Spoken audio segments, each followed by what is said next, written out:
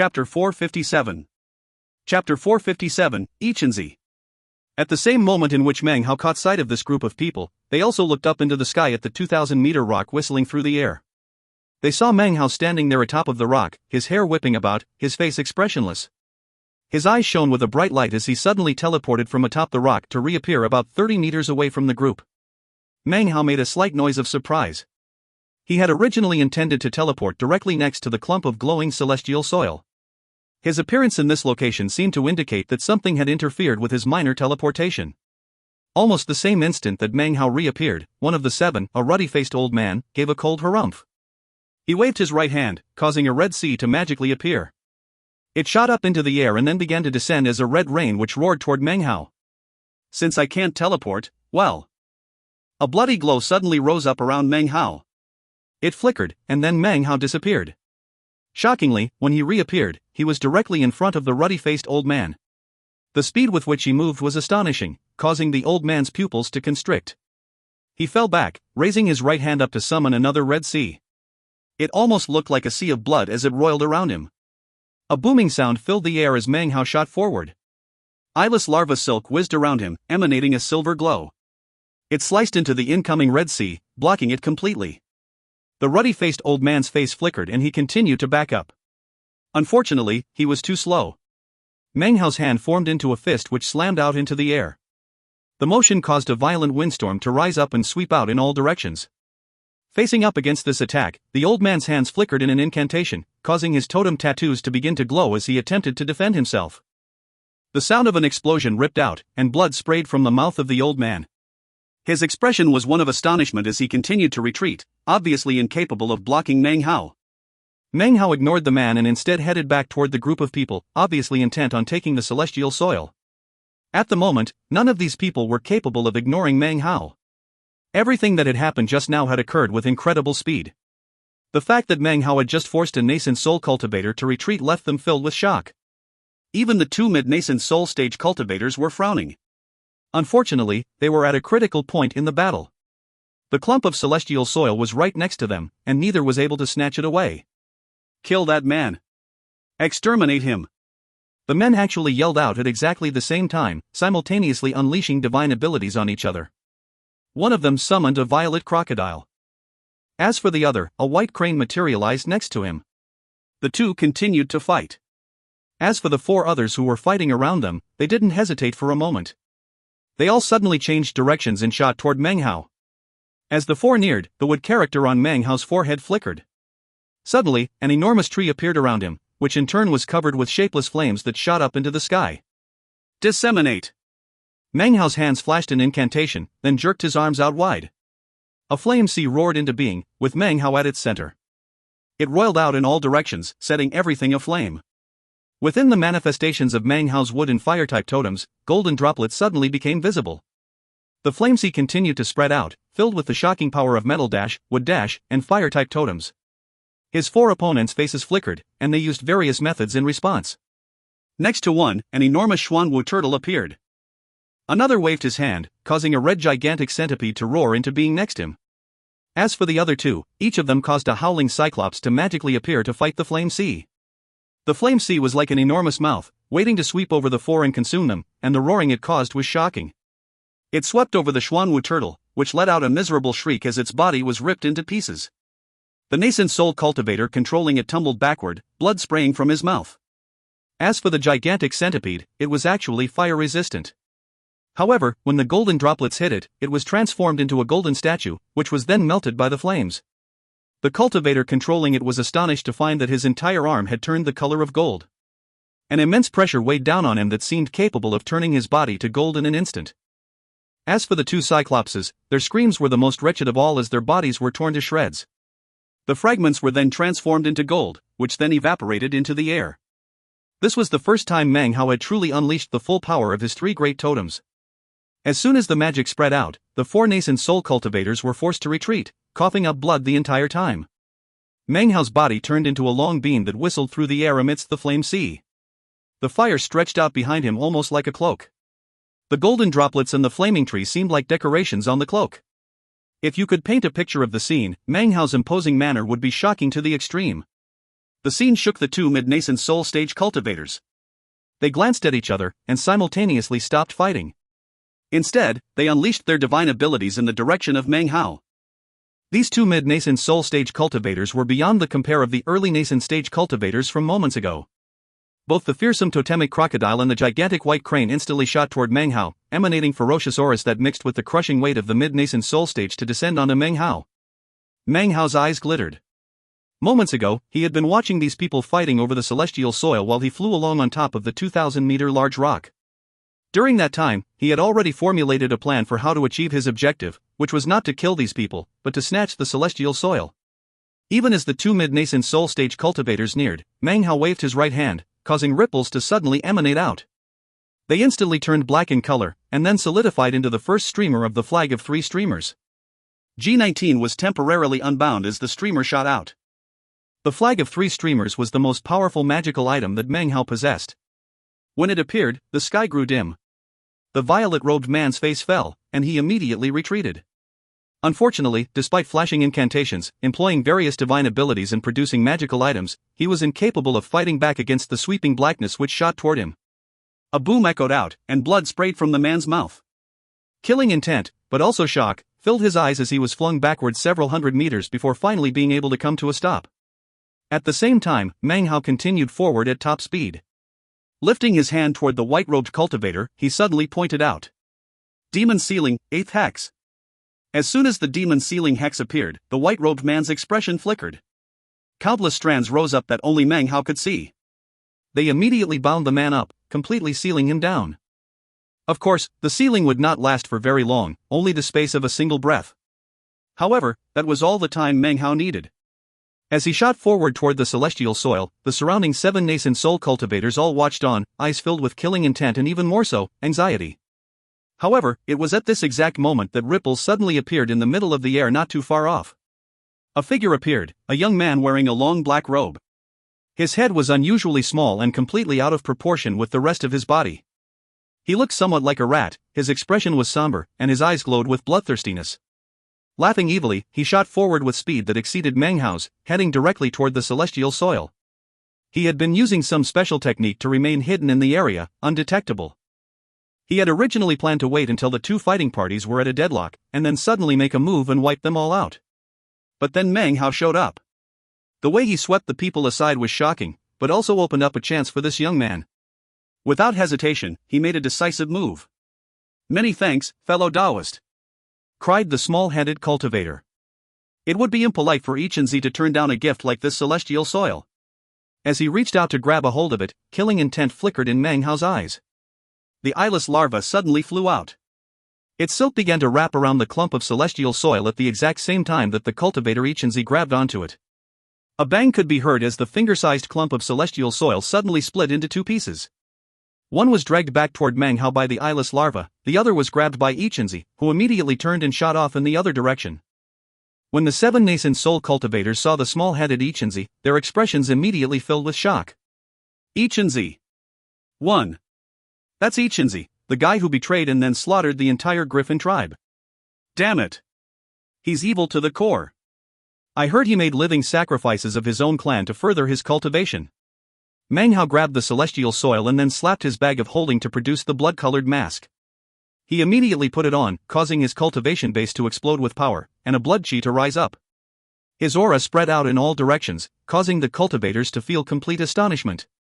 The pupils of the 2 mid-nascent soul stage cultivators constricted. As of this moment, they had no desire whatsoever to participate in the conflict between Ichenzi and Meng Hao. "Nobody owns the celestial soil," said Meng Hao, "so it belongs to whoever manages to snatch it. If you have the skill to escape with it, then it will belong to you." With that, he shot forward with incredible speed. The distance between the two immediately lessened. Meng Hao waved his right hand, causing a blood-colored face to appear. Rumbling filled the air as it shot toward the fleeing Ichenzi, whose face immediately fell.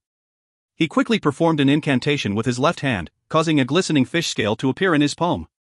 He threw it out behind him, where it instantly began to expand until it was about 10 meters tall. A boom rattled out as the power of Meng Hao's blood immortal face slammed into its blocking force. Ichenzi coughed up some blood, then suddenly vanished. When he reappeared, he was already 3,000 meters away. He turned back, a sinister smile on his face. Draconic vulture transformation! He cried. Immediately, the fish scale exploded out in size. Black chi boiled up into the sky, transforming into an enormous vulture. The vulture's eyes were bright red as it charged toward Meng Hao. Meng Hao's face was completely expressionless as he said a single word. Instantly, the face once again appeared. Its lips began to move as amorphous ripples began to spread out. The seemingly horrifying vulture suddenly began to tremble, then suddenly collapsed into pieces. Meng Hao, moving as fast as lightning, shot through the collapsing pieces of the vulture. This caused Ichenzi's face to fall. He immediately spun around and once again began to flee. Damn it, how come that bastard has so many divine abilities? He has 3 totems, metal, fire, and wood. And what magical item was that mask just now? Meng Hao's expression was the same as ever as he employed a minor teleportation as he shot in pursuit of Ichenzi. This chapter was sponsored by Julian Vent, DP and Carter B. 1. Ichenzi's name in Chinese is Ichenzi. It's a really weird name. I means one. Chen means dust. Z means son or child. If you find any errors, ads pop up, ads redirect, broken links, non-standard content, etc., please let us know. Report chapter so we can fix it as soon as possible. Chapter 458. Chapter 458, a faint sound. 2 people, one chasing the other through the air at top speed. Meng Hao wore the blood-colored mask, and his eyes glowed with coldness. Eyeless larva silk circulated around his body, emitting a droning sound. Occasionally he would employ minor teleportation to get closer to Ichenzi. As for Ichenzi, he shot forward with all the speed he could muster. His cultivation base was at the mid-nascent soul stage, and he possessed extraordinary divine abilities. He had a vicious personality, and was actually quite infamous throughout the Western Desert. He was once a member of the Griffin tribe. Through a chance bit of good fortune, he had acquired an evil magic. In order to cultivate this evil magic, he had secretly begun to sacrifice members of his own tribe to the totems on his body. The enticement of this secret technique was impossible to resist. When the matter was discovered, he confessed his guilt and managed to acquire the forgiveness of his fellow tribe members. However, he then secretly used a ruthless method to kill the great father of the Griffin tribe, who was none other than his own father. After that, he cold-bloodedly slaughtered the rest of the tribe. Regardless of young or old, they were all cut down and sacrificed to mutate his totems. It was in this fashion that he was able to acquire an early nascent soul stage cultivation base. When all of those things happened, a full 60-year cycle previous, it had caused a huge sensation throughout the Western Desert. The Griffin tribe was a small tribe, but such matters of tribe betrayal were appalling to the extreme. Because of that, Ichenzi immediately became infamous throughout the Western Desert. During the following 60-year cycle, he appeared 3 more times in the Western Desert. Each time, he slaughtered a tribe. The first 2 times had been small tribes, but the third time was a mid-sized tribe. It was that occasion which allowed him to step into the mid-nascent soul stage. After that, he disappeared without a trace. As he shot through the air like lightning, Ichenzi thought to himself, if I get enough celestial soil, I can use it with my secret technique to stimulate the power of my totems. After that, I'll need 100,000 blood sacrifices. That will give me the chance to enter the late nascent soul stage. Each time Meng Hao used a minor teleportation, so did he. As time progressed, he was able to maintain the distance between himself and Meng Hao, making it impossible for Meng Hao to catch up to him. The giant face around Meng Hao suddenly expanded to an even larger size and then shot forward, radiating attack energy. Ichenzi's face flickered, but he didn't slow down in the least. Instead, he actually started to go faster. Damn it, how can this guy be so fast? He thought. Howling inwardly, Ichenzi continued to flee. It had been a long time since he had gone all out like this. Want to catch me? You're still not qualified. Ichenzi gave a cold harumph and then employed the pride of his divine abilities to increase his speed once more. At the same time, however, Meng Hao suddenly lifted his hand to employ the 8th demon sealing hex. The instant it appeared, Ichenzi suddenly stopped in midair. This sudden stop scared him out of his wits. Although he quickly recovered, by the time he did, the rippling power of Meng Hao's without a face had arrived. A boom filled the air as blood sprayed out from Ichenzi's mouth. However, 5 fish scales suddenly appeared, which then exploded, giving him a burst of speed that allowed him to escape once more. Damn it, what divine ability was that? Thought Ichenzi, his face pale. Lowering his head in determination, he continued to move along at the fastest speed he could muster. Time passed by, and soon it was a day later. Meng Hao was frowning. He looked up ahead at Ichenzi, who moved with increasingly greater speed. The killing intent in Meng Hao's eyes grew even stronger. This Ichinzi was one of the fastest cultivators that he had ever encountered. He also seemed to excel in one particular escape art which allowed him to merge into the air. When coupled with minor teleportation, its power was even further increased. Seeing the distance between them once again grow greater, Meng Hao caused a bloody glow to surround him. A bloodburst flash caused his speed to increase dramatically. His body blurred until it looked like a ghost, and then he used a minor teleportation to close the distance again. Unfortunately, as soon as he neared the man, Ichinzi would once again disappear, transforming into a green smoke that moved 100 times faster than before. In the midst of this incredible increase in speed, he used teleportation, causing the effect to be even greater. That art again, thought Meng Hao. Now the distance between them was once again increased. Meng Hao was shocked, and his killing intent grew even greater. He continued to alternate between bloodburst flash and minor teleportation. He was now around 3,000 meters away from Ichinzi, who was just about to use his escape art. Meng Hao slapped his bag of holding to produce a series of magical items. Many of these he had acquired after coming to the Western Desert.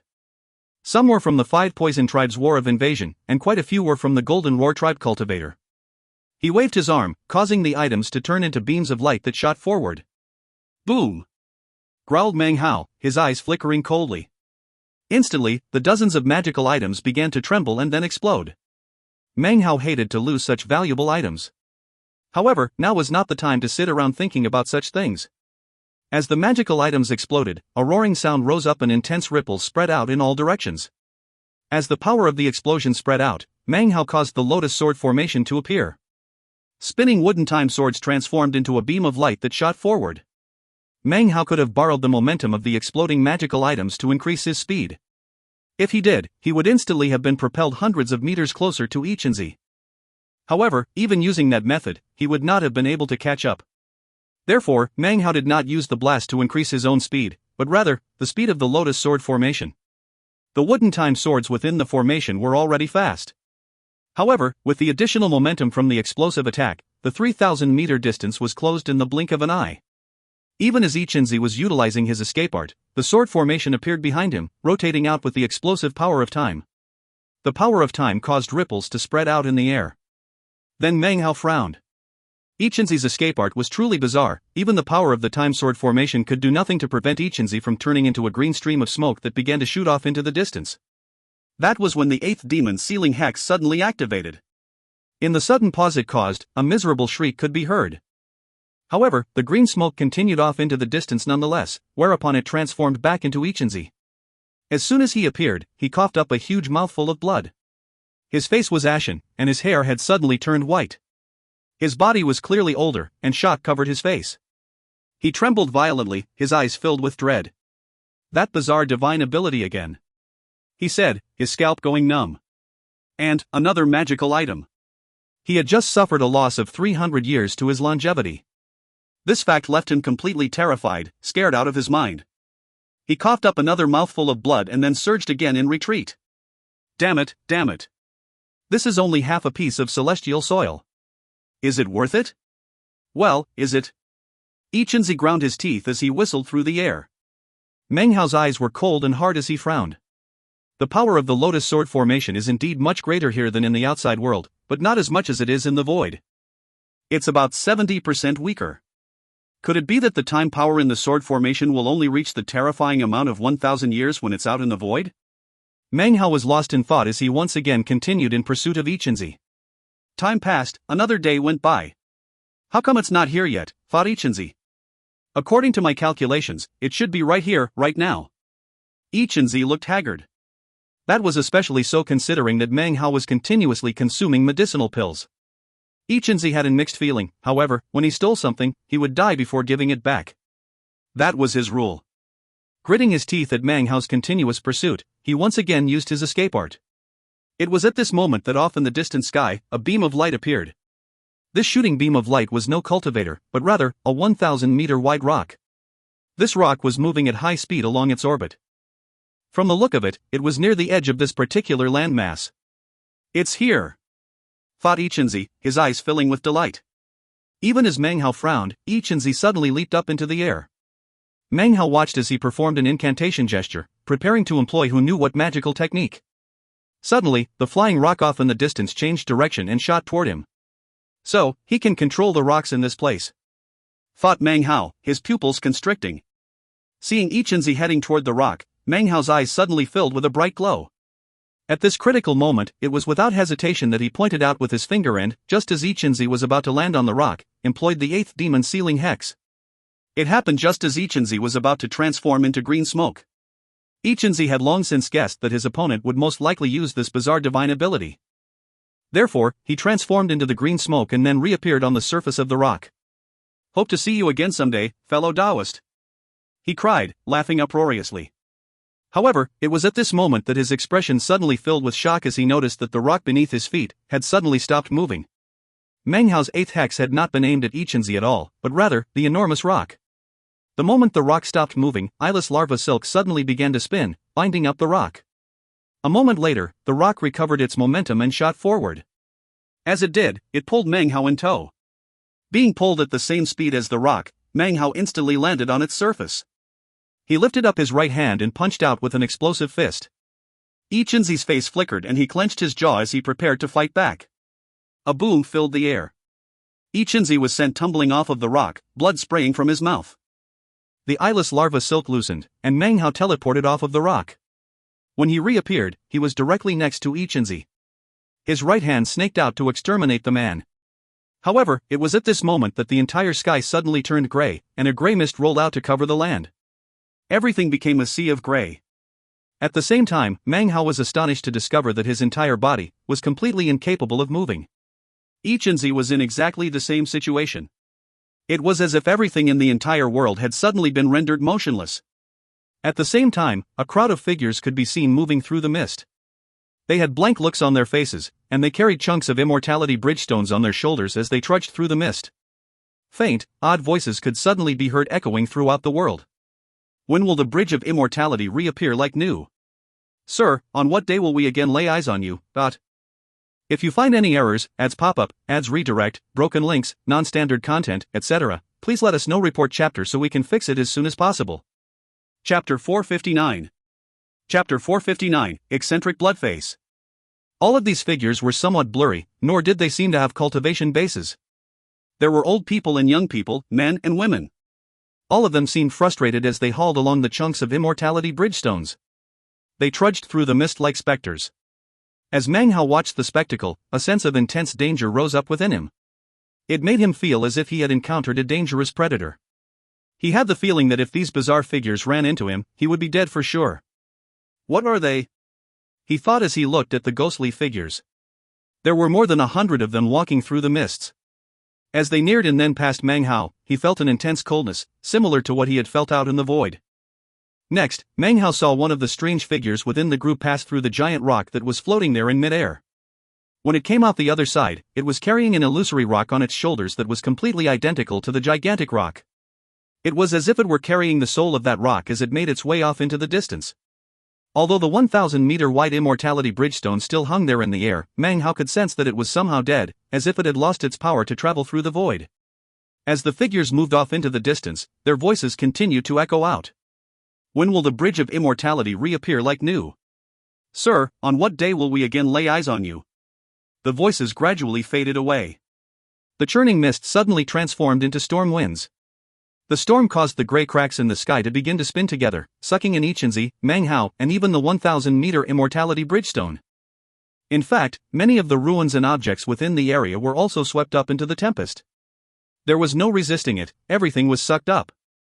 Then, the storm suddenly collapsed, sending everything inside shooting out in all directions. Meng Hao got the same sensation he had all those years ago when he had been swept up by the wings of the rock. Wind tore at his body, threatening to rip it to pieces as the storm sent him shooting off into the distance. Were he an ordinary core formation cultivator, he would have been killed beyond the shadow of a doubt. However, Meng Hao had 3 totems of the 5 elements, which pushed him across the gap that existed between core formation and nascent soul. He gritted his teeth and rotated his cultivation base to dispel the effects of the wild wind. After about 2 hours passed, Meng Hao was able to suppress the force of the wind. He performed a minor teleportation to escape from within its devastating power. When he finally removed himself from the region affected by the wind, blood sprayed from his mouth and his face turned ashen. He had teleported into a mountain range, where he quickly excavated an immortal's cave and sat down cross-legged to meditate. A few days later, the wind gradually died down. Meng Hao left the immortal's cave and flew up into the air. He floated there, looking at the chaotic scene left behind by the wind. The wind had swept across the entire land, causing even many mountaintops to crumble. Just what exactly are those specters? Meng Hao frowned. He had a strange feeling about this mysterious realm of the bridge ruins. He could find no traces of Ichinzi. Considering the level of the man's cultivation base, he was likely capable of escaping from the wild wind. Furthermore, since he was so fearful of Meng Hao, it was highly likely that he had left this landmass as quickly as possible. Muttering to himself, Meng Hao looked off into the distance. He was suddenly shocked to find that not too far off, a glowing mass could be seen. Within the glow were some granules of dirt. It was celestial soil. His body flickered as he shot toward it. He quickly collected it up, his heart beating wildly. Next, he sent spiritual scents out in all directions. Shockingly, he found 3 more locations in which celestial soil was floating in midair. Although they were only granules, they were still celestial soil nonetheless. Now I get it, he thought. That wind kicked up the celestial soil that was concealed in the area. In that case, there must be quite a bit of celestial soil in the air right now. His eyes gleamed with joy. Without hesitation, he teleported away. It didn't take long for him to collect the 3 pieces of celestial soil, after which he shot off into the distance. After some time, Meng Hao began to breathe heavily. It had only taken a short while for him to collect together enough celestial soil to form a clump the size of a fist. During this time, he saw other cultivators who were also madly rushing around looking for celestial soil kicked up by the wind. Some of them were even fighting, although it was never more than a blow or two. After all, time was better spent searching than fighting. Celestial soil is critical to forming my Earth-type totem, thought Meng Hao, his eyes bloodshot as he snatched up every bit of celestial soil that he could find. If anyone tried to compete with him, he would attack explosively without hesitation. 2 hours later, Meng Hao's fist descended onto a cultivator of the early nascent soul stage, sending him flying backward. Meng Hao grabbed the celestial soil in front of him and then proceeded on his way. The nascent soul cultivator looked at Meng Hao as he left, and his eyes filled with fear. The blow just now had rattled his nascent soul and filled him with shock. Who is that? 6 hours later. 3 figures were locked in combat in midair. Meng Hao was one of them. He flashed an incantation gesture with both hands, causing a flame sea to roar up. It shot out in all directions, forcing his 2 opponents to fall back. Meng Hao flicked his sleeve, collecting up the celestial soil and then shooting off into the distance. The other 2 cultivators gritted their teeth. Their hearts were filled with dread, and they didn't dare to take up chase. The only thing they could do was stamp their feet and then head off in another direction to search for celestial soil. Time went by. A day later, Meng Hao's eyes were completely bloodshot. He had snatched enough celestial soil to form a clump the size of a baby's head. All of it was in his bag of holding. He continued to fly through the air, searching for more. However, it had been almost 4 hours since he had seen any at all. It seemed all of it had been collected. Others collected it up? No problem, he thought, killing intent filling his eyes. In the cultivation world, the law of the jungle prevails. Robbing cultivation resources was common, and something that Meng Hao had long since gotten used to. His eyes shining with killing intent, he shot off to search for other cultivators. A day later, the sound of explosions filled the air. An enormous face could be seen collapsing in midair. As it did, a middle-aged cultivator coughed up blood, his face pale and his eyes filled with astonishment. Without hesitation, he pulled a handful of celestial soil out of his bag of holding and threw it out in front of him, then turned heel and fled. Meng Hao emerged from roiling mists to snatch it up. Without a moment's pause, he sped off in another direction to search for more cultivators. 2 days later, a ruddy-faced old man, flanked by 2 nascent soul cultivators, savagely slaughtered another cultivator to snatch up his celestial soil. The moment they joyfully collected up his bag of holding, a red mist suddenly appeared off in the distance. From within the mist, an enormous face suddenly appeared. As soon as the ruddy-faced old man saw the face, his heart and mind filled with a roaring sound, and his scalp went numb. He recognized this face. It had appeared days before when he was involved in the 7-person battle, and then met that fearsome cultivator who had nearly crushed them all. The 2 nascent soul cultivators next to the ruddy-faced old man saw the roiling mist. Voices hoarse, they exclaimed, "It's eccentric Bloodface." Their faces immediately fell, and they turned around to flee. During recent days, the name eccentric Bloodface had been spread about quite a bit. According to the rumors, he was a fearsome cultivator who wore a blood-colored mask. His cultivation base was astonishing, and he robbed people of their celestial soil. Victims of his robbery were numerous, making it so that few people were willing to stay in this region. Any who did were extremely vigilant. As soon as they saw the blood-colored mask, they would flee. The three men from just now immediately began to flee in three different directions. Booming sounds filled the air, and two of the men coughed up blood. Without hesitation, they retrieved the celestial soil from their bags of holding and threw it out. They knew what eccentric Bloodface wanted: celestial soil. If you gave it up to him, he wouldn't kill you. However, if you fought back, then your death was assured. Damn it. If I had known this would happen, I would have left with what I acquired earlier. Damn you, eccentric Bloodface. The two fleeing cultivators were panting, and had hearts filled with frustration. However, there was nothing they could do about the situation except consider leaving this area. A few days later, there were no cultivators left in the area, only Meng Hao. He had robbed the majority of the cultivators, and now had a clump of celestial soil the size of a human head, as well as a fearsome reputation. After attempting to gain enlightenment regarding the soil, Meng Hao realized that he still had not collected enough. Unfortunately, all the other cultivators had fled, and further searching turned up nothing. It was at this point that a 300-meter-wide rock came whistling toward him. He immediately teleported onto the rock and sat down cross-legged to meditate. The rock shot out into the void as it proceeded on toward the next landmass. Meng Hao didn't know that the fleeing cultivators had taken the name Eccentric Bloodface with them and spread it to other regions. It was only a matter of time before almost all of the Western Desert cultivators heard about him. As the rock shot through the void, everything turned black. Meng Hao sat there cross-legged, his eyes glittering. I ran into a lot of people, but I didn't see that demoness Jishan with any of them. Although, I didn't see Zhao Yulan either. I wonder where she is. Lost in thought, Meng Hao pulled out the jade slip map and looked it over to confirm his destination. He was currently heading toward the largest of the immortality bridgestones in the whole area. The realm of the bridge ruins is huge. Every immortality bridgestone is a whole world, and there are probably tens of thousands of such worlds. However, the Western Desert cultivators are only able to explore a few dozen of them. A few days later, the void was growing even colder. Even with his cold-repelling treasure, Meng Hao was forced to continuously ignite his ever-burning flame to stay conscious. As he looked out into the blackness of the void, his eyes suddenly went wide. Off in the blackness, he saw a man moving through the void. He wore a long azure robe, and had a sword strapped to his back. He held a flagon of alcohol in one hand as he strolled directly through the void. He took occasional sips of alcohol, his expression morose and filled with melancholy.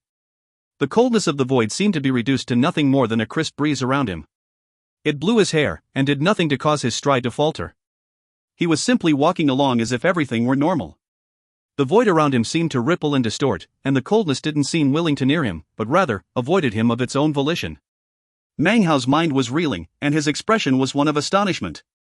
He looked at the man, and the man looked back. This chapter was sponsored by Noah Lee. If you find any errors, ads pop up, ads redirect, broken links, non-standard content, etc., please let us know. Report chapter so we can fix it as soon as possible. Chapter 460. Chapter 460, Azure-robed Han Shan. The instant their gazes met, Meng Hao suddenly couldn't see the azure-robed man anymore. When he reappeared, he was standing next to Meng Hao. Meng Hao's scalp went numb. It was impossible to see the level of the man's cultivation base. Trying to do so gave Meng Hao the same feeling you might get when looking into a deep ocean. He immediately stood up and bowed deeply toward the azure-robed man. Meng Hao of the junior generation greets senior. The man looked over at Meng Hao, then sat down off to the side. He took a sip of alcohol, and, his face as disconsolate as ever, said, "Are you on your way to seal-breaking continent?" "Seal-breaking continent?" replied Meng Hao, a blank expression on his face. He thought back to the jade slip map, and the description of the place he was headed to.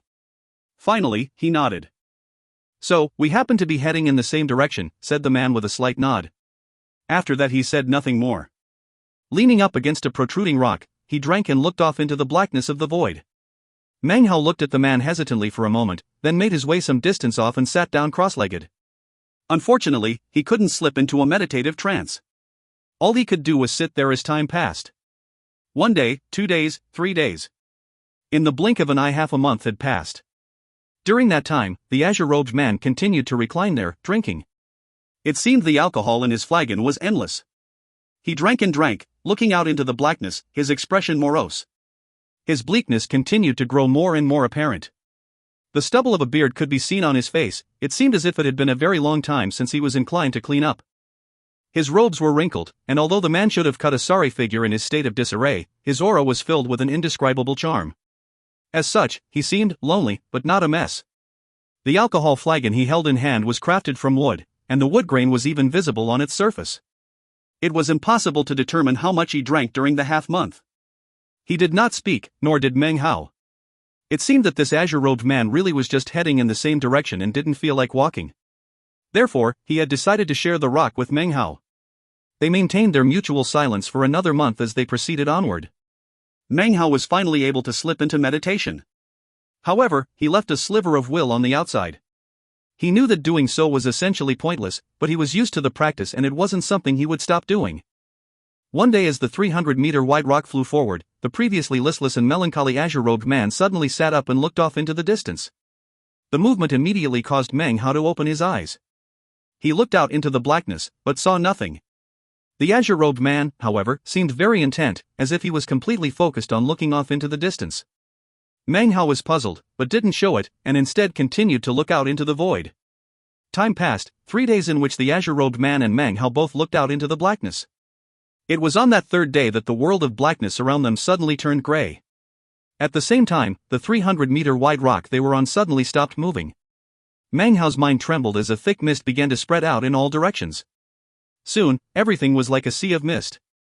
Meng Hao's scalp prickled as he realized that he couldn't move a muscle. How could he not understand what was happening? Off in the mists, a group of figures could be seen, shouldering rocks as they marched forward. They looked frustrated, confused as they approached. Soft voices could be heard echoing out in the mists. When will the bridge of immortality reappear like new? Sir, on what day will we again lay eyes on you?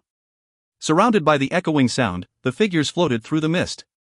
Men and women, elderly and young, all looked confused. As they neared Meng Hao, he felt a coldness that seemed capable of freezing the soul. Meng Hao gradually grew colder, until it seemed as if his very life force were about to be extinguished. It was at this point that Meng Hao noticed that this group of people was not the same group that he had encountered on the last landmass, when he was chasing Ichenzi. Next to him, the azure-robed man continued to sit there, occasionally sipping alcohol. As he looked at the group of people, the melancholy in his eyes grew deeper, and the corners of his mouth twisted with bitterness. He examined them closely, as if he were looking for something. He examined each figure closely, and when he reached the last one, his loneliness seemed to grow deeper. He frowned and took another drink. The figures moved toward the rock Meng Hao was on, and as they grew close, they suddenly stopped. The blankness and confusion in their faces suddenly turned into viciousness. They looked over at the rock, and the azure-robed man. The man looked back at them, and then waved his hand. As he did, the figures continued to float on by. They moved off into the distance, their confusion once again restored. Faint voices were again heard. When will the bridge of immortality reappear like new? Sir, on what day will we again lay eyes on you? The sound faded off into the distance, and the grayness in the void disappeared. There was no tempest like before. The silence was restored. As everything returned to normal, the 300-meter wide rock that Meng Hao was on once again began to move forward at top speed. Meng Hao's body trembled as he recovered. His heart shook because of this second encounter with these bizarre figures. Without thinking about it, he turned to the azure-robed man and asked, "What are they?" After asking the question, Meng Hao realized that, considering the man's cultivation base, and the days of silence, it was likely that he might not get an answer to the question.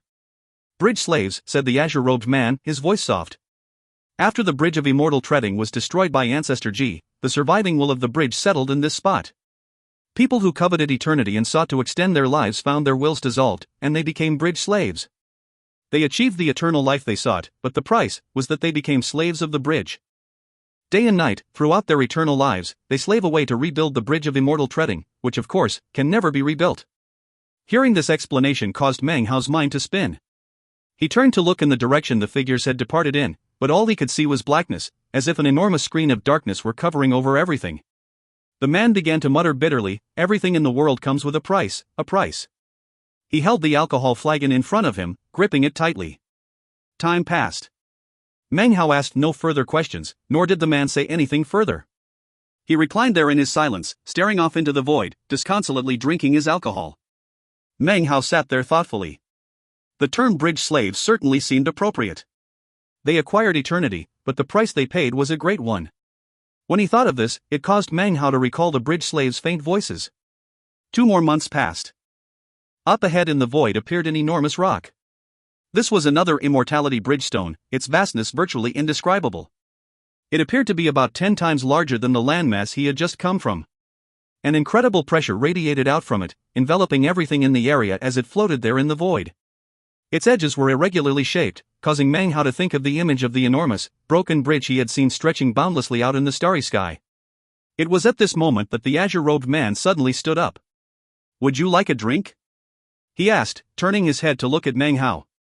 His eyes were clear and filled with a profundity like that of the stars in the sky.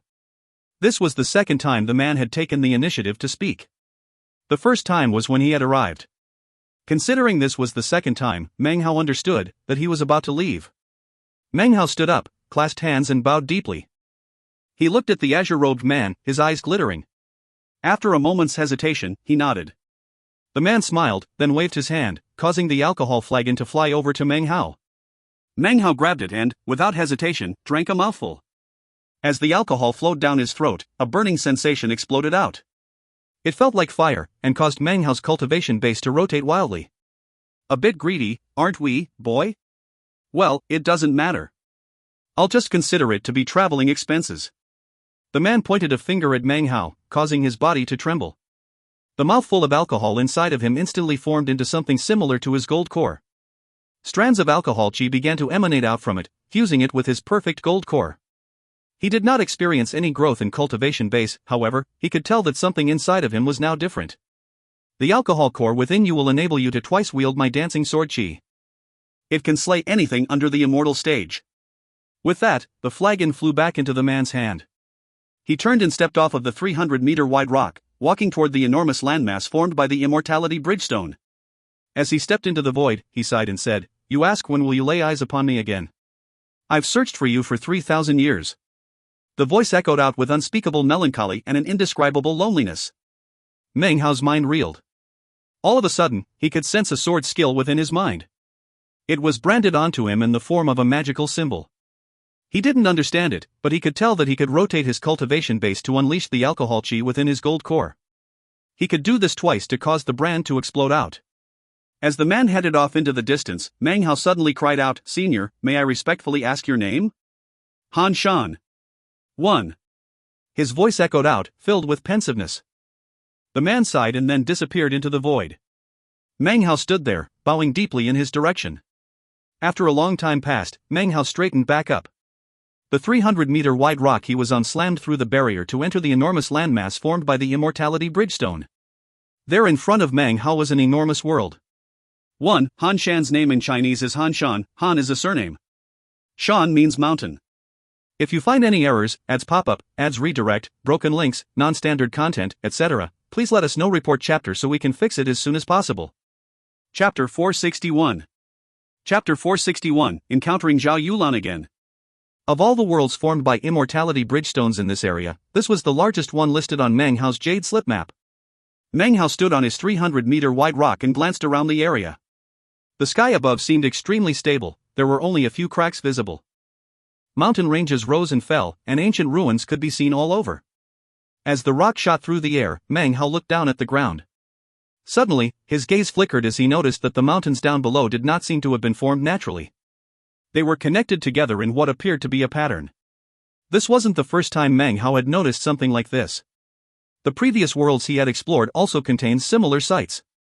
However, those worlds had been far too small, so the phenomenon was much less obvious. This world, however, was much larger. As he continued to look down at the mountains from up in mid-air, the more he got the feeling there was something very strange about them. They looked like magical symbols. That was what made the most sense.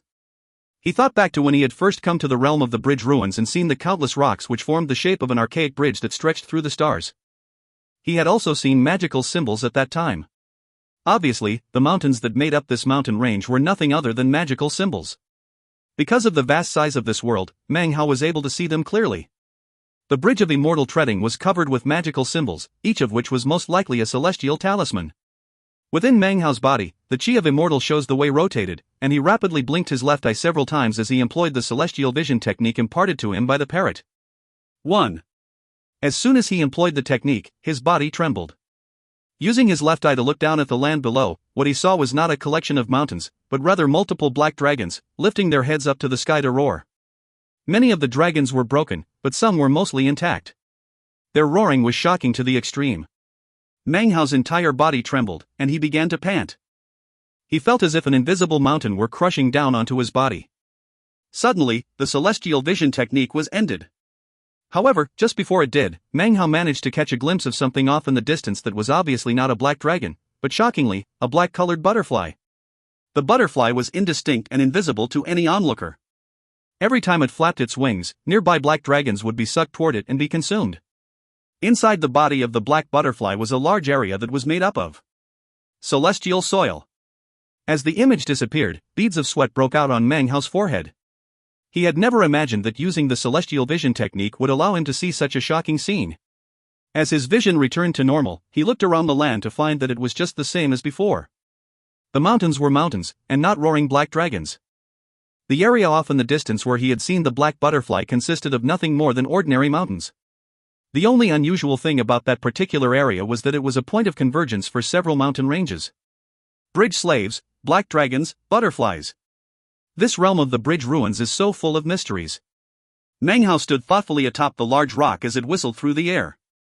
As it began to veer off in a different direction, he looked back toward the area where he'd seen the butterfly. What I saw just now was most likely celestial soil. I couldn't possibly be mistaken about that. If I could get a chunk of celestial soil that big, then maybe I can form my Earth-type totem. The area he had seen with the celestial vision left his heart shaken and excited. Rewards come only when you take risks. If you want to rise above others, you have to pay the price. His eyes filling with determination, he transformed into a prismatic beam that shot off at top speed toward the area where he had seen the butterfly. According to Meng Hao's analysis, of the more than 20 people who had come to this place from the western desert, it was unlikely someone else had immortal shows the way and a celestial vision technique. Therefore, it was most likely that he was the only one able to see the butterfly. As such, the chances were relatively small that he would have to fight over the celestial soil. Since that was the case, Meng Hao would of course not be willing to give up this opportunity. Without the slightest hesitation, he continued on forward. Time passed by, and soon 7 days had passed. During that time, Meng Hao never stopped moving. On 2 occasions, he employed the celestial vision technique to once again observe the black butterfly consuming the black dragons. He could sense the boundlessness of the butterfly's aura. It was on the 8th day that he finally arrived. It was a place where 10 different mountain ranges all converged together. There in the middle was an enormous basin, which was filled with roiling white mist. It prevented spiritual sense from extending out very far, and seemed to be imbued with a spirit that could conquer mountains and rivers. Meng Hao flew around it once, and then began to frown. He observed the flowing mist with flickering eyes.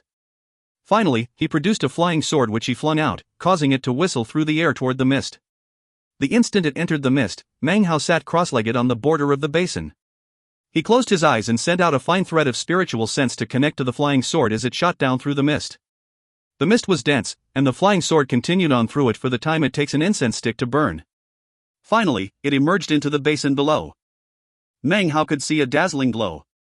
Stretched out below him was a shocking scene, buildings constructed entirely of celestial soil.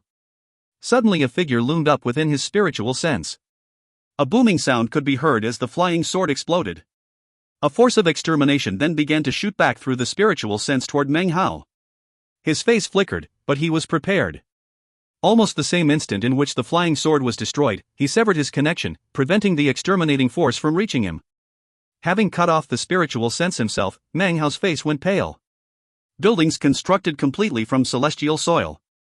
Just what place is this exactly? Meng Hao was breathing heavily, and his eyes glittered. Although he had only been able to glimpse the area beyond the mist for a brief moment, it was enough to completely shock Meng Hao. After the Bridge of Immortal Treading was destroyed, it transformed into the realm of the bridge ruins. After all these years, who knows how many times Western Desert cultivators have come here.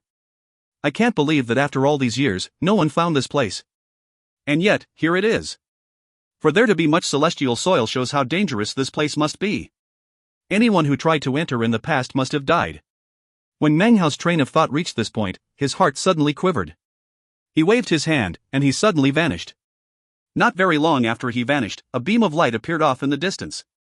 It was a woman wearing a long black garment. Her features were beautiful and her skin was like jade. It was none other than Zhao Yulan. She made her way along with caution. After arriving in this place, she did the same thing Meng Hao had done. She flew around in a circle, then found a place to sit near the edge. She was just about to employ a technique to scout out the mist when suddenly her phoenix-like eyes flickered. She waved a beautiful hand, causing a white spider to shoot out in a beam of whiteness and head toward the mist. Just when it seemed on the verge of running into the mist, it suddenly jerked into a different direction and shot directly toward the spot where Meng Hao had vanished from. "Don't dare to show your face?" she said coldly. "Get out here." The white beam of light shot toward the seeming emptiness.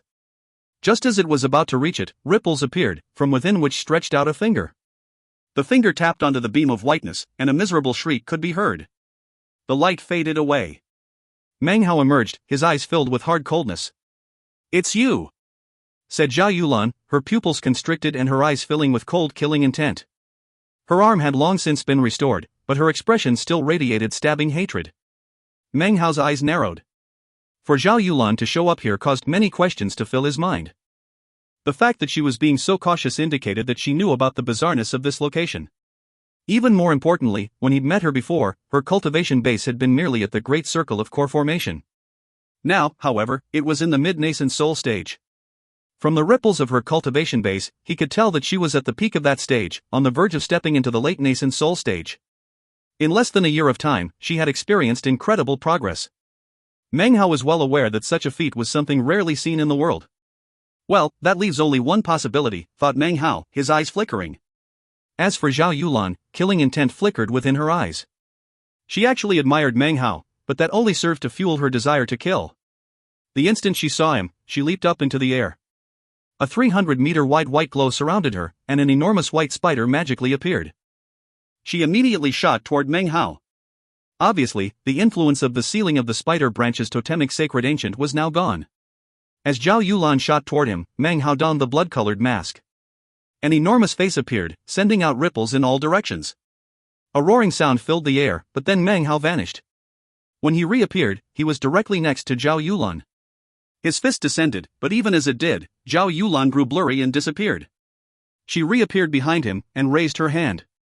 Her thumb and forefinger were touching, and the other 3 fingers were raised. Killing intent radiated out from her eyes as she tapped down toward Meng Hao's back. He gave a cold snort. Looking down, his body flickered as blood-colored ripples spread out in all directions beneath him. A bloody glow rose up into the sky as 5 figures became visible, none other than Meng Hao's blood clones. Rumbling sounds filled the air, and Zhao Yulan's face flickered. She once again disappeared. The 2 of them teleported back and forth in mid-air as they fought. Booming sounds echoed out in all directions as a dance of divine abilities played out. Moments later, Zhao Yulan disappeared in the midst of an explosion to reappear 300 meters away. She lifted her delicate hand, on which could be seen, shockingly, a drop of blood. She tossed out the blood drop, and a sound like the shrill cry of a bird filled the air. The blood drop expanded, transforming into a red phoenix. It spread its wings, and flames leaped up everywhere. Surrounded by fire, the phoenix let out a powerful cry and then shot toward Meng Hao. As it passed through the air, an astonishing, scorching heat roiled out in all directions. Meng Hao's face was grim as he fell back. Eyeless larva threads spun around him even as the flame phoenix engulfed him. As soon as the flames engulfed him, killing intent appeared in his eyes. His cold voice echoed out in all directions. "Fire? I have that too." This chapter was sponsored by Lantis, Miguel Honrado, Patrick Zajczynski, and Jerry Bartlett. 1. He got the celestial vision technique in chapter 318. If you find any errors, ads pop up, ads redirect, broken links, non-standard content, etc., please let us know. Report chapter so we can fix it as soon as possible. Chapter 462. Chapter 462, Demonist Jishong. As soon as the words left Meng Hao's mouth, the flame phoenix enveloped him. Suddenly, his fire-type totem tattoo caused shocking flames to erupt off of Meng Hao. Using fire to defeat fire. The fire exploded out, instantly encircling the flame phoenix. Meng Hao stood there in the midst of the sea of flames, looking like some sort of devilish divinity. He waved his hand, causing the enormous image of a tree to magically appear around him. It melted into the flame sea, causing the intensity of the flames to increase rapidly. Meng Hao flicked his sleeve, sending the flames shooting toward Zhao Yulan. It moved with incredible speed, and in the blink of an eye, was closing in on Zhao Yulan. Her delicate brow furrowed, and she waved her hand to cause a small white shield to appear. The shield immediately began to expand, spreading out in an instant to completely cover her. The flame sea slammed into it, but was completely blocked. Meng Hao's eyes glittered coldly. With a cold harumph, he caused his metal-type totem to appear, melding it into the flame sea. Golden droplets appeared which shot toward Zhao Yulan. She once again used the white shield to defend herself.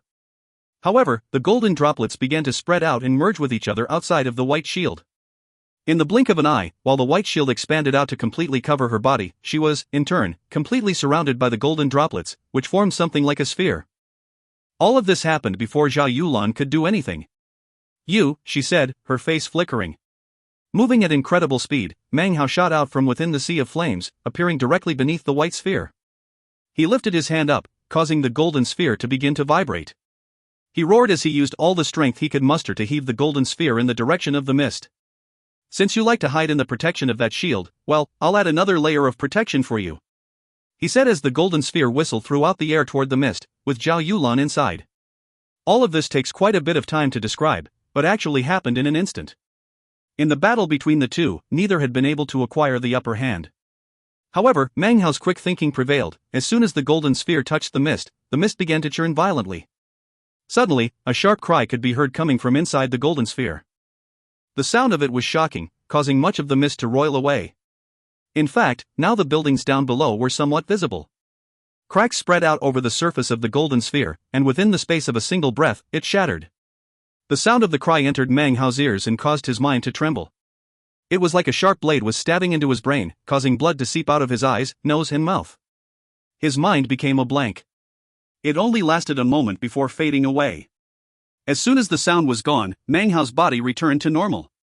Zhao Yulan emanated fierce killing intent as she appeared in front of him. Her delicate hand rose up and pushed down onto the eyeless larva silk which was surrounding him. A bang sounded out and Meng Hao tumbled backward, blood spraying from his mouth. Before he could fall backward very far, Zhao Yulan teleported toward him. A white glow rose up from her hand as she pointed her finger out. For some reason, the eyeless larva suddenly stopped moving momentarily. As the finger attack descended on Meng Hao, a bloody hole appeared on Meng Hao's chest, and strands of black qi began to spread out through his flesh. Meng Hao's mind was spinning. He was sure that her finger hadn't actually touched him. However, it had injured him, and in a bizarre way at that. The black threads burrowed into his flesh, rapidly sucking away at his life force.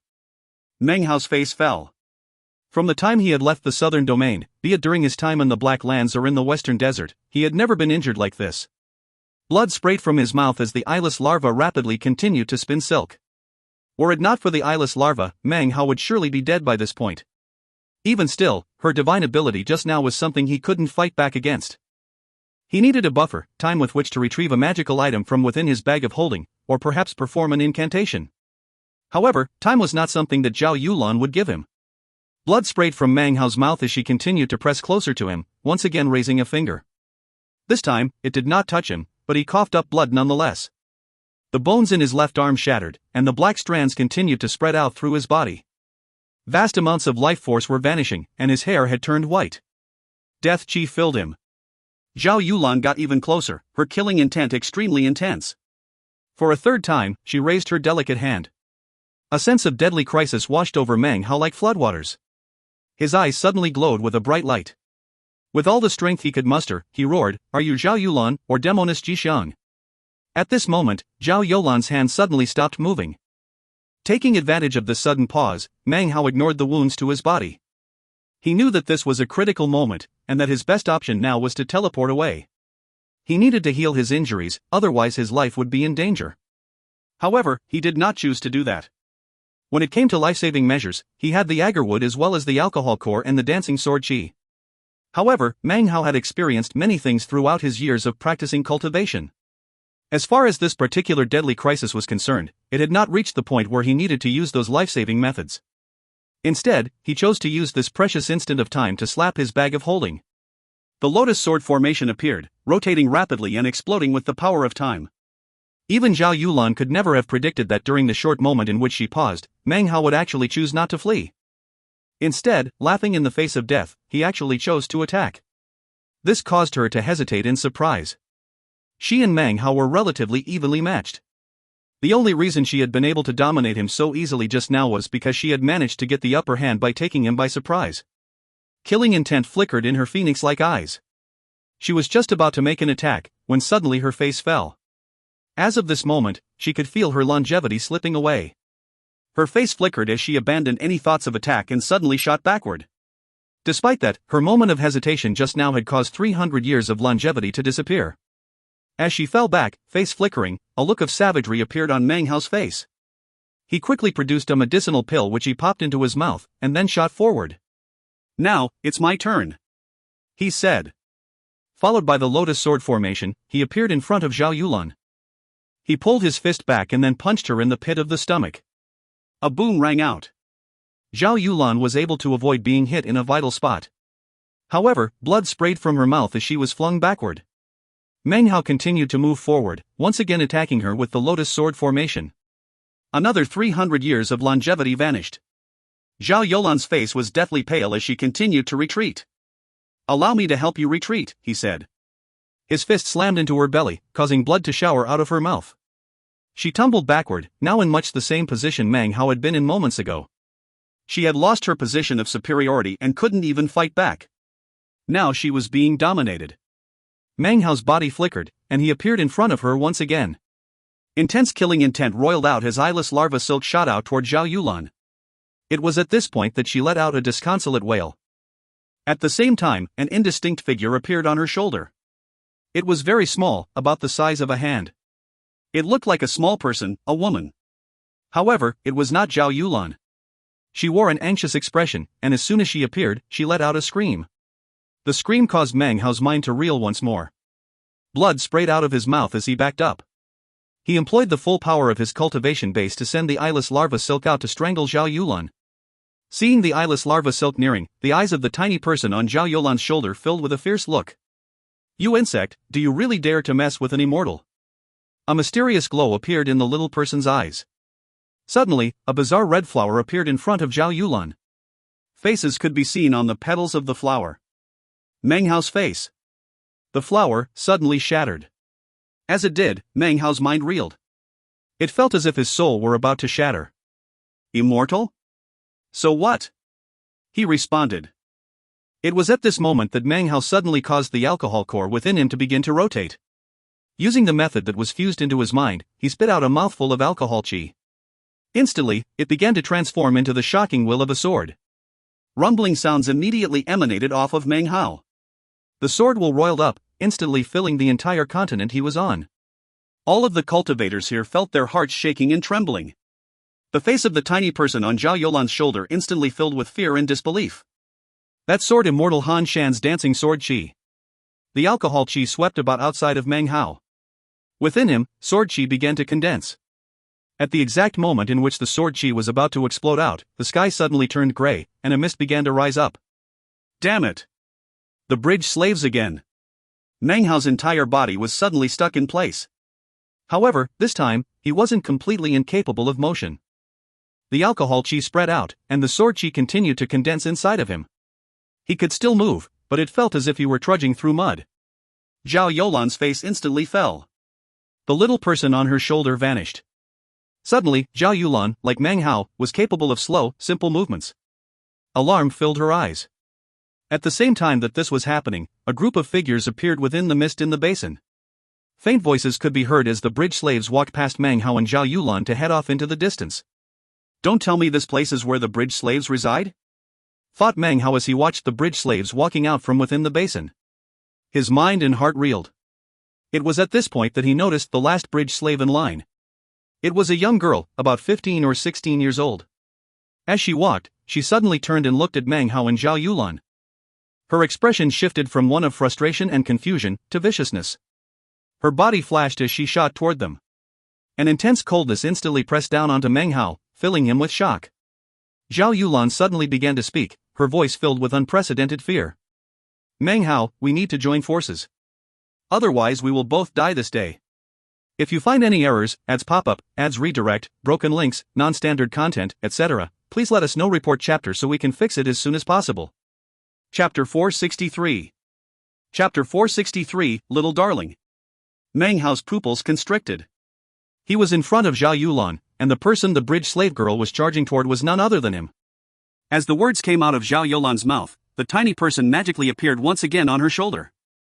The little figure's expression was one of anxiety as it performed an incantation with both hands and then pointed forward. Instantly, a red flower materialized in front of Meng Hao. Shockingly, on each petal of the flower could be seen the face of the girl. As soon as it appeared, the flower began to disintegrate. At this point, Zhao Yulan coughed up a mouthful of blood. The body of the tiny person on her shoulder flickered and grew even more blurry. It seemed to be extremely exhausted. At the same time, the charging girl's body suddenly stopped in place. An expression of pain filled her face and she let out a soundless scream. Then, her face grew even more vicious, and a fearsome aura exploded out of her. Everything in the area suddenly flickered, and the surrounding mist seethed. Quickly, use your dancing sword chi to cut her down. Don't let her get near us. At this critical moment, Meng Hao's eyes filled with resolve. He caused the alcohol chi to surge out, and then caused the congealed sword chi to emanate out as well. The two of them merged together into a shocking sword-shaped amalgamation of alcohol chi. It shot through the air toward the girl's head, then passed directly through it. Her body trembled, and the mist around her churned. Suddenly, she stopped. The vicious expression on her face disappeared to be replaced by a look of catharsis. "Daddy, Mother," she said softly. "Are you still here? Where are you? Why did you leave me alone here? It's been so long, so long." The girl no longer seemed evil, but rather, lonely and helpless. Murmuring the entire time, her body slowly disappeared. In the spot where the girl had disappeared, a slender strand slowly took shape. Meng Hao was touched by the girl's words, and suddenly thought back to Han Shan's story regarding the bridge slaves. Sighing, he reached out and grabbed the slender strand. The other bridge slaves off in the distance didn't seem to have noticed anything, and continued to move off into the distance. After they were gone, the grayness disappeared, as did the mist. Strangely, there was no tempest this time. After the colors returned to normal, Meng Hao's eyes flickered. He clenched his fist and once again punched out. Simultaneously, Zhao Yulan's lips opened and a beam of white light shot out of her mouth toward Meng Hao. The two magics slammed into each other and a huge boom rattled out. Both parties fell back. The tiny figure on Zhao Yulan's shoulder performed an incantation with both hands, preparing to once again materialize the power of her bizarre flower. It was at this moment, however, that the alcohol chi once again began to roil within Meng Hao. Immediately, the tiny figure stopped moving and stared at Meng Hao. As of now, Meng Hao could see that this figure was shaped like a woman. She was extremely beautiful, not even Zhao Yulan could compare. She sat on Zhao Yulan's shoulder, looking very much like a nascent soul.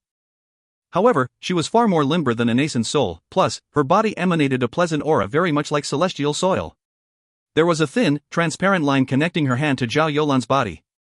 It appeared that Zhao Yulan currently had no mind of her own, but rather, was being controlled as a puppet. As of this moment, Meng Hao felt rather confused. He wasn't sure exactly what was going on between Demoness Jixiang and Zhao Yulan. Jixiang suddenly smiled and then spoke in a charming, melodious voice, "Little bro, your dancing sword chi could definitely hurt me. In fact, there's a 70% chance that it could slay my immortal divinity. However, in the end, your cultivation base just isn't strong enough to evade my final counterattack before dying. In that case, what's the point of us fighting? This place is one of the locations where the bridge slaves live. Instead of one of us dying, why don't we explore the place together? What do you say, Dot?" He looked over at the tiny demoness Jixiang. For her to call him little bro didn't seem very appropriate. However, he had to admit that what she said made sense. Just now, her actions against the bridge slave weren't fake, he thought. I was closer, but she still took action to protect herself. She thought I simply had one strand of sword chi, but when she found out that wasn't the case, she changed her mind. He glanced over at the mist in the basin.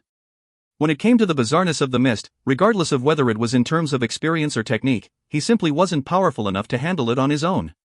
Joining forces with her wasn't necessarily out of the question. As he was considering the matter, Zhao Yulan looked at him and frowned. Inwardly, she said, "Big sis Jixiang, this guy is endlessly crafty. Plus, he's cruel and merciless, completely cold-blooded. Also his decisiveness is incredible. If you work with him, you have to be very cautious, Dot." Jixiang's reply echoed out inside of Zhao Yulan's mind. "Well, now I know that you really do love your big sis, my precious darling." Zhao Yulan blushed. Sensing that her face was growing red, Jixiang laughed, causing Zhao Yulan's blush to deepen. "Little bro, what do you think?" There are plenty of treasures here. Big Sis isn't greedy. I just want half. You can have the rest. What do you say? With that, the tiny figure on Zhao Yolan's shoulder laughed lightly. She lifted a hand and pointed toward the mist. A strand of qi shot toward the mist, causing it to seethe and then slowly grow thin. Zhao Yolan's body shot down into the mist. If you agree, then come on over. Big Sis is waiting for you. Demoness Jishan's voice carried with it a touch of allure, causing Meng Hao to frown again. Then, his eyes glittered. Filled with caution, and keeping the sword qi prepared, he followed down into the mist. They flew down in single file, piercing through the mist. Eventually they were able to make out the basin and the luxurious buildings. Each of these buildings was completely constructed from celestial soil, filling the basin with a thick aura of celestial soil. Immortals used to live in this place, said Jixiang from her position on Zhao Yolan's shoulder.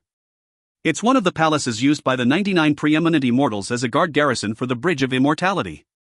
After the bridge was destroyed, the 99 immortals died and merged into the Bridge of Immortality. They wished to restore the bridge and its position in the world. When they came back to life, they had no physical bodies. However, their palaces remained, filled with treasure. As they neared the palaces, a glimmering shield suddenly appeared, blocking their way. A powerful aura radiated out, emitting thick pressure along with magical shadows. Zhao Yulan spit out a mouthful of blood, and Demoness Jishan lifted her right hand and waved it toward the blood. Congeal. Immediately the blood turned into a red mist which then formed into a gigantic red flower. The flower floated forward and touched the shield. As soon as it did, it sank into the shield, merging into it. The entire shield began to distort. In the blink of an eye, veins seemed to spread out through the shield. It began to flicker rapidly and then dissipated. The power that blasted out upon its dissipation caused Meng Hao to narrow his eyes. He would not have been able to break this shield unless he used the dancing sword qi. I've suppressed the defenses, said Zhishang, but it will only last for 4 hours. All of the palace structures here should have garrison treasures. Little bro, as you can see, there is a main hall in the center, with palace buildings stretched out on either side. You take one side, and we'll meet in the middle. As for how many treasures you can acquire, that will depend on your own skill. Jishan laughed, and Zhao Yulan gave Meng Hao a cold glance. Then, they headed directly for the palace buildings on the right side. Meng Hao looked at the suppressed shield and the giant red flower floating there in midair. It was this flower which was suppressing the power of the shield, allowing them to enter. 4 hours? I can't trust her on that point. At most, it will probably last for 2 hours. Meng Hao's eyes glittered. After a moment of observation, decisiveness filled his eyes and, without hesitation, he shot forward toward the group of palace buildings on the left. With my cultivation base, I would normally never be able to get into a place like this. Whatever treasures are in the buildings, they are not things I could take. If I get too greedy, then I might end up paying a horrific price. Therefore, I will stick to my original plan. I don't need treasures, I just need celestial soil. Eyes shining brightly, his body flickered and he appeared in front of one of the palace buildings. After looking it over carefully, he saw that the main door was shut tight with the power of some type of sealing. Meng Hao did not spend time thinking about how to open the door. A flying sword appeared in his hand and he knelt down. Rotating his cultivation base, he used the flying sword to try to pry up one of the floor tiles. Unfortunately, a cracking sound could be heard as the flying sword snapped in two. Frowning, Meng Hao's body flickered as he flew up to the roof and began to try to pull up one of the roof tiles. Unfortunately, the roof tile was extremely tough, and no matter what he did, he couldn't pull it up. This stuff is really sturdy, he thought, his eyes flickering with sharpness. He rotated his cultivation base with full power, causing the time sword formation to appear and unleash its power on the tile. A moment later, he pulled up on the tile. Crack! The tile was pulled up successfully by Meng Hao. His heart pounded with excitement. The tile was only the size of a hand, but the entire thing was made from celestial soil. He put it away and immediately began to use the same method to continue dismantling the building. Very quickly, all of the tiles on the palace building's roof had been collected up by Meng Hao. Next, he went to work on the floor tiles. It didn't take long before they were all placed into his bag of holding. Rich. I've really struck it rich. Panting, eyes gleaming, Meng Hao's eyes next moved to the palace building's guardian lions. Having successfully collected them up, he next looked over at the building's eaves. This chapter was sponsored by Anonymous. If you find any errors, ads pop up, ads redirect, broken links, non-standard content, etc., please let us know. Report chapter so we can fix it as soon as possible. Chapter 464. Chapter 464, Pinky Finger. Soon, the eaves were gone. Next, Meng Hao's gaze came to fall upon the steps leading up to the palace building. After that were the columns. Next, the wall coverings. It didn't take long for a previously extravagant palace building to be completely blank and clean. The main structure was there, but now, it looked completely different, to a very shocking degree. Every single thing that could be taken off of the outside surface was gone. Were it not for the restrictive spells and seals protecting the inside of the palace building, Meng Hao would tear down the entire structure. Trying to contain his excitement, he looked over at the next palace building. Filled with excitement, he leaped toward that building and began to dismantle it. As for the immortals who built these palace buildings, before their consciousnesses merged into the bridge, they placed the restrictive spells and seals in place because they were well aware that people might be interested in the items within. However, they had never imagined that someone like Meng Hao would happen to make his way into this place. He wasn't interested in the treasures inside, but rather, wanted to plunder the construction materials. Time passed by.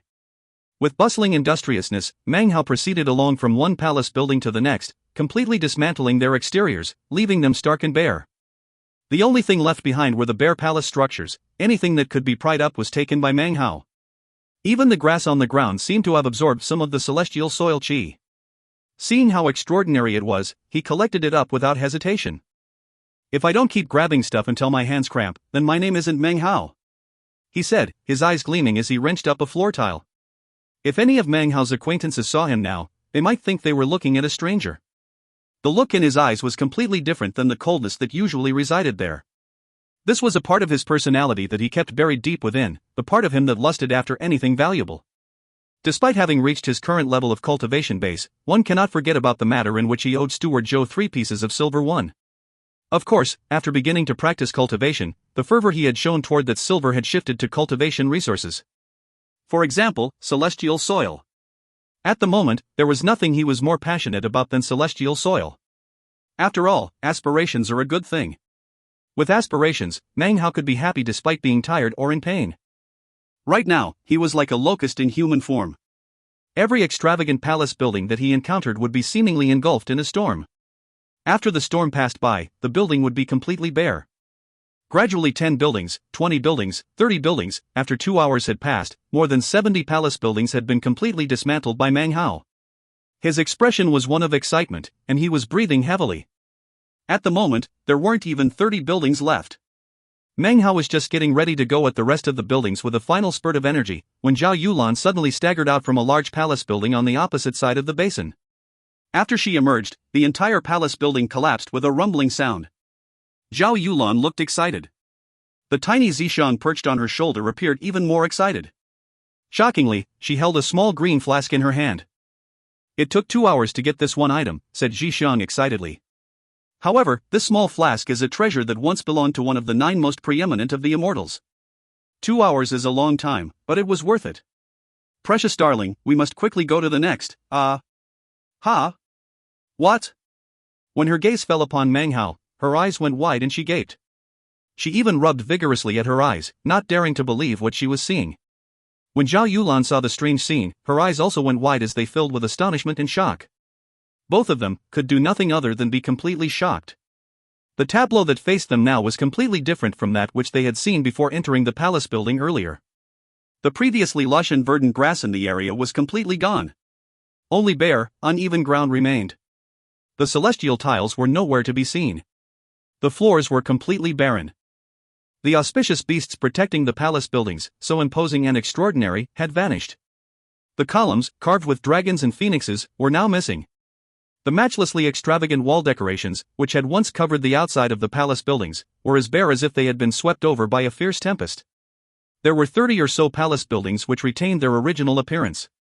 However, the other 70 or more had become nothing more than empty frames. Completely clean, spick and span. Demoness Jishang stared in shock and began to murmur to herself subconsciously, is the heavenly hound from planet East Victory here? Or the locust immortal of planet North Reed? Everything was too bare, as if it had been licked clean by a dog, or swept over by an army of locusts. Even as Zhao Yulan and Zishang were struck motionless from shock, they saw Meng Hao standing in front of an intact palace building, viciously prying up a floor tile with a flying sword. The sword was broken and twisted, and seemed to emit shrieks of humiliation. A bang could be heard as the floor tile popped up. Meng Hao waved his sleeve to collect it up.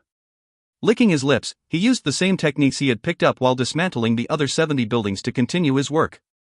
The floor tiles were sturdy, but once you got one up, collecting the rest was simple. Meng Hao had long since caught sight of Zhao Yulan and Ji Xiang. However, he didn't spend any effort paying attention to them. He was immersed in his work of prying up the floor tiles. The two women watched on, stupefied. Zhao Yulan was breathing heavily, her phoenix-like eyes filled with disbelief. It was as if this was her first time ever seeing Meng Hao. How could she ever have imagined that the cold, astute, vicious, and merciless Meng Hao would do something like this? This guy really might have some heavenly hound blood in him. Or maybe he really has practiced some of the cultivation of the locust immortal.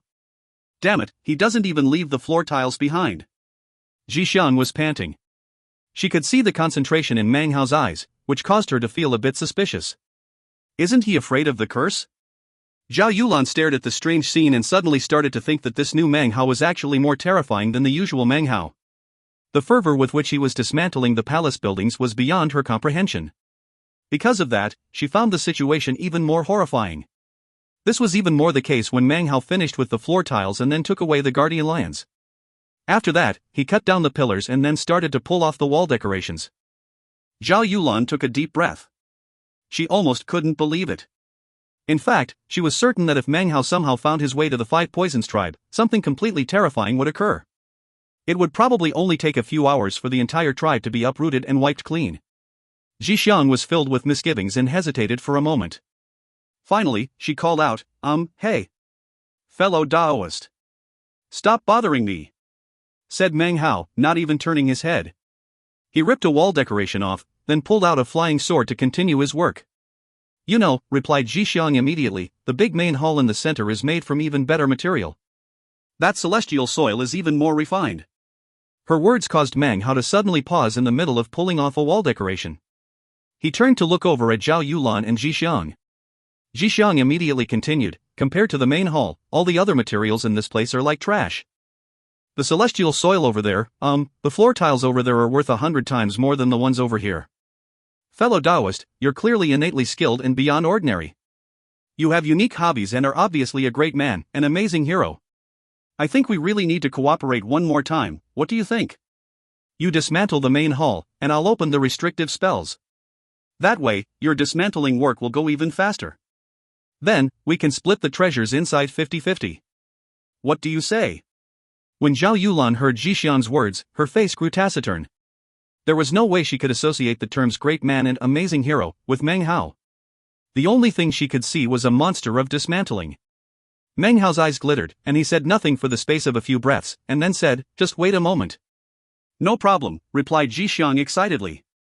Fellow Daoist, I understand that you need to meditate for a moment to rest yourself. No problem at all. As for me, I can, suddenly, her eyes went wide with disbelief. As soon as Meng Hao finished speaking, he went back to ripping the wall decorations off. Only, this time, he went at it even faster than before. Ji Xiang was breathing heavily as she watched Meng Hao sweep over the palace building, and then moved on to the next one. In the following hour, the rest of the 30 or so remaining palace buildings were completely swept clean. Finally, he looked over at the nearly 100 palaces in the area Zhao Yulan and Ji Xiang had come from, and a look of regret appeared on his face. He looked back toward the majestic palace building in the center. Is that the main hall you mentioned? He asked. The palace building was surrounded by walls, inside were 4 majestic structures that were completely beyond ordinary. Meng Hao's professional eyes swept the place over and noticed that the floor tiles were nearly 2 square meters and shine like gold. The celestial soil chi that they emitted was thick to the extreme. Then he noticed the columns, which were thick and solid. The wall decorations were transparent like jade, shocking to the extreme. He glanced at the palace building's main door and could tell that the celestial soil chi that it emitted was incredibly dense. Under Meng Hao's professional gaze, the places on the walls that were appropriate to begin deconstructing were apparent. As for the floor tiles, he quickly identified the best one to start with. He also took note of which roof tiles to take without disturbing the restrictive spells.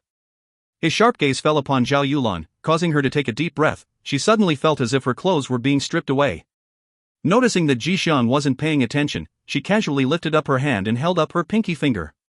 When she was sure that Meng Hao saw it, she slowly lowered her pinky finger. Off to the side, Ji Xiang had an expression of admiration on her face. So, it turns out this guy has a specialty. His name is Meng? He seems to be a grandmaster of dismantling ancient immortal palaces without touching the restrictive spells.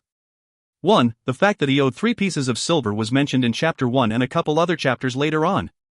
If you find any errors, ads pop-up, ads redirect, broken links, non-standard content, etc., please let us know. Report chapter so we can fix it as soon as possible. Chapter 465. Chapter 465, A Demon Spirit Appears. Zhixiang suddenly looked very serious. Grandmaster Meng, this bridge of immortal treading was built by the immortal demon sect many years ago. The place we are in now is the lowest of the 3 worlds that compose the Bridge of Immortality, the residence palace of the 99 immortal demons. This most majestic of the palace buildings is a local spell locus, and most likely one of the hubs of the Bridge of Immortality. There are 3,600 such hubs here. There are precious treasures sealed inside, used in past years to provide a constant supply of the power of the essence of the ninth mountain and sea. The restrictive spells here are the most powerful. Even if I were here with my physical body, opening this building would be quite difficult.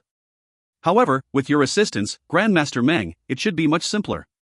Grandmaster Meng, would you please tell me which parts of the outer wall would be the easiest to remove? This was the first time she had acted so politely toward Meng Hao. Meng Hao had noticed Zhao Youlan's obscure gesture with her pinky finger, but his expression didn't change at all. He looked at Zhixiang, thinking for a moment about why she was calling him Grandmaster Meng. It only took a moment for him to realize that it must be because the ease with which he had dismantled the buildings earlier left her shaken. He cleared his throat and then once more looked regretfully back at the other section of buildings. Then, he returned his attention to the main hall, studying it for a moment. Finally he pointed toward a certain section. Right side, row 73, 9th piece from the top.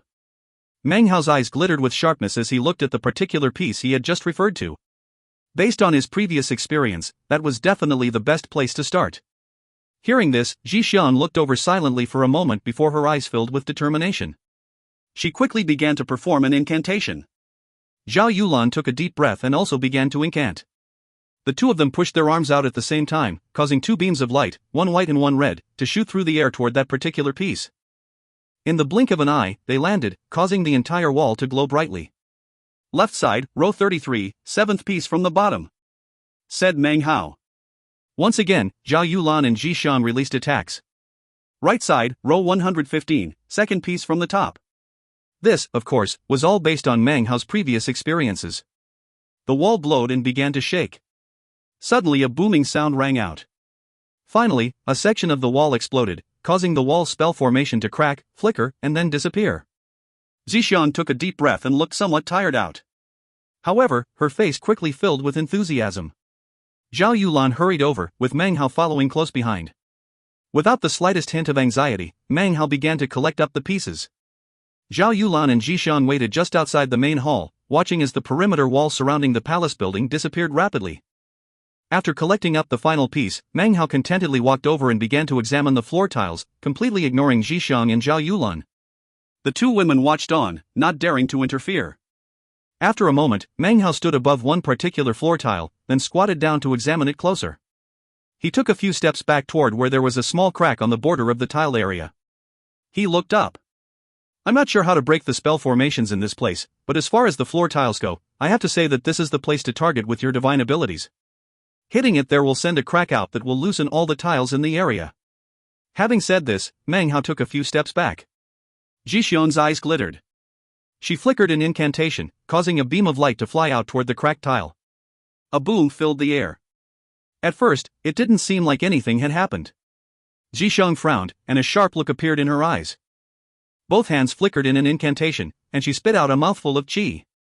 Zhao Yulan instantly reacted to this.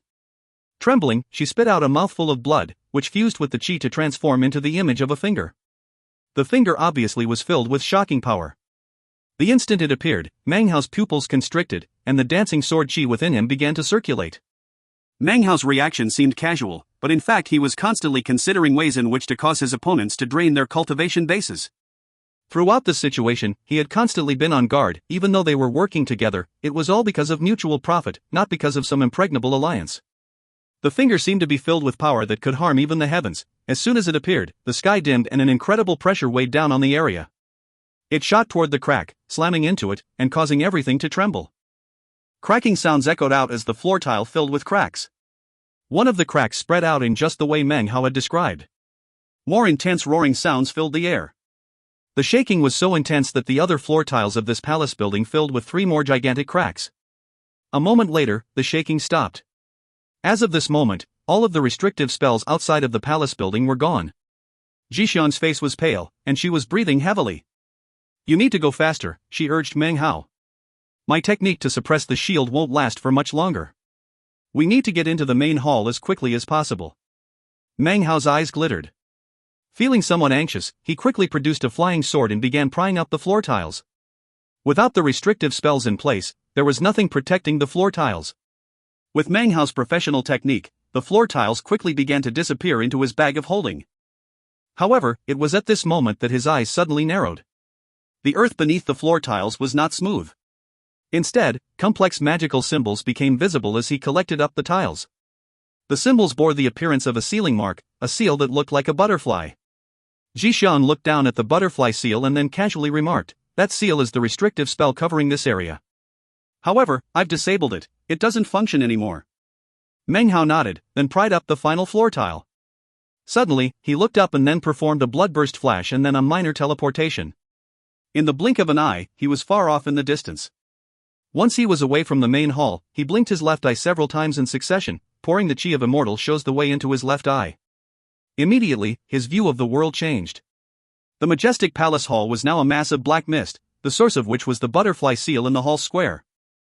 An enormous black butterfly was visible, struggling against the silver strands which were wrapped around its body. It looked like the strands were on the verge of collapsing. It seemed that the floor tiles in this place had been suppressing the butterfly's true form. Now that the tiles were gone and the restrictive spell broken, it was in the process of freeing itself.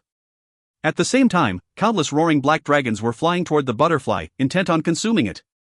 However, as they neared, the bizarre butterfly sucked them in, using them as power to assist in freeing itself. Standing next to the butterfly was Zhao Yulan, who for some reason had a bitter smile on her face, and grief in her eyes. A despair existed therein that was no longer possible to cover up. Shockingly, with his celestial vision, Meng Hao could see that Jishan, perched on Zhao Yulan's shoulder, had a red thread coming out of her to wrap around the butterfly, as if she were attempting to make some sort of connection with it. Meng Hao immediately began to fly away. There were still a handful of floor tiles that he hadn't collected up. As for Zishan, her face flickered, and when she looked up and saw Meng Hao, she laughed coldly. Her face was grim, and she obviously knew that Meng Hao had some clues as to what was happening. "This guy is profoundly astute," she thought. "However, there's something unique about him. He's capable of taking away the celestial soil that the immortal demon sect cursed for all time. From ancient times until now, he must be the first person who came here unprotected and not only evaded death, but also took away the celestial soil." Zishan frowned. It was for this very reason that she had opted to enlist Meng Hao's help in disabling the restrictive spells. However, at the most critical moment she had been found out by him and he seemed to be leaving. Although he had taken most of the floor tiles, there were a few left that, while seemingly random, were actually cleverly positioned. "Grandmaster Meng, what is the meaning of this?" asked Jishan lightly. Her voice seemed sweet, but also filled with allure. "There's no special meaning," he called back. "It's just that my bag of holding is full." He quickly flew out of the palace building area. He had acquired enough celestial soil for now and did not wish to participate in any more of Demoness Jishan's scheming. As for Zhao Yulan, he now understood what was going on. Earlier, outside the basin, he had had his doubts. Granted, there was some rancor between him and Zhao Yulan. However, it hadn't reached the point where he felt he needed to attack her to resolve the situation. After all, the war between the Five Poisons tribe and the Crow Divinity tribes had started because of an invasion. He had tried to kill her that time, but only once, not twice. Despite that, Zhao Yulan had immediately attacked him earlier. At first glance it might seem that she had plenty of reasons to do so, but upon careful analysis, her actual motives were unclear. In fact, now that he thought about it, perhaps the gesture she had made earlier with her pinky finger had been an intentional distress signal. In any case, Meng Hao had no intention of staying behind in this place in some attempt to rescue Zhao Yulan. A sharp look appeared in Jishan's eyes and she gritted her beautiful teeth. "Well, considering the situation, it looks like I have no choice, right?" she said with a sigh. "What a pity. Yulan, precious darling, it goes without saying that I'm going to have to possess you." She suddenly flew off of Zhao Yulan's shoulder. Zhao Yulan began to tremble. It only took a few breaths worth of time for her aura to completely change. She was no longer cool and elegant, but rather bewitching and charming. Her body flickered as she reached out and pushed down 5 times onto the ground. Booms rang out as 5 floor tiles suddenly cracked into pieces. At the same time, the silver strands holding down the black butterfly suddenly dissipated. The butterfly flew into the air. As it did, flames erupted on its body. It was now no longer invisible. Thanks to the burning, it was now colorful in appearance and visible to anyone who looked its way. It had now transformed into a colorful, hand-sized butterfly, completely eye-catching in all aspects. In the instant that the butterfly appeared, it flapped its wings, causing an enormous windstorm to sweep across the entire landmass. Simultaneously, an incredibly intense demonic chi rolled off of it. It had demonic chi and possessed consciousness. Even as he retreated, Meng Hao saw the black butterfly transform into a colorful one, and it caused his mind and heart to shake. Suddenly, 2 words appeared in his mind. Demon Spirit. This chapter was sponsored by Clinton Werners, Andreas Pohl, Anon and Alex Acton. If you find any errors, ads pop up, ads redirect, broken links, non-standard content, etc., please let us know. Report chapter so we can fix it as soon as possible. Chapter 466. Chapter 466, the Agarwood appears again to wrest away the demon spirit. There was no other term which could be used to describe this colorful butterfly which floated in mid-air. It had transformed from blackness, almost as if it had been reborn from within death. No intense feeling of danger emanated off of the colorful butterfly. The only thing it radiated was intense, natural beauty. As it fluttered its wings, a thin, colorful dust could be seen floating around it, as well as a bright glow. The butterfly immediately began to fly up into the air. Zhao Yulan, or perhaps it would be better to say Demoness Jixiang, flew up in pursuit, her eyes glittering. The main reason she had come to the realm of the bridge ruins was for this very demon spirit. With it, I will be qualified to enter the primordial immortal demon plane. As a disciple of the current generation of the immortal demon sect, I will definitely be able to snatch some good fortune once I get into that ancient plane. Jixiang performed a minor teleportation, and in the blink of an eye was next to the butterfly. Meng Hao's eyes shone brightly. As of this instant, he gave up any notions of fleeing. As far as he was concerned, this thing was exactly what he had come to the realm of the bridge ruins to acquire. With a demon spirit, the 2,000 members of the Crow divinity tribes would be qualified to enter the Black Lands, and would thus have a chance to survive the apocalypse. There was no time to think. Meng Hao's body flickered as he bloodburst flashed and then teleported. All the blood chi in his body rose up as he shot toward the butterfly demon spirit. As he sprang into action, he circulated the alcohol chi within him, preparing to use the dancing sword chi. Killing intent flickered within Jixiang's eyes. However, in the exact moment in which both of them shot up into the air after the colorful butterfly, the butterfly shot forward, its body becoming a blur. A moment later, it was a few hundred kilometers away. Were it not for the intense, glowing light that emanated off of it, it would have been able to disappear without a trace. Meng Hao's face flickered as he teleported once again. Jixiang pulled back the divine ability she had been about to use. Both ceased thoughts of attacking as they shot in pursuit of the demon spirit. They moved with incredible speed, although Jixiang was a bit faster than Meng Hao. However, her merging with Zhao Yulan was not complete. Furthermore, Zhao Yulan was actually still only at the core formation stage. Jixiang had been able to force her cultivation base up to the nascent soul stage. Even still, it was impossible for Jixiang, an immortal, to employ her full level of power using this body. Even if she could push Zhao Yulan to spirit severing, it wouldn't match up to her speed in immortal divinity form. If she pushed the body too far, it was very likely that it would shred to pieces in mid-air. Every time the butterfly demon spirit shot forward, it moved a few hundred kilometers. In fact, in one particularly stunning moment, it traveled over 500 kilometers in one shot. Fortunately, the colorful glow it emitted was like a bright lamp on a dark night, clearly pointing it out. Were it not for that, Meng Hao would have been incapable of tracking it down. Unfortunately, the butterfly demon spirit's frantic flight did not go unnoticed for very long. Soon, it began to attract the attention of other western desert cultivators in the area. As the cultivators became aware of the butterfly, they immediately came to think of demon spirits. All of them had come to the realm of the bridge ruins with one of their goals being to search out the demon spirits that came to being here. Instantly, the eyes of these cultivators turned red. This demon spirit represented a chance for survival for their respective tribes. It only took one glance for any cultivator in the area to cause the full power of their cultivation bases to explode as they shot toward the butterfly. On this landmass, the colorful butterfly instantly gave rise to a storm of fighting. Meng Hao frowned. Seeing this happening, he decided to hold back from joining in the fray. However, he did not lessen his speed at all as he continued in pursuit. As far as Jixiang went, she had long since disappeared. Meng Hao knew that she was definitely in the area of the demon spirit, waiting for the perfect moment to make her move, most likely when the butterfly slowed down a bit. At a certain point, an area of distortion suddenly appeared in front of the butterfly demon spirit, and a man appeared. His body was festooned with totems, most noticeably his forehead, upon which could be seen a black dragon. The aura and ripples coming off of this man made him seem thoroughly frightening. Furthermore, his cultivation base was at the late nascent soul stage. This was the first person of the late nascent soul stage that Meng Hao had seen in the realm of the bridge ruins. He was tall and strapping, his features somewhat crude, with thick, bushy eyebrows and large eyes. As soon as he appeared, he let out a roar and lifted both of his arms up. His body suddenly began to expand, green veins bulged out on his skin, and an enormous, lifelike black dragon suddenly exploded out from behind him. The butterfly demon spirit was only the size of a hand, and had no cultivation base. It obviously couldn't count as something powerful. Anyone could grab it and take it away. However, its speed was indescribable, giving it an incredible power. As soon as the man appeared in front of it, it shot forward, slamming into him. An incredible boom filled the air. Amidst the booming, the burly man's body trembled. All of his totem tattoos flickered. The black dragon lifted its head into the air. The man lifted his head up and roared as he shot back a full 3,000 meters before coming to a halt. However, he still held the butterfly firmly with both hands. There were more than 10 people in the area who had been attracted by the butterfly demon spirit. All of them recognized this man and were thrown into a commotion.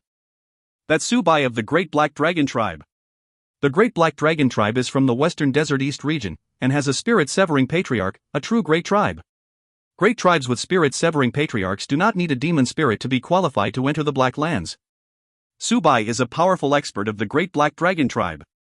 Word has it that he is the next tribe member likely to rise to spirit-severing. Why does he want to snatch a demon spirit? Meng Hao's eyes glittered.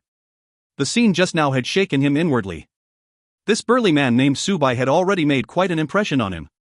It seemed that the majority of his cultivation base power was focused on his physical body, which was something very unique. However, as soon as Subai took control of the demon spirit, a soft laugh could be heard coming from seemingly nowhere. Ripples suddenly flickered, and a red glow could be seen. Within the red glow was a man wearing a long red robe. He was thin and possessed a feminine air. The instant he appeared, magical symbols appeared all around him, all of which were unique, and emanated a bizarre glow. Actually, upon closer inspection, each of these magical symbols seemed to be a life force.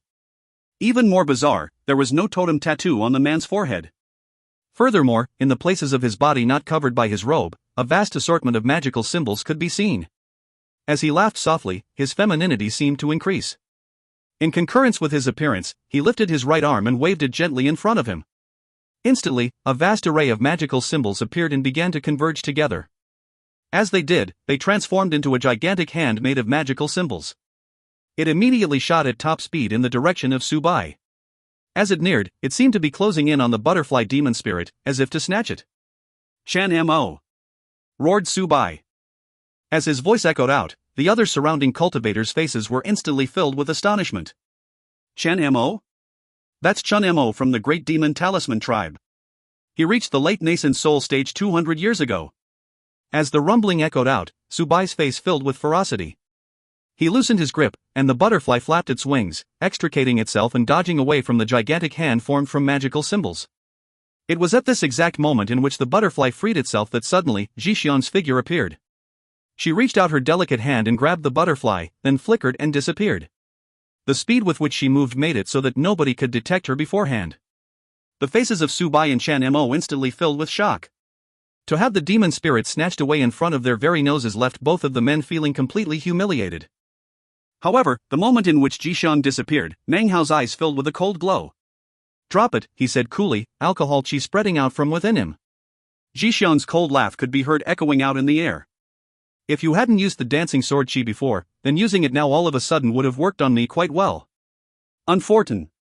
Before she could even finish speaking, she stopped. That was because the alcohol chi had ceased spreading out of his body, not even a scrap could be detected. Despite that, shocking ripples were suddenly emanating off of Meng Hao. The ripples filled the entire area for 15,000 meters in every direction. The sky dimmed and all of the surrounding cultivators' faces fell. As for Chen Mo and Subai, their pupils constricted as they felt an intense sense of crisis. It was in this shocking moment that a 3,000-meter-long beast appeared in front of Meng Hao. Its body was that of a dragon, while its tail was that of a phoenix, and it had two dragons' heads. The shocking, 3,000-meter-long creature instantly emanated a horrifying aura that pressed down on everything within 15,000 meters. This was none other than the Agarwood. Meng Hao possessed the Agarwood legacy and could use it 3 times to avoid death. When the Agarwood appeared, its body flickered and it began to roar. Its body actually disappeared at this point, but its power transformed into an attack that shot forward, causing everything around it to shake. The air for 15,000 meters in every direction seemed about to collapse. Zhixian's body was instantly forced to reappear in mid-air. Blood sprayed from her mouth and her face was covered in shock. Agar, wood, she thought, her expression one of complete disbelief. She had long since ceased to look down on Meng Hao. His usage of the dancing sword chi caused her to be vigilant. Then there was the fact that he wasn't affected by the immortal demon curse. That had filled her with suspicion, and caused her to change her plans. But now, in the short time in which she had known Meng Hao, everything she had seen and experienced, including Meng Hao's scheming and his fighting, caused him to occupy a place of extreme importance in her heart. Blood continued to spray from her mouth as she shot backward involuntarily. The attack just now caused her to lose her grip on the butterfly. Meng Hao's eyes gleamed brightly as he shot forward, flicked his sleeve and collected up the butterfly. Su Bai's face flickered as he tried to retreat. However, the power of the attack caught him up too, and he was sent tumbling backward like a kite with its string cut. He ended up several hundred kilometers away, where he coughed up 8 mouthfuls of blood. Chen Mo met a similar fate. Despite retreating and trying to use a magical technique to protect himself, he ended up several hundred kilometers away, coughing up blood. Considering that this happened to the 2 of them, there is no need to go into detail regarding the other 10 people present. All of them felt rumbling throughout their entire bodies. The bodies of 3 or 4 directly exploded and their nascent souls fled. The others sustained severe internal injuries. All of them immediately pulled out the immortality bridgestones that had brought them to this place and crushed them. As they did, their bodies began to disappear. This was not a minor teleportation, but rather, greater teleportation. It was a way of leaving this place, the only method of returning to the western desert. Any cultivator in the realm of the bridge ruins could use this method to escape at any time. However, once they left they could not return. In essence, it was a way of giving up. If you find any errors, ads pop up, ads redirect, broken links, non-standard content, etc., please let us know. Report chapter so we can fix it as soon as possible. Chapter 467. Chapter 467, Soil Vortex. As soon as Meng Hao laid hands on the demon spirit, he placed it into his bag of holding. Then he turned, transforming into a beam of colorful light. Moving as fast as lightning, he shot past the group of people who had been forced to fall back by the Agarwood attack. There were only 3 people present who could pose a threat to Meng Hao: Zhixiang, Su Bai, and Chen Mo. At the moment, though, Su Bai and Chen Mo were coughing up blood. Their retreat had momentarily cost them the chance to give chase. However, considering they had cultivation bases at the late nascent soul, it wouldn't be long before they could collect themselves and begin to pursue him. As for Zhixiang, she was definitely a most formidable adversary, difficult to contend with and worthy of being called demoness by others. If all 3 of them worked together, he would be forced to use the Agarwood and the dancing sword chi. Otherwise, it would be difficult to escape with his life. Even still, in Meng Hao's analysis, the end result of such a situation would be mutual loss for everyone. At the moment, there seemed to be one more possible choice in front of him. That was to take out his immortality bridgestone and use it to teleport out of this place. That option, though, was something he would pick only as a last resort. He had obtained a lot of celestial soil, but right now it was impossible to tell if he had enough to create his Earth-type totem.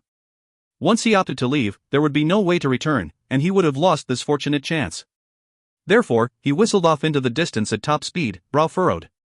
Behind him, the eyes of Su Bai and Chen Mo glittered as they took in deep breaths. After the Agarwood attack and Meng Hao's sudden departure, they had no time or inclination to heal their wounds. Instead, they unleashed minor teleportation as they began to chase Meng Hao. They were determined to acquire the demon spirit. As the 2 of them began to give chase, Zhixiang transformed into a beam of light.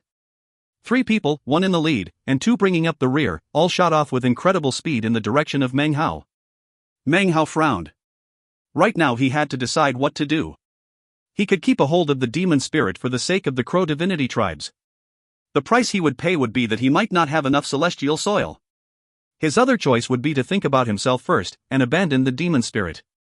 After the space of a few breaths passed, his eyes began to shine with determination. To make his Earth-type totem become a reality didn't necessarily require the use of celestial soil. A multitude of different types of soil existed in heaven and earth. However, right now there was only one demon spirit. The instant he made his decision, he slapped his bag of holding. Immediately, the immortality bridgestone appeared.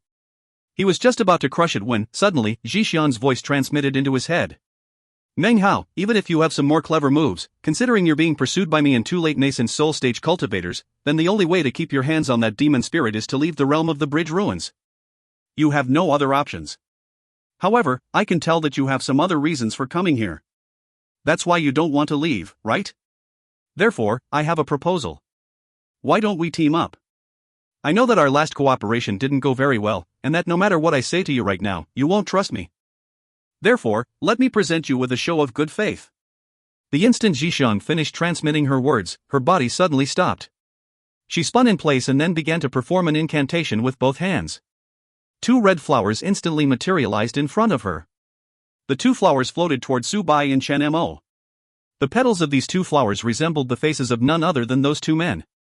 Then, the flowers began to collapse into pieces.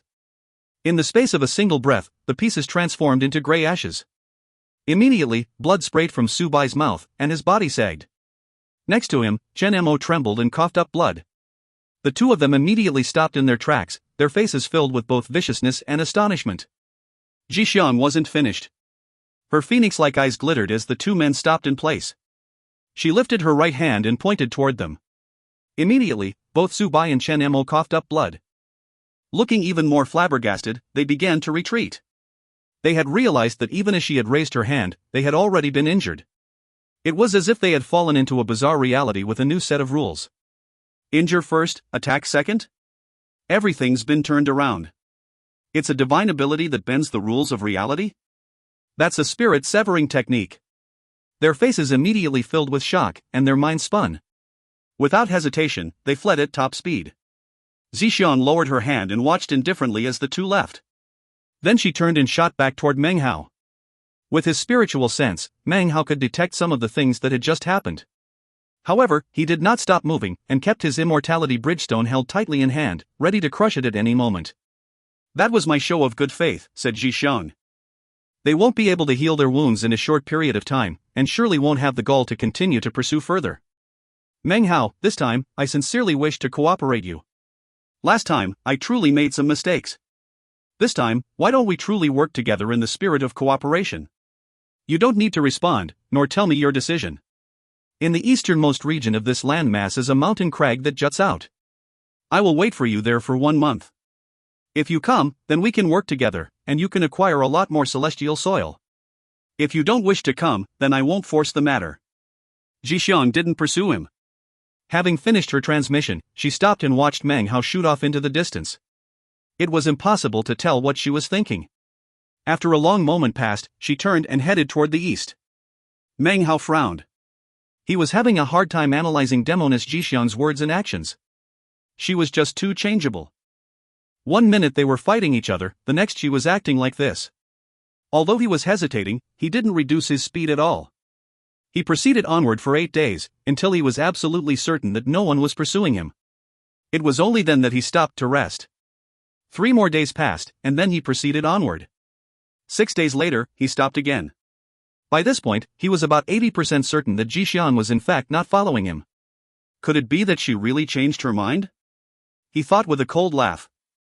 He was currently sitting cross-legged in an immortal's cave that he had carved out. As far as leaving the realm of the bridge ruins, he really wasn't willing to do so. Eyes glittering thoughtfully, he produced some celestial soil and sent his consciousness into it, slowly attempting to gain enlightenment. He used the same method he had used to study the fire. He closed his eyes, and the structure of the celestial soil appeared in his mind. When the structure was complete, he would be able to use the Earth-type totem seed given to him by the Crow divinity tribes to fully congeal his Earth-type totem tattoo. That was the method he planned to use. Time passed. During the following 10 days, everything around Meng Hao was quiet and peaceful. No one disturbed him. On the outside, many of the other western desert cultivators had already left this place.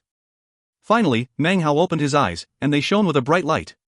In his mind, he had already completely outlined the basic structure of what could be referred to as a grit formed from celestial soil. Not bad, he thought, taking in a deep breath. From within his bag of holding, he produced the weak Earth-type totem seed that he had acquired from the Crow divinity tribes.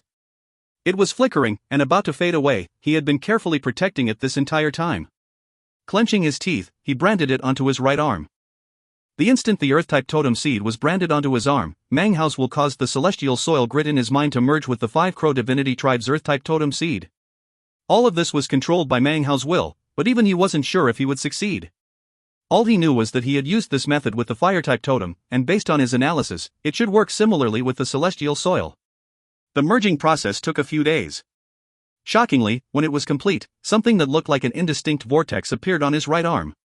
It was yellowish-brown in color, and as soon as it appeared, an incredible gravitational force emanated out from it. This gravitational force didn't attract spiritual energy, but rather, the celestial soil in front of Meng Hao. Instantly, the celestial soil was sucked into the vortex and consumed. Meng Hao's mind shook.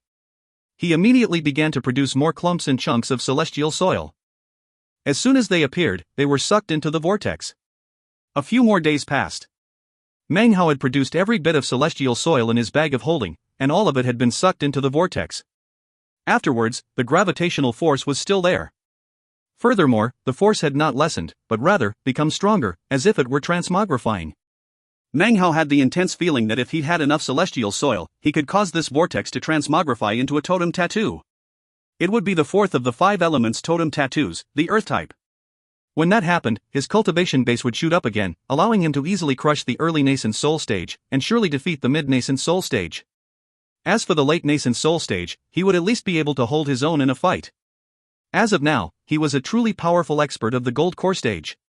He was absolutely powerful enough to ignore the divide between the stages. From ancient times until now, he was the only core formation cultivator who could ever do something so shocking. In order to reach this point, a perfect gold core was required, and the 5 elements needed to be refined to their ultimate form. Enlightenment based on being a grandmaster of the Tao of alchemy was also required, not to mention that being a demon sealer was a prerequisite. The only person who could possibly tread this path was Meng Hao. He now had a peak perfect gold core that could battle the nascent soul stage.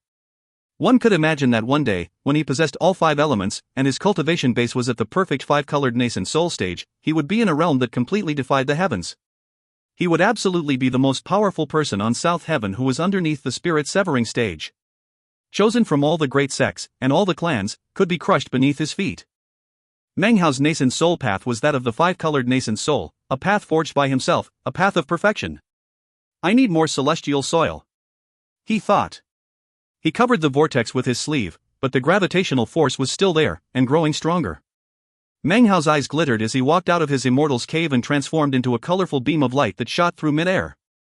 Several days later, he returned to the basin. He stood on the edge, frowning. There was no longer any mist there. All of the palace buildings below had been reduced to ash and wreckage.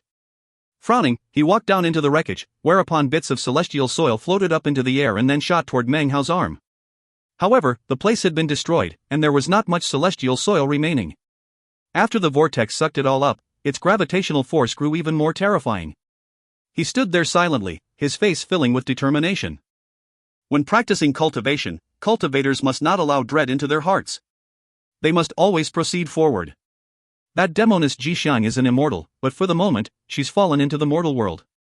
There's no reason not to cooperate with her one more time. This chapter was sponsored by Thad Jostant and LB. If you find any errors, ads pop up, ads redirect, broken links, non-standard content, etc., please let us know. Report chapter so we can fix it as soon as possible. Chapter 468. Chapter 468, 30,000 Worlds. Days later, in the eastern part of this landmass, was an area with a mountain crag that jutted out, forming a platform. The long, thin platform stretched out past the border of the landmass into the void beyond. When you stood on this platform, you were surrounded on all sides by blackness. A woman sat cross-legged at the far end of the platform. She was beautiful and had a look of indifference on her face. This was none other than Jixiang, who had been sitting here meditating for more than a month. After ceasing her pursuit of Meng Hao, she'd come here to wait in the peace and quiet.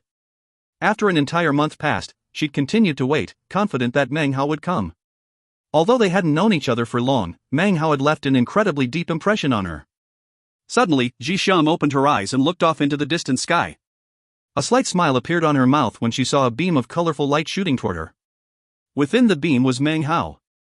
His green robe and long black hair danced about in the wind as he flew, making him look less like a cultivator and more like a scholar. However, his grave, stern face and cold eyes also made Meng Hao seem as if he were like a sharp, unsheathed sword. She saw him, and he saw her. It must be said that Zhao Yulan had been beautiful, but not consummately beautiful. However, after being possessed for a while, Zhixiang's immortal divinity began to meld more firmly with her. Slight changes could be seen within Zhao Yulan's body. Most were changes in disposition. In any case, these changes made this mixture of Zhao Yulan and Zhixiang show signs that in the future, she might reach that level of consummate beauty that Zhao Yulan never had. One could imagine that in the future, this combination of Zhixiang and Zhao Yulan would change, and become completely different. Meng Hao looked at Zhixiang and thought about Zhao Yulan, and the ruthlessness that existed in the cultivation world. Zhao Yulan had tried to get him to save her. However, their relationship was not such that Meng Hao would risk death to attempt to rescue her. It was out of the question. In the cultivation world, the law of the jungle prevails. Meng Hao would do nothing. Looking around, his expression was the same as ever. He strode forward across the jutting platform, nearing the Zhixiang-possessed Zhao Yulan. "I knew you would come," said Zhixiang with a slight smile that contained a mysterious allure. Meng Hao came to a stop next to her. His expression cool, he calmly said, "How could you be so sure?" "Because you and me, we're the same type of person," she said, turning to look at him. Within her eyes could be seen a rare gleam of admiration. "When people try to kill us, we run. When facing death, we possess the will to live. In the midst of our struggles, we seize good fortune. In order to further our cultivation, we charge into the most dangerous of situations. We achieve our goals by fair means or foul." Meng Hao declined to comment. Zhixiang spoke again, her voice soft and pleasant like a beautiful bird. "I know that you need vast quantities of celestial soil. Unfortunately, the records maintained by you Planet South Heaven cultivators only have information about a few of the Immortality Bridgestone worlds. The Bridge of Immortal Treading contains tens of thousands of worlds. Comparatively speaking, what you know of counts for little. Even the expression 'a single hair out of 9 ox hides' does not suffice to describe it. Throughout all the years that the Western Desert cultivators from South Heaven have been exploring the realm of the bridge ruins, they have only been to those few places. The celestial soil that remains is negligible. The only way to get your hands on the amount that you need is to leave this landmass. Don't confine yourself to this one area, go to places further away, places that the Planet South Heaven cultivators have never been to. That is where you will find great quantities of celestial soil. In fact, there is one landmass which is completely constructed entirely of celestial soil." When Zhixiang spoke, her expression was not one of flattery.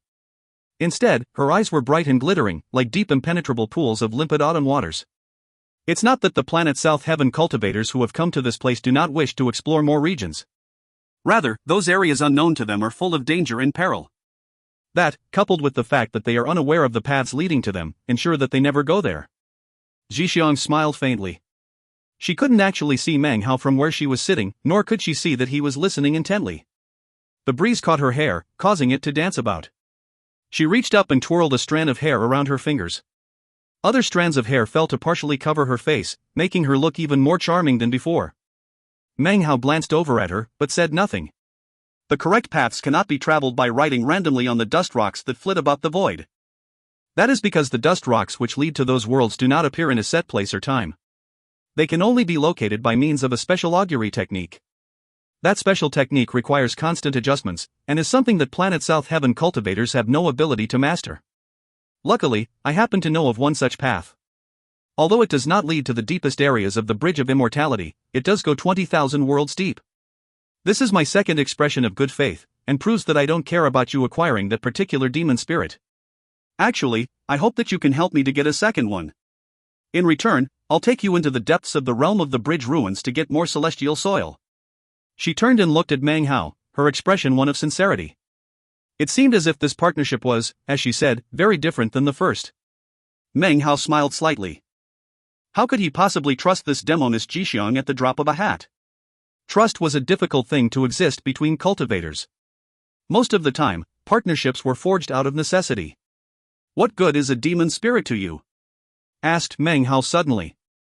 Zhixiang hesitated, then looked at him one more time. Finally, she seemed to reach a decision. "This partnership will be a manifestation of our mutual goodwill. If it ends happily, then we can enter into yet another partnership, and I can once again manifest my goodwill. Very well, I will tell you why I need the demon spirit. Demon spirits are good for only one thing. They are keys which can be used to enter the primordial immortal demon plane. Anyone who possesses a true demon spirit is qualified to return 200 years after the opening of the realm of the bridge ruins. At that time, the truly blessed location can be entered, the primordial immortal demon plane. The primordial immortal demon plane, said Meng Hao thoughtfully. Her words seemed quite plausible, and would also explain why the Heavenly Court Alliance of the Black Lands wanted demon spirits. The Bridge of Immortal Treading was created many years ago by the ancient immortal demon sect. The purpose was to lead the branches of the sect which existed on the 4 great planets toward immortal ascension. However, in the war with the G-Clan, the bridge was destroyed. Members of the ancient immortal demon sect set up an all-powerful spell formation, sacrificing their own lives to ensure that the Bridge of Immortality would manifest once every 1,000 years. It also ensured that the primordial immortal demon plane would remain intact. After the war, the surviving cultivators, after experiencing the vicissitudes of time, founded a new immortal demon sect. I am disciple of that sect. Meng Hao's eyes glittered, and his expression flickered slightly. Because of the life sacrifices made for the primordial immortal demon plane, a curse was left behind. Any cultivator who touches items from the primordial immortal demon plane would die a horrible death. However, you dismantle the spell locus on the 3rd level of the bridge. Unexpectedly, the curse did nothing to you. That is why I think we should work together. Even the G-Clan fears the curse, and as such, permits the realm of the bridge ruins to exist, and to manifest every 1,000 years. Having said all this, Ji Xian looked over at Meng Hao. Meng Hao kept silent for a moment, then indifferently said, "It opens once every 1,000 years. Countless years have passed. I wonder, how many times has it manifested so far?" The primordial immortal demon plane truly does only open every 1,000 years, Ji Xiang explained slowly, and can only be entered with a demon spirit. However, a demon spirit is born only once every 30,000 years. So, for all intents and purposes, this is actually only the 3rd time it has opened. As for demon spirits, they don't exist only within the realm of the bridge ruins, they can also be born on the outside. It is possible for them to appear in any place that contains vestiges of the ancient immortal demon sect. Therefore, in 200 years, there will no doubt be quite a few people who go to the primordial immortal demon plane. In fact, people will most likely come from all the 4 great planets. Even some of the secretive great sects from the 9th mountain and sea will probably appear. After all, long ago, the ancient immortal demon sect was the number 1 sect of the 9th mountain and sea. One of its members was the Lord of the 9th mountain. At that time, the G-Clan was under its command. Later, the Lord of the 9th mountain and sea went missing. That was when the Li clan was covered over by the Heavens One. The G-Clan occupied the mountain, seized its essence and forged the immortality bestowal dais. Within the 9th mountain and sea, anyone who wishes to practice cultivation must tread the path of the G and become an immortal of the G-Clan. Anyone who refuses to follow their path is a renegade immortal. Such matters do not have much to do with you. That you are aware of them is enough. If you ever have the chance to reach immortal ascension, then you will be forced to make a choice at that time. However, based on my observations, sooner or later, you will be an immortal among these stars. She concluded her speech very calmly. However, Meng Hao's heart and mind were trembling. As he thoughtfully considered everything she said, he realized that it didn't matter whether or not he believed her. He had put a lot of thought into the matter before making the decision to come here. He turned to look at Ji Xiang. "When do we set out?" Ji Xiang's eyes filled with a bright light. She realized that for some reason, her admiration for Meng Hao only continued to grow. Such decisiveness and lack of hesitation was only possible for people who were extremely stupid and narcissistic, or extremely confident in their path of cultivation. So, she said to herself smiling, "He's not afraid of schemes and intrigues. In any case, I'm an immortal. This arrangement is good. We'll work together, and I won't hide anything more from him. Our partnership should work well this time. I plan to wait for you for 3 more days before leaving." 3 more days? He said, looking at her. Very well. With that he walked off to the side and sat down cross-legged to meditate, declining to comment further. 3 days passed in a flash. It was at this point that far off in the sky, a meteor could be seen. It moved with incredible speed toward them. "That's the rock," said Ji Xiang as it neared. She suddenly sprang into action, shooting toward the giant rock. Almost at the same time, Meng Hao teleported. The two of them appeared on the rock and exchanged a glance. Immediately, the rock tore a hole into the border of the world and shot out into the void. Out in the boundless blackness, one man and one woman rode the huge rock off into the distance. Meanwhile, far out ahead of Meng Hao and Ji Xiang, an azure-robed cultivator with a sword strapped to his back strode out through the void. He held an alcohol flagon in his hand from which he occasionally drank. He looked lonely and bleak. You ask when you will gaze upon me again. I've been looking for you for 3,000 years. Where are you? 30,000 worlds, countless bridge slaves. I've already been to 20,000 worlds, and I've encountered countless bridge slaves. But you, where are you? Schwer, answer me. I will take you away from this place. It doesn't matter who tries to stop me. It doesn't matter if I die the cruelest death. It doesn't matter if my body and spirit are annihilated. I will take you away. 1. The Li clan being covered by the heavens was mentioned in chapter 321. If you find any errors, ads pop-up, ads redirect, broken links, non-standard content, etc., please let us know. Report chapter so we can fix it as soon as possible. Chapter 469. Chapter 469, The Depths of the Bridge Ruins. In the blackness of the void, there exists an indescribable coldness. This was a coldness that could, in the briefest of moments, freeze the body of a nascent soul cultivator until it cracked into pieces. Anyone who possessed a physical body but no cold-resisting treasures would be destroyed. Only someone who cultivated a divine ability related to fire, and also had a fitting magical item, would be able to survive for long here. At the moment, Ji Xiang was sitting cross-legged on the large rock. She looked over at Meng Hao with her phoenix-like eyes. This was their 10th day traveling through the void. During that entire time, they hadn't spoken to each other at all. Each sat on one end of the rock, some distance away from each other. A glittering shield surrounded Meng Hao, preventing the cold on the outside from entering. At first, it had been quite stable, but as the rock continued further into the depths of the void, the shield formed by the 5 small white stones was gradually beginning to flicker. The further they went, the more it seemed as if it might collapse. On previous occasions in which Meng Hao had ventured into the void, he had always spent more than 10 days in the darkness. This time, however, was different than those previous times. The cold here was many times stronger than before. Furthermore, the deeper they traveled into the void, the more shocking the cold became. It was so fearsome that even with the protective treasures, it was getting to the point that it was becoming unbearable. Meng Hao had long since noticed that the rock he was sitting on had actually turned white. The frost which covered everything was growing thicker and had turned into thick ice. Ji Xiang didn't seem to be having any problems dealing with the cold. She was sitting there cross-legged, surrounded by the freezing cold, looking the same as ever. She had nothing to protect her, she simply rotated her cultivation base, seemingly sucking in and absorbing any of the coldness that neared her. This caused Meng Hao to feel even more vigilance than before regarding her. He could sense that she had looked at him just now. His eyes opened and their gazes met. Cracking sounds could suddenly be heard from Meng Hao's protective shield. Fissures appeared on its surface, spreading out and growing in quantity. Soon, they covered the entire thing. The shield did not collapse, but it obviously would in a short period of time. Once it shattered, the coldness would instantly rush in toward Meng Hao. A contemplative look appeared in Ji Xiang's eyes as she thought to herself, perhaps I thought too much of him. I overlooked the problem of the cold. If he can't get across the void on his own power, then I guess we'll need to change the terms of our partnership. After all, power is the foundation of any cooperation, and also the basis of respect. Despite this, she smiled. Ji Xiang's eyes glittered as she looked at Meng Hao and his shield, which was clearly about to shatter. It really had never occurred to her that he might not be equipped to cross the void in this way. Fellow Daoist Meng, the coldness here is not something that ordinary nascent soul cultivators can resist. You may have a strange cultivation base, but I'm afraid you won't be able to survive either. Why don't you come over here by me? Anything within 10 meters of me will be kept safe.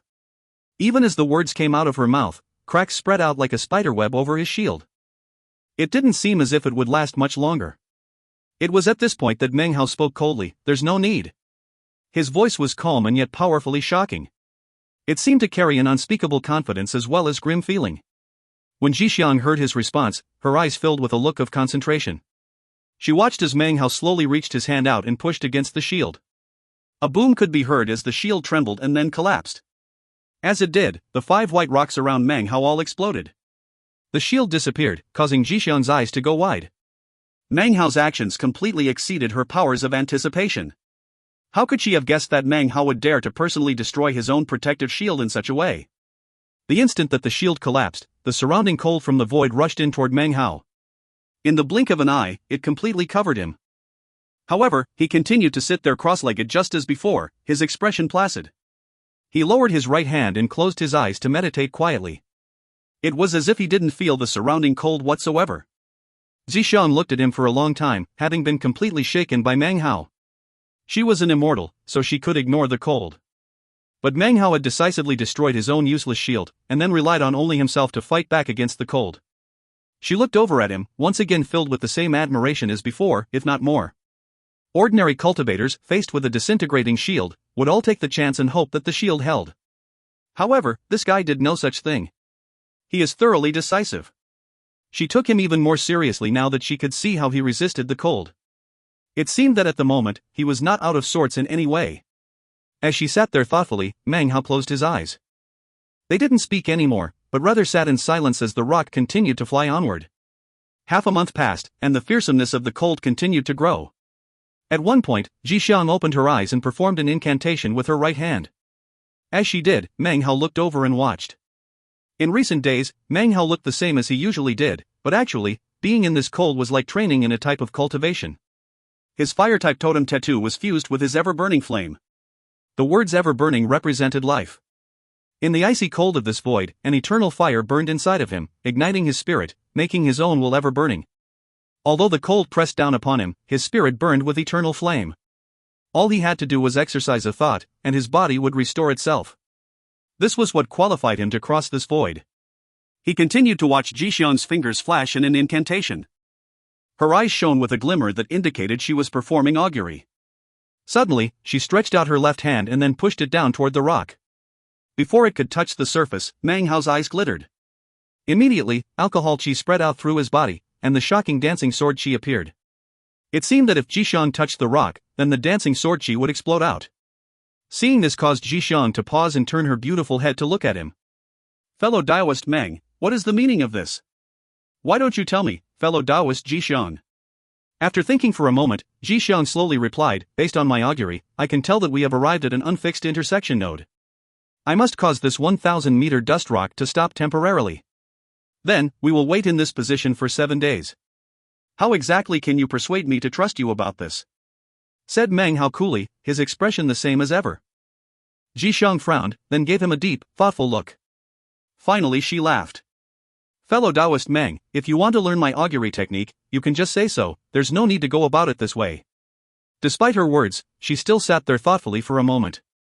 She knew that Meng Hao was endlessly crafty and viciously decisive. He was not a person who could be easily fooled. After a bit of thought, Zhixiang decided that what was most important was that their partnership proceed smoothly. The fact that he was not affected by the curse was something that would prove very helpful to her later. She clenched her jaw and then made a grasping motion toward the void. Immediately, the coldness in the area rushed toward her palm, then coagulated into a crystalline jade slip. She branded it with some information, then tossed it over toward Meng Hao. Meng Hao grabbed it and scanned it with spiritual sense. It contained information about how to use augury to find one's position within the void. It also contained a large map which now floated in his mind. His expression was the same as ever as he crushed the jade slip, then performed an augury incantation, which gave him the same information Zhixiang had just referred to. After this, he closed his eyes. He looks young, thought Zhixiang, but is astute and acts with foresight. He's as wise as a demon.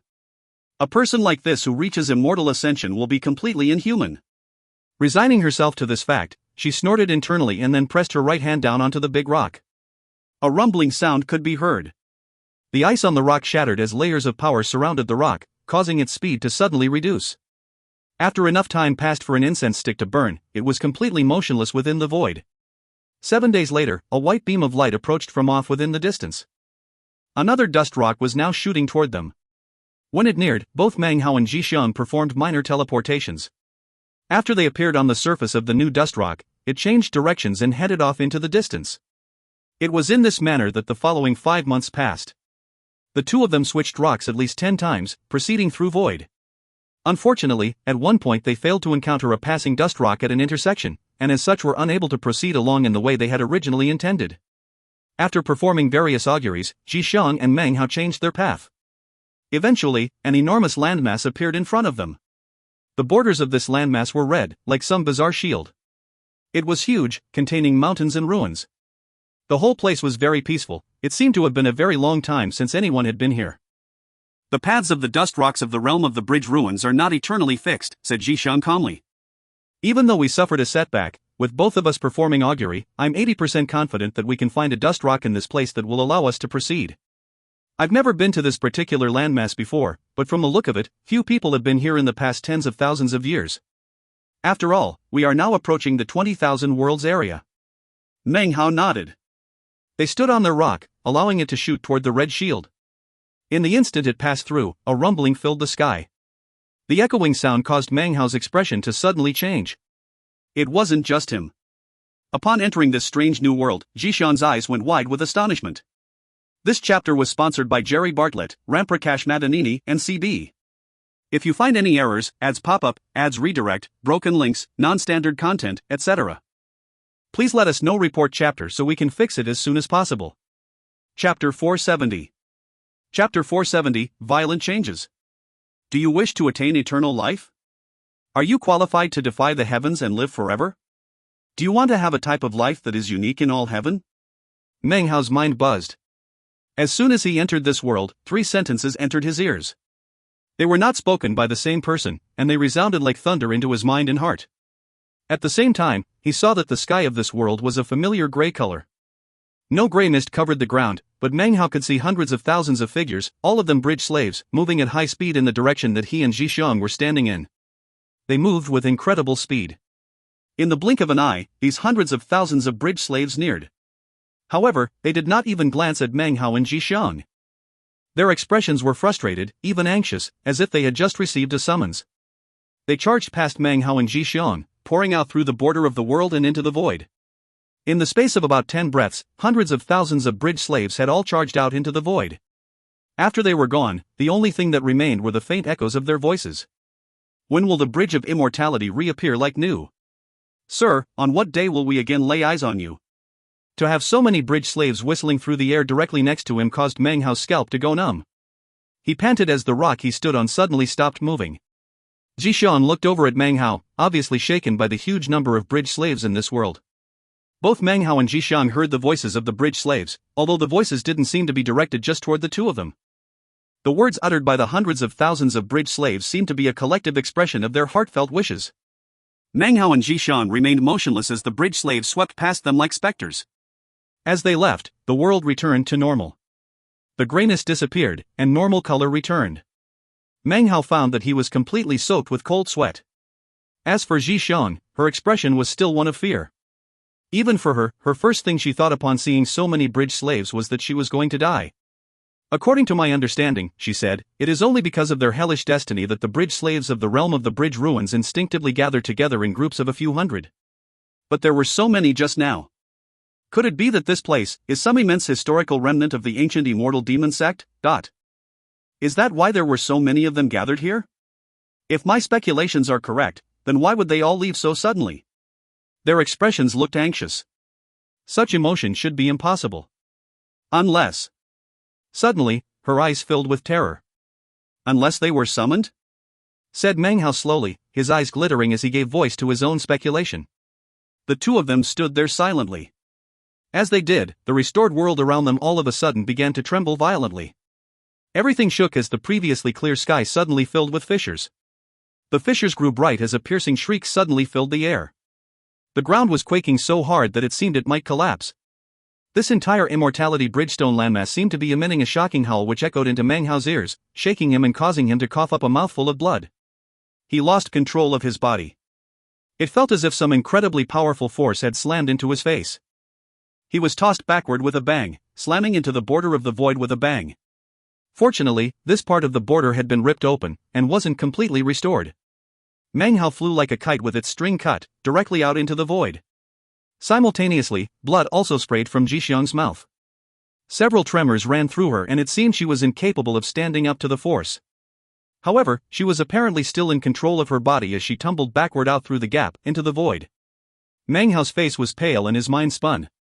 The coldness of the void surrounded him completely, and his body instantly began to grow stiff.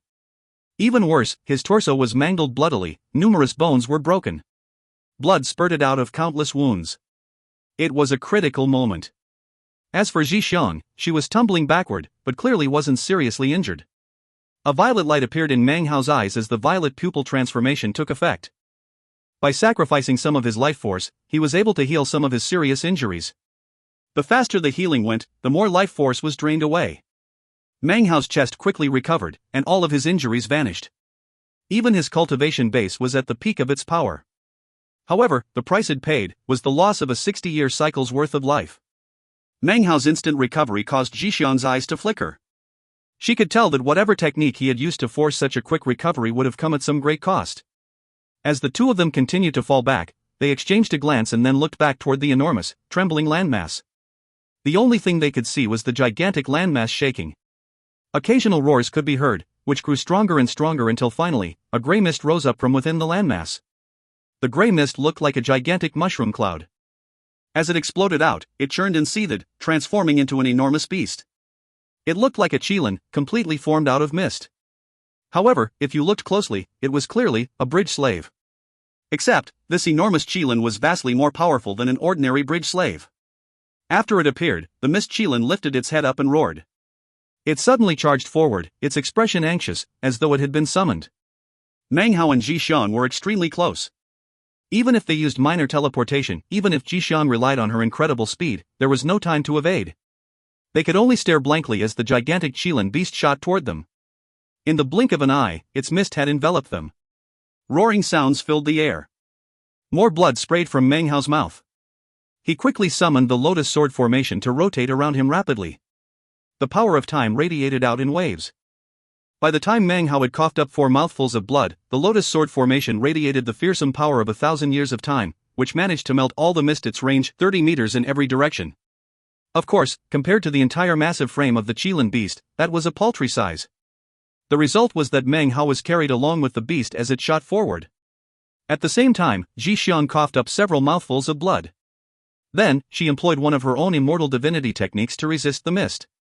Just like Meng Hao, she cut out a space for herself within the body of the enormous qilin beast. They exchanged a mutual glance, and could see the somber look in each other's eyes. They had been put into this situation involuntarily. However, there was no need to discuss how to extricate themselves. At the moment, that would leave them out in the void, directionless, exiled. If that happened, it would mean being lost forever, with no choice but to use an immortality bridgestone to give up and leave. Why do that when I can just hitch a ride on this qilin beast? Thought Meng Hao, his eyes glittering. Let's see what sort of thing it is that can summon bridge slaves. Although the situation seemed to have taken a turn for the worse, he didn't really have any other options.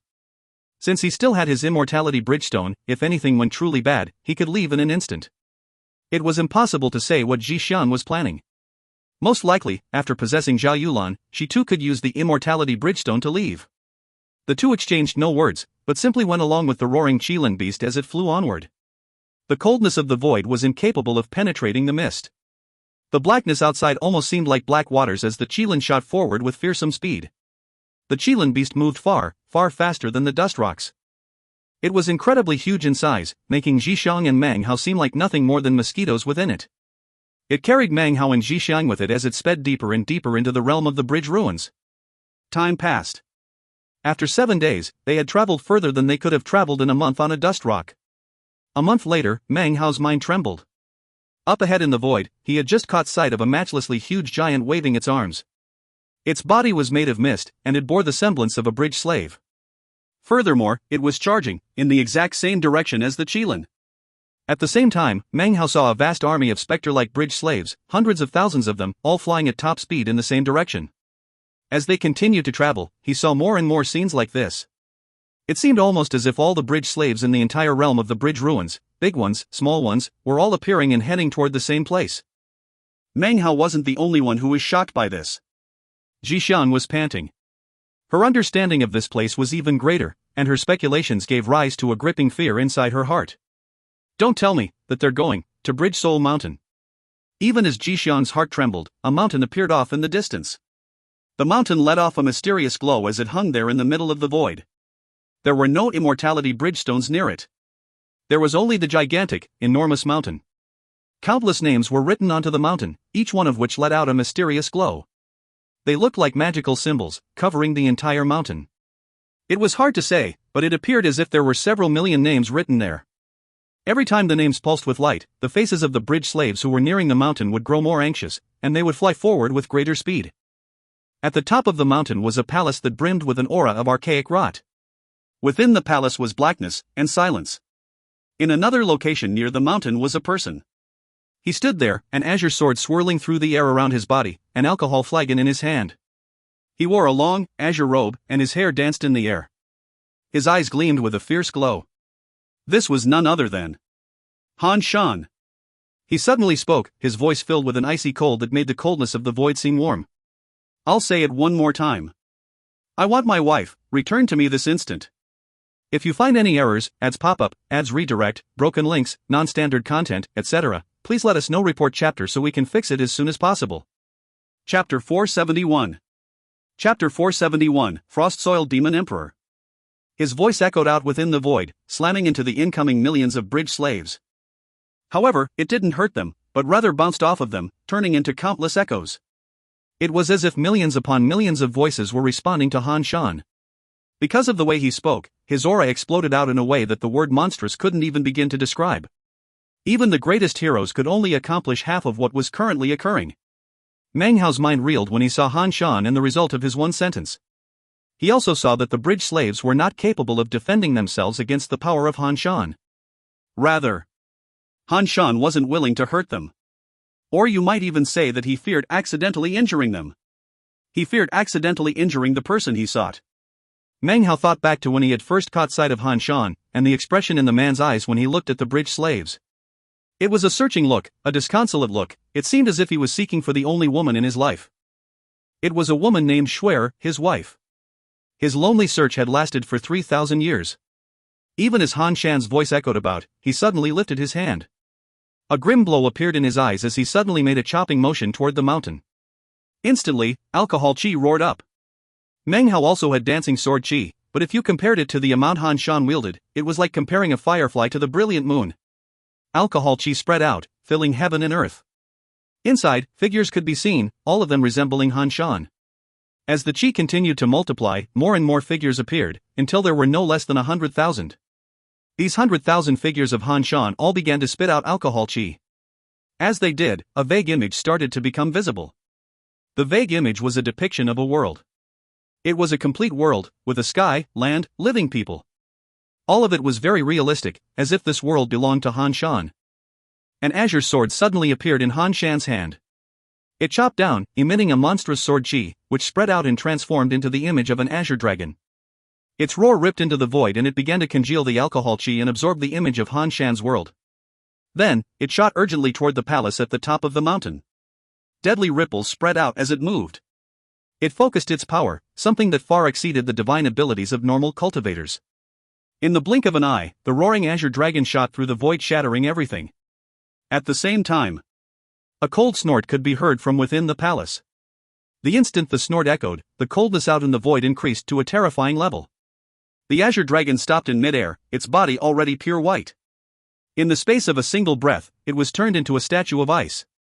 Next, the void began to fill with a sheet of whiteness. The whiteness was frost which appeared out of nowhere. The frost began to merge together into a shapeless mass which spread out in the void.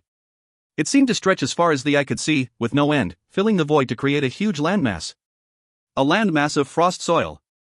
The landmass of frost soil was not ice, but rather, a specific type of soil. It contained dense immortal chi, several times more so than celestial soil. Frost Soil Demon Emperor, said Ji Xiang, her voice hoarse, her face filled with shock and disbelief. She immediately produced an immortality bridgestone and crushed it. However, once she did, her face immediately fell. The teleportation power of the immortality bridgestone did not manifest. Ji Xiang's face drained of blood. The Frost Soil Demon Emperor could not possibly be alive. Didn't he die in battle against the Ji ancestor? His corpse was taken away and transformed into one of the immortality bestowal daisies on one of the 4 great planets, Planet South Heaven. His immortal divinity was ripped out and refined into one of the Ji clan's 9 treasures, the Frost Lamp. All of his disciples and his entire bloodline were taken by the Ji clan and refined into the frigid river, which flows through the main gate of the Ji clan and can never freeze over. Ji Xiang's face grew even paler as she murmured these words. Even though her words were soft, they echoed out within the misty body of the Qilin beast and drifted over to Meng Hao, who was relatively close to her. At the same time, a voice echoed out from within the palace. When it did, the frost soil landmass quaked, and the faces of the surrounding bridge slaves were no longer filled with frustration. Instead, they brimmed with viciousness. Their eyes turned red and began to emanate crazed killing intent. A cold voice could be heard, "Enter my immortal demon world, and life or death no longer rests in the hands of the heavens.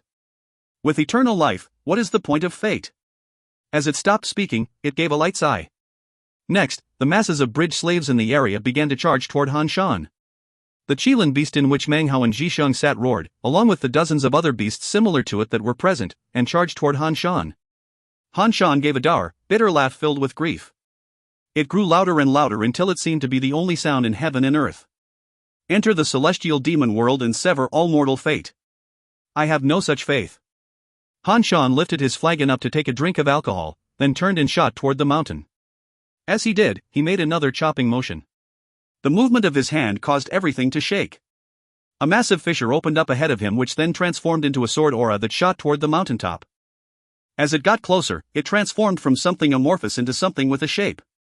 However, it quickly became white and, like the azure dragon, exploded into pieces. At this moment, the bridge slaves were closing in on Han Shan, millions of them. Han Shan's eyes were red as he turned to face them. He waved his arm, causing a blast of alcohol wind to sweep out across them. "I don't want to hurt you. Just bring out my wife. All of you, don't force my hand." He turned and sent more prismatic bands of sword chi flying out. In quick succession, 9 swords appeared. The first band of sword chi was 3,000 meters long. The second band of sword chi was 30,000. By the time the 9th sword appeared, the vast, boundless sword chi permeated the entire world of the void. The 9 bands of sword chi then combined, transferring into an enormous azure sword soul which stabbed toward the mountain. As the sword soul neared, it began to turn white. Cracking sounds could be heard as it got closer and closer. It began to turn dim, and frost appeared on its surface, which cracked and collapsed. This exterminated 8 bands of sword chi, leaving only one behind. This one slashed down toward the palace. Roaring sounds filled the sky. Everything shook, and the palace twisted as an ancient hand appeared from within its depths. The forefinger of the hand pointed out, and the sword chi collapsed. Han Shan coughed up some blood. He looked up toward the palace, a savage look on his face as he roared, "Bring her out." Meng Hao's mind was reeling, and his breath came in ragged pants. He could only watch the scene, his face blank. Everything that was happening far exceeded the comprehension level of a gold core stage cultivator. Even Zhisheng was like a cicada in winter, cautious and solemn. She did understand what was happening, but this only served to fill her with more fear. Sword Immortal Han Shan, a new almighty force who rose up in the 9th mountain during the past several thousand years. And that old man. He looks like the image which hangs in the ancestral shrine of the sect. He looks exactly like the Frost Soil Demon Emperor. It was an old man who had shattered the sword chi. He now stood there outside of the palace, wearing a white robe, looking like a transcendent being. His expression was cold, and a mysterious fire burned within his eyes. He gazed coolly down at Han Shan. "I will give you a single chance. If you can kill all the bridge slaves in the space of 100 breaths, then your wife will appear for you to see. Furthermore, I can guarantee that your wife is not among the bridge slaves outside this mountain." Han Shan glared up at the old man. It was in this moment that the eyes of the bridge slaves grew bright red and their faces filled with madness, as if they wished to devour Han Shan alive. It was also in this moment that the first of the bridge slaves actually reached him. "Screw off!" cried Han Shan, his killing intent billowing up to the heavens. The sword in his hand swept out, causing a prismatic sword chi to appear, along with billowing alcohol chi. Everywhere it passed, thousands of bridge slaves would explode. His killing will had erupted, and Han Shan was going mad. His guilt, his 3,000 years of torment, overwhelmed him with madness. He shot toward the bridge slaves. At some point, a boy had appeared next to the old man. He stood there, smiling and counting aloud, 1, 2, 3. Booms echoed out as Han Shan's slaughter reached a pinnacle. It was as if he possessed no powers of reasoning. Everywhere he went, the only thing that existed was a man and a sword. Vast quantities of bridge slaves were being slaughtered. Sword chi rocketed up, and a gigantic python was slashed. Mist collapsed, dispersing everywhere. However, no matter how Han Shan went about the killing, exterminating millions of bridge slaves was not easy to do in the space of 100 breaths. By the time the boy had counted to 37, there were still many more left. Han Shan roared as he lifted up his right hand and tilted the alcohol flagon over. Alcohol flew out, transforming in midair into multiple flying swords. Apparently, this alcohol flagon did not contain alcohol, but rather, a sword. 100,000 swords appeared.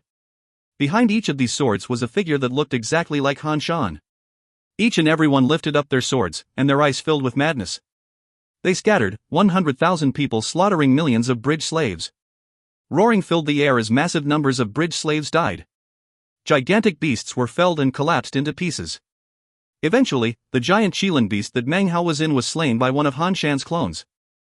It was at this point that Meng Hao personally experienced the fearsomeness of the sword Qi. It instantly cut the Qilin into two pieces. A boom resounded out and blood sprayed from Meng Hao's mouth. He watched as the sword Qi neared him. He immediately lost all power to fight or struggle. However, just before the sword Qi hit him, it stopped for a moment, then went around him. Meng Hao's face was pale. Although the sword Qi was gone, he was now surrounded by bitter cold. It enveloped him in an instant, and he lost control of his own movements. He fell down onto the surface of the frost soil landmass. In that instant, his body was instantly covered in frost. A sense of deadly crisis swept over him. He didn't have any time to think, he immediately ignited the ever-burning flame. The power of his fire-type totem set his wood-type totem ablaze, adding to the conflagration. However, even as the ever-burning flame roared into being, the earth-type totem vortex on his arm suddenly began to suck in the frost soil. This chapter was sponsored by Martin Schultz. If you find any errors, ads pop up, ads redirect, broken links, non-standard content, etc., please let us know. Report chapter so we can fix it as soon as possible. Chapter 472. Chapter 472, The Soul of the Bridge of Immortal Treading. Despite that, Meng Hao's body was still transformed into a statue of ice. He stood there motionless within the layers of ice. The only thing he was capable of focusing on was ensuring that his mind was not exterminated. However, the vortex on his right arm suddenly exploded with intensity. Meng Hao could feel the force of the earth-type power rising up within the vortex. The gravitational force seemed inexhaustible. In fact, you could even say that it approached the point where it could exterminate the power of the frost soil. As for Ji Xiong, she was an immortal divinity who had possessed a physical body. However, at this moment her level of weakness was not much different than Meng Hao's. The sword Qi avoided her, but she too fell down and instantly became an ice statue. The main difference was that she could hold out for much longer than Meng Hao. Up above, the boy standing next to the old man smiled and said, 100. In the exact instant that his voice rang out, Han Shan's 100,000 clones finished exterminating all the bridge slaves in the area. However, it was at this moment that suddenly, within the aura of bitter cold, one figure after another began to appear. These figures were none other than the bridge slaves that Han Shan had just slain. They reappeared with no injuries at all. Not a single was dead. In fact, when Meng Hao looked out from within the ice statue at the bridge slaves, there was one girl who looked familiar. So, do you understand? Said the old man coolly. Han Shan stood there, taciturn. With a bitter look on his face, he lifted up the alcohol flagon and took a drink. The next person to speak was not the old man, but rather, the boy. In my world, if you exercise faith in me, you will never die, can never be slain. Isn't that a good thing? Eternal life. Indestructibility. The only requirement is that you rebuild me. More voices rang out, not those of the boy, but rather, from the surrounding bridge slaves, all in unison. It was almost as if all of these bridge slaves were one person. Exercise faith in me, and you can live forever. Exercise faith in me, and you can never be destroyed. Exercise faith in me, and you can exist with heaven and earth. Exercise faith in me, understand my Tao. My Tao is your Tao. Next, the old man, the boy and the bridge slaves all spoke together. I am the spirit of the bridge of immortal treading. You came here 3,000 years ago to prostrate yourself before me. You made a promise to me. You wanted everlasting life, limitless life force so that you could cultivate your solitary sword song. At that time, you had only 10 years of longevity left. My response to you was that you should exercise faith in me. However, you went back on your word. The last 3 words came out in a roar of endless fury, filled with madness. You clearly consented, then went back on your word, all because of the woman who was with you. She begged and pleaded with you to change your mind. Her persuasion distracted you, and then what she did, made you go back on your promise. I never imagined that in order to ensure that you would never exercise faith in me, she suddenly would shout out those very words, right in front of you. She became a bridge slave. That was what woke you up. The voice thundered up to the heavens, roaring and echoing out in all directions. Han Shan's face was pale and he coughed up a mouthful of blood.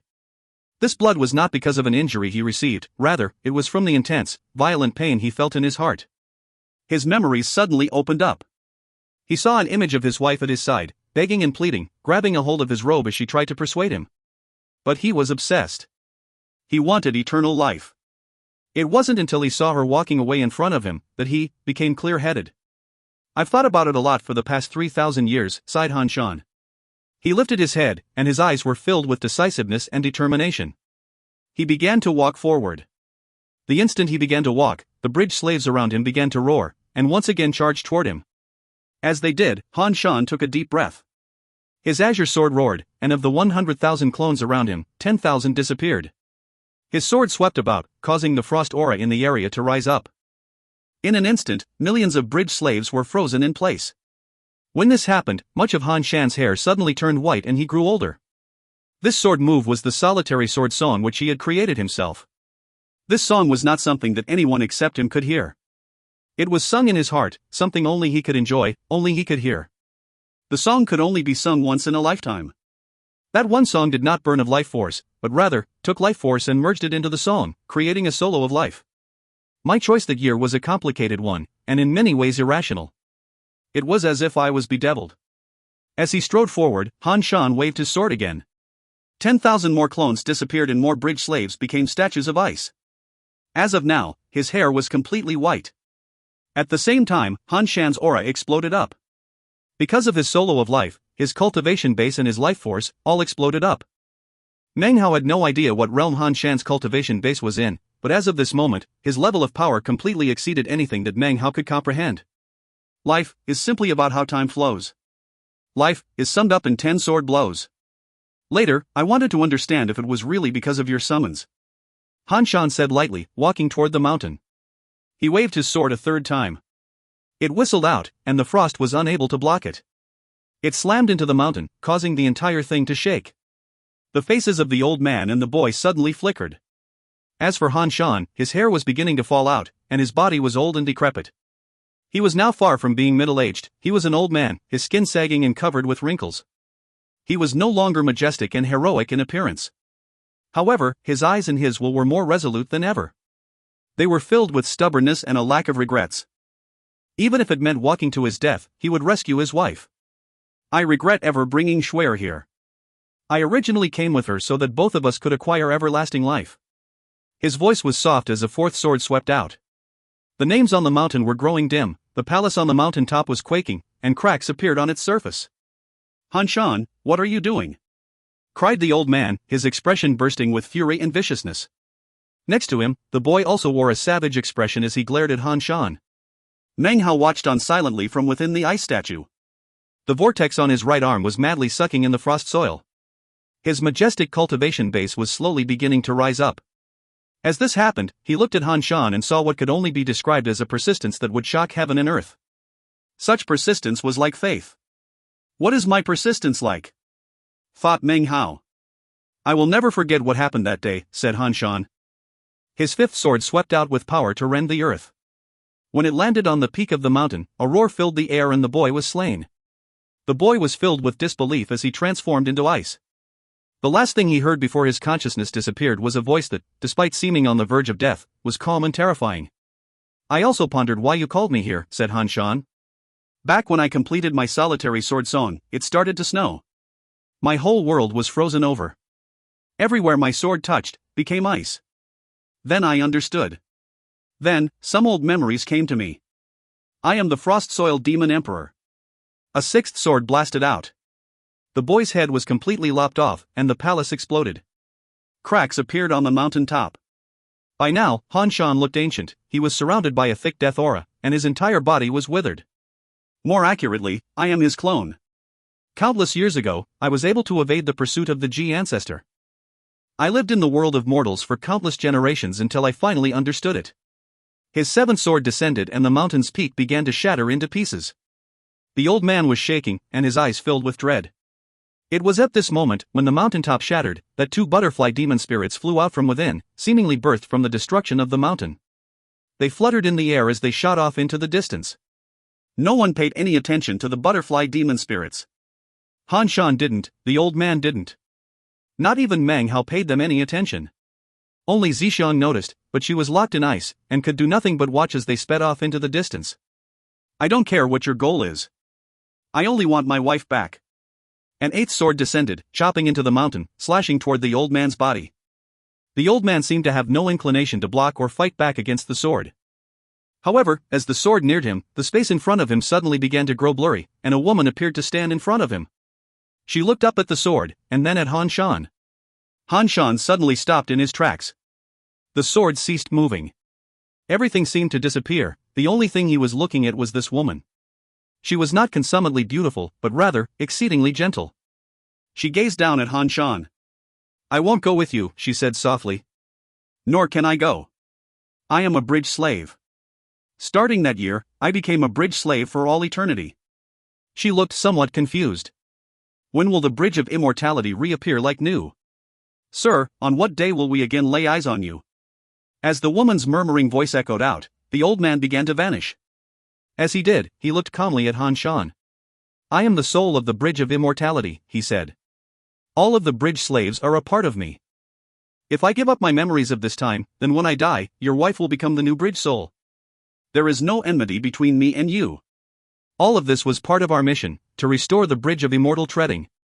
Originally, you should have been the bridge soul. That is why the esteemed demon emperor hid you all those years ago. Now, however, the task will fall to your wife. My mission is complete, although not perfectly. My task was to find you and bring you back. This was the final command of the esteemed demon emperor before his death: find you, and make you a bridge slave. With that, he faded away.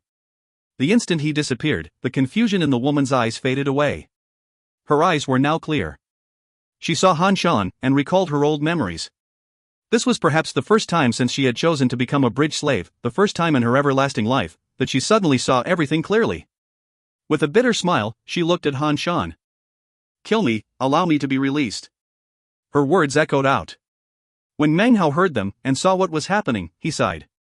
The clearness only lasted a moment. In the moment when a bridge slave becomes the bridge soul, the bridge slave would have one moment of clearness. After that moment, the bridge slave would be awake and conscious, but would no longer be the same person they were before. That person would be the new soul of the bridge of immortal treading. If you find any errors, ads pop up, ads redirect, broken links, non-standard content, etc., please let us know. Report chapter so we can fix it as soon as possible. Chapter 473. Chapter 473, Frost Soil Success. At the moment, the vortex on Meng Hao's right arm was absorbing the power of the frost soil in the area. This frost soil, which seemed to be filled with the power to exterminate anything, caused the vortex to gradually begin to coagulate. A glowing white character for Earth was now starting to appear. When the ancient character for Earth became clearer, Meng Hao's cultivation base began to roar as a new power began to make Meng Hao suddenly even stronger. Every beat of his heart sent blood coursing through his veins. A boundary had been reached, and now his cultivation base grew more powerful. His gold core was even stronger than before. It's still not enough. The aura of this frost soil is actually much more intense than that of the celestial soil. His eyes glittered with determination as he rotated his cultivation base. He focused all his energy on absorbing more power from the frost soil. I've really struck it lucky here to be able to absorb this frost soil. If I can use it to form my earth-type totem tattoo, who knows how much more powerful it will be than a celestial soil totem. His eyes filled with anticipation. Roaring filled his body. Despite being stuck in the ice statue, the frost soil in the area continued to be sucked in, causing it to grow thinner and thinner. However, the effect wasn't too noticeable. After all, the landmass formed by the frost soil was enormous. Zhixiang wasn't too far away in another ice statue. At this point, she couldn't help but look from Han Shan and the woman over toward Meng Hao. What's he doing? She thought. Because of the shocking scene that had been playing out just now, she hadn't noticed Meng Hao's aura earlier. However, now she did. She stared with wide, disbelieving eyes, shaken by Meng Hao's audacity. He's absorbing the frost soil. Frost soil is unique in all the ninth mountain. According to the legend, long ago, even before cultivators existed, a land mass was born that was completely white and infinitely cold. Eventually, countless years ago, when cultivators were just beginning to appear in the ninth mountain, it gained consciousness. However, as the land of frost soil expanded, it eventually turned into a person. He swept over the ninth mountain and sea for countless years, and was known as the frost soil demon. Eventually, he came to be called an emperor. The frost soil demon emperor. Now, Meng Hao is actually absorbing the power of the frost soil. Although this particular area of frost soil was created by the bridge soul of the Bridge of Immortal Treading, clearly, this whole area is the work of the frost soil demon emperor. If it wasn't, then the frost soil could not possibly appear. What Meng Hao is absorbing is not true frost soil, but rather an ornamental version of it. However, it still far exceeds celestial soil. There's really not even any way to compare the two. According to the ancient records in the sect, not including Lord Li, there were 3 greater demons in the ancient immortal demon sect. They were the ones who built the Bridge of Immortal Treading, but isn't he worried he's going to take it too far and die? Ji Xiang had really never imagined that the day would come in which she would be envious of a mere core formation cultivator. True, he could slay nascent soul cultivators, but to see him absorbing frost soil was shockingly extraordinary, enough to arouse the jealousy of an immortal. Even as Meng Hao absorbed the power of the frost soil, Han Shan's soft sigh could be heard. He was looking at his wife, his expression one of warmth. He had heard her words just now, and could also see that her expression was no longer clear, but rather, frustrated again. Deep in her eyes burned a mysterious fire, similar to that which had burned in the eyes of the old man. "Come be with me, okay?" said the woman softly. There was something very strange in her voice as she looked at Han Shan. Han Shan closed his eyes and was silent for a moment. Then he smiled, a smile filled with warmth. He knew that the person in front of him was no longer his wife. She had truly become the soul of the Bridge of Immortal Treading. He knew that the only thing he could do was to kill his own wife. It would be a release, she would no longer be the bridge soul, and she would no longer have everlasting life. She would finally be herself. Han Shan sighed. He was old now, and his face was filled with wrinkles. His aura was no longer how it had been. He was an old man, seemingly on the verge of death. Perhaps his azure robe could conceal the loneliness he had felt for so long, but it could not conceal his ancientness, nor his exhaustion. He had searched for 3,000 years, had felt guilty for 3,000 years. However, when he finally found what he was looking for, it was like this. Shaking his head, Han Shan waved his hand. Instantly, the ice surrounding Meng Hao and Ji Xiang shattered. Ji Xiang immediately retreated backward, blood seeping out of her mouth. With each step she took, her face grew more pale, the coldness was once again pressing down oppressively onto her. The instant Meng Hao's ice statue shattered, the frost soil in the area began to shoot toward him. It transformed into an enormous white vortex that surrounded him. As the vortex spun, the frost soil in the area began to disappear as it was sucked into Meng Hao's body. The coldness was oppressive, and an earth-type aura rose up to the sky. The sight of this caused Han Shan's wife, the new bridge soul, to glance over at Meng Hao. Han Shan turned his head to look. When he saw Meng Hao, he suddenly laughed. "It is what it is," he said. "It seems the two of us are bound by karma. Let me bestow a bit more good fortune upon you." With that, he lifted his right hand and then pushed it down toward the frost soil landmass. Han Shan's body immediately began to tremble as a white and blue aura began to emanate out from his body and rush down toward the landmass. As the aura spread out, Han Shan weakened even further, as if his essence were being drained. He became even older. The blue and white aura merged into the landmass and instantly, the frost soil began to change. It was no longer just white, but glowed with a blue light. Its aura was completely shocking, and the coldness of it exploded up. The entire landmass began to tremble because of this ancient, archaic aura. It seemed to have existed for a very, very long time. It had seen countless forms of life, and knew the warmth and coldness of the world. It had experienced life and death, and had existed throughout the ages. It seemed as if, this frost soil landmass which had previously not been true frost soil, suddenly had transformed into that unique, true frost soil which had once existed in the ninth mountain. The white and blue aura was none other than the true power of the essence of frost soil demon emperor's clone. Now that he had sent out this power, the land mass below truly was the real frost soil. The land shook as it suddenly began to crumble in on itself and grow smaller. As it did, it quickly became more refined and pure. If you were able to stand far up above the Bridge of Immortal Treading, you would be able to see this process happening. The frost soil which had once stretched out to cover the entirety of the Bridge of Immortal Treading, shrank down in the space of a few breaths. In one moment, Meng Hao could see the edges of the landmass. After the space of a single breath passed, it shrank down to a mass of blue soil only 300 meters wide. The whiteness was gone, it was now pure blue. This was the true frost soil which had given birth to the demon emperor in the ninth mountain. In the blink of an eye, 300 meters became 30 meters. 30 meters became 3 meters. Finally, the 3-meter wide clump of dark blue frost soil shot directly toward the vortex on Meng Hao's right arm, merging into it. Roaring filled Meng Hao's mind as his body slowly floated up into the air. His hair whipped about, and an increasingly intense aura rose up from him. Ji Xiang backed up, her expression one of shock. Considering that she knew Meng Hao was now absorbing true frost soil, she was thoroughly astonished. It was at this point that the vortex on Meng Hao's arm completely solidified into a blue earth character. As soon as it appeared, an enormous landmass of frost soil magically appeared behind Meng Hao. Upon the landmass was a huge tree, which blazed with raging fire. Above the tree was a great metallic, golden river. This was a depiction of metal, wood, earth, and fire. Meng Hao's cultivation base sword. By now, it had completely sloughed off the gold core. Meng Hao's aura merged with the magical image behind him as immense power roared through him. As of now, if Su Bai and Chen Mo, those two late nascent soul cultivators, battled Meng Hao, it was easy to imagine how difficult it would be to determine who would live and who would die. "Take my legacy, take my sword, and take my flagon," said Han Shan. "Leave this place. If ever the day comes in which you can shake this bridge with your cultivation base, then don't forget to repay my kindness. If my wife and I are still here when you return, then I hope you can rescue us." With that, Han Shan laughed. He was aged and decrepit now, but his will once again surged, a will which despised heaven and earth. He flicked his sleeve, causing an azure sword to appear. This sword had never left his side during the past 3,000 years. But now, it turned into an azure beam of light that shot toward Meng Hao. He flicked his sleeve again, and the alcohol flagon, seemingly filled with boundless sword will, also flew into Meng Hao's hands. Meng Hao felt his heart stirring. He looked up at Han Shan, somewhat in a daze. What he saw was Han Shan's back. It looked very much the way it had when Meng Hao first saw him. Lonely, bleak, and desolate. Han Shan waved his hand, and a cold wind sprang into being. It picked up Meng Hao and the shocked Ji Xiang, and carried them off into the distance. The cold wind was incredibly strong. Neither Meng Hao nor Ji Xiang could do anything to resist the power of the wind as it began to carry them off into the distance. Despite the force of the wind, Meng Hao managed to turn his head around for one last look. Han Shan's gentle voice could just barely be heard.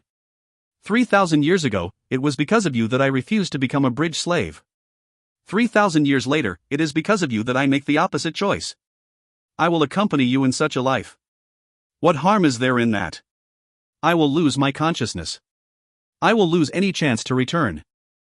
However, as long as I can be with you, neither life nor death are of any consequence. During these 3,000 years, I fought a lot. Legacies and cultivation bases don't really matter. What matters are dreams. Without you by my side, I have no world. You are my everything. I'm willing. I am perfectly happy to exercise faith. When Han Shan opened his eyes, they shone only with confusion. All of his loneliness and bleakness were gone. His wife stood next to him. The two of them turned and made their way off into the distance. They were followed by millions of bridge slaves, an army of specters, moving further and further away. When will the bridge of immortality reappear like new? Sir, on what day will we again lay eyes on you? This chapter was sponsored by Merc_Clown, Sarub Bunsel, and Alex Talbot. If you find any errors, ads pop up, ads redirect, broken links, non-standard content, etc., please let us know. Report chapter so we can fix it as soon as possible. Chapter 474. Chapter 474, therefore, you picked the north. Senior Han Shan, murmured Meng Hao. He had Han Shan's sword, Han Shan's flagon, and on his right arm was a totem tattoo made from Han Shan's frigid soil. These were all physical things. However, deep in Meng Hao's heart existed the image of Han Shan and his wife. That image was not desolate or lonely. There was no confusion, only a husband and a wife, accompanying each other as they walked off into the distance. I, Meng Hao, solemnly swear a vow here in the realm of the bridge ruins. If in this life the day arrives in which I can shake this bridge of immortal treading, then I will without fail repay this kindness. Within the bitterly cold wind, Meng Hao clasped hands, looked back toward the bridge slave specters, and bowed deeply. To Meng Hao, his principles demanded that he repay kindness. Kindness is shown could never be forgotten. Meng Hao continued to meet people who showed kindness to him in life. If he forgot them, then he did not deserve to be a cultivator. It was the same with enmities. Enmities must be repaid many times over. I will do everything in my power to repay my benefactors. I will bring tenfold vengeance upon my enemies. If people do not attack me, I will not attack them. But if someone does attack me, that person shall die. This was Meng Hao. In Confucianism, there is a concept of a path of justice that contains two parts. One part involves being kind and tolerating others. The other involves taking action when necessary. After entering the cultivation world, Meng Hao also had his own path. This path had nothing to do with cultivation, but rather, personal principles. Meng Hao's principles also contained the concept of justice, a justice with two parts. One was the law of repaying kindnesses. The other was bringing death in response to attacks.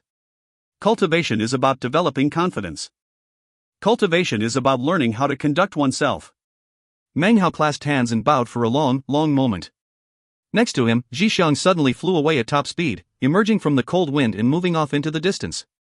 She lifted her right hand, causing a red flower to suddenly appear. She was not attacking Meng Hao. Instead, her flower transformed into a sea of flowers that enveloped a butterfly demon spirit that happened to be flying in this area. Everything happened in the blink of an eye. She laughed as she collected up the butterfly demon spirit, her eyes filled with excitement. Suddenly, another butterfly demon spirit appeared not too far off in the distance. As soon as it realized it had been noticed, it seemed to suddenly be frightened. It flitted its wings and flew off. Zhixiang's eyes glittered as she shot pursuit for a moment, but then stopped. This was because Meng Hao had suddenly exploded with dancing sword qi. The threat of the sword qi caused Zhixiang to feel quite annoyed. She looked over at Meng Hao. This was not the first time he had done something like this. She frowned, then suddenly laughed and sped off into the distance away from the butterfly. As she did, her voice drifted back to Meng Hao. Meng Hao, although our cooperation has come to an end, based on what you now know, if you're interested, then we can come back to this place in 200 years to enter the primordial immortal demon plane. Perhaps you might even learn of a way to rescue Senior Han Shan while you're there. As for that demon spirit, if you want it, I won't fight you over it. Her body flickered and then transformed into a red beam of light that disappeared off into the void. Meng Hao's eyes flickered as he watched Zhixiang leave. He did nothing to stop her, nor did he respond. Instead, he himself shot out into the void toward the demon spirit. Far off in the distance, Zhixiang performed a minor teleportation, reappearing in the void far away from Meng Hao's location. Suddenly, she coughed up a mouthful of blood. Her body began to tremble slightly, and suddenly a ghost image of her own face appeared. Shockingly, this image was Zhao Youlan's soul, struggling to get free. I have no intention of merging with your soul, precious darling. However, you need to abide by our agreement. I'll borrow your body for only 200 years. 200 years later, I'll give it back to you. Furthermore, I won't borrow your body without offering repayment. I will ensure that you stay at the great circle of the nascent soul stage. With it, she jabbed her finger down onto her forehead. This movement caused Zhao Youlan's soul to suddenly grow weaker. A look of fear appeared, and it began to shrink back. Eventually it disappeared. There was no ghost image anymore. I was injured by frost soil, and twice had bitter cold enter my body. Just now, I even circulated quite a bit of my immortal essence in my attempt to get that demon spirit. This Meng Hao is as crafty as a fox and diabolically cruel. If I didn't get out of there, there's no saying that the kid wouldn't actually attack. Zhixiang's eyes glittered. She wasn't sure when, but at some point she had actually come to view Meng Hao as a worthy opponent. However, the fact that the curse doesn't affect him will be a great advantage if he helps in the primordial demon immortal plane 200 years from now. My plan to acquire a demon immortal body will be much more likely to succeed. With that, Zhixiang slapped her bag of holding to produce the 5 Poisons Tribe Immortality Bridgestone. She crushed it, and instantly, her body began to grow blurry. Before long, she was completely gone. Further back in the void, Meng Hao proceeded along alone. The frigid wind had disappeared completely, and the coldness of the void crushed down onto him. However, to Meng Hao, that coldness actually felt warm. His earth-type totem was the unparalleled frost soil. Compared to that, the surrounding coldness could be regarded as boiling hot. After his huge success in acquiring the earth-type totem tattoo, Meng Hao's cultivation base had skyrocketed. His speed was now much faster than before. Furthermore, the void could do nothing to impede him. He was quite used to it now. He chased the butterfly for about an hour before catching it and putting it into his bag of holding. With that, he stopped and began to think. 2 demon spirits. One can be used to get the Crow divinity tribes into the Black Lands. As for the second, I can decide what to do with that one in 200 years when the primordial demon immortal plane opens. With that, his eyes filled with determination, and he proceeded onward. As he moved, he pulled out Han Shan's sword. The sword seemed commonplace, completely ordinary. But Meng Hao had seen this sword slice open heaven and earth, chop through the void, and unleash the shocking aura of the spirit of a mountain. This is an immortal sword. He ran his left hand across the smooth blade, causing a drone to echo out. The drone contained feelings of grief, farewell, and the hope to reunite. Hearing the drone caused Meng Hao to think about Han Shan. He sighed. Compared to Senior Han Shan, I am tiny and weak. Right now, I can't wield you. However, you were gifted to me by him. From now on, you are my sword. I promised Senior Han Shan that I would save him in the future. Now, I promise you that when I do save him, I will bring you with me. The day that I succeed in rescuing him, I will return you to Senior Han Shan. The droning faded away. The azure sword slowly grew quiet. Then, it transformed into an azure beam of light that flew into the air and shot back toward Meng Hao. He did nothing to stop it. The azure glow hit him, causing a drop of blood to appear on his forehead. The drop of blood touched the azure sword, and instantly Meng Hao could sense a clear connection between the two of them. His eyes glittered and he extended his right hand. Instantly, the azure sword's aura rose up to the heavens as it shot off into the distance. It moved so quickly that Meng Hao couldn't see it clearly. It shot directly toward a 3,000-meter wide rock that was approaching. In the blink of an eye, it shattered the rock into pieces. A boom echoed out, and even before the shattered pieces could explode outward, the sword shot back to hover in front of Meng Hao. Meng Hao stared in shock and extended his right hand. The sword slowly began to shrink down until it was about the size of a fingernail. Meng Hao swallowed it, causing the sword to merge into him. This was now one of Meng Hao's trump cards, something that, if kept in his bag of holding, would strip it of the element of surprise when being used. Even as the shattered remnants of the 1,000-meter rock shot toward him, Meng Hao pulled out his chunk of immortality bridgestone, the one that had transported him here to the realm of the bridge ruins. He crushed it in his hand, and instantly, he faded and disappeared. The north region of the great lands of the western desert were rapidly turning into a vast body of water. In the most low-lying of the areas, violet lakes could be seen. The violet rain continued to pour down in buckets. It only continued to grow heavier. The sky was dark, and no sunlight was visible whatsoever, making it seem like dusk. The whole scene turned into an oppressive weight. A coldness spread out everywhere, a coldness that could exterminate life. The mountains were all deathly silent. No signs of life could be seen anywhere. The entire western desert north region was now devoid of spiritual energy. Rotting corpses of beasts could be seen scattered about in the rainwater. Off in the distance, a group of people could be seen moving rapidly through the air. This was a group of about 4,000 or 5,000 people, all in the process of migration. They were silent, their faces sallow. In recent days, migrating groups like this were a common sight in the western desert north region. However, it was at this moment that a bright beam of light could be seen off in the distance, along with an oppressive aura. It moved at high speed through the air, causing a loud booming sound. It seemed matchless aggressive. The beam moved with incredible speed toward the group of migrating tribe members, instantly catching their attention. All of them looked up toward the figure within the beam. The 5 nascent soul cultivators of the tribe instantly looked shocked. Ichenzi. He completely slaughtered 7 or 8 tribes in the area recently. He uses the people he kills as blood sacrifices to further his cultivation. If heaven wishes to exterminate our tribe, then all we can do is be cautious. How come we have to run into this damned Ichenzi? This approaching beam of light was none other than Ichenzi, who Meng Hao had chased in the realm of the bridge ruins. In the midst of the chase, the bridge slaves showed up, giving rise to a huge tempest. Otherwise, the man would have been killed by Meng Hao.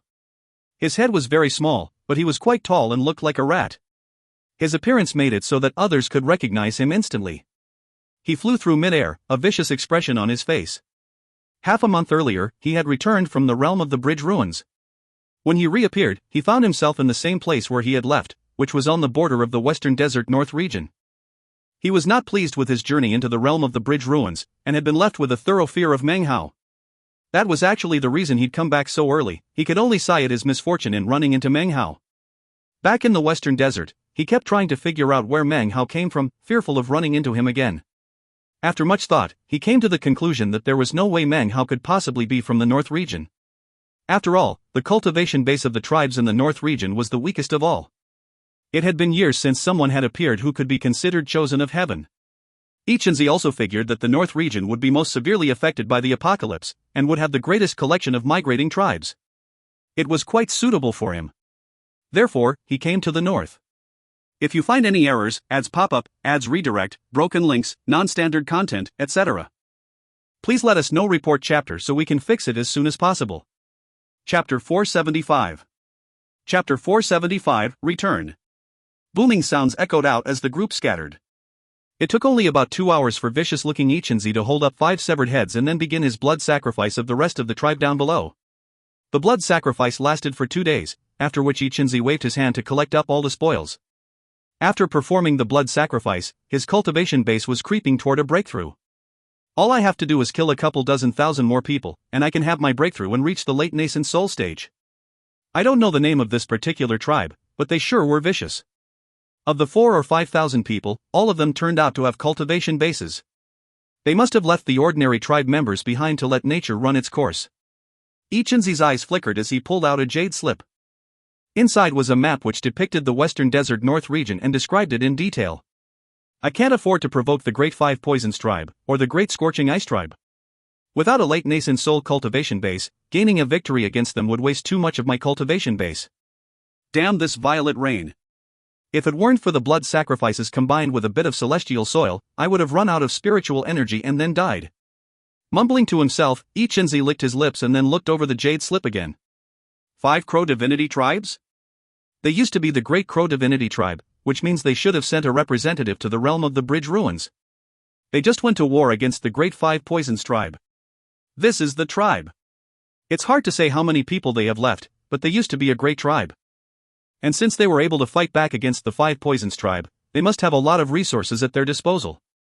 Most important is that if their representative to the realm of the Bridge Ruins didn't die there, then he probably came back with some celestial soil.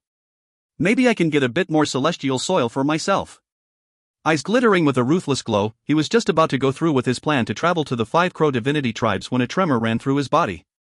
The person the 5 Crow Divinity Tribe sent to the realm of the Bridge Ruins couldn't possibly be that damnable bastard Meng, could it? I couldn't possibly be that unlucky, could I? After thinking about it for a moment, he suddenly laughed at how overly cautious he was being. 23 people went to the realm of the Bridge Ruins. Not counting himself, there were 22, all scattered about throughout the whole of the Western Desert. The chances of running into Meng again were extremely small. Having reaching this point in his train of thought, Ichinzi's eyes filled with cruelty. His body flickered as he shot off into the distance. During his traveling, he would occasionally run into other tribes which he instantly slaughtered. His entire path was one of blood sacrifices. Along the way, his cultivation base grew stronger and stronger. At the same time, his temperament grew more and more ruthless. This was even more the case as he felt himself getting closer to the point of breakthrough. His massacres grew even more savage. He also moved with greater and greater speed. Soon, he was getting very close to the 5 Crow Divinity Tribes. I can already smell the odor of flesh and blood, said Ichinzi, licking his lips as he whistled through the air. Suddenly, a mountain appeared up ahead. The mountain was bare, and beneath it could be seen a body of water. It wasn't extremely large, more a large lake than a sea. The mountain stuck up out of the middle of the huge lake. At its peaks, a large group of huts had been erected to provide protection against the rainwater. This was the location of the Crow Divinity Tribes. It was now a full 5 months since Meng had left. Of the 2,000 tribe members, there were only a bit more than 1,000 left. Several hundred tribe members had died in the past 5 months, their life forces exterminated. They had been buried in the mountain, accompanied by weeping and the funeral dirges of their fellow clan members. Everyone knew that it wouldn't be long before the entire mountain existed at the bottom of the sea. Every day, a tribe member was sent down the mountain with the specific task of measuring how much the water had risen. This way, they could calculate roughly how much time was left. The water has risen less than a meter since yesterday, said the Crow Bloom tribe Grand Elder. He sat in a hut next to the Crow Soldier tribe Great Father. The Crow Soldier tribe Great Father's hair was gray, his face sallow, and his body emaciated. He sat there silently, looking out at the seemingly endless violet rain. When he spoke, his voice was bitter but low, in order to prevent many people from hearing his words. 5 months. Perhaps the exalted sacred ancient has already left us. The power of the thorn rampart vine is fading. If he left, that's fine. However, he promised he would return to us with hope. The man's voice was hoarse, and his expression blank. Hope, said the Crow Bloom tribe Grand Elder. He looked around at the other tribe members in the huts. They were silent and gloomy. Their eyes were open, but didn't seem to look very different than if they were closed. Many of them had bodies as thin as firewood. None of them had any hope at all. As the spiritual energy of heaven and earth faded, as the violet rain fell harder, life was exterminated. This made it difficult for the ordinary tribe members to survive. Even the cultivators felt their cultivation bases withering, making it difficult to maintain their place in their current stage. "He'll come back," said the Crow Soldier Tribe Greatfather softly. He didn't speak very loudly, but his voice was filled with passion. He believed what Meng Hao said, and he trusted that Meng Hao would definitely return. The Crow Bloom Tribe Grand Elder let out a soft sigh and was about to say something more when suddenly his expression flickered. He looked up into the air. At almost the exact same moment, the Crow Soldier Tribe Greatfather suddenly lifted his head up. Within his withered body, his cultivation base once again began to rotate. His dismal eyes suddenly began to shine with an aggressive glow. It wasn't just these two.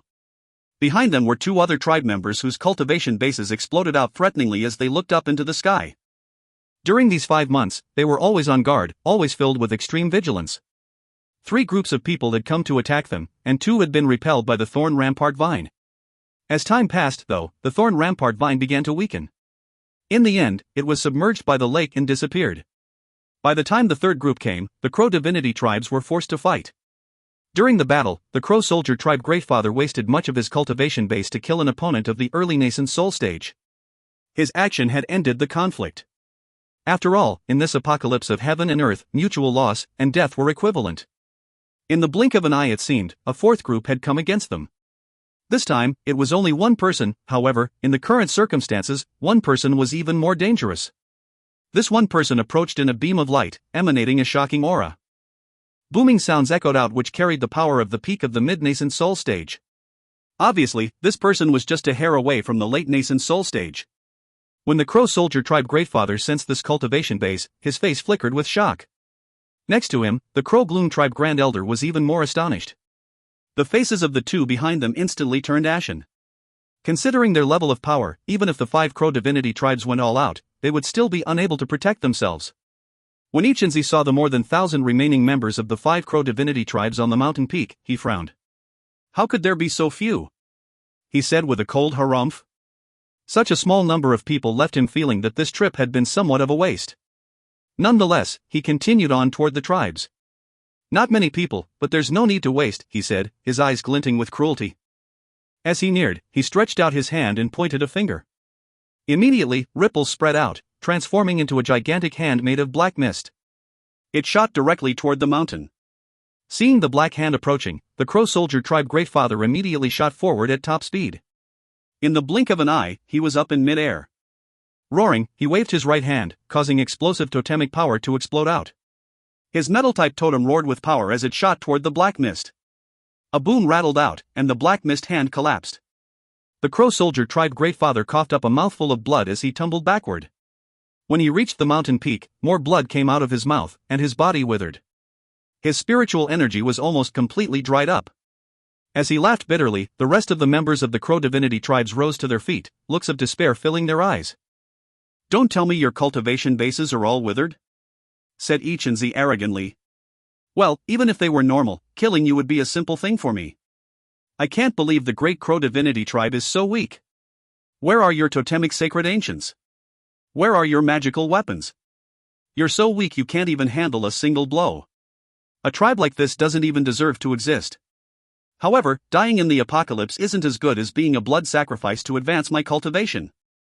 Ichinzi actually had a special method for dealing with totemic sacred ancients, which was one reason he had been able to sweep across the western desert and exterminate so many tribes.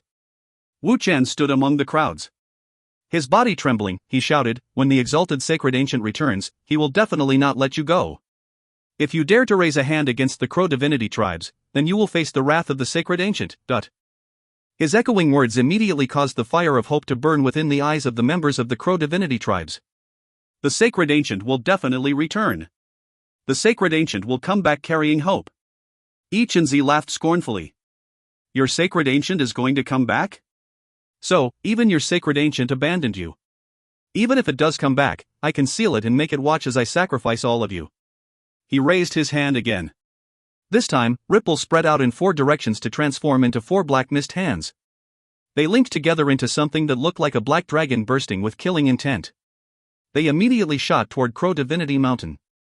Just as despair filled the faces of the members of the Crow Divinity tribes, just when the hand was almost upon them, 4 tentacles suddenly erupted out from the water below. They moved with incredible speed toward the 4 hands. At the same time, thorns suddenly spread out around the mountain, completely encircling it. Unfortunately, the weakness and exhaustion of the vines and the thorns was readily apparent. It was at this moment that, about 400 kilometers away from the Five Crow Divinity Tribe's mountain, up above a rushing river, an area of distortion suddenly appeared. It was like a tear in the very air that opened up into a hole. From within the hole, a figure emerged. He wore a green robe and had long black hair that whipped about in the wind.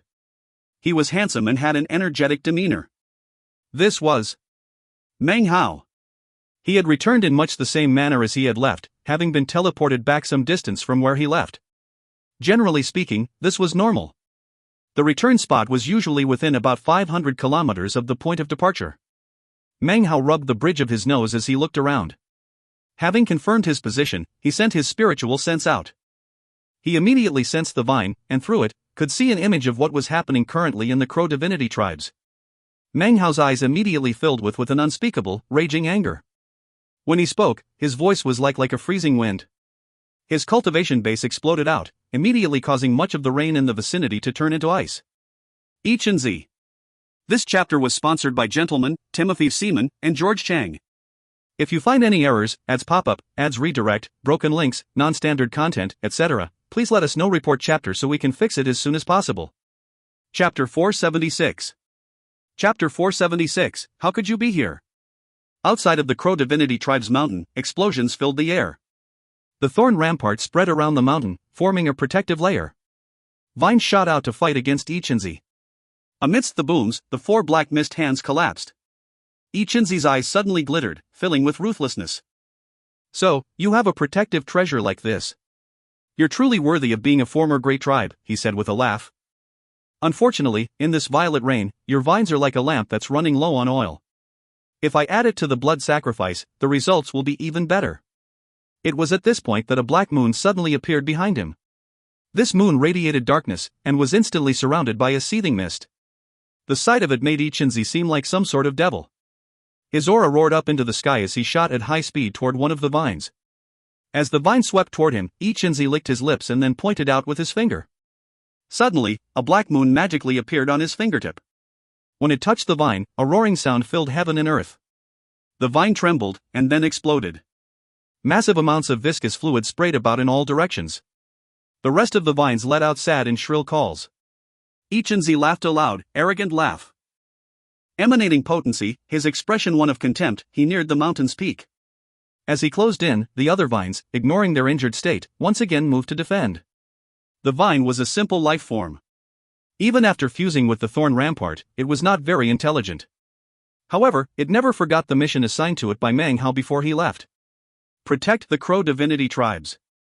In its primitive mind, it knew that it would accomplish its mission even if it meant dying the cruelest death in the process. Several vines whistled through the air toward Z, who let out a cold snort and flicked his sleeve. The black moon appeared in front of him, emanating a black glow which spread out rapidly in all directions. As soon as the vines touched the black glow, they began to melt. Anguished screams could be heard, causing the more than 1,000 remaining members of the Crow Divinity Tribes to clench their fists tightly. Grief and indignation filled their eyes. They knew that the only reason the vines were dying in battle was to protect them. As the vines were melted by the black glow, and the miserable shrieks echoed out, suddenly, a black beam of light shot out from the violet lake beneath the mountain. It moved with such incredible speed that, in the blink of an eye, it pierced through Z's black glow and shot directly toward his forehead. Z's expression flickered as a profound sense of deadly crisis filled him. Eyes wide, he let out a roar, the waves of which turned into an attack that battered against the beam. Then, the black moon once again magically appeared in front of Z. It shot toward the black beam of light, and when they hit each other, a huge boom filled the air. The black moon collapsed, and the black beam of light continued on toward Z. This black beam was a sharp thorn. This thorn was different from the others, it emanated a strong life force. Actually, this was the main life force essence formed by the amalgamation of the vine and the thorn rampart. Unfortunately, the exterminating power of the violet rain had weakened the vines to a tremendous degree. The same was true of this life force thorn. The fact that it had been blocked twice gave Z enough time to prepare. Even as the thorn shot toward him, he dodged to the side. The sharp thorn cut his cheek as it shot past.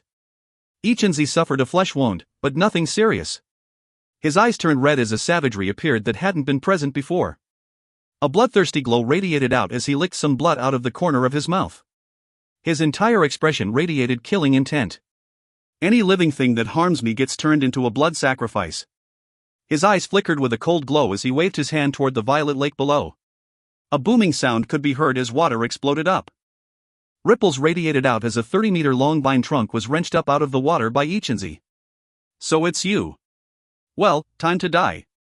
He licked his lips, and cruelty glowed in his eyes. He raised his left hand, causing a black moon to magically appear. He was just about to send it chopping down toward the vine trunk when the Crow Soldier Tribe Greatfather and the other powerful experts of the Crow Divinity Tribes teleported out to block Ichinzi. Screw off! Cried Ichinzi haughtily. He waved his right hand, immediately causing the Greatfather and the others to tumble backward, blood spraying from their mouths, bodies shaking. Just when the looks of despair appeared on their faces as they realized that they were powerless to fight back, the howl of a wolf rose up. Big Harry, Harry number 2, and the rest of the Greenwood wolves shot out from a cave in the mountain. Their expressions were listless, but they flew through the air toward Ichinzi. There was also a red, winged crocodile and an enormous lizard, joined by a flock of black crows and a cloud of green mosquitoes. All of them looked downcast, and their auras were weak. Under the continuous onslaught of the violet rain, with its life force of extermination and weakening of spiritual energy, they had been quite seriously injured. Even still, it was without hesitation that they shot out, filling the sky. The sight was shocking, even to Ichinzi, whose pupils constricted. However, it only took a moment for him to sense the aura of the neo-demons. Then, his expression filled with scorn and cruelty. Shrimp soldiers and crab generals, he said. Useless troops. Filled with haughtiness and cruelty, Ichinzi waved his left hand to pull the vine trunk up into the air. Then he shot forward, flashing an incantation with his right hand. Multiple black moons magically appeared and shot forward. Roaring filled the air, echoing out. Blood sprayed out of Big Harry's mouth, and his body was sent tumbling backward. Harry number 2 and the other Greenwood wolves let out miserable cries as they shot backward like kites with their strings cut. The black crows and the mosquitoes were instantly sealed by a misty wind. Were they at their peak, it might have been a different story. Now, however, no matter how they struggled, they weren't able to free themselves from the mist wind. The winged crocodile and the lizard also let out mournful cries. The power of this black moon divine ability sent them tumbling backward, their bodies on the verge of falling apart. Ichinzi's laughter filled the air. None of the neo-demons, none of the cultivators, were capable of resisting him even the slightest bit. They couldn't even get close to him. The vine trunk, which was floating there in mid-air, was snatched up by Ichinzi. It was now only a hair's breadth away from death. All of the members of the Crow Divinity Tribes up on the mountaintop had looks of despair and misery on their faces. The Crow Soldier Tribe Greatfather wiped the blood off of his mouth and gave long, bitter sigh. His expression filled with arrogance. Ichinzi said, "When Ichinzi wants to exterminate a tribe, no one can escape being part of the blood sacrifice." Looking scornfully at the neo-demons and the tribe members, his mouth twisted into a cruel smile. He lifted his left hand up and slowly clenched it into a fist. The vine trunk struggled, but as Ichinzi clenched his fist, all it could do was writhe. It was clearly moments away from exploding. "Die!" cried Ichinzi, laughing heartily. However, it was at this moment that a piercing sound suddenly could be heard from off in the distance. "You die, B*TCH. You little rat! Are you trying to get me in trouble with Meng Hao, B*TCH? Damn it, Lord Fifth just went out to get some lunch. You think that means you can wipe this place out?" As the shrill cry echoed in the air, a multicolored streak whistled through the air toward Ichinzi's rear end. As it neared, the sound of a ringing bell also could be heard. Ichinzi at first stared in shock. Then his face fell. Having no time to continue to crush the vine, he dropped it, allowing it to fly away. An incredible sense of deadly crisis appeared once again. Ichinzi's body flickered as he fell back. As he did, a multicolored blur shot through the air in the position he had occupied moments before. Cold sweat broke out on Ichinzi's forehead and his heart filled with doubt and dread. He could clearly see that if he hadn't dodged away, the multicolored streak would have charged directly into where his rear end had just been. Thinking about what the horrific result would have been caused even ruthless Ichinzi to gasp. "Damn it, what is that thing?" The multicolored glow materialized into the parrot, who glared threateningly at Ichinzi. "Bitch, you dare to try to get me in trouble? I'll screw you. Screw you to death." A bizarre glow appeared in the parrot's eyes as it squawked at Ichinzi. Its expression and its voice, coupled with its actions moments before, caused Ichinzi's scalp to grow numb. Shouting, the parrot charged forward at incredible speed toward Ichinzi. Ichinzi gasped and fell back in retreat, flashing an incantation gesture with both hands. Immediately, a black moon magically appeared in front of him as he attempted to defend himself. A boom filled the air as the parrot slammed through the black moon. In the blink of an eye, it appeared in front of Ichinzi. As it neared, Ichinzi could see that it was actually turning through the air, to shoot directly toward his rear end. What is it trying to do? Ichinzi was scared witless. At this critical juncture, his body suddenly transformed into a mist that shot off to reappear 3,000 meters away in the distance. Once again, the parrot's attack met with no results. Immediately, it grew furious. Hiya! You dare to dodge me! Lord Fifth is definitely going to screw you. The parrot's appearance, and its actions, caused all of the members of the Crow divinity tribes to stare up in shock. Ichinzi wiped the sweat from his brow. As of this point, he realized that there was more to this tribe than met the eye. It seemed weak, but it had vines and neo-demons and then this fearsome thing that apparently liked to attack rear ends.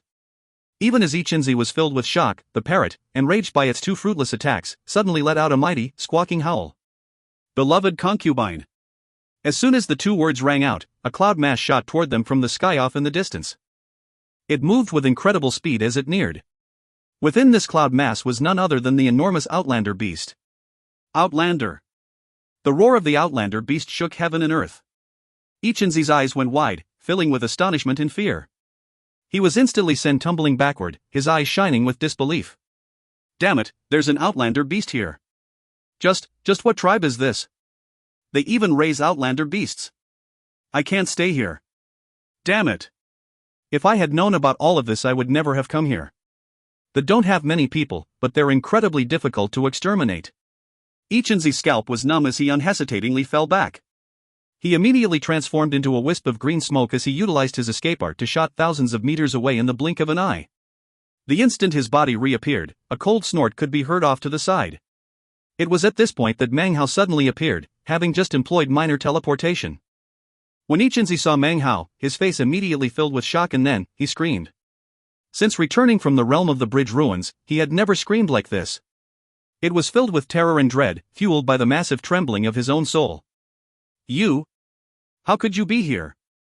If you find any errors, ads pop-up, ads redirect, broken links, non-standard content, etc., please let us know. Report chapter so we can fix it as soon as possible. Chapter 477. Chapter 477, Moon. The instant Meng Hao appeared, everyone on the mountain saw him. Immediately, the Crow Soldier Great Father began to tremble, and a look of excitement shone in his eyes. The other powerful experts next to him were the same. To them, Meng Hao's appearance finally gave them some bit of hope. If these men acted in such a way, there is no need to even describe how the despair in the hearts of the other tribe members was suddenly swept away by excitement. Sacred Ancient. The exalted Sacred Ancient has returned. Exalted Sacred Ancient, we offer you respect upon your safe return. The voices of more than 1,000 people called out, seemingly unburdening themselves of the great pressure that had been weighing down on them. It turned into a huge roar like that which you might hear coming from a crowd of 10,000. They were joined by Big Harry and all the other neo-demons, who after seeing Meng Hao lifted their heads up to the sky and howled with excitement. The sound of it all shook heaven and earth. Ichinzi's face was instantly devoid of color. He stared blankly at Meng Hao, his mind buzzing. Then he screamed as he backed up. He didn't even notice the parrot approaching with a look of disdain. When the parrot slammed into his rear end, a blood-curdling shriek filled the air. He felt pain, intense pain that he had never experienced before in his life, unspeakable, unforgettable. In addition to the pain was a feeling of humiliation that caused Ichinzi to lift his head up and shriek. Even as his voice echoed out, the parrot excitedly shot back for another round. Scared out of his mind, Ichinzi immediately transformed into a green smoke as he prepared to flee at top speed. It was impossible to describe how much he regretted having come to this place. It was a deep, utter regret. How could he have ever imagined that a tiny tribe like this would actually be full of crouching tigers and hidden dragons? Damn it, damn it. This place has a wicked vine, tons of neo-demons, a perverted parrot, that shocking Outlander beast, and most ridiculous of all, that patriarch Bloodface. His heart was filled with sorrow to the point that he was about to cry. He had already decided that he would flee this place and never again in his life ever step even half a pace into the western desert north region. However, even as his body turned into the green smoke, just when he was about to flee, Meng Hao lifted his right hand. Instantly, a freezing wind blew out which contained the power of frigid soil. In that instant, Ichinzi and his green smoke was instantly frozen in place in midair. His body was then forced out of the smoke. The astonishment and disbelief on his face was apparent as he wondered how his opponent could have become so much more powerful in such a short time. He could even nullify the effects of his escape art. As his body was forced out of the smoke, Meng Hao's cold face radiated icy killing intent. He shot forward, clenched his hand into a fist and punched Ichenzi directly in the chest. Ichenzi had no way to avoid the blow. Blood sprayed from his mouth, and the sound of cracking bones could be heard coming from his chest. With a miserable shriek, he was sent tumbling backward. How could he be so powerful? Ichenzi was scared out of his mind. A droning sound filled his body as Meng Hao's cold voice suddenly rang out. Before, you dared to steal things that belonged to me. I let you get away once, how could I possibly let you do so again today? He immediately charged Ichenzi again and punched him a second time. A boom could be heard. Ichenzi coughed up more blood, and his face went pale. Before he could even say anything, Meng Hao's fist once again slammed into him, injuring not just his physical body, but also his nascent soul. Even his totem tattoos seemed on the verge of collapse. At this critical moment, Ichenzi let out a piercing howl. His spiritual sense suddenly emanated out, and the evil magic in his body began to circulate. Suddenly, a black moon appeared on his forehead. As soon as this happened, all of his spiritual sense converged onto the black moon, causing it to begin to rotate. Shockingly, a reflection of the black moon appeared on Meng Hao's forehead as well. Ichenzi coughed some blood out of his mouth, then shouted, "Sense slaying." The moment the words left his mouth, the inverted image of the moon on Meng Hao's forehead shattered, and an intense power surged into Meng Hao's mind.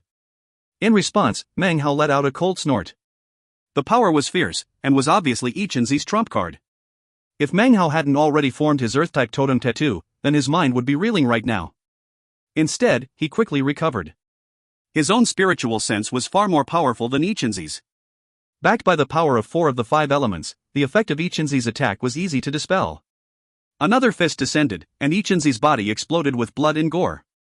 His shocked nascent soul flew out, surrounded by the protection of the black moon. How could he be so powerful? Why? Why? Damn it, he must have seized some blessing in the realm of the bridge ruins. Even as his terrified nascent soul tried to retreat at top speed, Meng Hao snatched Ichenzi's corpse and put it into his bag of holding.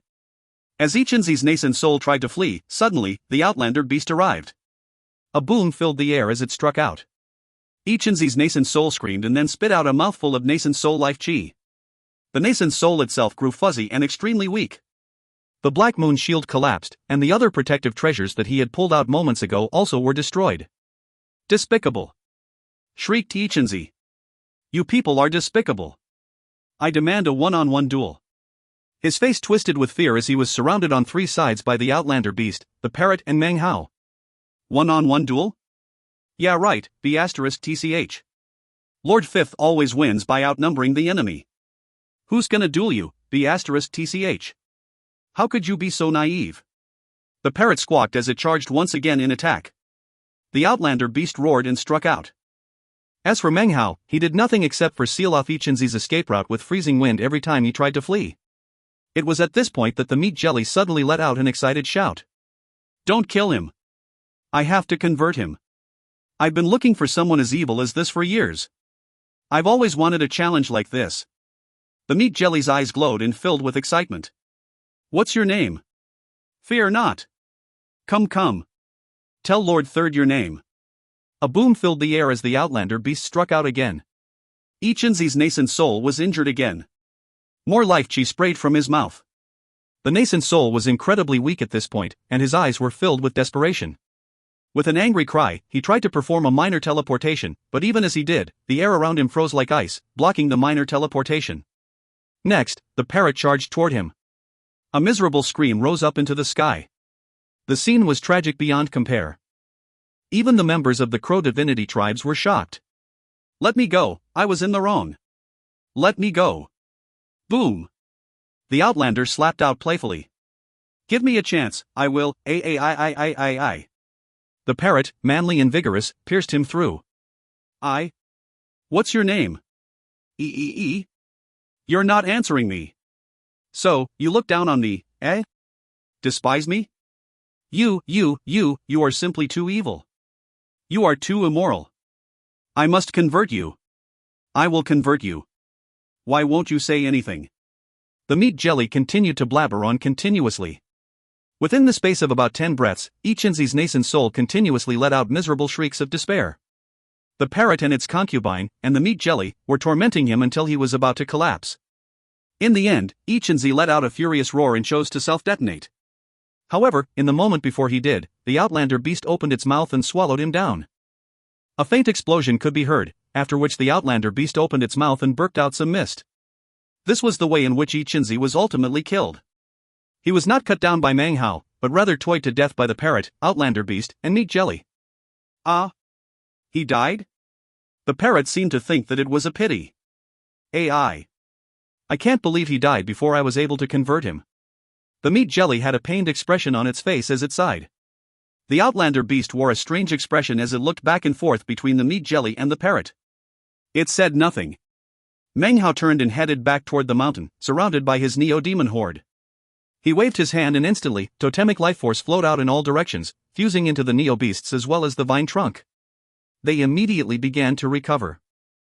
As they did, Meng Hao produced a large collection of medicinal pills to treat not only the wounds of the neo-demons, but also strengthen the weakened Crow Divinity tribe members, who instantly looked much more energetic. Greetings, exalted sacred ancient. The more than 1,000 tribe members all began to kneel and kowtow to Meng Hao. Even the Crow soldier tribe greatfather got to his knees to kowtow. When they lifted their heads back up, their faces were filled with anticipation. They were aware of Meng Hao's goal in going to the realm of the bridge ruins, and now, they all looked at him with anxiety.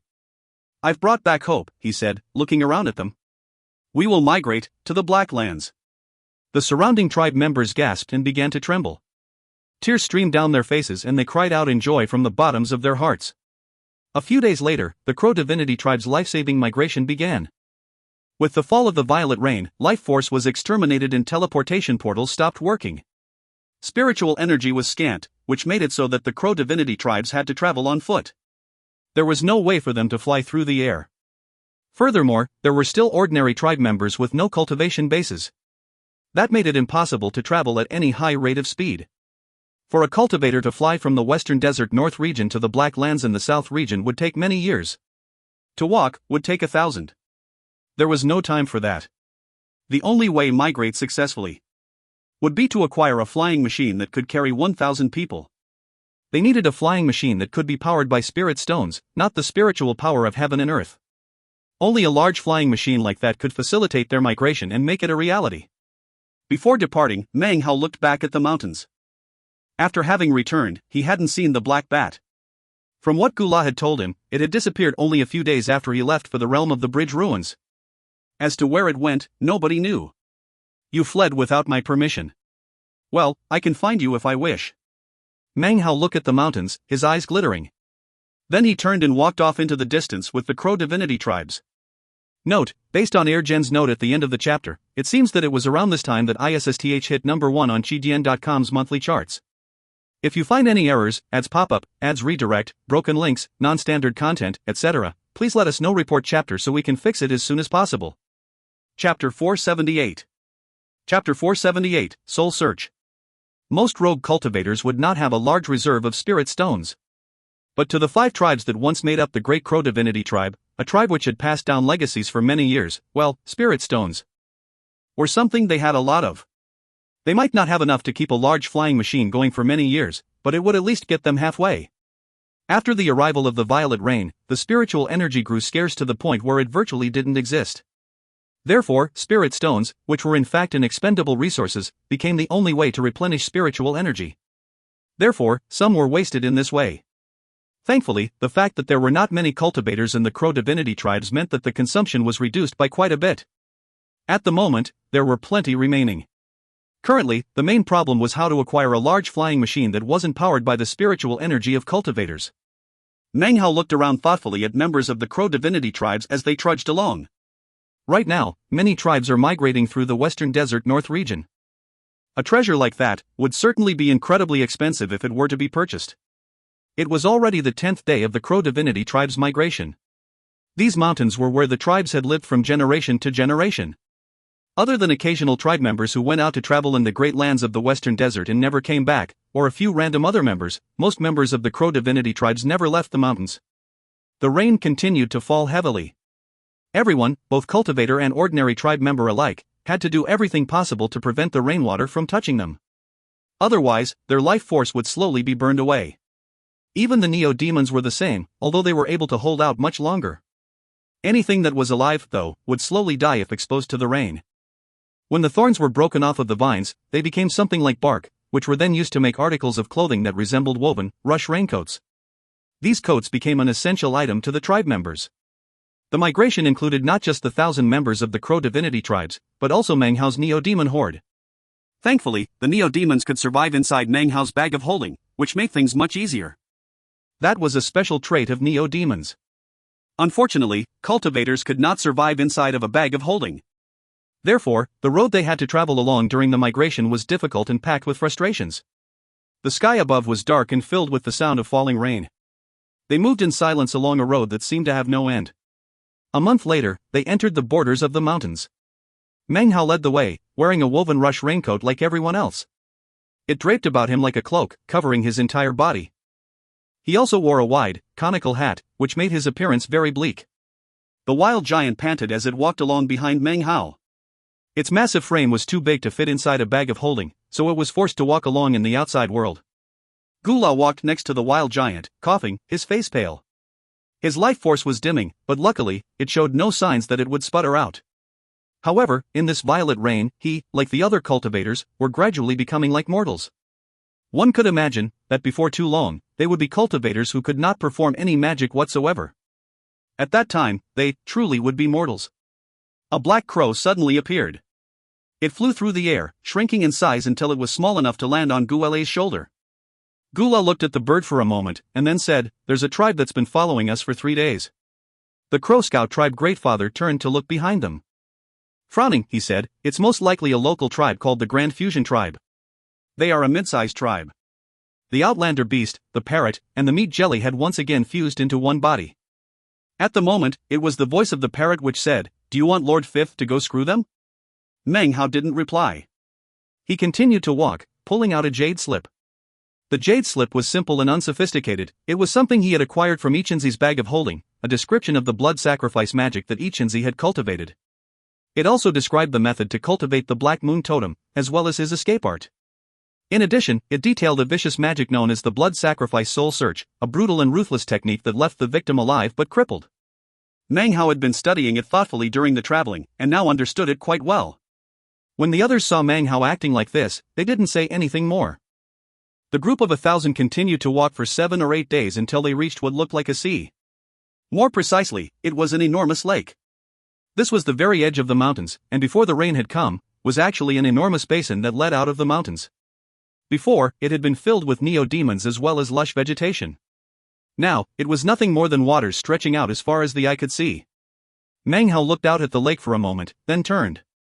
"They're here," he said coolly. The other turned with vigilant eyes to stare back in the direction they had just come from. The members of the Crow divinity tribe scattered out, creating a wide, open space. Their eyes flickered with displeasure, especially the members of the Crow fighter tribe. After Meng Hao's return, he had branded them with his frost soil totem, causing their cultivation bases to advance, returning them to where they had been before.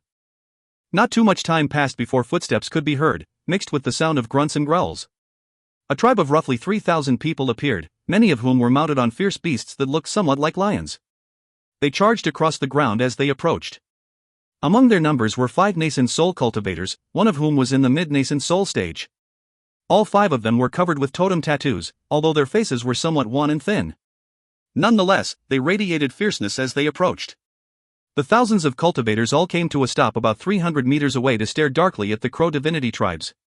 The Crow soldier tribe Greatfather stepped forward, his eyes gleaming coldly. He had been nearing death before, but after returning, Meng Hao had given him some medicinal pills to restore his life force. His voice was cold as he said, "You must be the Grand Fusion tribe." "We are the Crow divinity tribe. You've been following us for some time. If you just happen to be traveling in the same direction, then please be on your way." Given that his cultivation base was at the mid-nascent soul stage, the sound of it echoed out completely clearly. No one responded to the Crow soldier tribe Greatfather's words. Of their 5 nascent soul cultivators, the one with the mid-nascent soul stage cultivation base was an old man wearing a black robe, who carried a feng shui compass in his hand. After glancing at the compass, he suddenly looked up at the crowd of people in front of him. Eventually, his gaze came to rest on Meng Hao, whose cultivation base was obscured. In this man's estimation, the person who was the greatest threat to him personally was the Crow soldier tribe Greatfather. After a moment's thought, he clenched his jaw. Killing intent and greed instantly shone in his eyes. That guy has it. As for everyone else, do not leave a single one alive. In conjunction with his words, the tribe members at his side roared as they pulled out spirit stones from which they quickly absorbed spiritual energy. The neo-demons they rode also roared, and then the entire group of 3,000 people charged toward Meng Hao. The 5 nascent soul cultivators flew forward, using power from their cultivation bases that they were normally reluctant to part with. Meng Hao's eyes flickered as he gave a cold snort. He waved his right hand, instantly causing the power of frost soil to magically appear. A frigid wind blasted out along with frost soil. He instantly moved forward with a minor teleportation, reappearing directly next to one of the early nascent soul stage cultivators. He waved a hand, causing the power of his fire-type totem tattoo to boil out. Attacked with both freezing cold and burning hot, the early nascent soul stage cultivator's body instantly exploded. The sight immediately shocked the entire Grand Fusion tribe, causing their expressions to fill with astonishment. This was something that they couldn't possibly have predicted would happen. Meng Hao's attack had exterminated one of their priests. The black-robed old man gasped, and his heart started to pound. However, he had little time for consideration. He burst into action, heading directly toward Meng Hao.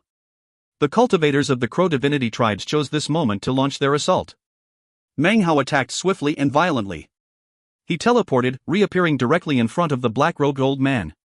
His right hand lifted up, and a flame sea roared up. Then he lowered his hand, and the golden rain of this metal-type tattoo appeared. As it shot forward, the black-robed old man performed an incantation with 2 hands. Shockingly, a 9-headed liger suddenly appeared in front of him, roaring as it shot toward Meng Hao. Meng Hao gave another cold snort and punched out with his right hand. A boom echoed through the air as the 9-headed liger exploded into pieces. A cold wind gusted out as Meng Hao appeared again in front of the black-robed old man. The old man's face immediately fell.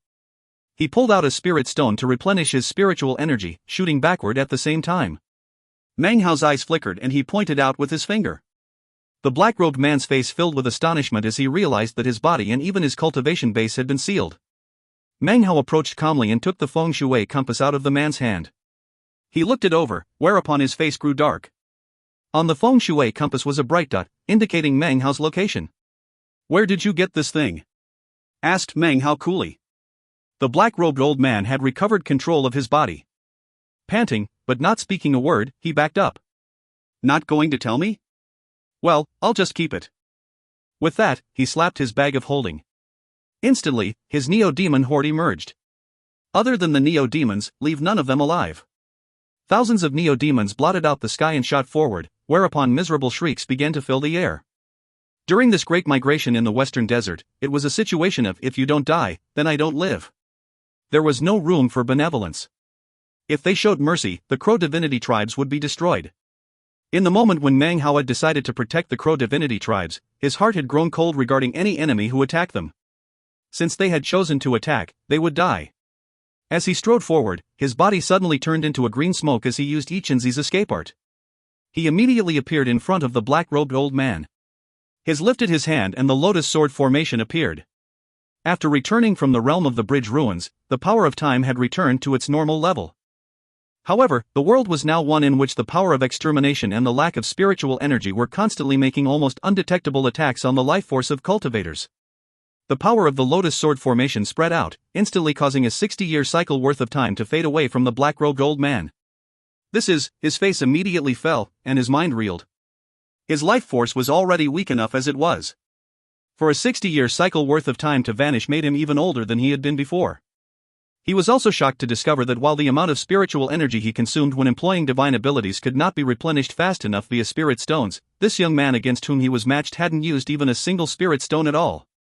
It was with incredible speed that Meng Hao neared him. His right hand lifted up and suddenly a strange, mysterious glow appeared that resembled a black moon. Even as the old man's life force was vanishing, the moon came to rest on the top of his head. Soul search. A blood-curdling scream could be heard coming from the old man's mouth. His body shook violently, and just as he was trying to struggle, the lotus sword formation once again spun, sucking away yet another 60-year cycle of life. The old man's eyes went wide as he felt his memories slipping away like flowing water as Meng Hao looked them over. Meng Hao's face suddenly grew dark and icy. This chapter was sponsored by Dennis Liu, Hong Nguyen, Michael Harrison, and Anonymous. If you find any errors, ads pop up, ads redirect, broken links, non-standard content, etc., please let us know. Report chapter so we can fix it as soon as possible. Chapter 479. Chapter 479, Seeking to Perish. Within the memories of the black-robed old man, Meng Hao saw many complicated things. They were his recollections of his life. Even as the man screamed and trembled, a death aura slowly spreading out from him, Meng Hao found what he was looking for. The feng shui compass was one of many distributed throughout the Western Desert by the Heavenly Court Alliance. Because the Crow divinity tribes had not left their mountains during the apocalypse, they were not up to date on everything that was happening in the outside world, and were unaware of this aspect. Actually, more than half of the tribes in the Western Desert had such a feng shui compass. It served only one purpose: it would reveal the location of any demon spirits within the area. Because Meng Hao had 2 demon spirits in his bag of holding, his position was visible on the compass. Having detected a demon spirit, the Grand Fusion tribe came with killing intent, hoping to slaughter them and take the demon spirit. Meng Hao's face was grim. He flicked his sleeve, and the lotus sword formation rotated. A shrill scream could be heard as the old man's body grew ancient. He wanted to evade, but after the soul searching, his mind had been severely damaged. Even his nascent soul was weak and on the verge of collapse. As Meng Hao turned to walk off, a banging sound could be heard as the man's body turned directly into ash. Body and spirit were destroyed underneath the time power of the lotus sword formation. The battle didn't last for very long. With Meng Hao's powerful cultivation base, it didn't matter that the Grand Fusion tribe had spirit stones to counter the effects of the waning spiritual energy. Their 3,000 tribe members quickly turned the ground into a river of blood. Meng Hao felt no sympathy for them whatsoever. He knew that if his own cultivation base were not strong enough, then the members of the Crow divinity tribes, including himself, would be the ones to form a river of blood. The bags of holding and other resources of the Grand Fusion tribe became fuel to keep the Crow divinity tribes going for longer. As for the thousands of neo-demons, thanks to Meng Hao's demonic chi, they capitulated and became part of his neo-demon horde. After assigning more than 1,000 of the neo-demons to be mounts for the tribe members, they crossed the huge lake and once again continued with their migration. However, dark clouds filled Meng Hao's heart. Because of the matter of the feng shui compasses, he knew that their migration would now be even more difficult. No matter how he tried to hide or seal the demon spirits, he was incapable of preventing the compass from detecting them. Thankfully, the memories of the black-robed old man had revealed to Meng Hao the various announcements made by the Black Land's Heavenly Court Alliance during the time that he was in the realm of the Bridge Ruins. For example, he knew that as for the great tribes with spirit-severing experts, they were welcomed into the Black Lands with no stipulations whatsoever. Because of that, most great tribes naturally didn't care too much about demon spirits. Even those that did care somewhat, did not care so much that they would spare no price to get one. The tribes that need the demon spirits the most are the mid-sized tribes. Or tribes like the Five Poisons tribe, who don't have a spirit-severing expert. Meng Hao was lost in thought regarding these matters as they crossed the lake and then continued onward. Time flowed by. 3 months later, the Crow divinity tribes were now far from the mountains that had been their home. Meng Hao's neo-demon horde once again numbered 20,000. In Meng Hao's estimation, the neo-demon horde was one of the biggest factors in his ability to protect the Crow divinity tribes. Right now, the Crow divinity tribes were not capable of engaging in battle with the powerful mid-sized tribes on their own. When it came to dealing with the great tribes, their biggest advantage was that Meng Hao was a demon sealer, a status which placed him above even a Grand Dragoner. Demonic Qi allowed him to attract and control more neo-demons. This often made his ability to change the course of a battle even stronger. The 3 months of travel were anything but peaceful. After the Grand Fusion tribe, they encountered 3 more mid-sized tribes. Without exception, all of those tribes came after them with bloodshot eyes and killing intent, determined to seize a demon spirit. After 3 battles, 3 tribes were exterminated. Meng Hao's neo-demon horde reached 20,000 in number, and the Crow divinity tribes did not lose a single member. In each of the 3 battles, it was Meng Hao and the neo-demons who did the fighting. "Grow strong through battle," said Meng Hao, looking back at the mountains far behind. They were now in a wide plain. By continuous battle, we acquire more resources and more neo-demons. If one day I can build my horde up to 100,000 neo-demons, then we would be able to shake even great tribes. His eyes glittered with determination. The Crow Soldier Tribe Great Father, the Crow Bloom Grand Elder, Gula, and the others all saw Meng Hao's decisiveness, and it caused them to sigh with relief. To them, Meng Hao was not just a sacred ancient, but also the sole hope of the Crow divinity tribes. "Esteemed sacred ancient," said the Crow Soldier Tribe Great Father with an anxious frown, "if we continue on this path, it will only be a few months before we reach the lands of the mid-sized Eternal Universe tribe. Their totem is a blue-faced ghoul, and their tribe members are cruel and savage. There is no way to know if they are still there. If we want to avoid them, we can make a detour, but that will take us into the lands of the Five Poisons tribe. There's no need for detours, said Meng Hao coolly. His eyes shone with killing intent. If the Eternal Universe tribe is still there and has malicious intentions, well, I still need more neo-demons, and can use them to bolster my horde. On this road of migration, Meng Hao had long since grown used to killing. So, said the Crow Bloom Grand Elder, his eyes shining with a fierce glow. Proceed onward, replied Meng Hao calmly. His decisions were the decisions of the tribe. Originally, there had been more than 1,000 members of the 5 Crow divinity tribes. However, during recent battles, hundreds of enemies had surrendered, opting to become slaves in order to save their own lives. The tribe, which now numbered nearly 2,000 members, continued onward in formation. Time passed. 2 months later, they faced a river of violet rainwater. Further off in what had once been a flat plain was a crudely constructed city. The city wasn't extremely large, but seemed capable of housing over 10,000 people. It was made from rocks and dirt which were covered with fading magical symbols. In the very middle of the city were 9 enormous statues. The statues, all clustered together, had vicious-looking faces, like ghouls. This was none other than the Eternal Universe tribe. They were a mid-sized tribe, but this was the Western Desert North region.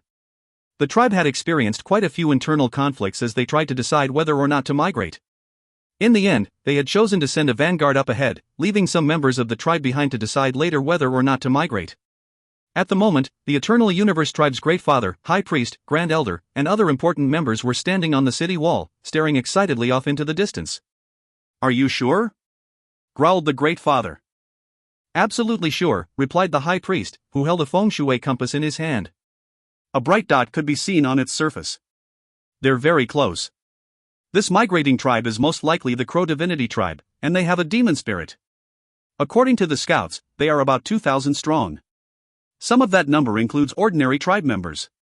They also have about 1,000 neo-demons. They have 1 mid-nascent soul cultivator and 2 of the early nascent soul stage. The rest are core formation or lower. According to the intelligence we gathered regarding their war with the Five Poisons tribe, they lost all of their totemic sacred ancients, which is why they are in such a state of deep decline. Considering that the spiritual energy has become so scarce, their road will end here in death. The Great Father's eyes shone with a bright light. Heaven will not exterminate our Eternal Universe tribe. Such a fine gift has been delivered right up to us. Notify the rest of the tribe. We attack in full force. After we get that demon spirit, we will leave this place no matter the cost. We will meet up with the vanguard force and go to the Black Lands. The priest and the others around him all looked very excited. The nearly 10,000 members of the Eternal Universe tribe emerged out onto the plain, filled with the desire to slay Meng Hao and the Crow Divinity tribes and take their demon spirit. Meanwhile, across the plain was a bleak area which at one time had been filled with poison. These were the lands of the Five Poisons tribe, a place where outsiders never entered. The Five Poisons tribe had long since chosen to migrate. However, it was not the entire tribe that did so. Only 4 of the branches of the tribe had left. The Scorpion branch had chosen to stay behind. At this moment, the Scorpion branch's High Priest held a feng shui compass in his hand. For a long moment, he silently looked at the dot representing a demon spirit. We need to think of a way to notify the migrating branches that a demon spirit has appeared. If they can come up with a way to rob it, excellent. Unfortunately, our Scorpion branch. He shook his head. So, the Crow Divinity tribes left their mountains after the war, and even managed to get a demon spirit. It doesn't matter who shows us to tangle with them. Our Scorpion branch has already decided to die here in their ancestral land. There's no need to step into turbid waters. Meng Hao and the Crow Divinity tribes traveled on for 7 days. Suddenly, Meng Hao's eyes glittered. His expression was calm as he slapped his bag of holding. Immediately, the vine trunk appeared and burrowed down into the ground. Moments later, thorns shot up from the soil, completely encircling the 2,000 members of the Crow Divinity tribes. They spread out to connect up above, forming a dome. It was like an upside-down bowl, completely protecting the tribe inside. All of it took only a moment to accomplish as, up ahead, a black cloud mass could be seen. Within the cloud were tens of thousands of neo-demons. Bright beams of light were thousands of cultivators. The ground shook as thousands of cultivators rode neo-demons to follow. Everything trembled and the sky grew dark. The whole time, the violet rain continued to fall. No words were exchanged. The incoming 8,000 cultivators whistled through the air. The tens of thousands of neo-demons let out roars that spread out in all directions. He thinks he alone can hinder our army of tens of thousands? He overestimates his power. Eternal Universe Tribe cultivators, hear my command. Slaughter all of these people. Do not leave a single one alive. Roaring filled the sky as the army charged into battle. For nascent soul cultivators shot toward Meng Hao at top speed, filled with killing intent. This chapter was sponsored by Abel Nunez, Ing Shan and Jerry Bartlett. If you find any errors, ads pop up, ads redirect, broken links, non-standard content, etc., please let us know. Report chapter so we can fix it as soon as possible. Chapter 480. Chapter 480, a massive defeat for the Eternal Universe Tribe. Meng Hao's expression was as calm as ever as he faced up against nearly 10,000 cultivators and tens of thousands of neo-demons. Behind him, the thorn rampart covered the 2,000 members of the Crow divinity tribes like a dome. He took a deep breath and then pointed his hand toward the ground. I've been waiting for you for a while now, he said coolly. Righteous bestowal. Instantly, this land which was cut off from spiritual energy, suddenly seethed with demonic chi. As Meng Hao waved his hand, the demonic chi exploded out. The demonic chi instantly caused the approaching neo-demons to begin to tremble. Their expressions were that of fear as they suddenly stopped moving and began to emit plaintive shrieks. The sudden change caused the expressions of the aggressive, violent members of the Eternal Universe Tribe to immediately change. This was the first time that Meng Hao had unhesitatingly unleashed all the power of the demonic chi he had at his disposal.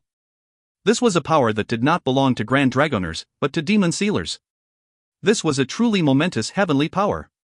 Cultivators could not sense this chi, but to the neo-demons, it couldn't be clearer. What they saw was Meng Hao, seething with shocking demonic chi. The chi soared up into the sky, even the violet rain seemed to be distorted by it. Meng Hao was the center of a storm of demonic chi that burst out in all directions. In the world that only the neo-demons could see, demonic chi roared up from Meng Hao, transforming into a massive figure. This was a figure composed completely of demonic chi, and it looked like Meng Hao. As of this moment, Meng Hao did not appear to them to be a cultivator, but rather a greater demon of heaven and earth. This demon could shake the world, and had monstrous demonic chi. It was like a king who arrived and made any land he stepped on part of his domain. The neo-demons in the horde were shaking so badly that even their souls trembled. Suddenly, memories within their blood were awakened. The neo-demons suddenly began to cry out. The sounds of their cries were filled with reverence and allegiance. They submitted before the master of the neo-demons, before an aura of a greater demon, an aura that was just like that of their own ancestors. The tens of thousands of neo-demons of the Eternal Universe Tribe, regardless of their level, were all roaring continuously, their expressions filled with veneration and respect. They were no longer charging across the ground, but rather prostrating themselves on it. The neo-demons who had been flying in the sky also fell to the ground. Regardless of how their masters tried to control them, they all acknowledged their allegiance to Meng Hao, without exception. This scene caused the members of the Eternal Universe Tribe to pant with shock. Before they even had time to react, Meng Hao waved his hand, causing the shocking demonic chi to surge toward each and every one of the neo-demons. As the demonic chi entered their bodies, their roars grew frenzied and their bodies grew larger and fiercer. Their auras were now many times more powerful than before. All of them even began to show signs of ancestral awakening. One of the neo-demons in the horde was a blue-faced ghoul neo-demon. It lifted its head to the sky to roar. As of this moment, it no longer walked along on all fours, but rather stood up on two legs. Its blue, hairless body emanated shocking ripples. Its eyes became bright red, and it grew nearly 10 meters taller. Even more shocking, a horn suddenly grew out of its forehead. The spiraling horn crackled with arcing sparks of lightning, and it emanated an astonishing aura. The appearance of this neo-demon very closely resembled the 9 statues back in the Eternal Universe Tribe city. Its appearance immediately caused the members of the Eternal Universe Tribe to be filled with shock. Their hearts trembled and cries of astonishment filled the air. Sacred Ancient. It looks exactly like the Sacred Ancient. Who is this person? He causes our neo-demons to mutate and go out of control. Amidst the commotion, Meng Hao's calm, bizarre voice echoed out, "From now on, you follow me. To battle!" In response, the tens of thousands of neo-demons roared, shaking themselves loose from their masters and turning on them with vicious expressions. It seemed, they really were switching sides. At the same time, Meng Hao waved his arm, causing his own 20,000 neo-demons to suddenly appear, howling to the sky. They instantly shot toward the Eternal Universe Tribe members. Nearly 60,000 neo-demons all absorbed demonic chi, which caused a variety of mutations. They quickly surrounded the 8,000 trembling cultivators, all of whom had completely lost their will to fight. One can well imagine the end result of the battle. Meng Hao's face was calm as he watched the savage slaughter erupt. Booms and screams filled the air. At the same time, the 5 nascent soul cultivators shot toward him, emanating killing intent. These people were all of the early nascent soul stage. To deal with people like that, Meng Hao didn't even need to don the blood immortal mask anymore. His hand flashed with an incantation gesture and he pointed forward. Instantly, the power of frost soil shot out, followed by a raging sea of flames, a gigantic tree and a golden rain. Totems of 4 of the 5 elements exploded out as he pointed. Before the 5 approaching nascent soul cultivators could even get near to Meng Hao, their bodies trembled under the attack of his 4 great totems. Blood sprayed from their mouths and their faces filled with astonishment. It was at this point that 2 roaring figures suddenly shot through the air toward Meng Hao, sending out ripples in all directions. Any neo-demon that got in their way was transformed into a cloud of blood. None were capable of even causing pause for these 2 figures. It was 2 old men, filled with intense killing intent as they closed in on Meng Hao. He's a Grand Dragoner. Kill him and the neo-demon horde will disperse. As they neared, Meng Hao slipped on the blood immortal mask. Instantly, blood chi exploded up, completely changing his aura. Radiating killing intent, his body flickered as he turned into a black moon. A wisp of smoke could be seen as he suddenly appeared directly in front of the 2 old men. For him to appear in this way was bizarre and shocking. They almost couldn't believe what they were seeing with their own eyes, and their hearts filled with foreboding. As the faces of the old men fell, Meng Hao casually clenched his right hand into a fist and then launched a blow. Boom! One of the old men was sent tumbling backward. He quickly summoned 7 or 8 magical treasures to try to defend himself, but they were crushed, the fragments of which slammed into his chest. Blood sprayed from his mouth and the totem tattoos on his body flickered. At the same time, Meng Hao turned. Black moons flashed within his eyes and suddenly, a black moon like an eye magically appeared on his forehead as he looked at the other old man. This old man urgently employed divine abilities, and was instantly surrounded by ghouls. This was actually the great father of the Eternal Universe tribe. The man Meng Hao had struck moments ago was the high priest. When the Great Father's eyes met Meng Hao's, his expression flickered and his mind filled with roaring as suddenly, the reflection of a black moon appeared on his own face. He felt stabbing pain in his sea of perception, as if a great invisible blade were stabbing into it. He let out a miserable scream. Unable to attack, mind filled with buzzing as he shot backward in retreat. This black moon eye was none other than Ichinzi's life-saving treasure. However, in Meng Hao's hands its might far exceeded what it had in the hands of Ichinzi. Although Meng Hao did not cultivate the blood sacrifice magic, after putting on the blood immortal mask, the power of his blood chi far exceeded that of Ichinzi's. He needed no blood sacrifices. Every time he killed a person, the redness of the mask would grow deeper. Blood-curdling screams could be heard continuously as 60,000 neo-demons ruthlessly attacked and killed the besieged Eternal Universe tribe.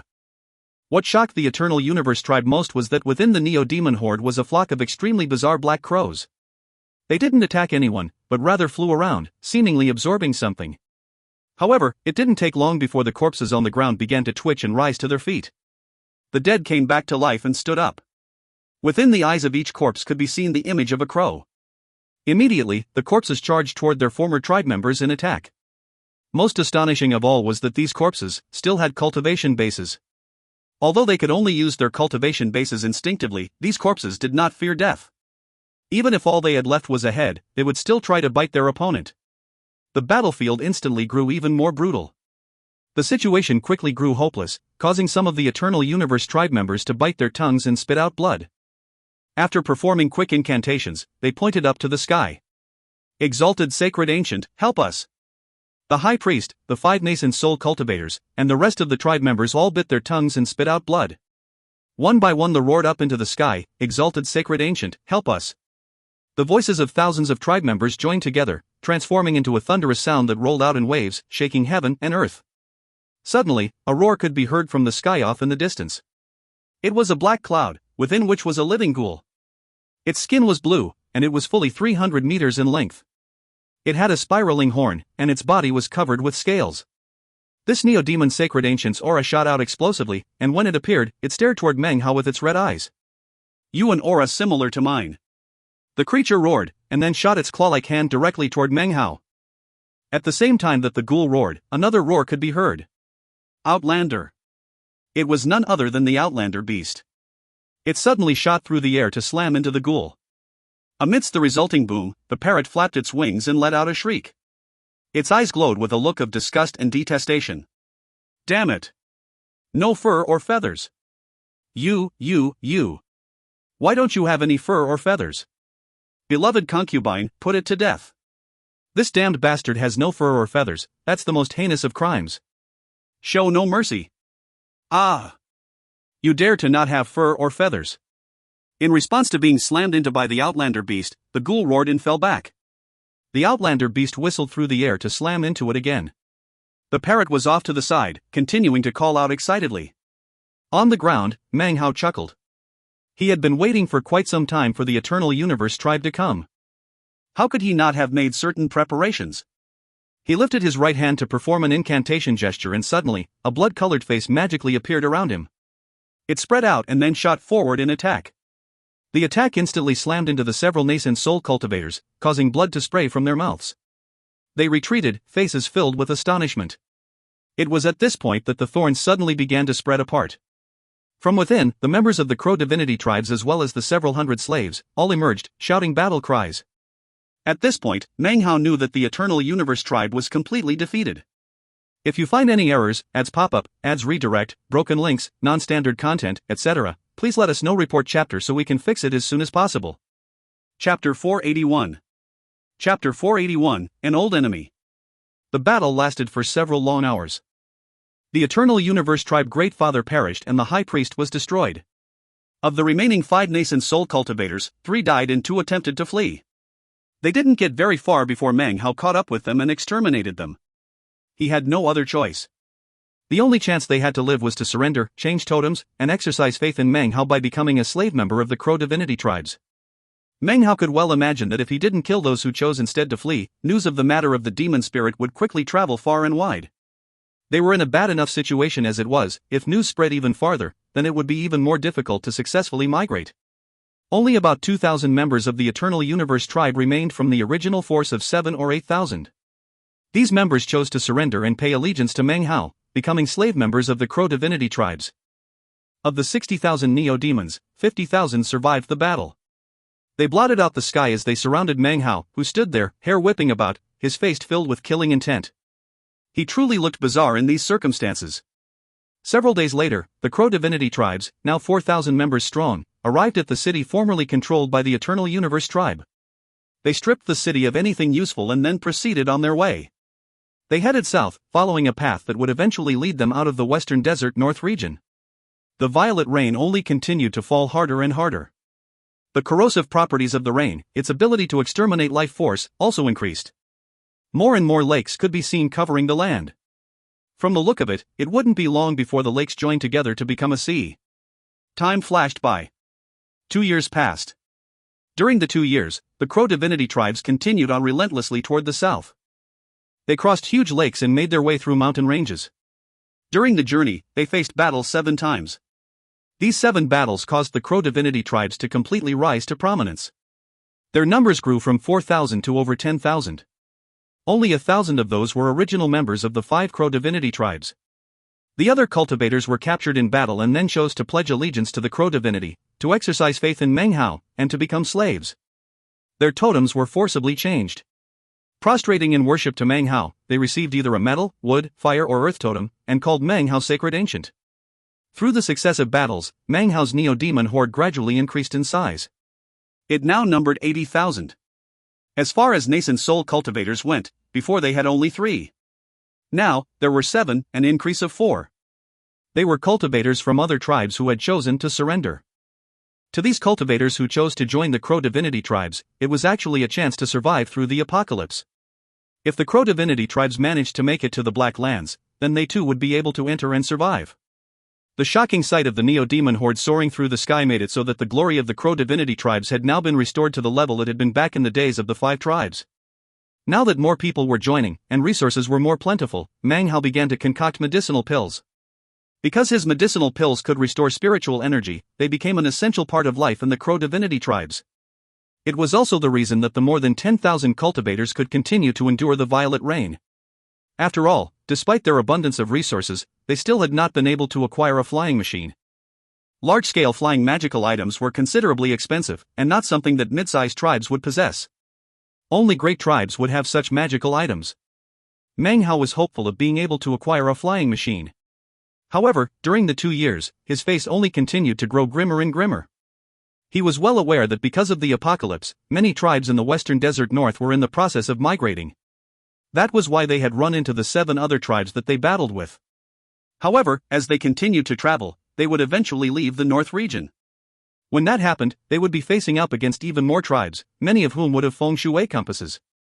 Once the demon spirit showed up on a feng shui compass, it would give rise to shocking violence. The only way to resolve situations like that was by killing. Meng Hao's eyes shone with a cold light.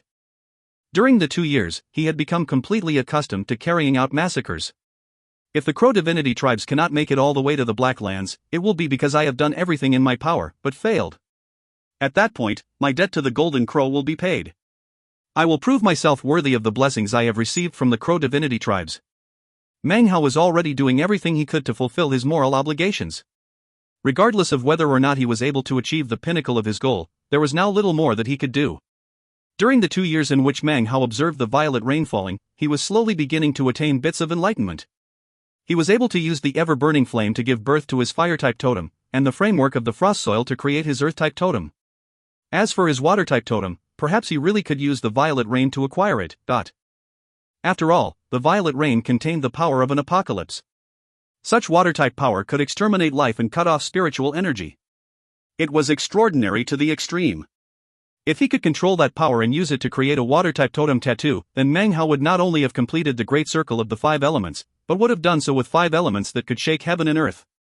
Metal came from the Golden Crow, a medicinal pill from ancient times that became a demon, something exceedingly rare in heaven and earth.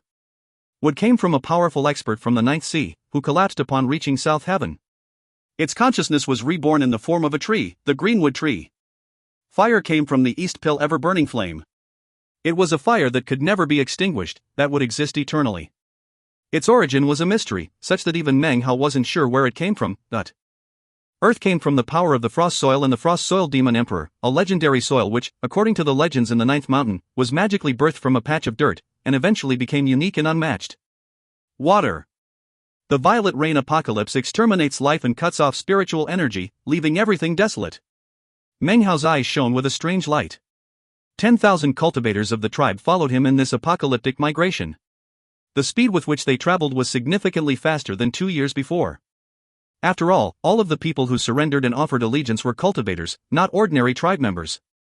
As for the original group of 1,000 Crow Divinity tribe members, the few hundred ordinary tribe members were assisted by others, and didn't influence the general speed of the migration.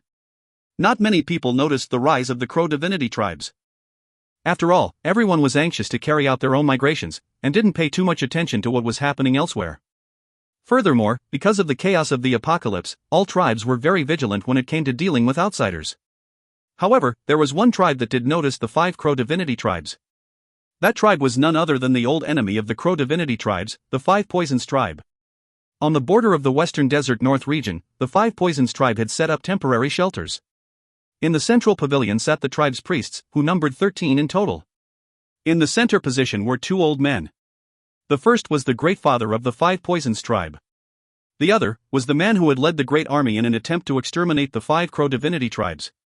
The High Priest. He broke the silence in the tent with his raspy voice. We are certain that the Crow Divinity tribes have a demon spirit, but... Conversations immediately broke out within the central pavilion. We have already contacted the Great Cloud Sky tribe. They have a spirit-severing patriarch, which qualifies them to enter the Black Lands. If we choose to join them, then, from now on, we will lose the right to govern ourselves, and will become an auxiliary branch of their tribe. The exalted sacred ancients are reluctant to agree to such an arrangement. If we choose not to join the Great Cloud Sky tribe, then the only hope we have to survive is to exterminate the Crow Divinity tribes and seize their demon spirit. Furthermore, our only chance is to do so, before news of this demon spirit spreads to other areas outside the Western Desert North region. That's right. Once the word spreads out, it will reach the central region, where large quantities of tribes are congregating. The further south one goes, the more tribes there are to be found. Once the Crow Divinity tribes enter the central region, the fact that they have a demon spirit will be impossible to hide. If we acquire the demon spirit, we could use it to make a deal with the Great Cloud Sky tribe. We could offer it to them in exchange for the chance of autonomy if we join them. As the conversations continued, the Great Father sat there taciturnly. In accord with our previous agreement, the emissary from the Cloud Sky Tribe will be here in 2 months. However, according to our secret inquiries, the Crow Divinity tribes are now over 10,000 in number. They also have tens of thousands of neo-demons. Furthermore, their Grand Dragoner Meng Hao is worth 1,000 regular cultivators. Such a war will be no simple thing. They're nothing but a disorderly mob. If we attack with all our might, we can definitely wipe out the Crow Divinity tribes within 3 days, and seize the demon spirit before anyone else can. Finally, the Great Father cleared his throat, instantly causing the pavilion to grow quiet. All gazes shifted to fall upon him. The sacred ancients are not willing to join another great tribe. Neither are we. Therefore, prepare for war. We will fight the Crow Divinity tribes and seize their demon spirit. That demon spirit is the key to our future survival. His eyes filled with determination as he spoke. Afterwards, all of the priests kowtowed deeply to him. As for that Grand Dragoner Meng Hao, the tribe still has a drop of heavenly blood. Use the blood to fuse the spirits of the tens of thousands of tribe members, and slay Meng Hao. The high priest stared in shock and said, "Heavenly blood. I've already made up my mind. The Crow Divinity tribe's Grand Dragoner Meng Hao will die as soon as we make our assault." The Great Father's voice was resolute. The others sat there silently for a moment, then began to nod. Soon thereafter, the Five Poisons tribe's temporary residence area buzzed as 50,000 tribe members prostrated themselves around 5 statues. If you could look at the scene from up above, the Five Poisons tribe looked like a giant petal with 5 flowers. In the very center were the Great Father and the others. Suddenly, a drop of blood appeared in the hand of the Great Father, which he flung up into the sky. At the same time, the tens of thousands of prostrating tribe members began to chant an incantation. The sound of it was extremely bizarre as it floated up into the air. The sky dimmed, and the violet rain in the area seemed to begin to undulate. "Spirit fusion!" cried the Great Father. Immediately, 50,000 cultivators bit their tongues and spat out a mouthful of blood. The blood immediately shot up into the air to fuse together with the violet drop of blood which had been thrown up earlier. The mass of blood grew larger and larger. In the blink of an eye it was a few dozen meters wide. Then it began to shrink down until it was barely 2 meters tall, and bore the semblance of a human. Soon a face appeared. Its eyes opened, and a bloody glow rose up into the sky. It looked around and, seemingly sensing the will of the surrounding 50,000 cultivators, turned its head and then shot off into the distance. This chapter was sponsored by Tony Kish, Christoph Salemi, and Carter B. If you find any errors, ads pop up, ads redirect, broken links, non-standard content, etc., please let us know. Report chapter so we can fix it as soon as possible. Chapter 482. Chapter 482, Blood of the G-Clan. After the figure of blood shot off into the distance, the members of the Great Five Poisons tribe rose to their feet. The tribe happened to have a gigantic magical item capable of flight. It was a colossal, extremely lifelike viper. It was roughly 3,000 meters long and emanated pressure in all directions. This flying magical item was actually the transmogrified corpse of a sacred ancient which had perished many years in the past. The Five Poisons tribe paid an exorbitant price to the Great Heavens Work tribe to use their skill to transform the corpse into the flying magical item. Normally speaking, its capacity was several thousand people. However, in their fervor to slaughter the Crow Divinity tribes, the Five Poisons tribe spared no amount of spirit stones, and even ignored any possible damage it might cause, to overload it with more than 30,000 cultivators.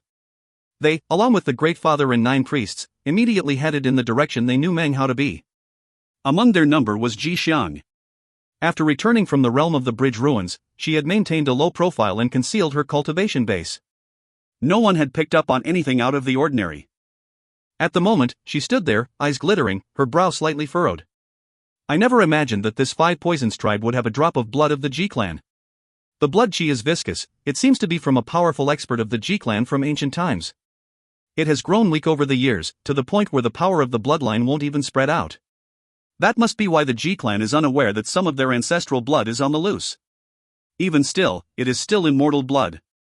Well, it still won't be sufficient to kill Meng Hao. Eyes flickering, she maintained her silence. The giant viper flew through the air for a few days. Eventually, it reached a lake, which it quickly crossed. The Five Poisons tribe Great Father sat there cross-legged atop the giant viper. I can sense that the heavenly blood is already nearing its target, he said. It will go in for the kill tonight. Since the Crow Divinity tribe's Grand Dragoner will die, we must make top speed and arrive in less than a day. With that, he closed his eyes. That night, the sky was dark and there was no moon. Everything was pitch black. The Crow divinity tribes were resting, having erected simple tents which were organized in concentric rings. Regarding the miscellaneous affairs of the tribe, the Great Father of the Crow Soldier tribe had recently been elected to serve as the Crow divinity tribe Great Father. Various rituals were performed which the other nascent soul cultivators also attended. During the past 2 years, the Crow divinity tribe had become a well-oiled machine. At the moment, Meng Hao sat cross-legged in his own tent, which was located in the very center of the encampment, an indication of the venerated position he occupied. Outside of the tent, Crow divinity tribe cultivators stood guard day and night. Currently, his eyes were closed, and he held an alcohol flagon in his right hand. Throughout the 2 years, he had kept Han Shan's flagon close at hand. Inside was an unending supply of alcohol. Although drinking it did not give him any dancing sword chi, it left him with a warm feeling inside that kept him quite comfortable despite the violent rain. He couldn't drink too much, though. At the most, he would drink 3 small mouthfuls per day. He sat there cross-legged, his eyes closed. His attention was currently focused inside the blood-colored mask, on G19, who was still bound by the flag of 3 streamers. Whenever he had time these past years, Meng Hao would take the time to study him. The 4 deadly wooden swords were kept stabbed into him the entire time. Despite G19's raving and cursing, his cultivation base was incapable of restoring itself. It was completely restricted by Meng Hao's wooden swords. Next to G19 was the Li clan patriarch, who sat there rubbing his hands together excitedly. His body was covered with crackling lightning that danced back and forth. After experiencing the heavenly tribulation those years ago, he was almost completely transformed into a soul of lightning. In compliance with Meng Hao's requirements, he had turned into a sort of jailer, responsible for keeping an eye on G19. Every time Meng Hao came to torment G19, the Li clan patriarch would get extremely excited. He would even offer bits of advice to Meng Hao to help him transform G19 into a soul of lightning. As far as G19 was concerned, all of that was not the worst of the situation. The worst was that during the 2 years, the meat jelly had taken a strong interest in him. Every few days it would come in and try to convert him. G19 was on the verge of collapse. Every time the meat jelly came to try to convert him, the Li clan patriarch would get even more excited, and his face would be covered with a sinister smile. Tell me, how does one use the karma of the G clan? If you tell me, I'll keep the meat jelly away for an entire month. What do you say? Meng Hao spoke slowly and methodically, but all he got in return from G19 was raving and cursing. Meng Hao's face began to grow colder. His cultivation base was not weak like it had been all those years ago. He had already reached the point that he was strong enough to kill this weakened G19. Right now, his eyes flickered with coldness for a moment before turning calm again. He was just about to go call for the meat jelly when suddenly, his body completely disappeared. Simultaneously, back in the tent, a fissure suddenly opened up in the air in front of seated Meng Hao. As soon as the fissure opened, a blood-colored hand stretched out from within, completely silent and undetectable by anyone. This hand was very strange-looking. It had no prints on the fingers or palm, and in the very center of the palm, tens of thousands of magical faces could be seen. This bizarre hand immediately shot toward Meng Hao, extending its finger to in an attempt to tap him on the forehead. When the blood-colored hand was only about 7 inches away from Meng Hao's forehead, his eyes snapped open. A profound sense of deadly crisis filled him, wrapping up his mind. He instantly moved backward, but the blood-colored finger followed at the same speed. As it did, a blood-colored arm and then a body emerged from the fissure. As Meng Hao retreated, he hit the wall of the tent. His eyes flickered as metal dash, wood dash, water dash, and earth-type totems magically appeared in front of him, slamming into the blood-colored finger. A boom rang out, shaking everything and echoing out into the silent night. The tent instantly exploded into bits as Meng Hao shot out from within. The more than 10,000 shocked members of the Crow divinity tribe all began to emerge from their tents. When they looked over, they saw their sacred ancient, Meng Hao, shooting through the air in retreat. Pursuing him was a blood-colored figure which emanated a bloody glow. Its finger was only 7 inches away from Meng Hao, blocked by 4 great totems, which prevented it from moving any closer. Meng Hao's face flickered as he retreated. The blood-colored mask instantly appeared. When he donned the mask, a bloody glow shot out of Meng Hao to rise up into the air.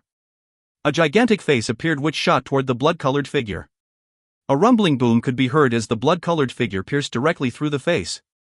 Now, it was not 7 inches away from Meng Hao, but 5. What is this thing? Thought Meng Hao, his pupils constricting. At this crucial moment, an azure glow suddenly appeared in his eyes.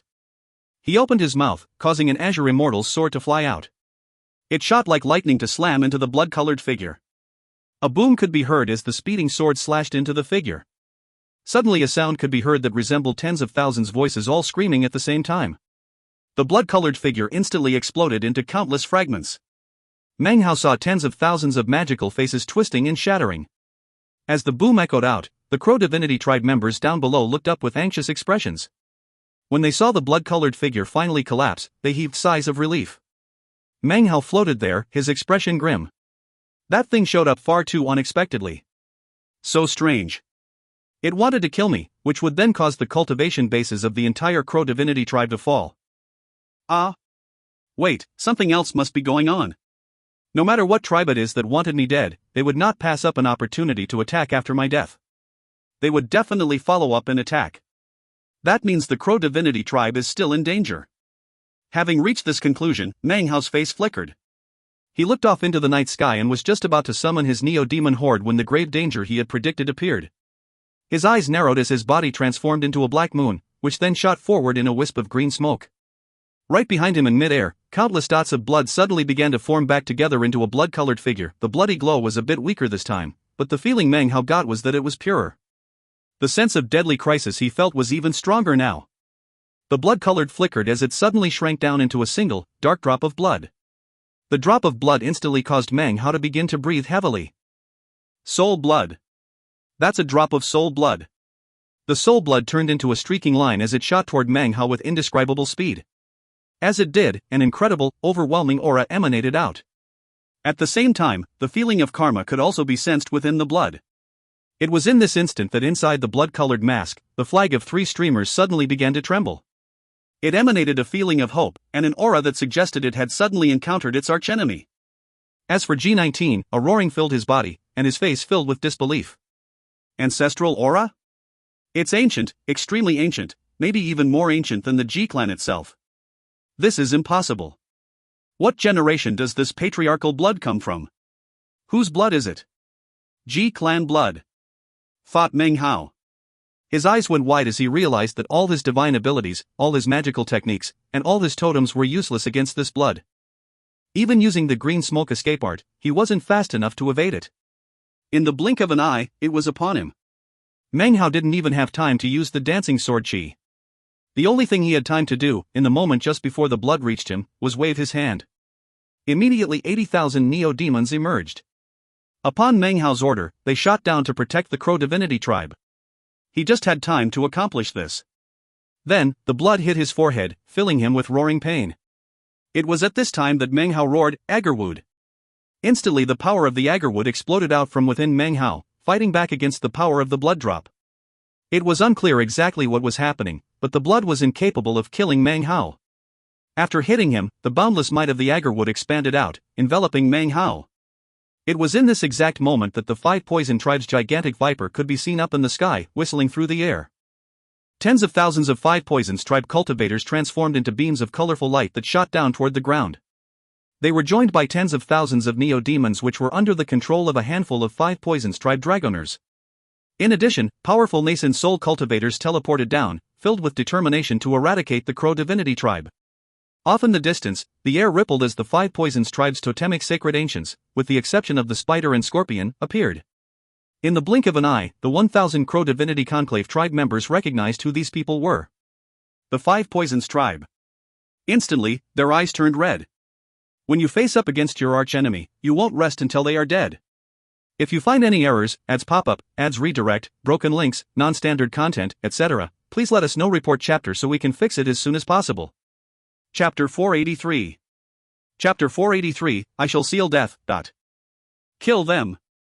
The more than 1,000 Crow Divinity Conclave Tribe members' eyes were red. The former Crow Soldier Tribe Great Father, who was now the Great Father of the entire Crow Divinity Tribe, as well as Wu Chen, Wu Ling, and all the other tribe members who had participated in the bloody war, all let out unbridled roars of fury. Killing intent sprang out from their eyes as all the enmity from the past exploded out within them. They shot forward, totems magically materializing. Immediately, booms filled the air. Behind them, the rest of the more than 10,000 members of the Crow Divinity Tribe all joined them as they charged into battle. The Crow Divinity Tribe members had experienced many battles in their 2 years of migration. In the beginning, they had been small and weak. Over time, they had grown stronger and more powerful in their rise to prominence. It wasn't just the physical strength of the Crow divinity tribe which had grown, but also the strength of their hearts. As for the tribe members who had surrendered to the Crow divinity tribe and exercised faith in Meng Hao, his totems not only caused their cultivation bases to soar up, they also benefited from his medicinal pills. This caused their faith in the Crow divinity tribe as a whole to grow strong. Most importantly, after joining the Crow divinity tribe, they had hope. This was especially so considering that their former tribes did not exist anymore. As of now, the Crow divinity tribe was their only hope. They looked forward to the day when the Crow divinity tribe would enter the Black Lands. After 2 years of constant victories in battle, their hope was incredibly strong. In the blink of an eye, the battle began. The Crow divinity tribe did not shrink back in the slightest. Even as the Five Poisons tribe was still nearing, the more than 10,000 Crow divinity tribe cultivators, joined by 80,000 neo-demons, instantly charged into battle. That was when the slaughter began. No words were exchanged. The Five Poisons tribe and the Crow divinity tribe were long-standing enemies. The enmity which existed between the two had been interrupted by the arrival of the Violet Rain Apocalypse. Were it not for that war, the Crow divinity tribe would never have sunken into such decline and would already have been able to migrate out of the Western Desert North region. As far as the Five Poisons tribe went, it was because of the war that the Scorpion branch split off, and their sacred ancients now lacked a spider and a scorpion. Of the Five Poisons, 2 were gone. To the Five Poisons tribe, this was a catastrophic blow. At any other time, it wouldn't have been too much of a problem. With time, they could have recovered. But at that critical juncture, the Violet Rain arrived, forcing the Five Poisons tribe to migrate. Their overall level of power was reduced, causing further complications for their migration. This was why the desire to destroy the Crow divinity tribe was so strong in the hearts of the Five Poisons tribe. Shocking booms filled the air. Heavy casualties were immediately inflicted in the initial fighting. There were even members of Crow divinity tribe who chose to self-detonate, causing the Five Poisons tribe to recall the frenzied fighting from years ago. However, the Five Poisons tribe also fought with madness. The war years ago had been one of invasion. This battle, however, was one in which they were fighting for their own survival as a tribe. Even some Five Poisons tribe cultivators began to self-detonate. The Crow divinity tribe only had 7 nascent soul cultivators, whereas the Five Poisons tribe had more than 10 priests. However, the Crow divinity tribe's advantage was not in the number of cultivators they possessed, but rather, their neo-demons. They had powerful neo-demons. 80,000 of them. There were even high-level neo-demons in the horde who could compare to nascent soul cultivators. As of this moment, the two tribes were relatively evenly matched. The Crow divinity tribe Greatfather faced off against the Five Poisons tribe High Priest. Their battling shook heaven and earth. The Greatfather was actually not a match in terms of his cultivation base. However, he had long since chosen to burn his cultivation base and life force, all of himself, to temporarily increase his level of power. Only by doing so could he hold his own against the High Priest. In truth, what he was trying to do was hold up the High Priest and prevent him from attacking anyone else. As for the Five Poisons tribe's totemic sacred ancients, they were missing a spider and a scorpion. However, their viper, toad, and centipede still emanated explosive pressure. Before the apocalypse, their presence would have been astonishing. However, because of the years of Violet Rain, as well as the totemic sealing of the Crow divinity tribe years ago, they were much weaker than before. Right now, their level of power exceeded that of the nascent soul stage, and they were incredibly powerful. The ones to match up against them were the Outlander Beast, the Parrot, and the Meat Jelly. As the battle began, it became apparent that, whether it be in terms of their top fighters, or even the ordinary tribe members, the Crow divinity tribe was slightly at a disadvantage. Although it couldn't be said that they were being crushed, it was quite close to that. Thankfully, Meng Hao's 80,000 neo-demons were there, allowing them to just barely hold on. However, it was clear that they would only be able to hold on for a short period of time, in the middle of the battlefield was a bizarre area that no one could enter. It was an empty area roughly 300 meters across. In the very middle of the 300-meter area was an enormous, rippling sphere of blood. Roaring sounds could be heard emanating out from it, as if someone inside were struggling, trying to break out. This blood sphere was formed by none other than the G-clan blood. Because of the power of the Agarwood, it had changed forms in this way. Instead of recklessly trying to kill Meng Hao, it was now acting like a seal, trapping him inside. "Kill them!" roared the Crow divinity tribe members. "Press on! The sacred ancient will definitely break out." To the Crow divinity tribe members, Meng Hao was their sacred ancient, almost like a god. With Meng Hao there, all dangers and all catastrophes could be overcome. They had staunch faith in Meng Hao. They truly believed that all they had to do was endure, their sacred ancient would break free from the blood sphere. Once he appeared, he would lead them into victory over the Five Poisons tribe. The Five Poisons tribe Greatfather's eyes glittered. His cultivation base was at the late nascent soul stage. With a cold snort, he charged into the battle. Wherever he went, death followed. Any Crow Divinity tribe member who tried to block his way exploded into death. His body turned into a beam of light as he shot directly toward the 300-meter wide area. No one could stop him. As he neared, he flashed an incantation with both hands, sending an attack to roar toward the blood sphere. This was a special technique, a divine ability which could actually pass inside of the blood sphere. He wanted to kill Meng Hao and acquire the demon spirit. Moments ago. Roaring echoed out. Within the blood-colored sphere, Meng Hao's face was grim. He looked around him at the rippling, bloody light that surrounded him like a wall. It was like a gigantic seal, with him locked in the middle, unable to emerge. Meng Hao's hands flickered as one magical technique and divine ability after another slammed into the blood-colored wall. The sound of it all was deafening, but the blood-colored wall wasn't harmed in the slightest. He also had no way to know what was happening outside. Just before being sealed inside, he saw the Five Poisons tribe approaching. It was in that moment that he knew that this battle was a disaster for the Crow Divinity tribe. Meng Hao was worried and anxious. It wouldn't matter if he was stuck inside this place for a short period of time. But if too much time passed, he knew that the Crow Divinity tribe would not be able to hold out against the Five Poisons tribe. The Five Poisons tribe had obviously planned things out well. Their goal was obvious: eradicate the Crow Divinity tribe and snatch their demon spirit. You could say that in the past 2 years of battle, they had never faced a situation as dangerous as this. Even as Meng Hao was frowning in thought, the blood-colored wall suddenly contracted, and then moments later, expanded outward. During this period of contraction and then expansion, 3 strands suddenly bored through the wall. As soon as they entered, they transformed into a gigantic viper, centipede, and toad. 3 of the 5 poisons magically appeared. Instantly, they let out piercing cries and shot toward Meng Hao. On the bodies of each of these 3 creatures, Meng Hao could see the image of an old man. That old man was none other than the Five Poisons tribe Greatfather, who was outside of the blood-colored seal. Meng Hao's eyes glittered as he waved his hand. Instantly, his cultivation base exploded out with the power of 4 of the 5 elements. A ferocious, gale-force wind swept across the 3 poisons. The viper instantly broke apart and disappeared. Meng Hao let out a cold snort. Cracking sounds could be heard from within his body as he moved forward like a fiend. A fist descended, and the toad let out a miserable shriek as it exploded into pieces. At the same time, the centipede's body twisted as it shot like lightning toward Meng Hao. Meng Hao's eyes flickered as he spit out a mouthful of alcohol chi. The alcohol chi was like a mist that instantly enveloped the centipede. Its body began to wither, and it let out a shriek. It was at this point that a mark like a black moon appeared on Meng Hao's forehead. Employing the evil magic, the moon flickered as it branded down onto the body of the centipede, using it as a conduit with which to attack the Five Poisons tribe Greatfather to whom it was currently connected. The Black Moon spiritual sense attack bubbled forth rapidly. Moments ago, the Five Poisons tribe Greatfather was outside of the blood-colored seal, flashing an incantation with both hands, his expression vicious and filled with killing intent. However, his face suddenly flickered as the viper was killed. Without thinking about it, he backed up a bit. Before he could barely move a single pace, his expression suddenly filled with shock. That was the moment that Meng Hao's fist slammed into the toad, causing it to explode. Then, his eyes suddenly widened. Not good. Without hesitating, he made to retreat.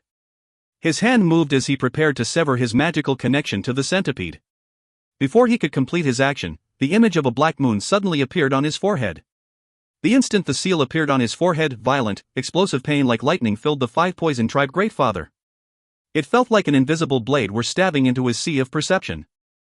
Blood sprayed from his mouth, and he tumbled backward, face filled with astonishment.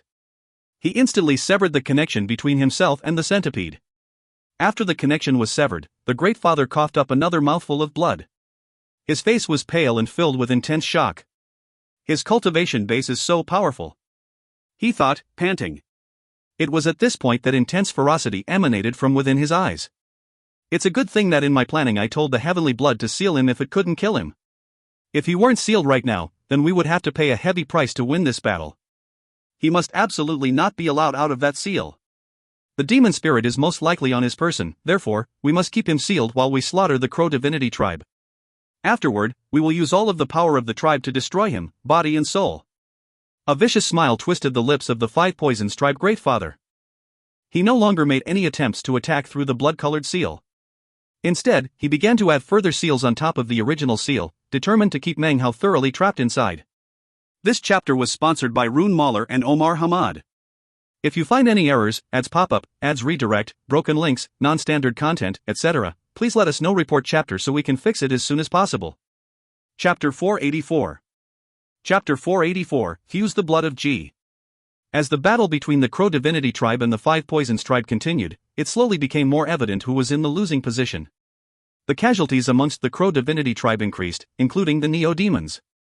Of course, the Five Poisons tribe paid a heavy price, but not as much as the Crow Divinity tribe. Because of the fierce pressure of the battle, the Crow Divinity tribe forces were now showing signs that they might fall apart. Meanwhile, Meng Hao was still stuck within the blood-colored seal. Unfortunately, no matter what ideas he came up with for how to escape, nothing worked. Minor teleportation and magical items, even the flag of 3 streamers could not even temporarily put a dent into the seal. He tried everything, the Lotus Time formation, the 3 strange wooden swords. He even tried Han Shan's immortal sword, but based on his observations, it would take 3 days for it to break through the seal. There seemed to be only one option left, that was the dancing sword chi. Meng Hao's eyes turned red as he began to condense alcohol chi outside of his body. This blood contains the power of karma. It must be the some blood from a G-clan patriarch of an ancient generation. If this drop contains such power after all these years, just how strong was this person when he was alive? Meng Hao's mind trembled as the alcohol chi swept out and the dancing sword chi began to congeal inside of him. He could think of no other method other than using the dancing sword chi, which was somewhat of a pity. He actually didn't know if even the dancing sword chi would enable him to break out, however, he did know that the Crow Divinity tribe could not hold out for much longer. He took a deep breath and was just about to cause the power of the dancing sword chi to explode out, when suddenly he looked at the wall created by the blood-colored seal. He looked at the rippling blood and then suddenly felt a tremor run through his body. Blood, blood. In this moment it felt as if lightning were coursing through his head. An audacious and perhaps even insane idea had suddenly risen up in his mind. The idea caused him to suddenly begin to pant and hesitate regarding using the dancing sword chi.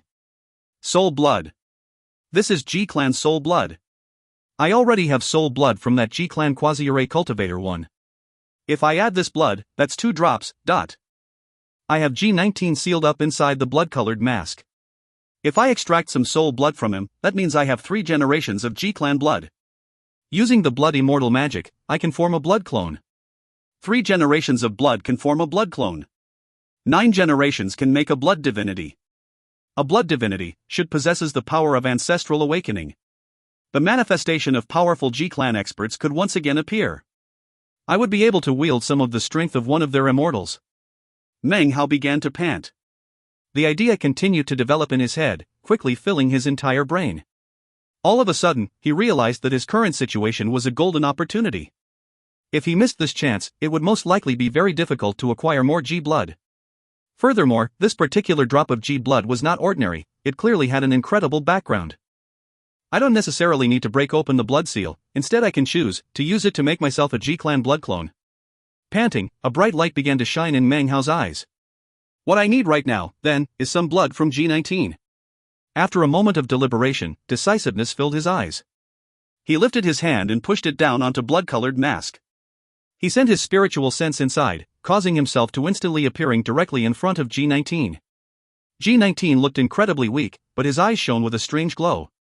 He could sense the aura on the outside world and knew that the will of a G-clan ancestor was there. Who is it? He wondered to himself. It's impossible. It's so ancient. How could the blood of such an ancient ancestor exist? It exceeds the history of the clan itself. Just who could it be? G19 was so shaken that he didn't even notice that Meng Hao had arrived. Meng Hao materialized in the world of the mask, a vicious expression on his face. He reached out his right hand and unhesitatingly pushed down onto G19's forehead. A ferocious expression suddenly appeared on G19's face. Before he could even begin to struggle, the aura of the Lotus Sword formation emanated out from Meng Hao, entering the blood-colored mask and approaching G19. You can struggle and fight back if you want, said Meng Hao grimly. Right now, I don't care if I can't get any more information about the G-clan from you. I want a drop of soul blood. Struggle, refuse, fight back, all such actions will be futile. If you cooperate, then I'll take the blood and leave. Resist me, then I will exterminate your soul and take a drop of soul blood by force. With that, he closed his eyes and rotated his cultivation base. For great totems magically appeared. He focused all the power of the great blood immortal magic. Everything was focused on extracting soul blood from G19. The aura of the lotus sword formation neared, and the power of time suddenly began to rotate. To ensure his success in the matter, Meng Hao even called out to the sleeping blood mastiff. The mastiff was sleeping, but as the years had passed, Meng Hao could sense that it would soon awaken. G19's face fell. He could hear the killing intent and coldness in Meng Hao's voice, and could tell that Meng Hao without a doubt was speaking the truth to him. His mind trembled. Maybe he wouldn't struggle, but how could he be willing to comply? However, the power of time neared, causing his face to flicker. The flag of 3 streamers tightened around him, causing him to pant. Finally, the aura of the mastiff neared, filled with the power of spirit severing. G19 could sense Meng Hao's decisiveness, and suddenly was filled with an intense sense of grave crisis. He suddenly realized that Meng Hao wasn't necessarily incapable of killing him. He just didn't want to at the moment. G19 knew that going against Meng Hao in this moment meant that he would most likely die in the blink of an eye. Sensing Meng Hao's determination, he suddenly began to waver. Even as Meng Hao forced the soul blood out of G19, the battle between the Crow Divinity tribe and the 5 Poisons tribe was reaching a climax. The Outlander beast was not a match for all 3 of the totemic sacred ancients. Even with the parrot and the meat jelly, it was still injured. Its body trembled and its aura was growing weak. However, it still roared as it fought back against the sacred ancients, preventing them from passing it. In midair, the nascent soul elders of the Crow Divinity tribe were pale-faced. They coughed up blood as they sustained serious injuries. They were like lamps that were running out of oil.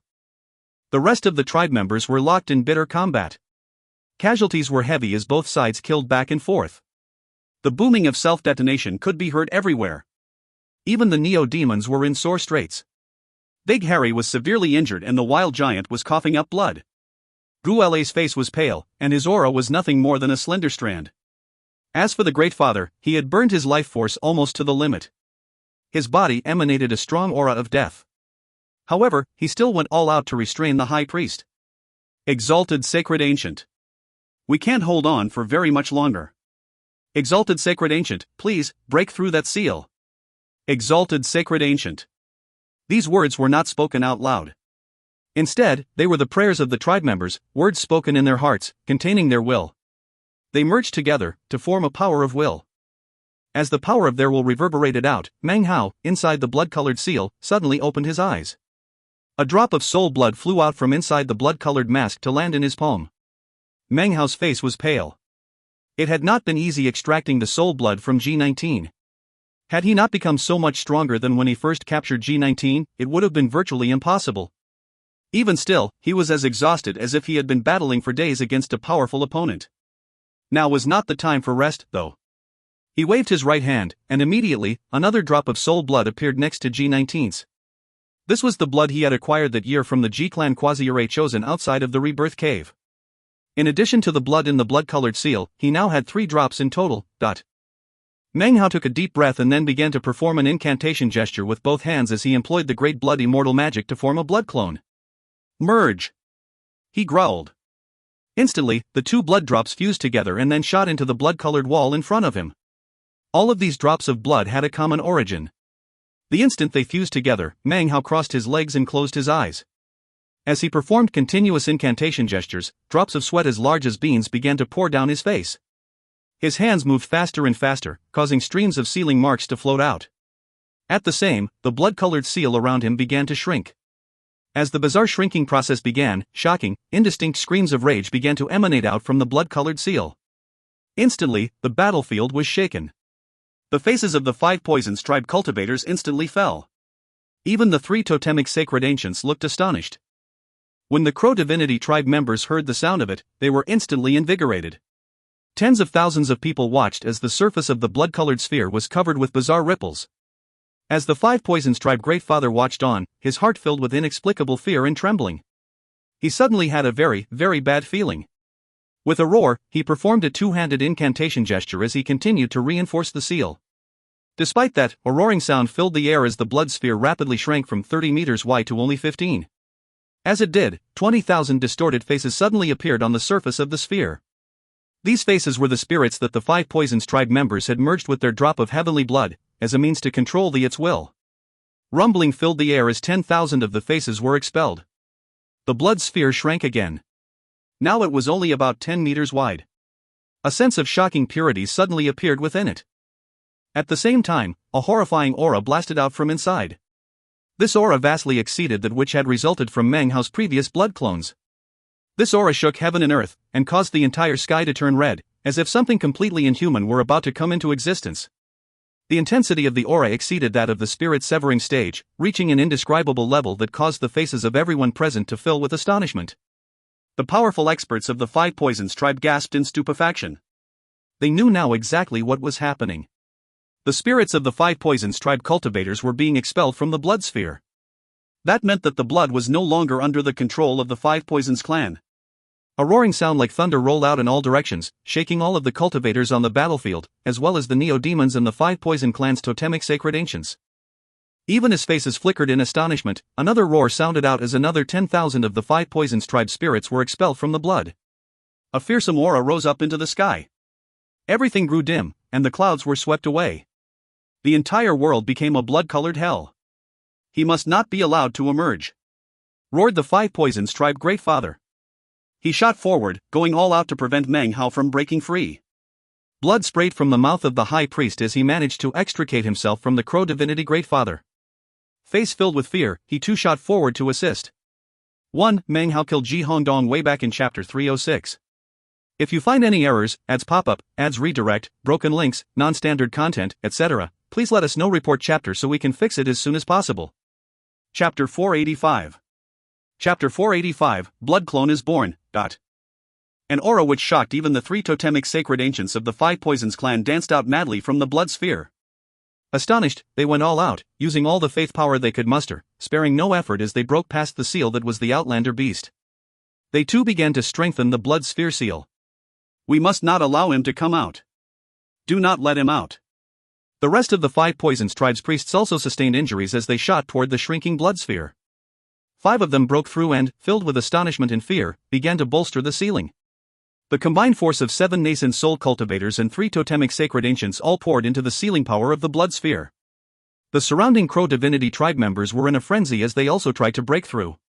The Five Poisons tribe members desperately fought back. The intensity of the battle instantly increased. However, despite the fact that peak of the Five Poisons tribe's power was focused on the blood sphere seal, it continued to shrink. Soon, it was only 3 meters wide. By this time, virtually all of the Five Poisons tribe spirits had been forced out. The magical faces had expressions of torment as they dissipated into the area. Even more shocking, a horrifying aura exploded out from the blood sphere, the strength of which instantly started to suffocate the 7 nascent soul cultivators. Their faces were pale as the aura slammed into them, causing a roaring sound to fill their minds as they coughed up blood. The faces of the 3 totemic sacred ancients filled with an unprecedented level of fear and shock, to the extent that their bodies even began to tremble. There were now absolutely no spirits of the Five Poisons tribe on the blood sphere. In the blink of an eye, all consciousness within it disappeared, replaced by the magic of the blood immortal. At the same time, it shrank down into the form of a person. That person bore the semblance of Meng Hao. Kill him! Roared the Five Poisons tribe Great Father at the top of his lungs, seemingly on the verge of going mad. He had now abandoned any attempts at sealing, and instead unleashed deadly divine abilities against the blood-colored figure. The others did the same. Booms echoed out as the 3 totemic sacred ancients attacked. However, the blood-colored figure didn't even react. That in itself caused the face of the Five Poisons tribe Great Father to fill with astonishment. This Meng Hao refined the heavenly blood. He's actually refining it into a creature of blood. That's impossible. That heavenly blood was acquired by one of the ancestors by a fluke. The power it contains is fearsome to the extreme. How could a cultivator possibly fuse it? Throughout the years, all those in the tribe who tried to fuse it died. The best we could do was come up with magic to control it. The Great Father and the others felt their minds reeling, and their expressions were that of shock. Even more bitterly painful was that their tribe's prized treasure, their secret weapon to destroy the enemy, had been refined successfully. It was almost as if they had handed over their precious treasure as a gift. This thought caused them to feel incredible vexation. This was a critical moment for Meng Hao in the refinement process of the blood clone. He suddenly had an intense feeling that this blood clone was completely different from the other blood clones he had created in the past. They were like fireflies and this was like the bright moon. So, this G-clan blood clone turns out to be this powerful. Such an incredible level of power far exceeded Meng Hao's imagination. Right now, he could detect faint signs that as he continued with the refinement, the will of the blood was slowly awakening. This was one of the functions of the blood immortal magic. Based on some factors which Meng Hao didn't fully comprehend, it was able to force out the bloodline power concealed within the blood. The more ancient the blood, and the purer the bloodline power, then the more powerful the blood clone would be. Meng Hao took a deep breath. He knew that what he needed to do now was find something to act as the core of the clone. If that core was indestructible, then the clone was indestructible. The blood clones Meng Hao had created in the past looked crude, and had been refined using the meat jelly skin. However, their usefulness to Meng Hao had been significant. The successful refinement of this particular blood clone, and its fearsome level of power, was something that even the information about the blood immortal magic did not discuss. Even the blood immortal had never anticipated that something like this could happen. Even the blood immortal had never created a clone like this particular G-clan blood clone. After all, the blood immortal completely looked down on ordinary G-clan members. The main goal was to refine the blood of direct descendants of the G-clan. Even blood clones created from the blood of direct descendants, however, would pale in comparison to the G-clan clone which was about to appear. That was because one of the drops of blood that made this clone was from a chosen of the G-clan. Another was from the ancient G19. The final drop, the drop that determined exactly how fearsomely powerful the blood clone would be, had an origin that even G19 couldn't ascertain. The only thing he could tell was that this drop of blood came from primordial times, and was as powerful as the blood of an original ancestor.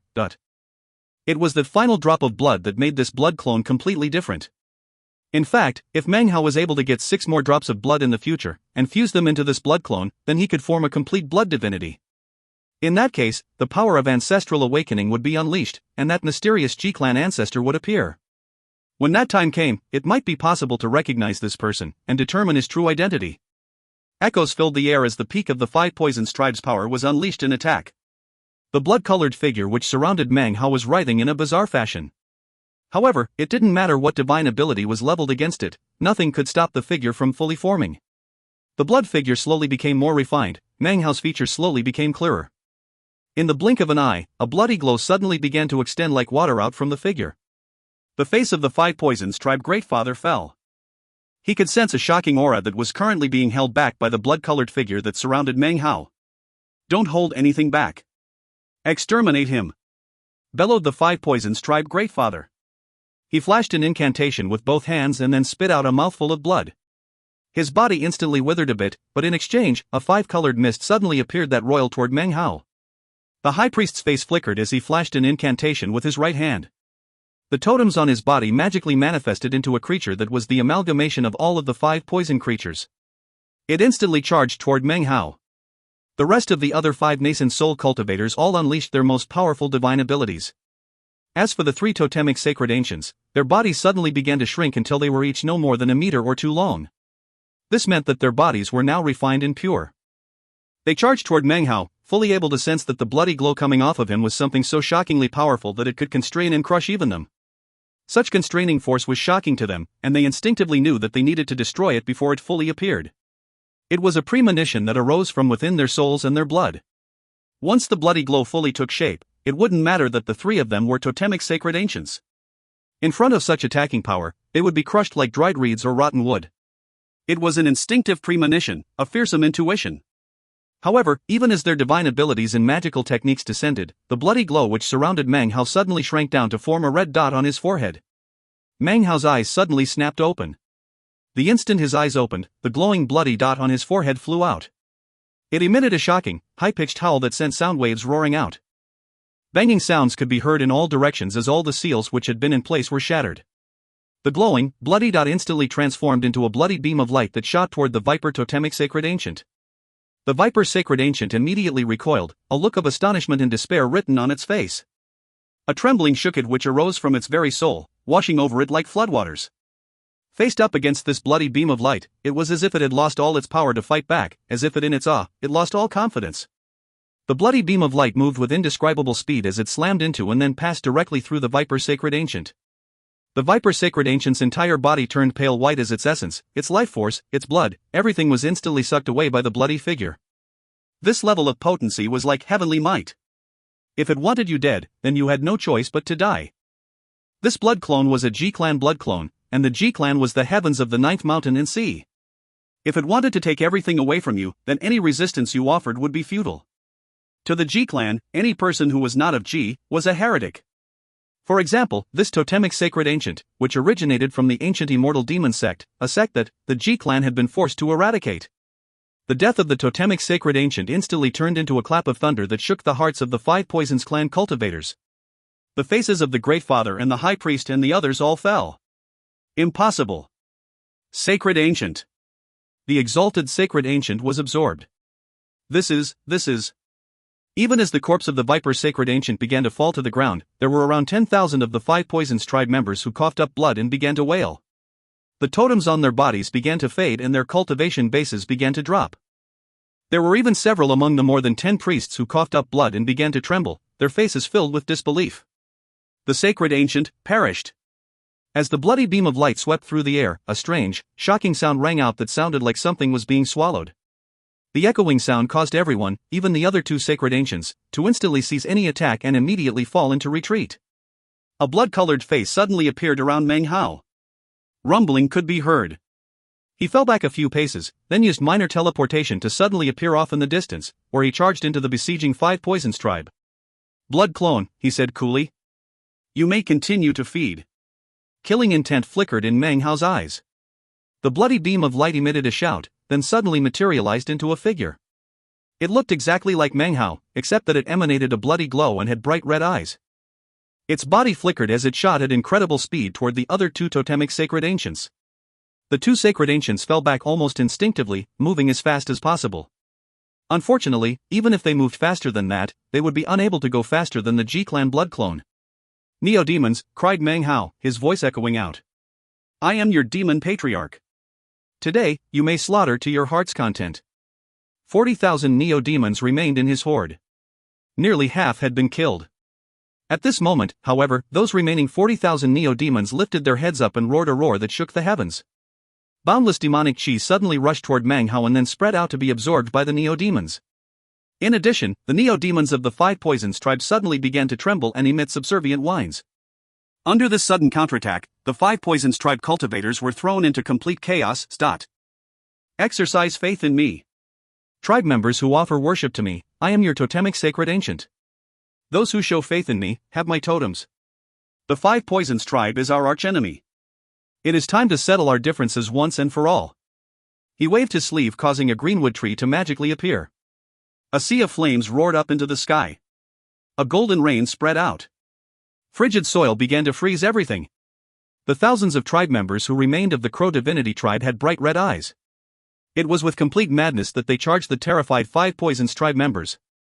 Meng Hao's eyes glinted with harshness, and his voice echoed out like thunder, causing heaven and earth to split. "Kill them." This chapter was sponsored Adrian Marder, Alexander Kubiak, and Anon.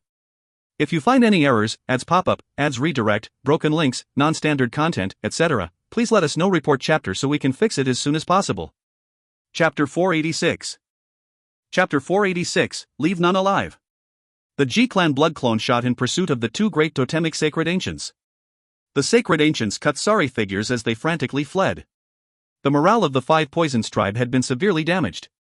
At the same time, Meng Hao's 40,000 neo-demons roared as they absorbed the thick demonic chi coming from Meng Hao. All of them began to mutate, growing fiercer as they screamed through the air toward the Five Poisons tribe cultivators. Suddenly, more than 1,000 corpses on the ground suddenly rose to their feet. Upon the head of each of these corpses, an illusory crow could be seen. These crow automatons' eyes glowed with gray light as they suddenly flew up into the battle. Booms echoed out as a deadly battle ensued between the two groups of neo-demons. The battle was once again being fought at a fever pitch. The vast majority of the thousands of Crow Divinity tribe members were wounded, but it didn't matter. Eyes red, they charged forward with madness. Regardless of whether they were original members of the 5 Crow Divinity tribes, or new members who had pledged allegiance in the past 2 years, each and every one exerted all the cultivation base power they could muster.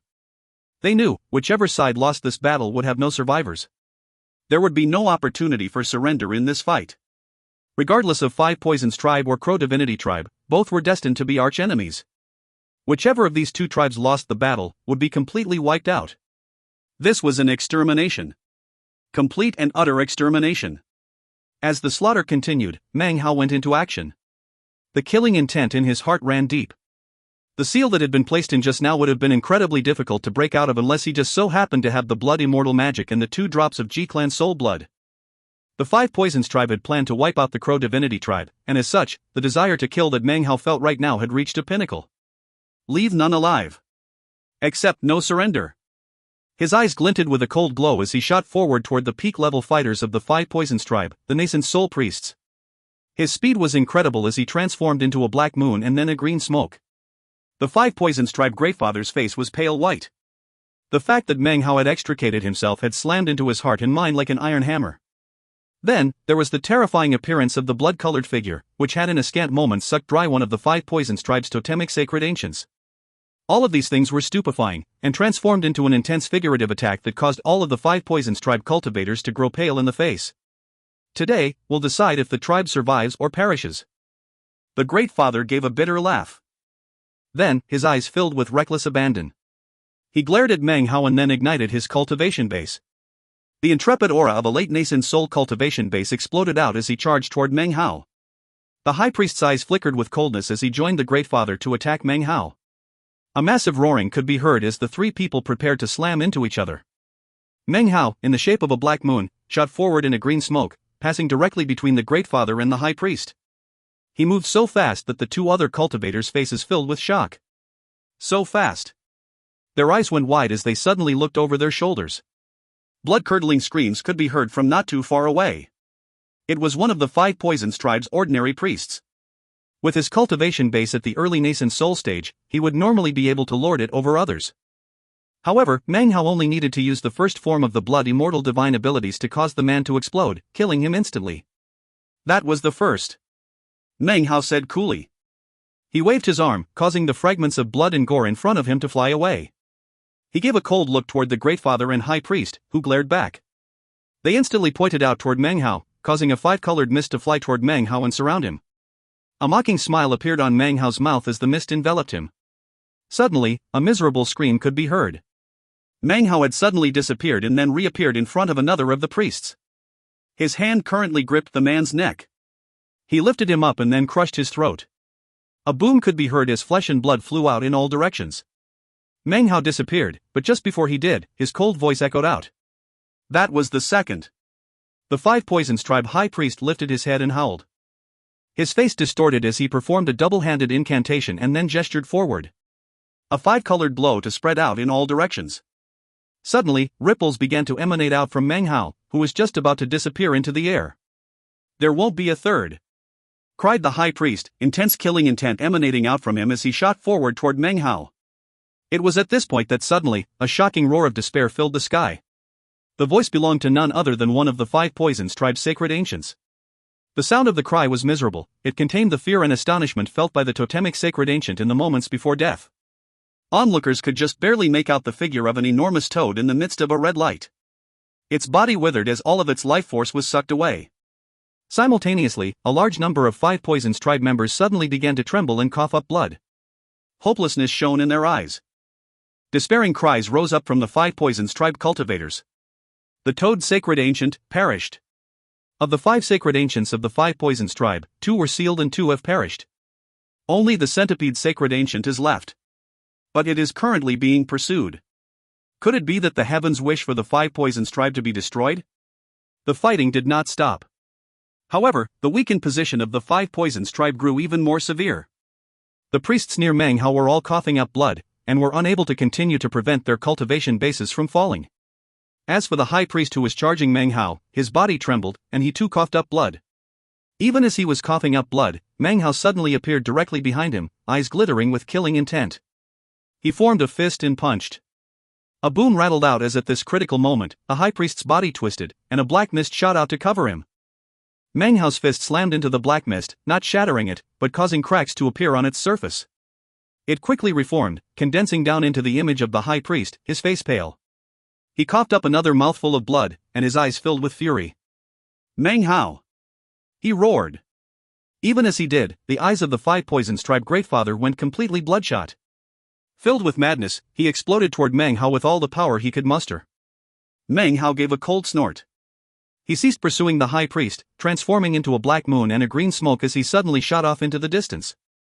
His speed was such that neither the Great Father nor the High Priest could possibly match up.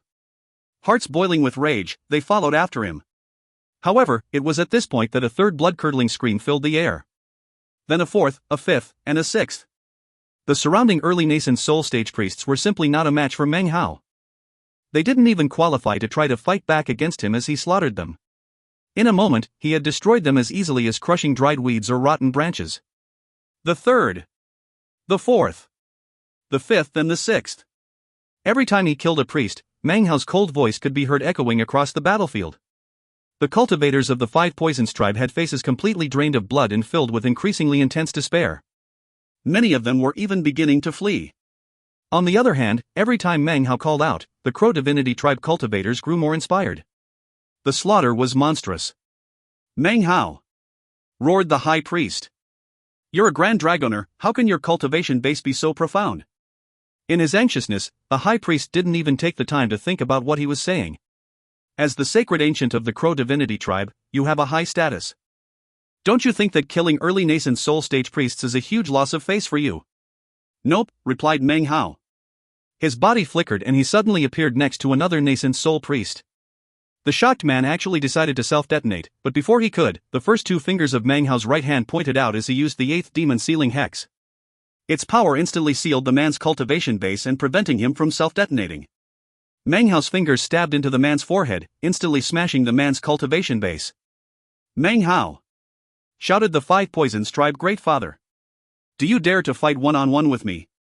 The man's heart was filled with anxiety, but Meng Hao's speed was such that he was completely incapable of catching up. The rest of the nascent soul priests were currently fleeing, but their speed couldn't possibly match up to Meng Hao's.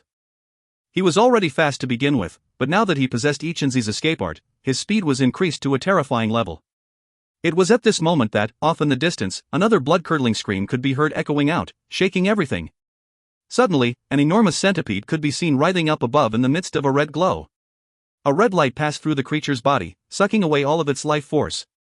The centipede's body went stiff and its scream was suddenly cut off. The Five Poisons tribe's centipede sacred ancient, the last of the totems, had been destroyed.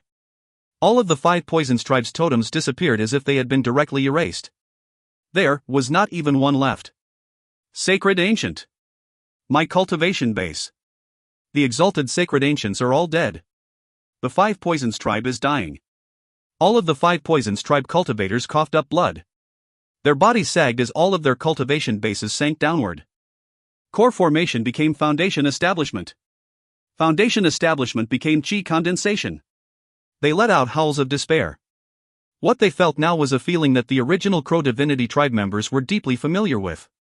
However, back when that happened, Meng Hao was there, and became their new totemic sacred ancient. Right now, the Five Poisons tribe had nothing like that to rely on. The remaining 5 or 6 nascent soul priests were locked in combat with the Crow Divinity nascent soul elders. Their faces were pale, they could do nothing to prevent their cultivation bases from wasting away. In the blink of an eye, they were no longer of the nascent soul stage, but rather, had become core formation cultivators. The instant their cultivation bases dropped to core formation, in the blink of an eye, their bodies shook. If it wasn't a head lopped off, it was a body exploded. All of them were slaughtered in an instant by the Crow Divinity tribe nascent soul elders. The massacre continued as the Five Poisons tribe cultivators' cultivation bases shot downward. As of now, the only nascent soul cultivators that remained in the Five Poisons tribe were the High Priest and the Great Father. However, even they were forced to pay a steep price because of the death of the totemic sacred ancients. Their cultivation bases declined, they were no longer in the late nascent soul stage, but rather the mid-stage. From the look of the situation, they wouldn't be able to stay there long.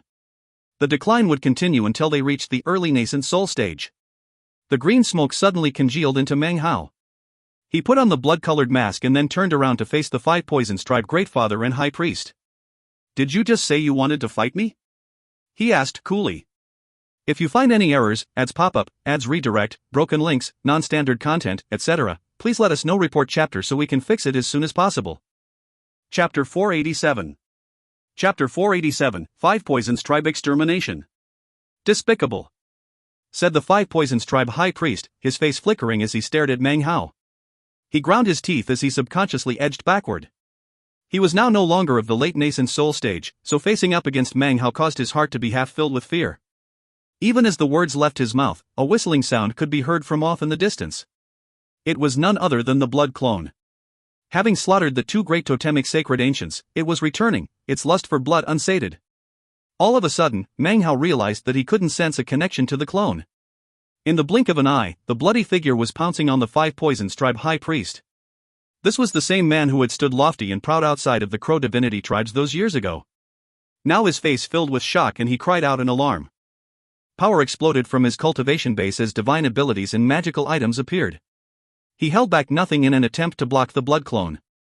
However, the blood clone charged directly through all the divine abilities and magical items to pounce onto the man. In that instant, time seemed to slow down for a moment. When the blood clone left the high priest, the man's body was withered. His life force had been sucked away, even his nascent soul was dried up and dead. His body was now nothing more than a desiccated corpse, completely drained of every drop of blood. The dried-up corpse fell to the ground. The expression on its face was the same expression it had worn before dying, one of dread, shock, and deep regret. The blood clone shot through midair toward the battling tribe members, slamming into the Five Poisons tribe cultivators. It passed through the battleground like a sea of blood, leaving behind only desiccated corpses. The Five Poisons tribe greatfather watched what was happening, and his aged figure seemed to emanate even more death chi. He seemed so old that he might fall into a grave at any moment. The Five Poisons tribe has lost this battle, he said, as the miserable screams continued to echo out.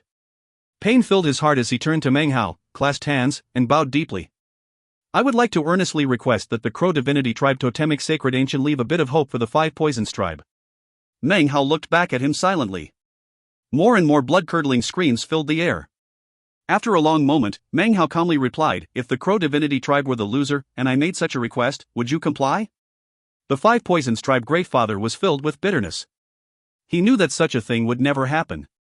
If the victor in the battle had been the Five Poisons tribe, then the Crow divinity tribe would have been completely wiped out, including the old, the young, and the ordinary tribe members. The entire tribe would have been completely eradicated, wiped clean off the face of the earth. This was not a personal vendetta, it was a war between tribes. There would be no mercy, no pity. There was only life and death. I understand. In that case, you and I shall fight. He took a deep breath as he lifted his head up. His eyes filled with the will to go to battle. However, deep within that will to fight was actually a desire for death. To be killed by the hand of the Crow divinity tribe totemic sacred ancient is a worthy death, the Great Father continued lightly. As the Great Father of the Five Poison tribe, I curse you and the Crow divinity tribe. On the other hand, despite having met death on this path to the Black Lands, we are both cultivators of the Western Desert. I hope that in the coming days, the Crow divinity tribe will surpass even its former glory. After all, we are all Western Desert cultivators.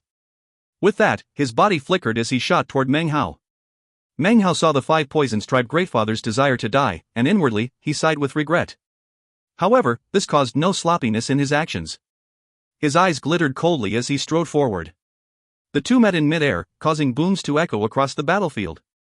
The Great Father unleashed one divine ability after another, like a flower who had reached the point of death and wanted to shine with as much life as possible. Amidst the booming, magical techniques slammed into each other and divine abilities exploded. Five Poisons tribe cultivators were dying everywhere on the battlefield. However, the miserable screams were now growing more faint, weaker, and fewer. After the space of 10 breaths passed, the Five Poisons tribe greatfather coughed up a mouthful of blood. Laughing uproariously, he once again charged toward Meng Hao. After 20 breaths, he had lost one of his arms. Still laughing toward the heavens, he stubbornly charged Meng Hao again. 30 breaths later, a deafening roar filled the air as a gigantic mist rose up into the air. Meng Hao slowly slipped off the blood-colored mask, turned, and walked off. Behind him, the Five Poisons tribe greatfather exploded into countless chunks. In the moment before his death, confusion filled his eyes. Within that confusion, was a release from worldly cares. He was dead, body and spirit. It was impossible to say whether it was by some previous plan, but the instant that the Five Poisons tribe greatfather died was the same moment in which the blood clone sucked the life and blood out of the very last Five Poisons tribe cultivator on the battlefield. The battle with the Five Poisons tribe was now completely over. However, even as Meng Hao heaved a sigh of relief, his pupils suddenly constricted. His body suddenly flickered to reappear in front of one of the members of the Crow divinity tribe. He lifted his hand up and pushed it out in front of him. "Screw off," he said, his expression vicious. The sound of his voice was like thunder, shaking everything and echoing out in all directions. His gesture just now seemed to cause the air to ripple spread out to reveal something shooting through the air that Meng Hao had just blocked, the blood clone. This was a G-clan blood clone which looked like Meng Hao in all aspects except for the bloody glow which emanated off of it. When it appeared, it stood there in front of Meng Hao, its eyes shining with displeasure and struggle. Its lust for blood after killing the final member of the Five Poisons tribe had caused it to instinctually seek to consume the nearest living thing to it. As of this moment, the Crow Divinity tribe members began to let out sighs of relief. As the frenzy of battle wore off, they quickly fell back, taking the Neo-Demons with them. It took only a short moment for all of the tribe members and Neo-Demons to be behind Meng Hao. Even the Outlander beast retreated, panting, instinctively fearful of the blood clone. Only the meat jelly and the parrot dared to stand, one on each of Meng Hao's shoulders, arrogantly looking at the G-clan blood clone who stood up ahead. "This bastard is too ugly," said the parrot appraisingly. "No hair at all, not even one. How could something like this even exist? Although, why does his aura seem so familiar? I just can't seem to place it." The meat jelly gave the blood clone strange, measuring look, and then greeted it in a very amicable fashion. "Hey! Hi there! Hello! I'm Lord Third. Let me tell you something, do you know how high I can count? I can count to 3. The blood clone stared at Meng Hao, completely ignoring the parrot and the meat jelly. There was an innate haughtiness within the thing that seemed to be at odds with the seal connecting it to Meng Hao. That conflict caused its face to twist and suddenly let out a howl toward Meng Hao. Its cultivation base was special. It was impossible to sense anything like core formation, nascent soul, or spirit severing. It was as if it didn't even have a cultivation base. All it had was an aura, a fearsome aura that exceeded a cultivation base. This aura made it seem as if it were a horrible enemy to anything in which life existed. Furthermore, it seemed that absorbing the blood and life force of powerful experts caused its aura to grow even stronger. Meng Hao had the feeling that even though he had created it, were it not for the legacy magic of the blood immortal as well as various other control techniques, it would be taking instinctive, terrifying actions. Looking at the G-clan blood clone growling there, his heart sank a bit. From the records of the blood immortal legacy, he knew that there was always a chance of a revolt occurring when using blood to refine spirits. Generally speaking, that would happen when a blood divinity emerged. It rarely happened with blood spirits. The chances of it happening with a blood clone were virtually non-existent. However, this G-clan blood clone, which although definitely only in the blood clone phase, was suddenly showing signs of revolt. This was no doubt a situation that the blood immortal had never anticipated. This situation instantly caused Meng Hao to think about that mysterious drop of G-blood. It was at this moment that the G-clan blood clone's red eyes flickered. It howled and charged directly toward Meng Hao. However, in that instant, Meng Hao's eyes shone with a red light. His pupils turned bright red and magical symbols appeared within them. This instantly caused the blood clone to scream and back away from Meng Hao. Meng Hao gave a cold snort. Lifting up his right hand, he performed an incantation, without the slightest hesitation, using a blood immortal legacy technique. All of his power poured into a restrictive seal that he had placed inside the body of the clone during its refinement. The blood clone screamed miserably and began to tremble. After enough time passed for half an incense stick to burn, its body suddenly collapsed, transforming into a drop of blood. Meng Hao waved his hand to collect the seal, then picked up the drop of blood. As soon as the blood touched his palm, it transformed into a strand of silk. This was a strand of eyeless larva silk, which was what Meng Hao had used to form the core of the G-clan blood clone. Meng Hao's expression was the same as ever as he took care of the blood clone. However, his heart was filled with somberness. This was the first time that the blood clone had shown any signs of revolt, causing Meng Hao to unleash the full power of the restrictive seal. If it happened again, Meng Hao feared that using the same restrictive seal as before would be ineffective. His eyes flickered in his thoughtfulness. If I refine the blood clone using the conjuring method for blood spirits, then the effectiveness of the restrictive seal should increase quite a bit. His mind settled, Meng Hao led the Crow Divinity tribe and the Neo-Demon horde off of the battlefield. He collected the corpses of the totemic sacred ancients, as well as the Five Poisons tribe's flying machine, and slowly moved off. After they left, a ripple appeared in the air atop a mountain not far away from the battlefield, an area that was nearly completely submerged in violet rainwater. Zhixiang magically appeared. She chuckled as looked off in the direction of the departing Crow Divinity tribe. It seems I've underestimated him again. I assumed that he would have to pay a higher price to achieve victory, perhaps waste some dancing sword chi. I never imagined that all he would have to do was use the power of the Agarwood. Just how many times can he summon the Agarwood? And how much of the sword chi does he have? Lost in thought, Zhixiang stood there for a while, her brow furrowed. Finally she smiled. It doesn't matter. What's the point of trying to figure those things out? There are still many years to go before the primordial demon immortal plane opens again. I might as well enjoy myself in South Heaven. Laughing, her body flickered and she disappeared. The moment she disappeared, Meng Hao, who was leading the Crow Divinity tribe groups, suddenly glanced over his shoulder, his eyes shining brightly. This chapter sponsored by Jasmine Centora, Lim Derrick and Neil Anthony Longuido. If you find any errors, ads pop up, ads redirect, broken links, non-standard content, etc., please let us know. Report chapter so we can fix it as soon as possible. Chapter 488. Chapter 488, Entering the Central Region. Having experienced the battle with their archenemy, it could be said that the Crow Divinity tribe had won a great victory. They had exterminated the Five Poisons tribe. Unfortunately, that victory had come at a heavy price. Of their force of 10,000 cultivators, they now only had a bit more than 3,000 left. However, those who remained had undergone a sort of baptism. Whether in terms of cultivation base or in just the impression they left on others, they were now as sharp as swords, deadly, unsheathed swords. All the battles they had fought made it so that even death meant little to them. Amidst the blood in the killing, even what it meant to be a cultivator changed in their hearts. The Crow Divinity tribe had experienced tumultuous change. These more 3,000 survivors could all be considered to be a match for the most powerful members of the 5 Crow Divinity tribes years ago. War can wipe out a tribe. At the same time, it can also cause a tribe to rise to prominence. It can kill people. At the same time, it can give birth to new life. In the blink of an eye, the Crow Divinity tribe had been reborn. As of now, it was possible to predict that if they carried on this way, by the time they reached the Black Lands, they would be a great tribe, risen to prominence within the Western Desert Apocalypse. Based on their battle prowess and decisiveness, they would become a tribe that even other great tribes would come to fear. At the same time, Meng Hao's personal strength continued to grow. Every time he fought through a desperate crisis, it caused wild faith to grow in the hearts of the members of the Crow Divinity tribes. It turned into a piety, a faith power that constantly circulated around Meng Hao, infused into his body. Although he could not actually absorb it, its continued existence inside of him caused his life force to flourish and the power of his divine abilities and magical techniques to increase dramatically. Meng Hao could tell that the faith of the Crow Divinity tribe members had the potential to increase his power. At the same time, his own might caused the Crow Divinity tribe members' cultivation bases to rise. The amalgamation of the 5 elements will give rise to a mighty leap up for the Crow Divinity tribes, thought Meng Hao. Currently, he sat on the head of the flying viper. The wind beat against his face as he looked out at the lands below.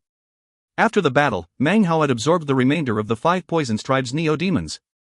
Although many of them had died, his horde now contained a total of around 50,000. In addition, they had acquired quite a bit of resources from the 5 Poison tribes. Most importantly, was this precious treasure, a flying machine that could hold thousands of people. This gigantic viper whistled through the air, carrying all of the Crow Divinity tribe members as they continued on their journey.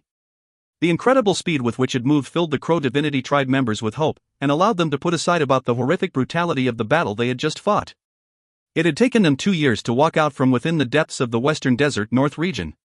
They had experienced many battles, and in the end, had fought it out with the 5 Poisons tribe. Now, it was as if a door had opened for them. After passing through this door, the glory of the Crow Divinity tribe would once again be known in the Western lands. The giant viper shot through the air for many days. They passed over quite a few tribes who had no flying machines, and soon had gone farther than they could have traveled in 10 years on foot. The further south they flew, the fewer lakes they saw, and the more rivers. The reason for this was because the further south one got, the higher the elevation. Contrariwise, many areas in the lands in the north were already becoming seas. Several days later, a mountain range became visible up ahead. It was black, and stretched out seemingly endlessly. Sitting next to Meng Hao was the Crow Divinity tribe Great Father. His face was pale, and his body aged. As he looked off into the distance, he coughed, and then slowly said, "This is the true demarcation between the Western Desert North region and the Central region, the Inchilan mountain range." During the battle, the Great Father had chosen to burn his own life force in order to delay the enemy high priest. Despite months of treatment by consuming medicinal pills concocted by Meng Hao, as well as healing power from his wood-type totem, he had harmed his foundation. He knew that the time of his death drew close. He only had about half of a 60-year cycle left. He felt no regrets. Half of a 60-year cycle was enough that he might be able to watch with his own eyes as the Crow Divinity tribe entered the Black Lands. He might even be able to spend some time living with the tribe after they got there. To him, that was enough. During the few months of travel, he had not practiced cultivation, but rather, lived like an ordinary person. He would sleep, and sometimes dream, something he hadn't experienced in many years. Within his dreams he saw images of himself and the other great fathers with whom he had fought and schemed against for so many years. In his dreams, they were smiling and beckoning to him, inviting him to leave with them. They had fought for a lifetime, but now, he was the only one left. He would wake up from his dreams feeling lonely and alone. After we pass these mountains, he continued, his voice low, we will be in the western desert central region. Right now, that is probably where the largest groups of cultivators are gathered. After that, he coughed a few more times. Our stockpile of spirit stones is sufficient, he went on. Unfortunately, this 5 poisons tribe flying treasure probably won't be able to keep going for a very long time. Because it was overloaded earlier, it was damaged. I'm afraid it won't be able to sustain flight for more than half a year. After that, it will stop working. The Great Father frowned anxiously. Meng Hao nodded, but did not respond.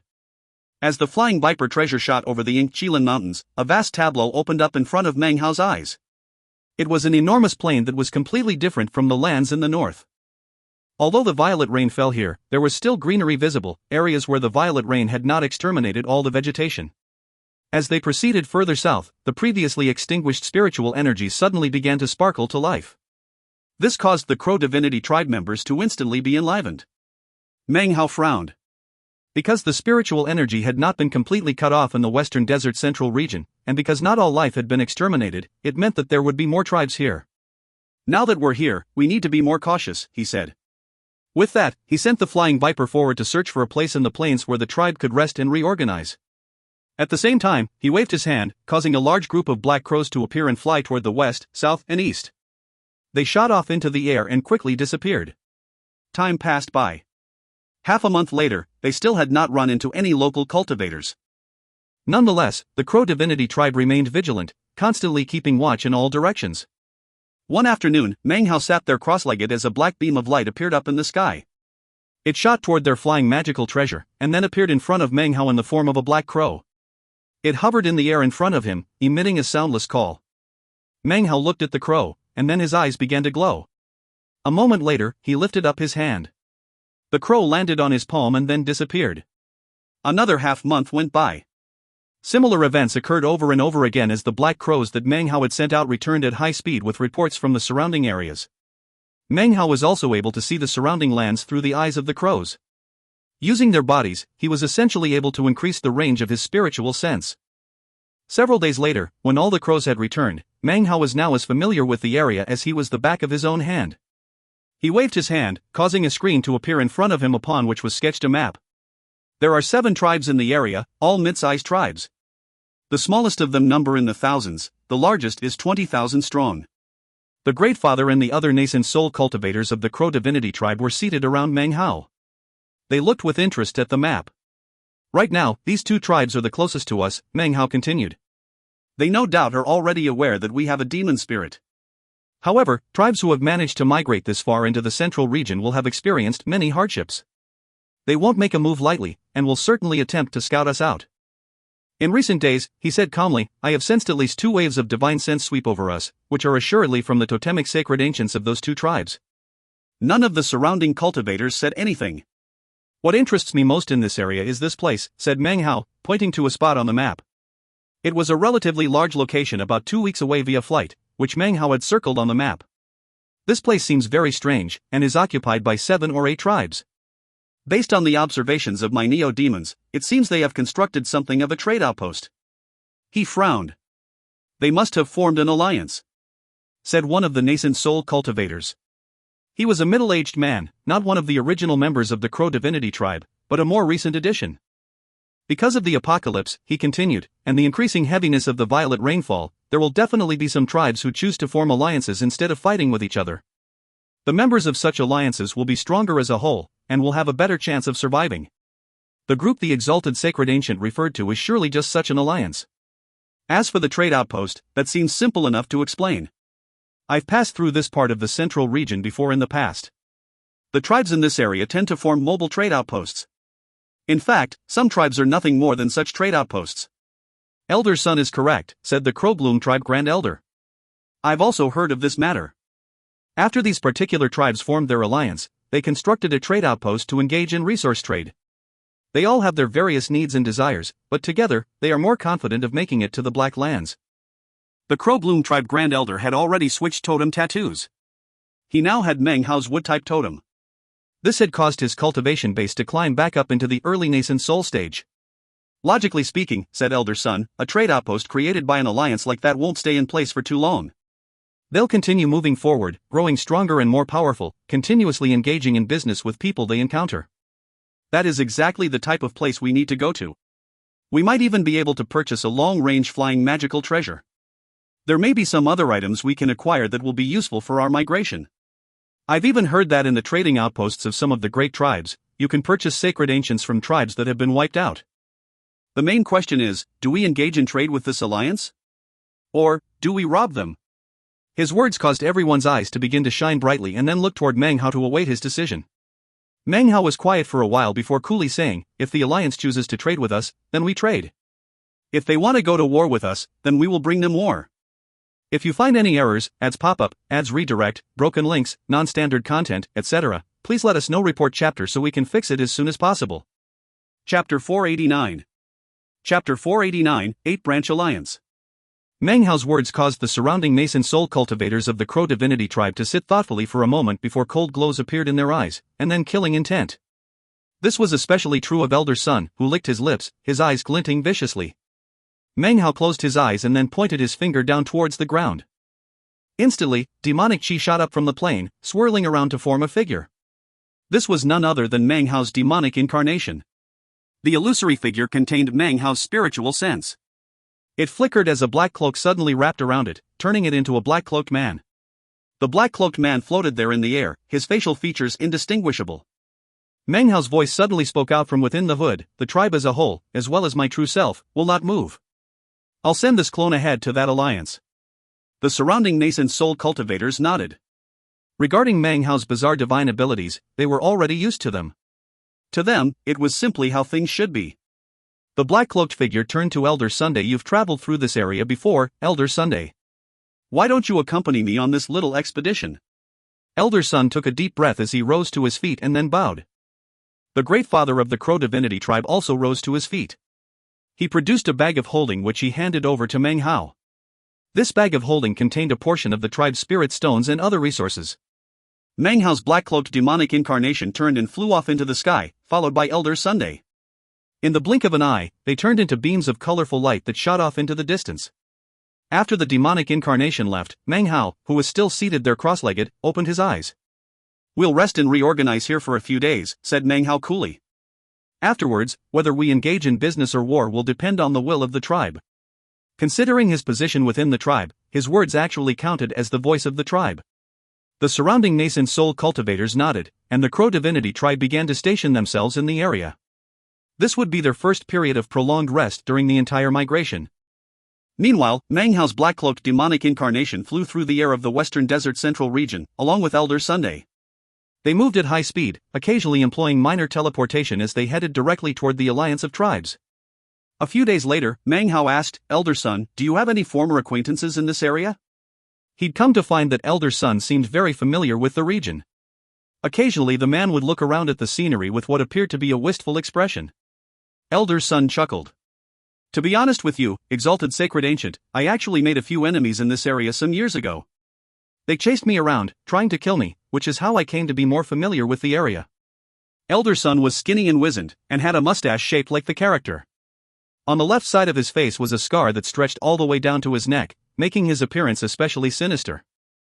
Meng Hao nodded, and declined to make further inquiries. The two of them continued to fly through the air in beams of colorful light. Time flashed by.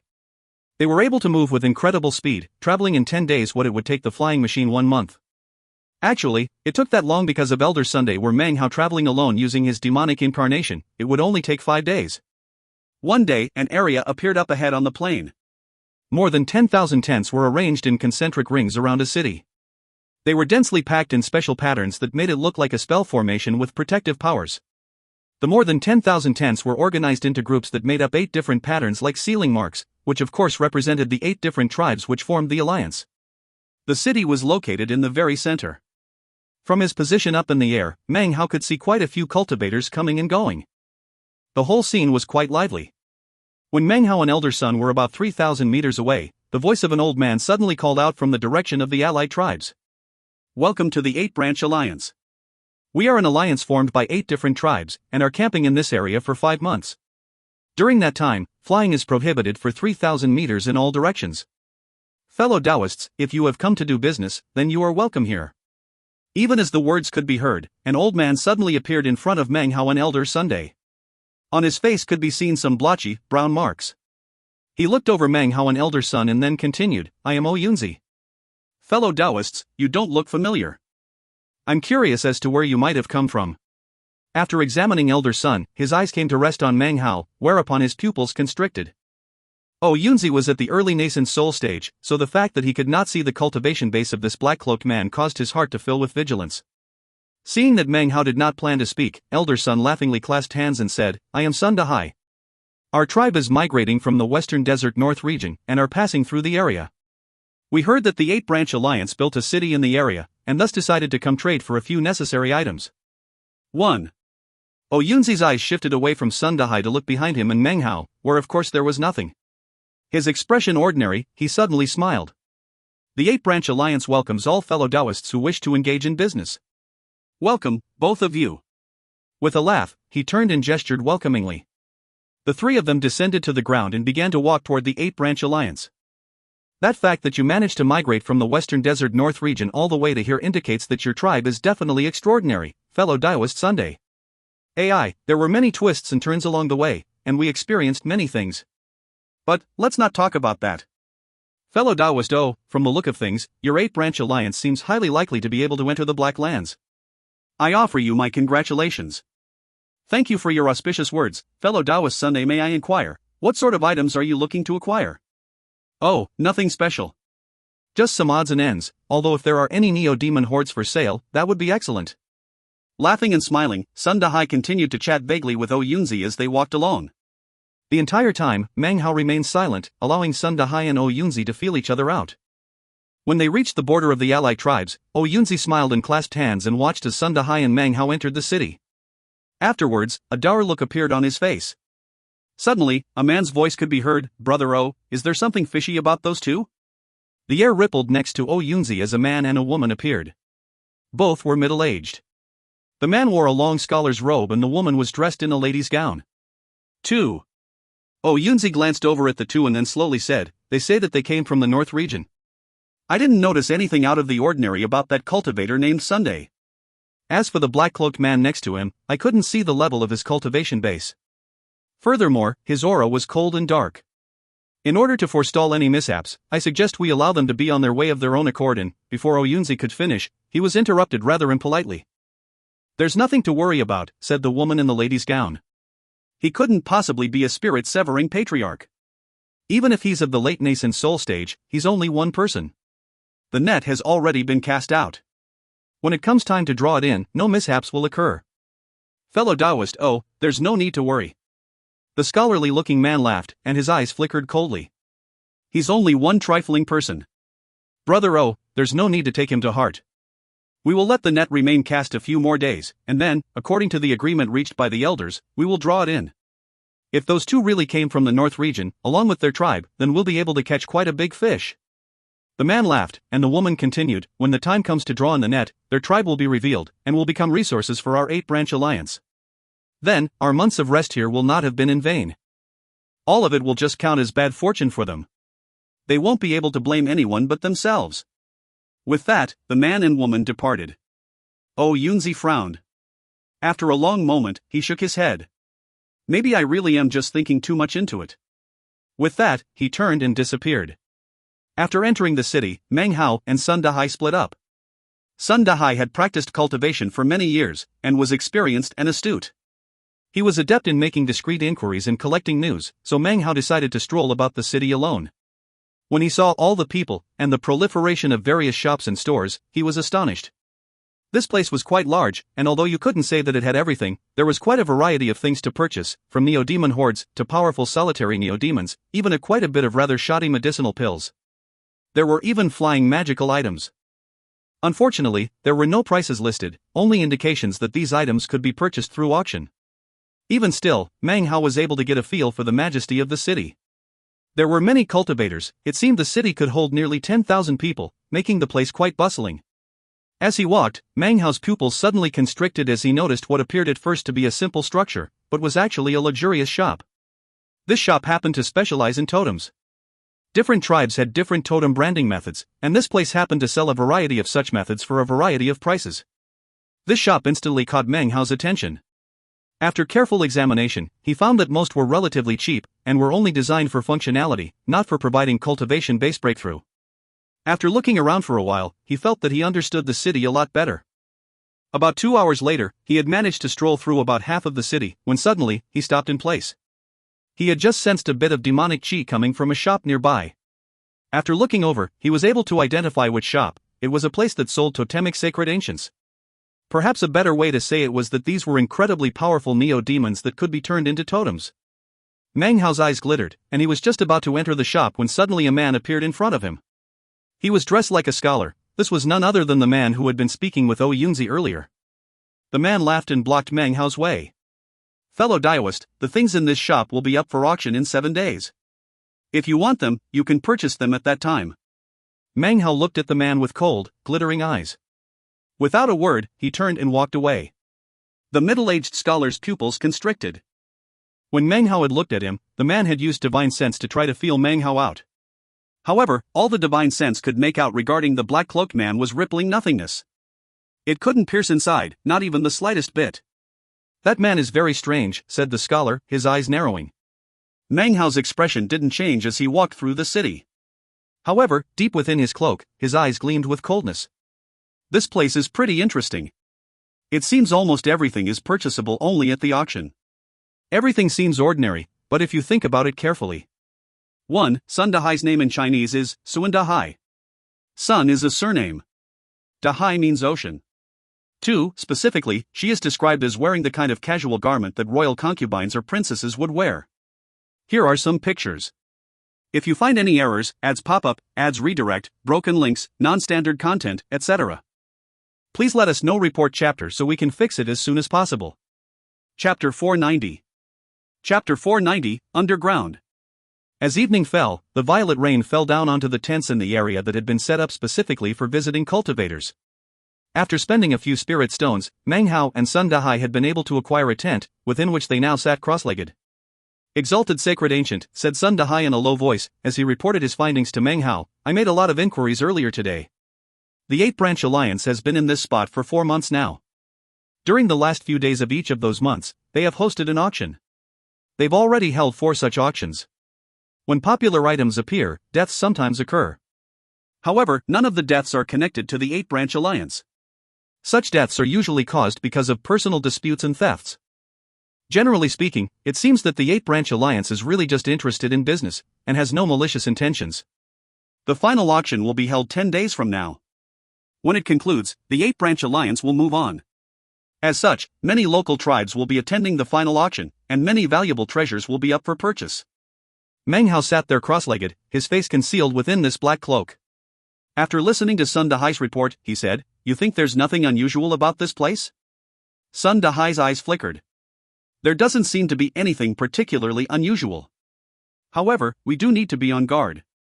It's possible the 8-branch alliance is spreading bait to attract some big fish, which they can then collect together in one fell swoop. The surrounding tribes couldn't possibly be that off guard," he continued.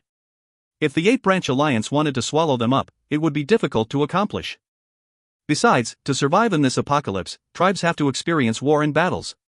Such tribes wouldn't possibly fall for something so stupid. Even if they sent people here to trade, they wouldn't send too many spirit stones or other resources with them. If I were a local great father, I would send a large group so that there would be safety in numbers.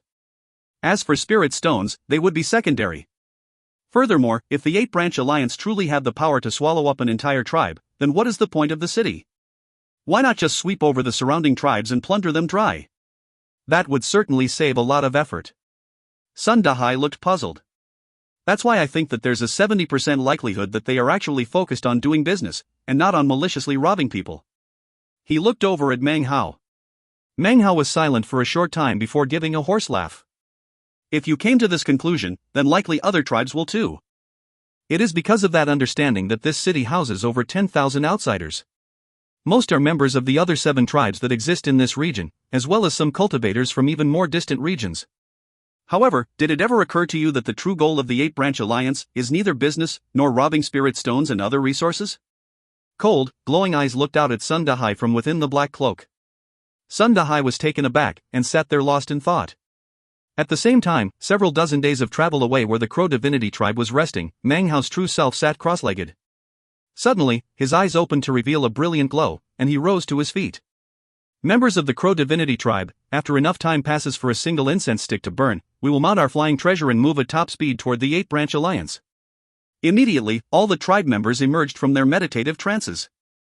Without asking any questions whatsoever, they rose to their feet.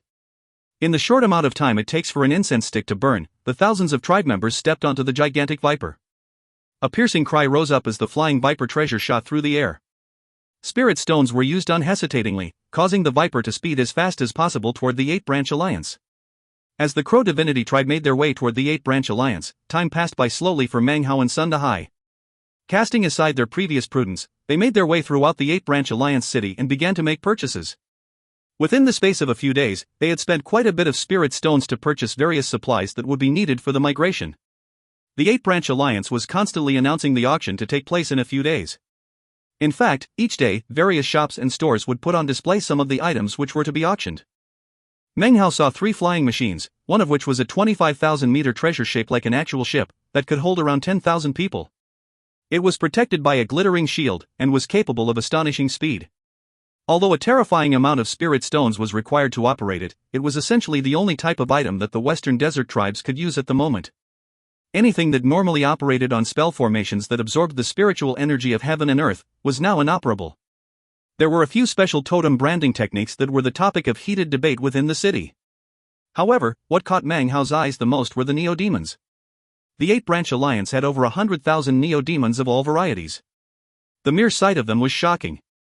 In fact, there were 3 totemic sacred ancients that the 8-branch alliance had on display. One was a 3-headed Xuanwu turtle. Another was a 300-meter-long golden eagle. The final one was a blind crow. This crow was very similar to Meng Hao's other black crows, however, its aura was vastly more powerful. Unfortunately, these 3 totemic sacred ancients seemed extremely weak and listless. Clearly, the tribes and tribe members who had exercised faith in them had been slaughtered. Therefore, the faith power they had stored up was thoroughly exhausted, and had not been replenished. In addition, they were bound by fine, silver chains that pierced through their bodies. Their previous aloofness and haughtiness had changed. Now they were items for sale that anyone could glance upon casually. Every day, a voice would ring out through the entire city, filled with sincerity. It didn't seem to contain even a scrap of hypocrisy, and sounded completely credible. Greetings, fellow Taoists. The 8-branch alliance will be holding our final auction in 6 days. After the auction, we will be leaving this area. During this final auction, we will be selling all of the items that you have had a chance to look over recently. Some of these items belong to the 8-branch alliance, but the majority have been entrusted to us by other parties to sell. In some cases, these items will not be sold for spirit stones, but rather other special items that we require. After all, it is such items that we will prepare to auction off in the next location we travel to. Considering the reputation built up by the 8-branch alliance, as well as the extremely attractive items that were to be put up for auction, more and more cultivators arrived each day. These people didn't just come from the neighboring 7 tribes, but even tribes from further south. Of course, for safety's sake, large groups of cultivators had been dispatched, all well-known figures. The leaders of all of these groups were of the nascent soul stage. 3 days before the auction was set to begin, the foreign population of the city had already swelled to 20,000. The city was packed, and the atmosphere extremely lively and out of the ordinary. In fact, some tribes had already begun doing business secretly. Sun Dahai was as happy as a fish in water. He immediately began to interact with the other tribes as he attempted to gather together all the supplies they needed. As of the day before the auction, Meng Hao had already spent all the spirit stones he had brought in order to acquire the various items they needed. The more people arrived, the more Sun Dahai seemed to think the area was safe. As for Meng Hao, he felt exactly the opposite. During the past 7 or 8 days, he had not actually engaged in any of the purchasing. Instead, he walked around the city, observing and studying it. In the end, he was convinced that under the surface of this entire area was a huge spell formation, that The spell formation was very complex. Even with many people working at it, it would take months to set up. Considering how long the 8-branch alliance had been in this area, Meng Hao was certain that the spell formation had been put together by none other than them.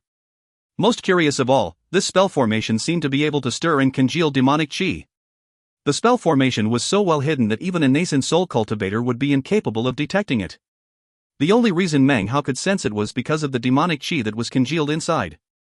Obviously, the body Meng Hao was using was illusory, materialized from demonic chi. Naturally, he was extremely sensitive to demonic chi. Demonic chi was shapeless, which Meng Hao well knew. No one could see it, nor feel it. Only neo-demons or totemic sacred ancients would be able to sense it. However, considering the weakness of the demonic chi in the spell formation, it would probably be difficult even for sacred ancients. Unfortunately, it could not escape detection of Meng Hao, demon sealer. A spell formation that attracts demonic chi is not the type of formation that an ordinary cultivator would set up. The actual skill used in creating the formation is secondary to the mere fact that it contains demonic chi. Whoever made it has some level of understanding of demonic chi. Meng Hao thought about it for 8 days as he walked about observing the city. It seemed as if he were examining the items which were being sold, but in truth, he was carefully observing the spell formation. The more he observed it, the more interested he got. At the moment, it was now 1 day before the auction. Meng Hao was standing in the center of the city, where there were no shops, but rather, an altar. The altar appeared ordinary. Placed on top of the altar was a huge statue that depicted a cultivator with outstretched wings on his backs. This was the totem statue of one of the 8 tribes that made up the 8-branch alliance. Similar statues could be seen throughout the city, each one of which represented one of the 8 tribes. As soon as he neared the altar, Meng Hao could sense at least 10 streams of divine sense fall onto his body. It was impossible to tell what type of cultivation was practiced by the owners of these streams of divine sense. It was too deeply hidden. The level of the cultivators was also impossible to determine. There was even a strand of demonic chi present, which stuck out to Meng Hao. Inwardly, he gave a cold laugh. He knew that if he did anything out of the ordinary, this place would instantly be filled with at least 10 nascent soul cultivators.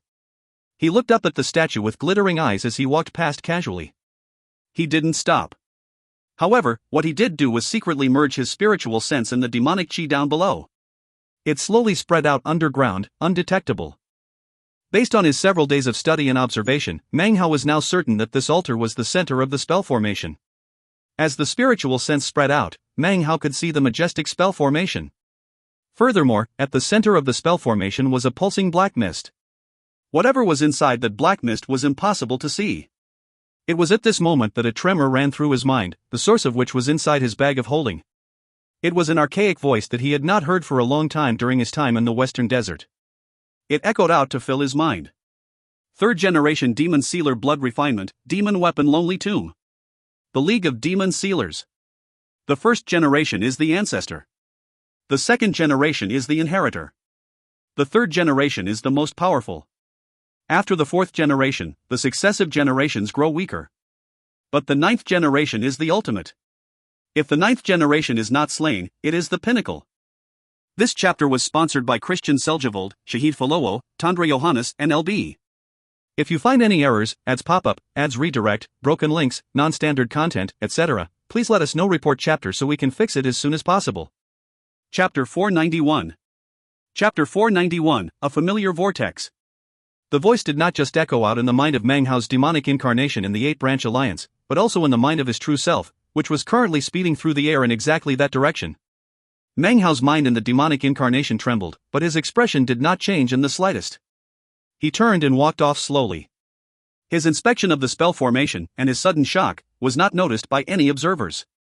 As he walked off into the distance, the divine sense which had latched onto him slowly vanished. Deep in the night, Meng Hao sat quietly in the tent, eyes closed. Sun Dahai was already in a meditative trance. Although he was not 100% at ease with this place, he felt it to be fundamentally safe.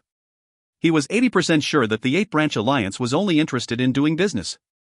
Meanwhile, the fact that the Crow Divinity tribe had a demon spirit was not possible to conceal from the other 7 tribes that made their home in this part of the Western Desert Central region.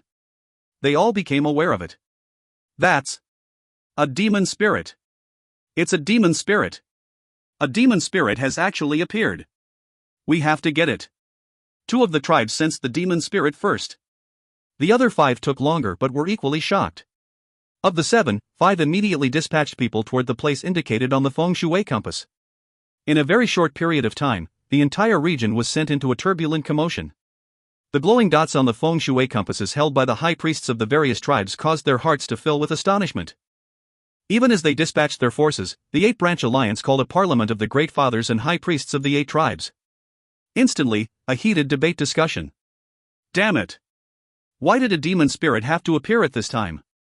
According to our scouts, the surrounding tribes have already taken action. Furthermore, the demon spirit is heading directly toward our 8-branch alliance. If nothing unexpected happens, the demon spirit will be on top of us in 2 days, which is exactly when the forces of the other tribes will arrive. There will definitely be fighting and robbing. Should we delay the bringing in of the net? After all, our plan is extremely important, but a demon spirit is equally important. The ideal situation would be one in which we successfully bring in the net and acquire a demon spirit.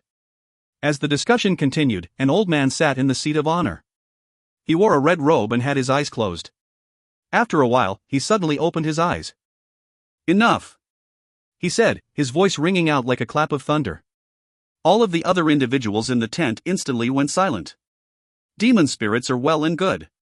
However, to the 8-branch alliance, what is most important is restoring the power of the sacred ancient. In the Western Desert East region, our 8-branch alliance's strength was significantly damaged.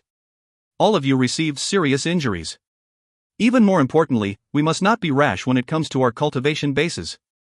If our totems are damaged, it could put us in danger of cultivation base loss. That's also the reason why we are resting in this location. Exterminating the other tribes in the area is not something easy to do. Have you forgotten the main point of the plan? We attract more and more cultivators to this area, and then use the power of the spell formation to carry out a blood offering. That will restore the glory of our totems. Actually, for the demon spirit to come is a good thing, in fact, there actually couldn't be a better way to get more people to come here. By the time the man finished speaking, his eyes were glowing with a cold light. The other cultivators of the 8-branch alliance began to nod silently.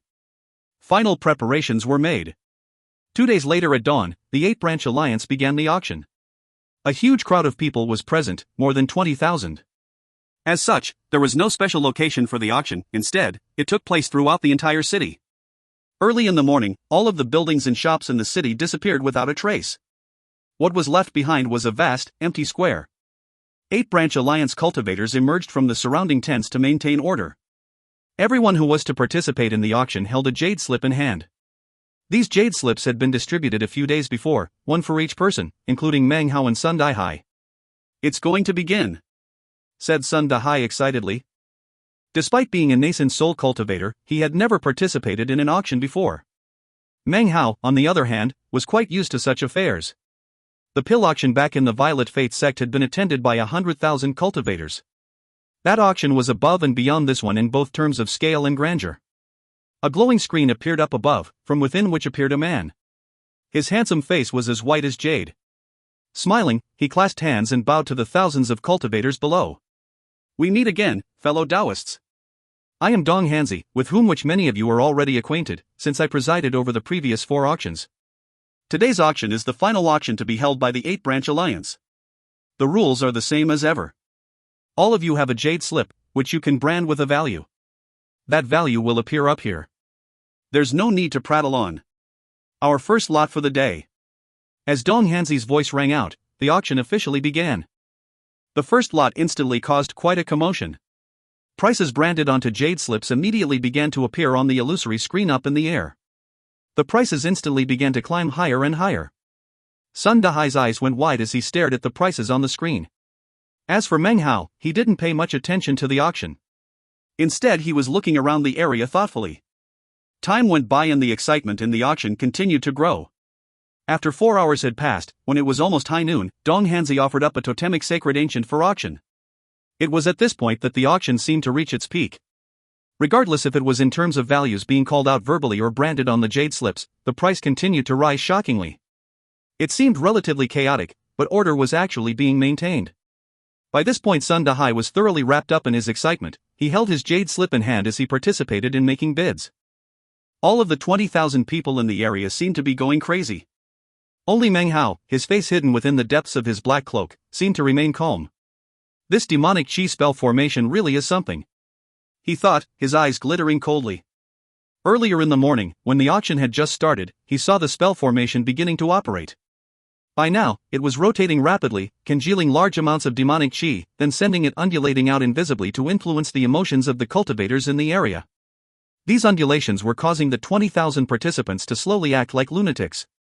In complete contrast, the cultivators of the 8-branch alliance, who had recently been the shopkeepers and other shop workers, were circulating in the area, cold, mocking smiles on their faces. Suddenly, Meng Hao caught sight of a boundless mist approaching from off in the distance. It impossible to say when it appeared, but it spread out to cover the area. Furthermore, there were 16 cultivators floating up in the air, looking down coldly at the crowds. Of these 16 people, half were of the early nascent soul stage, and 4 were of the mid-nascent soul stage. Shockingly, 2 were of the late nascent soul stage. One of them was O Yunzi, another was the man dressed like a scholar, and a third was the woman dressed in a lady's robe. The power of the cultivation bases of these 16 people began to spread out. However, Meng Hao could tell that all of the cultivation bases were unstable, as if they were being held together with great difficulty. A few of these people actually emanated a faint demonic chi. Meng Hao's expression was cold after glancing over them and then looking back at Sun Dahai. He suddenly spoke out Sun Dahai's name. As soon as the man heard his name being called out, a tremor ran through his body. The crazed look faded from his eyes and turned into confusion, then astonishment. He knew that there was something wrong with his behavior just now. Panting, he looked around, his heart filled with caution. When he saw the crazed look on the faces around him, and the prices climbing rapidly, cold sweat broke out on his forehead. He subconsciously turned to look at Meng Hao and then said, "Sacredin." "Come with me," said Meng Hao calmly. Sun Dahai immediately followed Meng Hao as he worked his way through the crowd. They didn't draw much attention, and very quickly reached a certain location where Meng Hao came to a stop. "This position is safe. If something unexpected happens, don't forget to sit down here and meditate. Don't take a single step away." Sun Dahai was a shrewd and astute person. Earlier, he had been under the influence of the spell formation, but now that he had come to his senses, he could sense the strangeness in the area. Having heard Meng Hao's words, he nodded in agreement. He had already decided that no matter what happened, he would not move away from this spot. At the same time, his admiration for Meng Hao grew to even greater heights. He looked at Meng Hao, and although he couldn't see his face within the blackness of his cloak, he could sense Meng Hao's eyes looking toward the center of the trade outpost city. Meng Hao merged his spiritual sense with demonic chi and sent it out into the ground. He watched the spell formation rotating faster and faster. At the same time, the mist in the area continued to grow thicker. High noon is when the earth is aligned directly with the sun. At this moment of extremes, Yin is at its hardest and Yang is at its softest. Demonic chi, or whatever kind of chi it is, regardless of whether it is hard or soft, will appear at noon. Meng Hao quickly calculated the current time. Only 3 more breaths of time. 3, 2, 1. A bright light shone in Meng Hao's eyes as he watched the wildly rotating spell formation cause the mist in the area to churn. At the same time, the ground below began to change color. Now it was red, like fresh blood. Strands of demonic chi began to float up to fill the air.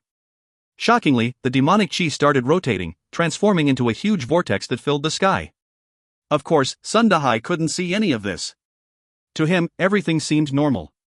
The sky was still the sky and nothing was different.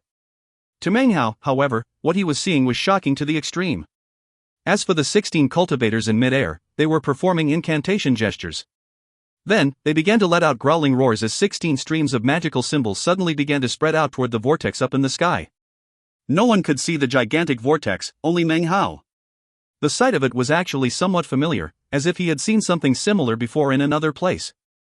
As the vortex spun rapidly, a black hole suddenly appeared in its middle. Within that black hole, another world suddenly became visible. As the world became visible, Meng Hao's heart filled with astonishment, and an expression of disbelief appeared on his face. He suddenly realized what that place was. If you find any errors, ads pop up, ads redirect, broken links, non-standard content, etc., please let us know. Report chapter so we can fix it as soon as possible. Chapter 492. Chapter 492, I'll be back. The Tower of Tang in the state of Zhao. The year that Meng Hao left the Reliance sect, he went to the capital city of the state of Zhao. There, he had stood atop the Tower of Tang, fulfilling his lifelong dream of looking out from its enormous height toward the great Tang in the eastern land. After that, when he was preparing to leave, the sovereign of the state of Zhao and the others prostrated themselves in worship to the Tower of Tang. As he left, he had inadvertently looked over his shoulder to see an enormous vortex appear in the sky. It was something that no one could see but him.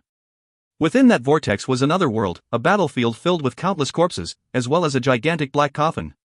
The whole scene was incredibly shocking. Sitting next to the coffin, a shriveled figure sat cross-legged. Meng Hao could never forget how as soon as he looked at the withered corpse, it suddenly opened its eyes. That one look had caused a burning of his life force which lasted for months. Meng Hao now knew the purpose of that magic. It was a seal, locking onto his position. 1. Later, outside the rebirth cave, Meng Hao came to understand everything. He knew that the corpse's name was Chomen Tai. He had acquired immortal shows the way from Chomen Tai, and knew that the world in that vortex was actually an ancient battlefield. That war had been fought because of the previous lord of the Ninth Mountain, of the Li clan, as well as the current lord of the Ninth Mountain who was of the Ji clan. It was in the realm of the bridge ruins that Meng Hao put even more pieces together, learning that the war of supremacy regarding the lordship of the Ninth Mountain also had to do with the immortal demon sect. As he looked up at the vortex, his mind filled with astonishment as he realized that the world he was looking at was, shockingly, the exact same world he had seen when in the state of Zhao. However, this time, the ancient battlefield did not contain a coffin, but rather a sea of corpses. In the very center of the sea of corpses was a huge altar, which was filled with a black mist. The mist made it impossible to see what was inside, but mournful shrieks could be heard coming from the mist. Soon, faces became faintly visible on its surface.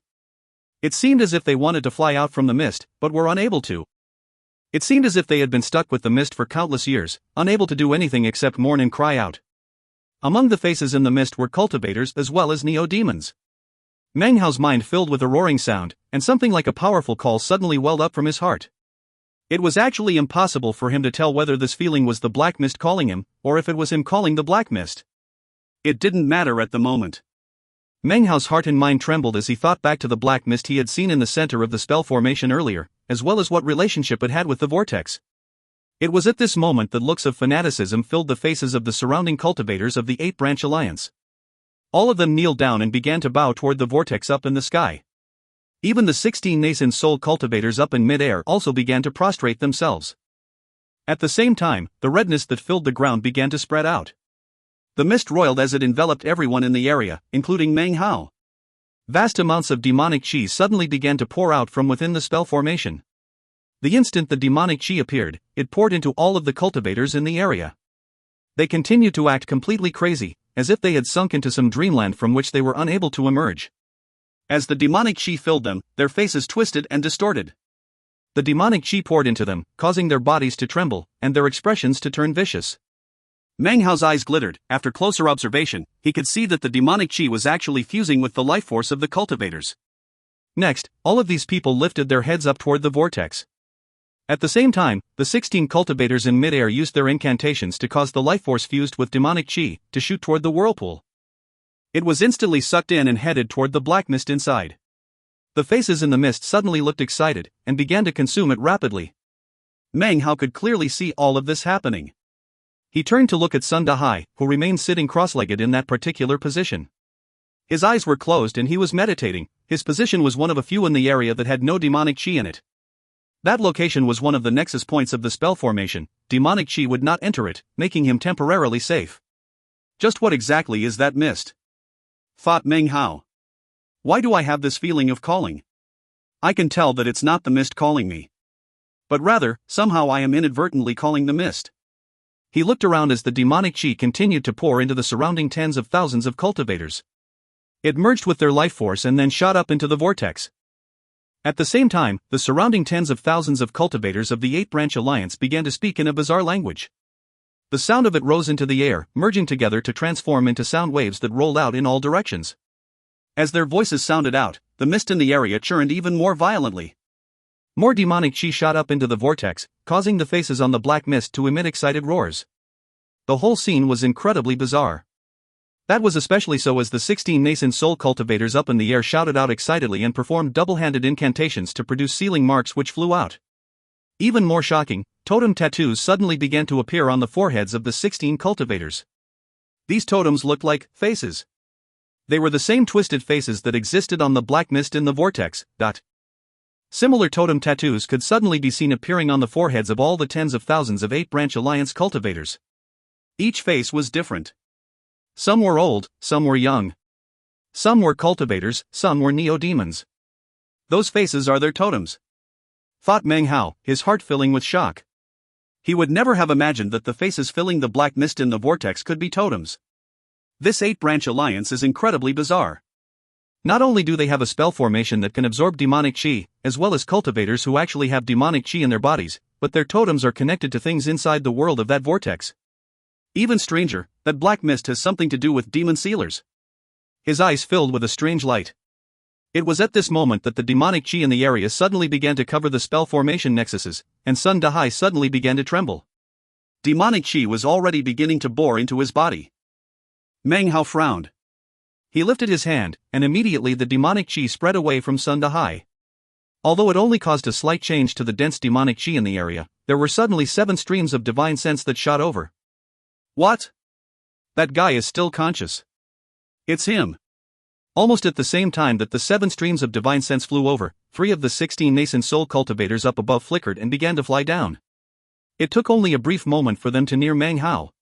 Of the 3, one was the man dressed as a scholar. Killing intent flickered in his eyes. Meng Hao gave a cold snort. Waving his hand, he caused the demonic chi in the area to shoot toward himself. It transformed into an invisible attack which swept toward the incoming 3 cultivators. Amidst echoing booms, the 3 nascent soul cultivators' faces filled with shock, and they were forced to stop moving. Demonic chi. That guy can manipulate demonic chi. Immediately, the astonished nascent soul cultivators began to perform incantations. Illusory faces suddenly appeared in front of them. They pushed out with their hands, causing the 3 faces to twist with fury. Savage laughter erupted from the mouths of the faces as they shot toward Meng Hao. The demonic chi wielded by Meng Hao had little effect on these 3 bizarre faces. They even consumed the demonic chi as they approached. Even by increasing the power of the demonic chi attack, Meng Hao was only able to make one of the 3 faces grow a bit blurry and fade away. The other 2 continued to shoot toward him. A bang could be heard, and ripples spread out in all directions as Meng Hao's demonic incarnation suddenly shot backward. He snatched up Sun Dahai and then continued to fly back. The faces of the 3 nascent soul cultivators were grim as they flew in pursuit of Meng Hao. Your cultivation base is definitely extraordinary, but do you really think you can escape from the 8-branch alliance? It might be strange that you can manipulate demonic chi. But we'll catch you and sacrifice you to the sacred ancient. The sacred ancient will definitely be very happy. It was with vigilance that the 3 cultivators shot after Meng Hao. At the same time, another from the group up above shot down toward Meng Hao. It was Yunzi, turning the group that was pursuing Meng Hao into a group of 4. Using minor teleportation, the 4 worked together to employ divine abilities. Ferocious, magical faces appeared, shooting toward Meng Hao and devouring demonic chi at the same time. Meng Hao said nothing, nor did he even pay attention to his 4 pursuers. He held Sun Dahai in one hand and performed an incantation with the other, causing a host of sealing marks to appear on Sun Dahai's body. At the same time, he flew away like a specter, completely avoiding the 4 nascent soul cultivators. After about 10 breaths worth of time passed, Meng Hao placed his hand onto the top of Sun Dahai's head. Suddenly, a shield appeared around him, whereupon Meng Hao loosened his grip, allowing Sun Dahai to fall into the mist below. With the shield in place, Sun Dahai would not be affected by the attacks of the demonic chi. Next, Meng Hao turned and waves his hand toward his 4 pursuers. Instantly, demonic chi appeared to attack them. The 5 of them flitted back and forth with minor teleportations, unleashing endless magical techniques, divine abilities, magical faces, and demonic chi. Yunzi and the others were quickly filled with shock. Meng Hao danced back and forth, his attacks bizarre, causing them to feel more and more frustrated. Where did this guy come from? How could he be so weird? Even as the 4 of them were beginning to feel more and more frustrated, 2 more nascent soul cultivators frowned and teleported down from the remaining group of 12 up above. Now, a combined force of 6 people was attacking Meng Hao. 6 enormous faces appeared and then began to merge together. This killing move, combining the power of all 6 of them, caused a massive rumbling to fill heaven and earth. The sky dimmed and the clouds up above receded. Meng Hao stopped moving as his black cloak was shredded into pieces. For the first time, his body beneath was revealed to the outside world. It was not actually a body. It was a mass of demonic chi, congealed into the shape of a body. It was a human-shaped body of demonic chi that looked like mist. When the onlookers saw the body of mist, their minds trembled. The eyes of the 6 attackers, as well as the 10 people up in air, went wide. Their expressions filled with astonishment. A mist clone. Impossible. What we've been working so hard to kill is actually a mist clone. If a mere mist clone is so powerful, then what about his true self? He must be completely fearsome. 16 nascent soul cultivators' faces completely fell. This was especially true of Yunzi, whose face went pale when he thought back to his earlier premonition. Meng Hao's misty body began to fade away, but his face was filled with derision and coldness. "I'll be back. I'm already here." The first sentence was uttered by the disappearing misty figure. The second echoed out from far off in the distance, causing a rumbling that shook everything. To the people who heard it, it sounded like thunder exploding up into the heavens. This chapter was sponsored by Gentleman Christopher Choi, AM and JB. 1. The events back in the state of Zhao happened in Chapter 59. If you find any errors, ads pop up, ads redirect, broken links, non-standard content, etc., please let us know. Report chapter so we can fix it as soon as possible. Chapter 493. Chapter 493, I will give you war. The sound echoed out like thunder throughout heaven and earth. As it did, a 3,000-meter-long gigantic viper appeared flying through the air. Standing on top of the viper were several thousand cultivators. Their eyes flickered with cold glows. This was the Crow divinity tribe who, after years of warfare, had been forged into cold-blooded warriors. None of them spoke a single word. From the elderly to the children, all of them wore grim expressions, ruthless and bloodthirsty. They stared out coldly at the cultivators of the Eight-Branch Alliance. It was obvious that there were only a few thousand of them. But when the cultivators of the Eight-Branch Alliance looked at them, they seemed like an army of tens of thousands. The closer they came, the more obvious it was that the Crow divinity tribe was surrounded by a killing intent that could rock heaven and earth. This intense killing intent was an invisible aura that could manifest after countless enemies had been killed. The fire and blood that had been experienced by the Crow divinity tribe had lit a burning madness in them that seemed on the verge of shaking the entire western desert. Who are they? What tribe is that? For a whole tribe to look like that is something that will never last long in the western desert, not even in the central region. Such character is difficult to forge. Could it be, don't tell me it's caused by the demon spirit. The 16 nascent soul cultivators looked over, faces filled with shock. The Crow divinity tribe obviously only had a few thousand cultivators, but their aura was incredibly intense. The killing intent they emanated was too strong, making the Eight-Branch Alliance cultivators feel as if they were being suffocated. This was the Crow divinity tribe. They had experienced the fires of war, had been bathed by the flames into a rebirth. A new Crow divinity tribe. The viper flew through the air at top speed. Originally, they should have taken 1 day longer before arriving. However, the Crow divinity tribe had pushed with full force to increase their speed and arrive a day earlier. In the blink of an eye, they were suddenly here. A man stood on the head of the enormous viper, in front of the Crow divinity cultivators. When the Eight-Branch Alliance cultivators saw him, in their hearts, they felt as if they were looking at a god of death. He wore a green robe, and more than a few white hairs could be seen in his black, floating hair. He emanated the air of a scholar, and yet, his eyes were sharp and cold. His face was as cold as ice, making his aura bizarre to the extreme. It almost seemed as if his entire body was filled with the cold of winter. His mere presence could cause everything to freeze over. This man was the wellspring of the Crow divinity tribe's killing intent. If you likened the Crow divinity tribe to the blood which stains a sharp blade, then this man would be the sharp tip of that blade. This was Meng Hao. His appearance instantly caused the 16 nascent soul cultivators to begin to pant. Their eyes went wide, and their hearts filled with an instinctual fear.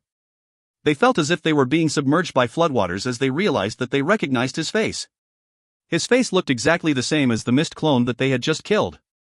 The scene instantly caused the minds of the 16 nascent soul cultivators to explode with roaring. The faces of 8 great fathers instantly fell.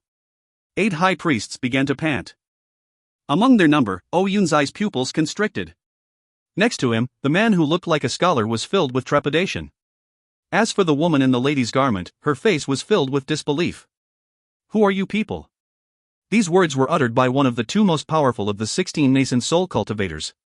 They echoed out with thunderous power, along with a powerful aura. However, the pressure of this aura could do nothing to suppress the billowing killing intent of the Crow divinity tribe. We are the Crow divinity tribe. The voices of thousands of members of the Crow divinity tribe joined together to roar back in response. The sound of their roar turned into a sound wave even more powerful than thunder and lightning. It shot out from the gigantic viper as they descended upon the Eight-Branch Alliance. It echoed out in all directions, shaking the heavens with such loudness that nothing could compare. It was as if some shocking giant had let out an enormous shout. A gale-force wind sprang up, transforming into an attack which rippled out and sent the mist in the area into chaos. Even as the roar of the Crow Divinity tribe rang out, the gigantic viper emitted a cry. The thousands of Crow Divinity tribe members instantly turned into beams of colorful light that spread out in the air. From down on the ground, the sight of it would make one think of the expression, the celestial beauty scattering flowers. Except, these flowers were the color of blood, making it seem as if what was being scattered were spattered drops of blood. 1. Boom! A massacre started instantly as the thousands of Crow Divinity tribe members shot down into battle. They had long since grown used to war, to blood, and to slaughter. In war, there is no speaking. There is no cursing. There are no face-offs. There is only fighting. As the Crow Divinity tribe members charged into battle, Meng whistled through the air like a meteor as he led the Crow Divinity tribe's 6 nascent soul cultivators to stab directly into the midst of the 16 nascent soul cultivators of the 8-branch alliance. One of late nascent soul cultivators among the 16, an old man, grimly said, a trifling few thousand. Even if you have some extraordinary qualities, the fact that you dare to come here shows that you truly overestimate your. Before he could finish speaking, Meng, looking all the bit a shooting star, waved his right hand, causing all of the nascent soul cultivators, as well as their fellow tribe members below, to gasp. 60,000 roaring neo-demons spread out to blot out the sky. Big Harry, the lizard, the red crocodile, the black crows, the green mosquitoes, as well as a vast collection of 5 poisons neo-demons, shook the heavens. Furthermore, the furiously howling outlander beast appeared. A shrill, frenzied squawk could be heard, which was the parrot, emanating his haughty air. A garrulous chatter could also be heard coming from somewhere within the neo-demon horde, which was the meat jelly. The shocking neo-demon horde shot through the air like a tide of beasts, sweeping over everything. The scene was like a sledgehammer that slammed into the hearts of the 8-branch alliance. Life or death is on the line. 8 branches, counterattack. These words were uttered by the red-robed late nascent soul stage cultivator who had just spoken. His face flickered, and his heart filled with regret. However, there was nothing else to be done. He could only let out a furious roar as he shot toward Meng. The 16 nascent soul cultivators immediately began to perform incantation gestures as they teleported toward Meng. The glow of magical items rose up around them, as well as savage magical faces. The faces howled as they shot toward Meng. However, even as they neared, Meng waved his hand. A blood-colored mask suddenly appeared, which he quickly slipped onto his face. He waved his hand again, and an enormous face suddenly materialized around him. The giant face bore the semblance of none other than Meng himself. The instant the face appeared, Meng took a step forward. That step caused everything to tremble. The giant blood-immortal face that now looked like Meng rumbled forward, transforming into a massive attack. Everything shook. Of the 16 nascent soul cultivators, 10 could only watch as their magical items shattered into pieces and their divine abilities were crushed. Blood sprayed from their mouths as they were tossed back like kites with their strings cut. The great circle of the nascent soul stage. Shock filled the faces of these 10 people, and they didn't even have the wherewithal to wipe the blood from their mouths. You are the ones who killed my clone, said Meng coolly. He continued forward, taking a second step. As he did, the gigantic face appeared again. Its closed eyes suddenly opened, and it seemed to be speaking a single, soundless word. As soon as the word appeared, the other 6 nascent soul cultivators who remained felt blood pouring out of their mouths. Their minds reeled as if a sharp blade were being stabbed into their brains. The soundless sound wave passed through their minds, causing their entire bodies to shake. Life force essence was even squeezed out of their nascent souls.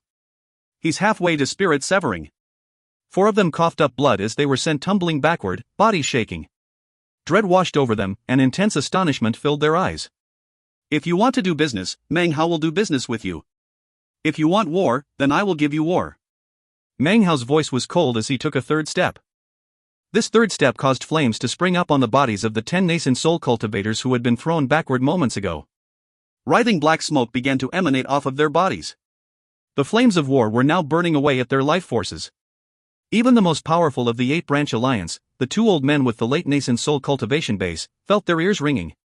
Although they were not sent tumbling back, their minds were filled with waves of roaring, and flames of war appeared on their bodies too. Flames of war unify. The instant Meng spoke the words, a sound like thunder exploding into pieces suddenly rose up. The 10 people who were farthest away emitted blood-curdling screams as their bodies exploded. Their nascent souls emerged, fearfully trying to flee at the highest speed they could muster. However, before they could barely move at all, they fell to pieces as if they had been crushed. A cold wind swept over them, and they disappeared. Oh Yunzi, the man dressed like the scholar, and the woman in the lady's robe all felt their bodies collapsing in a cloud of blood and gore. Their nascent souls managed to flee off into the distance, where they looked back toward Meng Hao, shaking with fear, their eyes filled with despair. The two old men of the late nascent soul stage had the highest cultivation bases, but even they coughed up blood and fell backward, bodies shaking as they did their best to prevent from exploding. Their tens of thousands of fellow tribe members had originally occupied a position of superiority. But facing up against 60,000 neo-demons caused them to immediately begin to suffer defeat after defeat in the fighting. They had their own neo-demons, of course. However, like Meng Hao's Crow Divinity tribe, his neo-demons had experienced figurative foul winds and rains of blood. Furthermore, they had been bolstered by Meng Hao's demonic chi on multiple occasions. The neo-demons of the Eight-Branch Alliance simply couldn't compare. Mournful cries filled the air constantly. The land was soaked with blood. Facing up against the Crow Divinity tribe, the Eight-Branch Alliance despairingly found that they were incapable of fighting back. Regardless if it was terms of aura or cultivation base, they were weaker. When it came to the coldness and bloodthirstiness of the Crow Divinity tribe, that was something that only the elite members of great tribes would have. And yet, every single member of the Crow Divinity tribe was like that. It was something the cultivators of the Eight-Branch Alliance had never seen or even heard of. They couldn't even imagine that in the great lands of the Western Desert, a tribe like this could possibly exist. This is a battle tribe. It was in this moment that Meng Hao's words from moments ago once again echoed out within the minds of the Eight-Branch Alliance cultivators. If you want war, I'll give you war. This chapter was sponsored by Shizuyami. 1. This is a Chinese idiom that comes from a Buddhist story of a celestial/immortal woman who throws out flower petals to test the moral character of Buddhists. Later it came to be used to describe things floating in the air. There is some really cool wordplay here because the word for spattered drops of blood is literally blood flowers. There are lots of artistic depictions which you can see here. If you find any errors, ads pop up, ads redirect, broken links, non-standard content, etc., please let us know. Report chapter so we can fix it as soon as possible. Chapter 494. Chapter 494, I Am Lonely Tomb. In the very moment that the slaughter began, when 10 of the 16 nascent soul cultivators were killed, 2 of the remaining 6, the retreating late nascent soul old men, exchanged a glance. Their eyes were bloodshot, and they could see the frenzy in each other's eyes. They both performed incantations, spit out blood, and pointed down toward the ground, their expressions savage. Activate the spell formation. Instantly, a deafening roar could be heard coming from the ground. The mist roiled, and the 20,000 auction participants surrounded by the mist began to wither rapidly. Their life force was still being congealed into the demonic chi. Suddenly, bands of bright light started to appear on the ground. The bands bent and twisted and then suddenly connected together to reveal an enormous spell formation. It was exactly the same spell formation Meng Hao had observed earlier, although previously, it had been formed only of demonic chi. As it became visible, a column of black mist suddenly shot up in the exact center. One of the Eight-Branch Alliance's late nascent soul cultivators shouted, Crow Divinity tribes, since you're looking to die, then the Eight-Branch Alliance will help you achieve your aim. Henceforth, there will be no Crow Divinity tribe in the Western Desert. All of you will be destroyed in spirit and body. You will be expunged. A roaring sound filled the air as the black column shrank in on itself and transformed into a black figure. Sacred Ancient, said the second late nascent soul cultivator, his face covered with a vicious expression, please exterminate these people. Expunge this tribe. At the same time, totem tattoos depicting faces appeared on the foreheads of all the Eight-Branch Alliance cultivators on the ground. There was one expression that covered each and every one of those faces. Awe. All the totemic faces were filled with intense awe, as well as enmity. Clearly, though, no matter how much hatred they felt, they were incapable of not feeling deep awe for the figure which had coalesced out of the black column of mist. Tens of thousands of voices suddenly caused heaven and earth to shake. Sacred Ancient, please, let your projection come to exterminate these people. Expunge this tribe. The figure that had congealed out of the mist floated in mid-air. At first it looked blurry, but its features quickly clarified into that of a middle-aged man wearing a black robe. His face was expressionless, and he exuded an archaic aura. After having appeared, he flickered back and forth between being clear and being blurry. Sometimes he would even momentarily disappear before becoming clear again. This flickering back and forth caused all the cultivators who looked at him to have a very strange feeling. Their hearts were filled with disorder, and their eyes felt stabbing pain. Meng Hao took a deep breath. As of this moment, the calling inside of him grew incredibly strong. Furthermore, the demon sealing jade inside of his bag of holding was beginning to shake. Meng Hao was well aware that this figure was what had been concealed in the center of the spell formation, and was also what had elicited the reaction from the demon sealing jade. The black-robed man turned his head, and his eyes came to fall upon Meng Hao. Instantly, Meng Hao's mind filled with a roaring sound, and his vision swam. He no longer saw the western desert. Instead, he stood in a world with a red sky. He was in the middle of a battlefield, surrounded by wailing and shouting. He saw a black spear, shooting with incredible speed directly toward him. His mind and heart trembled, and he had the sudden sensation that they were shattering. Suddenly, his eyes went wide as a finger appeared directly in front of him. The finger belonged to the black-robed man. Boom, dot. In the moment of ultimate crisis, eyeless larvae spun around him rapidly. The incoming finger attack slammed into it, and, in the resulting boom, Meng Hao tumbled backward several hundred meters, blood spraying from his mouth. He came to a stop and then looked up. His eyes narrowed, and a cold glow erupted out from within them. At the same, up in the invisible vortex, in the world filled with corpses, the black mist on top of the high altar suddenly began to churn. An anxious, indignant howl suddenly echoed out from it. As the howling echoed out, the expressions on the countless faces of cultivators and neo-demons in the mist suddenly changed. They distorted and twisted, as if some unknown force was suppressing the howling within the mist. Simultaneously, the expression on the face of the black-robed man who stood up ahead from Meng Hao also flickered. He looked up toward the vortex, his eyes flashing. Then he looked back toward Meng Hao, and a strange glow could be seen in his eyes. It appeared to be a look of disbelief.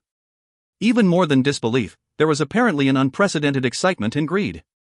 At the same time, one of the remaining 6 nascent soul cultivators up in midair, an old man of the mid-nascent soul stage, having seen Meng Hao forced back by the black-robed man's finger attack, excitedly shouted, "Sacred Ancient, please exterminate this vicious, cruel cultiva." Before he could finish speaking, the black-robed man's right hand suddenly shot up to form a claw, which he pointed toward the mid-nascent soul stage cultivator. The old man suddenly disappeared. When he reappeared, he was shocked to find that the black-robed man's hand was wrapped around his neck. "Pipe down," said the black-robed man, his voice cool. He squeezed his hand, and a cracking sound could be heard. The mid-nascent soul stage cultivator's eyes went wide as his body instantly withered up. His life force was sucked out by the black-robed man, and in the blink of an eye, he was transformed into nothing more than a desiccated corpse. His eyes were wide open the entire time, and filled with confusion. In the end, a poof could be heard as his body transformed into black ash. He was completely dead, in both body and spirit. "He is not someone you qualify to dishonor with your words," said the black-robed man, his voice soft as he looked at Meng Hao. Everything suddenly became quiet. The Crow Divinity tribe members and neo-demons all began to back up. The 8-branch alliance cultivators were stupefied. Suddenly sapped of their will to fight, they edged backward. All eyes were now upon Meng Hao and the black-robed man, both of whom floated there in midair. The remaining 5 nascent soul cultivators of the 8-branch alliance had pale faces. In their recollection, the sacred ancient never seemed to possess consciousness. His incisive attacks were almost like that of a puppet. He also never spoke. But today, not only did he speak, but his expression had changed, and he even seemed to be showing emotion. This was beyond anything they had ever imagined, completely unprecedented. They were scared witless, and couldn't help but back up. The black-robed man smiled and continued, "Isn't that right, exalted demon sealer?" His smile was filled with savagery, as well as excitement. The excitement apparently made the flickering of his body even more intense, causing him to look even more bizarre. The black mist on the altar within the vortex once again churned. The howling sound grew more furious, as if something wished to burst out from within the mist. Despite that, the faces still seemed capable of suppressing it. Meng Hao's expression was the same as ever, but inside, he was trembling, as if great waves were slamming against his heart. What was the most shocking of all to him was that he had finally run into someone who instantly recognized that he was a demon sealer. "Who are you?" asked Meng Hao, staring at the man. "Who am I? You're asking me who I am?" The black-robed man stared in shock for a moment, and then suddenly laughed. It was an uproarious laughter filled with excitement, as well as a greed that even the cultivators of the 8-branch alliance could also see. "You're actually asking who I am?" he asked, continuing to laugh. "You don't recognize me? Don't tell me the first-generation demon sealer severed the legacy? Don't tell me." Suddenly, an arrogant squawk could be heard from behind him. "Don't tell me nothin', bitch." A multicolored blur suddenly appeared, which headed straight toward the rear end of the black-robed man and shot directly through. A pop could be heard as the parrot suddenly appeared on Meng Hao's shoulder. It glared fiercely at the black-robed man. "You're just a devil construct, bitch. Damn it. Bitch. Lord Fifth hates devil constructs." Not willing to be outdone by the parrot, the meat jelly, who was still in the shape of a bell attached to the parrot's foot, suddenly cried, "Lord Third also hates devil constructs. All devil constructs should be converted." The black-robed man stared in shock. He looked down at his misty body, and then looked back up, his eyes filled with the desire to kill. It was at this point that another furious cry could be heard from behind the black-robed man, Outlander. The enormous Outlander beast, in a fair imitation of the parrot, shot directly toward the black-robed man. Even as it closed in, however, the black-robed man waved his arm behind him and coldly said, "Demonic shattering." He only spoke 2 words, but in response, massive amounts of invisible demonic chi from the surrounding area shot toward him and congealed in front of his right hand. Then, it shattered. The Outlander beast let out a miserable shriek as nearly half of its body was shredded into a haze of blood and gore. It appeared to be on the verge of being completely wiped out. "Beloved concubine!" cried the parrot, its eyes bright red. It suddenly shot forward, its body expanding until it was several dozen meters long. It shot toward the black-robed man, then passed through him, picking up the Outlander beast flying rapidly off into the distance in retreat. The black-robed man did not counterattack. Instead, he looked coldly at Meng Hao, smiling as he began to move forward. "I never imagined that I would meet the current generation of the demon sealers. After I consume you, who else could possibly suppress me?" Meng Hao's heart trembled. His opponent's aura was monstrous, and emanated shocking ripples. Meng Hao could feel an intense pressure weighing down on him. Panting, he stared at the black-robed man. Just now, everyone else had seen the black-robed man simply lift his hand to cause the Outlander beast to suddenly shatter into a mass of blood and gore. Only Meng Hao clearly saw what really happened. This was a new way to use demonic chi that he had never seen before. So demonic chi can actually be used like that. It felt like lightning was crashing around inside of his head. It seemed as if the black-robed man's divine ability had suddenly opened up the door to a new Tao belonging to demon sealers. Meng Hao suddenly began to retreat. At the same time, the black-robed man increased his speed, his expression of viciousness and greed more visible than ever. A demon sealer separated from his legacy. "You would do well to remember my name. I am Lonely Tomb." The instant the man spoke out his name, the mist in the vortex suddenly emitted a furious shriek. It seemed that it was struggling to burst out. Nonetheless, the faces seemed willing to be destroyed to prevent it from escaping. If you find any errors, ads pop up, ads redirect, broken links, non-standard content, etc., please let us know. Report chapter so we can fix it as soon as possible. Chapter 495. Chapter 495, An Ancient Scripture Seals a Devil. The black-robed man's dark, sinister words rang out, carrying a bizarre, devilish power that seemed capable of causing anyone who heard it to be shaken inwardly. All of the cultivators in the area had blank looks on their faces. Their minds suddenly seemed to be filled with a whirlwind, their memories were thrown into chaos. It was as if they heard what the black-robed man said, but couldn't remember it. A feeling of contradiction filled them, as if fantasy and reality were being mixed. All the surrounding cultivators' faces paled. Meng Hao's eyes glittered as he sensed the fearsomeness of his opponent. He knew that this was a power that he could not fight against.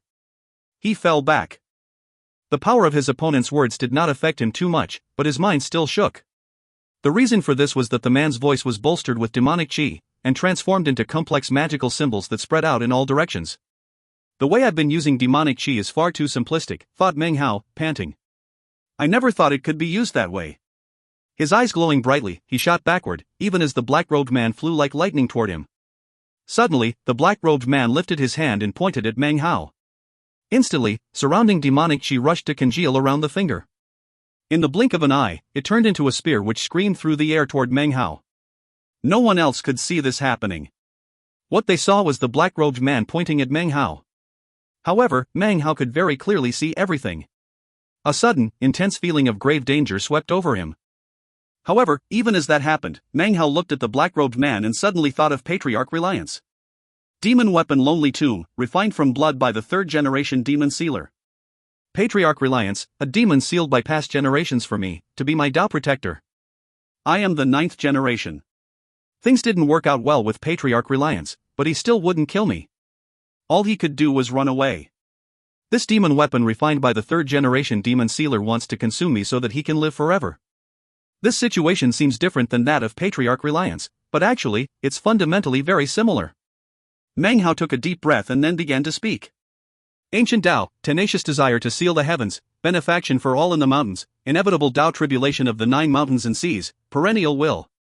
He uttered the words of the scripture with a strange, demonic cadence that gave birth to bizarre ripples. Every word seemed like a unique magical sealing symbol that connected with the heavens and the starry sky. As he spoke the words, a look of astonishment and disbelief appeared on the face of the black-robed man. His body trembled and massive amounts of black mist began to fall away from him. A miserable scream emanated from his mouth. "Demons sealing scripture!" howled the black-robed man. "Impossible! Haven't you lost your legacy? How could you know that damned demon sealing scripture?" He reached toward the vortex in the sky and made a grasping motion. Suddenly, on the altar in the vortex, the faces began to howl and push down onto the mist. For some reason, the black-robed man's body was no longer in a state of distortion, but rather, stable. Despite that, his aura was weaker than before, by more than half. "You're dead," he said, glaring murderously at Meng Hao, well aware that his time was running out. As of now, he could only temporarily suppress the power of the demon sealing scripture. His right hand suddenly lifted up and he pointed again toward Meng Hao. Meng Hao's eyes flickered as his opponent suppressed the power of the scripture. He gave a cold snort. Before, the man was at the peak of his power, and was able to shatter the Outlander beast with a single blow. At that time, Meng Hao was no match for him. But now, he was weakened. This demon weapon Lonely Tomb was now someone Meng Hao could fight. "I am a demon sealer," thought Meng Hao, sensitive to demonic chi and able to use it. "I should be able to exceed this so-called demon weapon Lonely Tomb. If he can use the demonic chi in that way, then so can I." He took a deep breath and lifted his hand. He thought back to the scene in which the Outlander beast had been defeated, and that great door that had suddenly opened in his mind. Instantly, the demonic chi in the area rushed toward him and began to congeal. A rumbling sound could be heard as it suddenly slammed into the demonic chi spear that was closing in on him. As the explosion rang out, Meng Hao was sent tumbling backward, blood spraying from his mouth. After he came to a stop, he coughed up 3 mouthfuls of blood. His face was pale, but he was laughing. Although his ability to control demonic chi was not as refined as that of his opponent, he had now achieved a new understanding. "Bring it on," he said, his eyes shining brightly. As he floated there in mid-air, he lifted his right hand, causing more demonic chi to rush toward him. It surrounded him, transforming into a gigantic vortex of demonic chi. The black-robed man's eyes flickered, and inwardly he was shocked. He never imagined that his opponent would be able to learn something new and then make so much progress in such a short period of time. The difference in rudimentary knowledge of demonic chi and the ability to use it as it had been just now, was not that of a single step, but more like the huge gap between heaven and earth. With powers of insight like that, you deserve to be called a demon sealer. But if you want to learn how to control demonic chi from me, too bad. I won't give you the chance. I don't have to use demonic chi to kill you. I can slay you with only 3 forms of my divine ability. The black-robed man made a grasping motion, and a long, black spear magically appeared in his hand. First form, Butcher the Shocked Immortal. As the man spoke the words, he suddenly waved the spear. It instantly transformed into a black dragon which roared, baring its fangs and brandishing its claws as it twisted majestically in the air. It emanated demonic chi as it shot toward Meng Hao. Even as it flew through the air, it flickered, multiplying into 9 separate dragons. 9 deadly dragons shook heaven and earth as they shot toward Meng Hao. The sky dimmed and the clouds seethed as 9 black dragons screamed through the air. Visible in their claws were corpses, all of whom emitted mournful wails and screams of agony. The sound of it pierced Meng Hao's mind, causing him to think of the slaughter of a battlefield. His eyes glowed brightly as a feeling of unease swept over him. He waved his right hand, and instantly wooden time swords flew out to form the lotus sword formation. A droning sound could be heard as it rotated, sending out the explosive power of time. Meng Hao had been using this time sword formation for a long time, and was very familiar with it. The instant it appeared, the air was distorted and twisted. Time changed. As the 9 dragons closed in, Meng Hao performed an incantation with both hands and then pointed forward. The lotus time formation blossomed into the image of a lotus which shot toward the 9 dragons. A huge boom could be heard. "Time termination," he cried, biting his tongue and spitting out some blood. He waved his hand, causing the blood to transform into a blood mist which shot toward the lotus time formation. This heart blood caused the time power of the sword formation to instantly explode out. At the same time, Meng Hao slipped on the blood-colored mask, causing a red glow to flicker into being. Next, 4 wooden swords flew out. These were the swords that G19 had referred to as immortal murdering swords. The 4 wooden swords shot forward, merging into the lotus sword formation. Instantly a powerful killing intent radiated out. "These dragons must die," A rumbling sound filled the entire sky and Meng Hao's body trembled as he retreated backward.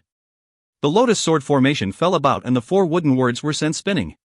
However, the 9 dragons also exploded, shattering into countless pieces. Second form, reincarnation extermination. A mysterious glow appeared in the eyes of the black-robed man. His body shot back as he waved his right hand. The black spear instantly transformed into a black beam of light which shot at incredible speed toward Meng Hao. As it neared, it seemed as if it were shattering the various layers of air that it was shooting through. The deadly spear neared, seemingly capable of shattering everything. If that were all there were to it, it wouldn't be a very big deal. However, as the spear got closer, shattering through the successive layers of air, images began to appear. Each of these images seemed to be from a different time. However, in all of the images, Meng Hao could be seen. Different versions of Meng Hao from different times periods, as if these were various reincarnations of him throughout the ages. His past life, the life before that, all past lives. It was impossible to tell if the images were real or fake, but they certainly looked incredibly realistic. Meng Hao's mind trembled as he looked at what appeared to be thousands of past lives. At the same time, he had the feeling that he wasn't looking at anything. A profound sense of deadly crisis rose up in him, as if any ability to dodge or flee had been sealed off. It was as if this spear was going to destroy all of his thousands of past lives. He watched the black spear approach, and an enormous pressure weighed down on him, weakening his cultivation base. Suddenly, his forehead began to glow. All of the great totem tattoos on his body erupted out. Metal, wood, fire, earth. A sea of flames appeared, along with an enormous tree, a rain of gold, and archaic frost soil. As the reincarnation extermination spear attack neared, Meng Hao opened his mouth, an azure blur shot out which transformed into an immortal sword which smashed through the air, emanating shocking sword chi. This was not the dancing sword chi, but rather the sword will which was embodied within the sword itself. Instead of you severing my reincarnation, said Meng Hao, how about I do it myself? He waved his hand, and a glow of determination appeared in his eyes. The sword will merged with the power of his 4 great totems, and then began to emit a shocking azure light. The sword shot forward in the blink of an eye, faster than the black spear, to slice through the reincarnations. A massive boom lifted up from the reincarnation extermination, shaking everything. The azure immortal sword was sent flying backward. It transformed into an azure glow that returned into Meng Hao's mouth. His body trembled and he fell backward, coughing up a huge mouthful of blood. When he looked back up, his gaze was cold as he stared at the black-robed man. The black-robed man's heart and mind shook as he glared back at Meng Hao. He also retreated backward, the long, black spear in his hand crumbling into pieces. Damn it, first he used that scripture to weaken me. Then, my demonic chi attacks, which have fearsome exterminating power on just about anyone, are virtually useless against him because he's a demon sealer. If it weren't for that, this fight wouldn't be so troublesome. The man suddenly reached up to push his hand down on his forehead. His body became blurry, almost illusory. At the same time, another black spear magically appeared in his hand. The spear was just as black as before, and seemed to be connected to the mist that formed his body, as if they were the same thing. Third form. Before the black-robed man could finish speaking, the killing intent in Meng Hao's eyes suddenly flared. What third form, bitch? Meng Hao had already come to notice that in both speech and action, he had been influenced quite profoundly by the parrot. For example, the words he had just spoken had actually come out quite naturally. Even as he spoke them, he moved forward, pushing down onto the blood-colored mask. Then he extended his arm, and everything began to turn black. It was as if a massive flag were covering over the sky and the land. This was Meng Hao's most powerful magical item, the flag of 3 streamers. If you find any errors, ads pop-up, ads redirect, broken links, non-standard content, etc., please let us know. Report chapter so we can fix it as soon as possible. Chapter 496. Chapter 496, Dost Thou Dare? The flag rumbled out, sweeping over everything, distorting the air, causing the sky to shake, rocking the land. In the blink of an eye, the astonishing flag shot toward the black-robed man. His face instantly filled with disbelief as he was sent tumbling backward. He was fast, but not fast enough to avoid the flag of 3 streamers. Booms filled the air as the flag wrapped around his body and began to strangle him to death. Popping sounds filled the air as the black spear the man held was shattered into pieces. However, after that happened, the man suddenly coalesced out of the air again off in the distance. This time, he was even more illusory and flickered even more. He was clearly much weaker. That flag, that flag. His eyes were wide as he stared at the flag circulating around Meng Hao. The man's body had been exploded by the flag and weakened greatly. Meng Hao strode forward and once again recited the scripture which he had used against Patriarch Reliance, that tool of the demon sealers to make death tremble, the demon sealing scripture. That ancient Tao, tenacious desire to seal the heavens, benefaction for all in the mountains, inevitable Tao tribulation of the 9 mountains and seas, perennial will. The instant the scripture was uttered, the black-robed man once more retreated backward and let out a miserable howl. Damn it! Damn it! You're too despicable! He roared. At this point, how could he not understand that Meng Hao's purpose in using the flag was to distract him from suppressing the scripture? It had been a very, very long time since he had felt frustration such as this. He had originally stood in a position of ultimate superiority, but in the blink of an eye had been severely weakened. His body had been shattered, and before he could even reform himself, he had been suppressed with the scripture as this damned, despicable bastard once again recited the demon-sealing scripture. Almost at the exact same time as the black-robed man began to retreat, Meng Hao's eyes suddenly flickered. Take advantage of weakness, take the opponent's life. That was Meng Hao's doctrine of fighting. Without hesitation, his right hand waved through the air, causing a band of blood-colored light to shoot toward the black-robed man with incredible speed. Shockingly, within this bloody beam of light was a blood clone. G-Clan blood clone. As soon as it appeared, everything in the area was stained with a crimson glow. The black-robed man was suppressed by the scripture, his body trembled as the blood clone pounced onto him. His face completely fell, there was a bang, and his body exploded into pieces. Massive amounts of black mist that made up his devilish will and life force were absorbed by the blood clone. I won't accept this. Off in the distance, the black-robed man once again appeared, this time, even weaker than before. He raised his head up and howled. He really couldn't accept the situation. In his former peak of power, he could easily fight back against even this blood clone. But now, he had been weakened even further.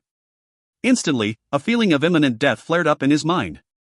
He could never have possibly imagined that a day would come in which he would actually be slain. As the blood clone closed in on him again, madness filled his eyes.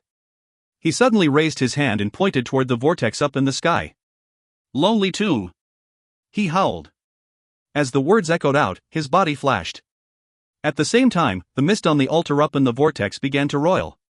It seemed to be struggling with the faces that existed on its surface. However, the faces suppressed it with the same insanity as before. As they suppressed the mist, massive amounts of life force and demonic chi began to emanate out from the tens of thousands of people that had been surrounded by the mist of the 8-branch alliance. All of these cultivators who had come to participate in the auction began to tremble. Their bodies withered and they aged rapidly. Their life force oozed out from their orifices to merge with demonic chi, which then shot toward the whirlpool. The life force of tens of thousands of people transformed into countless bands of chi which shot into the whirlpool. After it was madly consumed by the faces, suddenly, nearly half of the faces suddenly shot out from within the mist. They charged out from within the vortex, shooting through the sky toward the black-robed man. As they left the vortex, the mist on the altar began to emit intense howls. It was as if there was something inside struggling madly to break out from being sealed. In the blink of an eye, the faces reached the black-robed man and began to circulate around him. They were filled with cruelty, madness, and a thirst for blood as they fused into the black-robed man. As they did, his aura rose up, increasing with shocking intensity. A billowing black aura roiled, filled with massive amounts of vicious faces.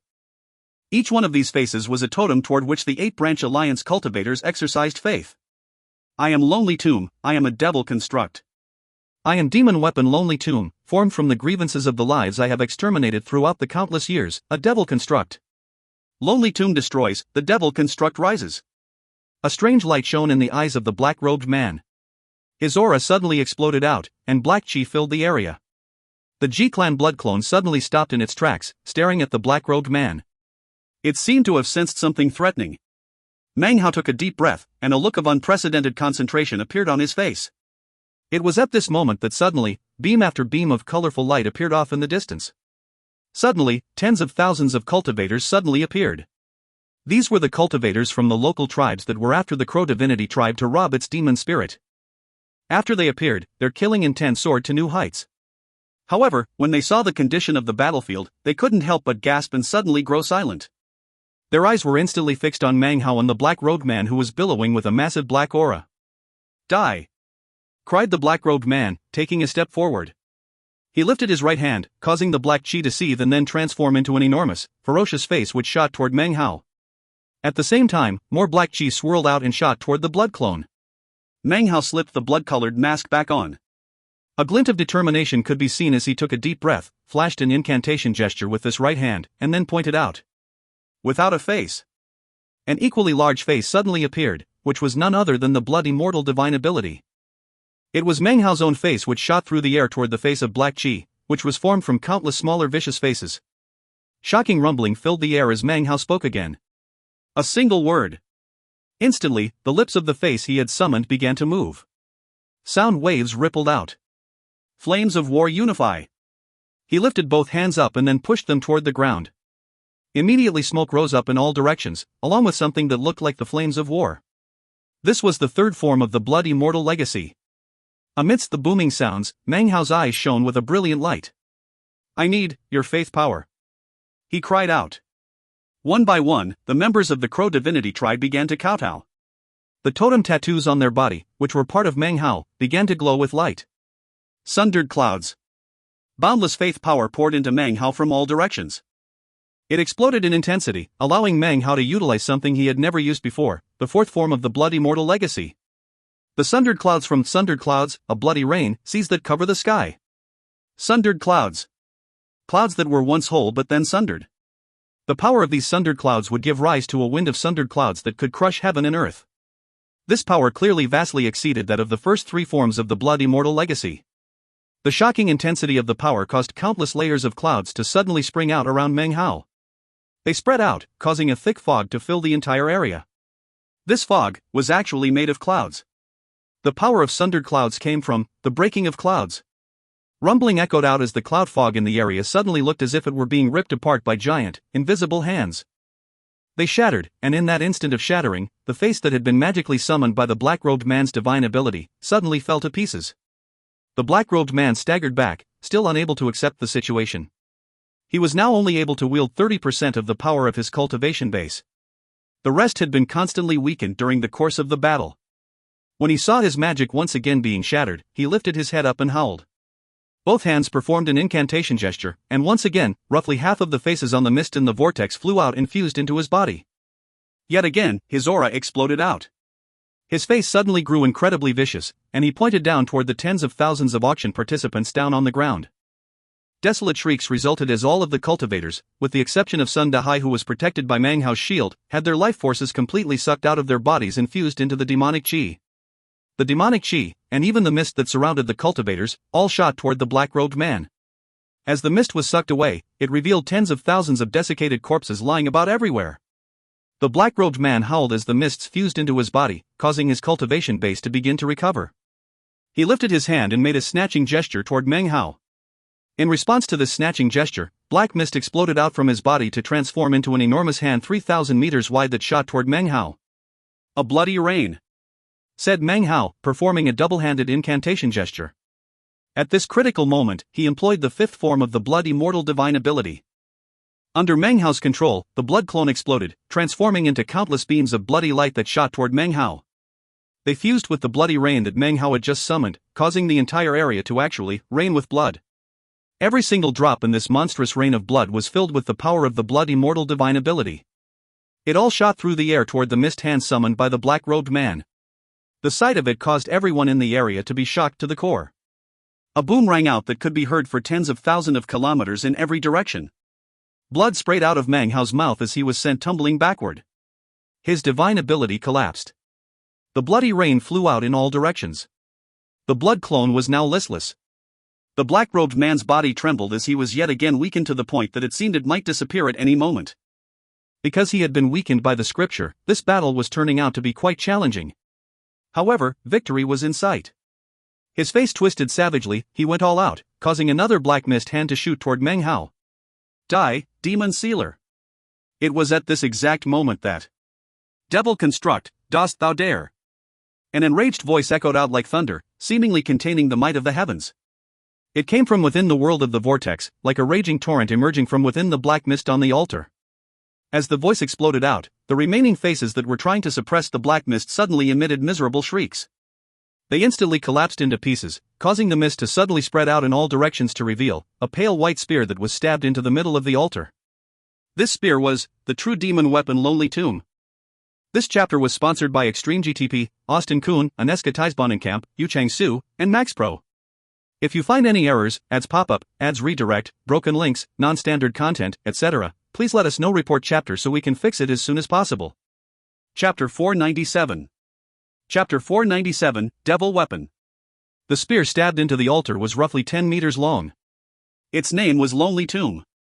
Demon Weapon Lonely Tomb. Refined from blood by the third-generation demon sealer, it was impossible to say how many cultivators and how many ancient demons had been transformed into a sea of blood by this spear. The length of ordinary spears could not compare to the length of this spear. It was completely pale white, as if it were constructed from bones. There were no decorative patterns on its surface, no magical symbols. The only thing that could be seen were faint marks that looked like blood vessels, making its appearance very bizarre. An indescribable aura emanated out from the long spear, shaking heaven and earth. It caused the mist in the world of the vortex to tremble. The aura emanated out from the vortex into the western desert. Amidst the rumbling drone, the spear did not move. It seemed as though it could not leave the world of the vortex. However, a beam of pale white light shot out from it, as fast as lightning. In the blink of an eye, it shot out from within the world of the vortex. In that instant, the black-robed man's face fell. His body trembled violently as countless faces burrowed out from within him. All of these faces wore unprecedented expressions of awe and terror. Countless screeches could be heard, rising up into the sky. The pale white light neared with indescribable speed, piercing through the black hand that was shooting toward Meng. In that instant, the shocking, powerful hand of black mist acted as if it had just been slammed into by fire. It dissolved in an instant, causing the countless black faces within to screech, their expressions that of terror and unprecedented hopelessness. In life, they had been killed by this spear. After death, they had congealed into a devil construct, but were still in complete fear of the spear. Having been killed by the spear, they would never be reincarnated. All generations were imprisoned inside it. There was not a more fearsome punishment that could be inflicted upon them. A boom echoed out as the huge mist hand was pierced and destroyed by the beam of pale white light. After, the pale white light shot over toward Meng. Meng's mind was filled with roaring. Moments ago, his body had been on the verge of exploding with alcohol chi. His last bit of dancing sword chi had been fermenting for some time, a trump card which exceeded the life-saving power of the agarwood. However, there was no need for him to do a thing. The pale white light appeared, demon weapon Lonely Tomb personified. Heaven and earth shook with rumbling roars. Meng looked at the beam of white light in front of him and felt a powerful calling. The calling felt familiar as it filled his mind. He was calling this spear, and the spear was calling him. With this sudden appearance of good fortune, Meng was now thinking clearly. He lifted his hand up and took hold of the pale white light. Instantly, it transformed into an illusory, but extremely realistic, pale white spear. As he gripped the pale white Lonely Tomb, a rumbling suddenly filled his mind. "Regardless of which generation demon sealer you are," said an archaic voice. "I am demon weapon Lonely Tomb, refined from blood by the third-generation demon sealer, sealed in the primordial demon immortal plane. My will sleeps, and thus, the devil construct was born. The devil construct is also me. As for my life, from the moment I was forged, it was determined that I would have a total of 9 masters. From the first-generation demon sealer to the 9th, these were to be my masters. Whichever generation you are, come to the primordial demon immortal plane. I'm waiting for you here." The third-generation demon sealer completed his ancient Tao and broke through the 9 mountains and seas. However, in that moment, he was buried in the starry sky. As for his death, there are clues that have been left behind that relate to a shocking secret. His legacy is here with me. I can't hold on for very long. You must come here. At the moment, I am only capable of sending out this small bit of my life will. In a moment, I will return to my slumber and conserve my will. I will wait for you or other demon sealers to come. Exalted demon sealer, grasp my life will, recite the ancient demon sealing scripture, and subdue this demon construct. It will be your way of communicating with me in the primordial demon immortal plane. If you are unable to come to the primordial demon immortal plane in this life, then pass this spear down as a legacy, all the way to the 9th generation demon sealer." Before the 3rd generation demon sealer died, he said that the 9th generation demon sealer, if he is not killed, will be the pinnacle. He will have the chance to defy the heavens and change fate. He will be the last ray of hope for the great 9 mountains and seas. The voice sounded weak as it echoed out in his mind. Within his bag of holding, the demon sealing jade began to shudder, as if it could feel the death of the 3rd generation demon sealer. A sense of grief suddenly emanated out from it. As the sound faded away from Meng Hao's mind, he slowly looked up. "I am the 9th generation."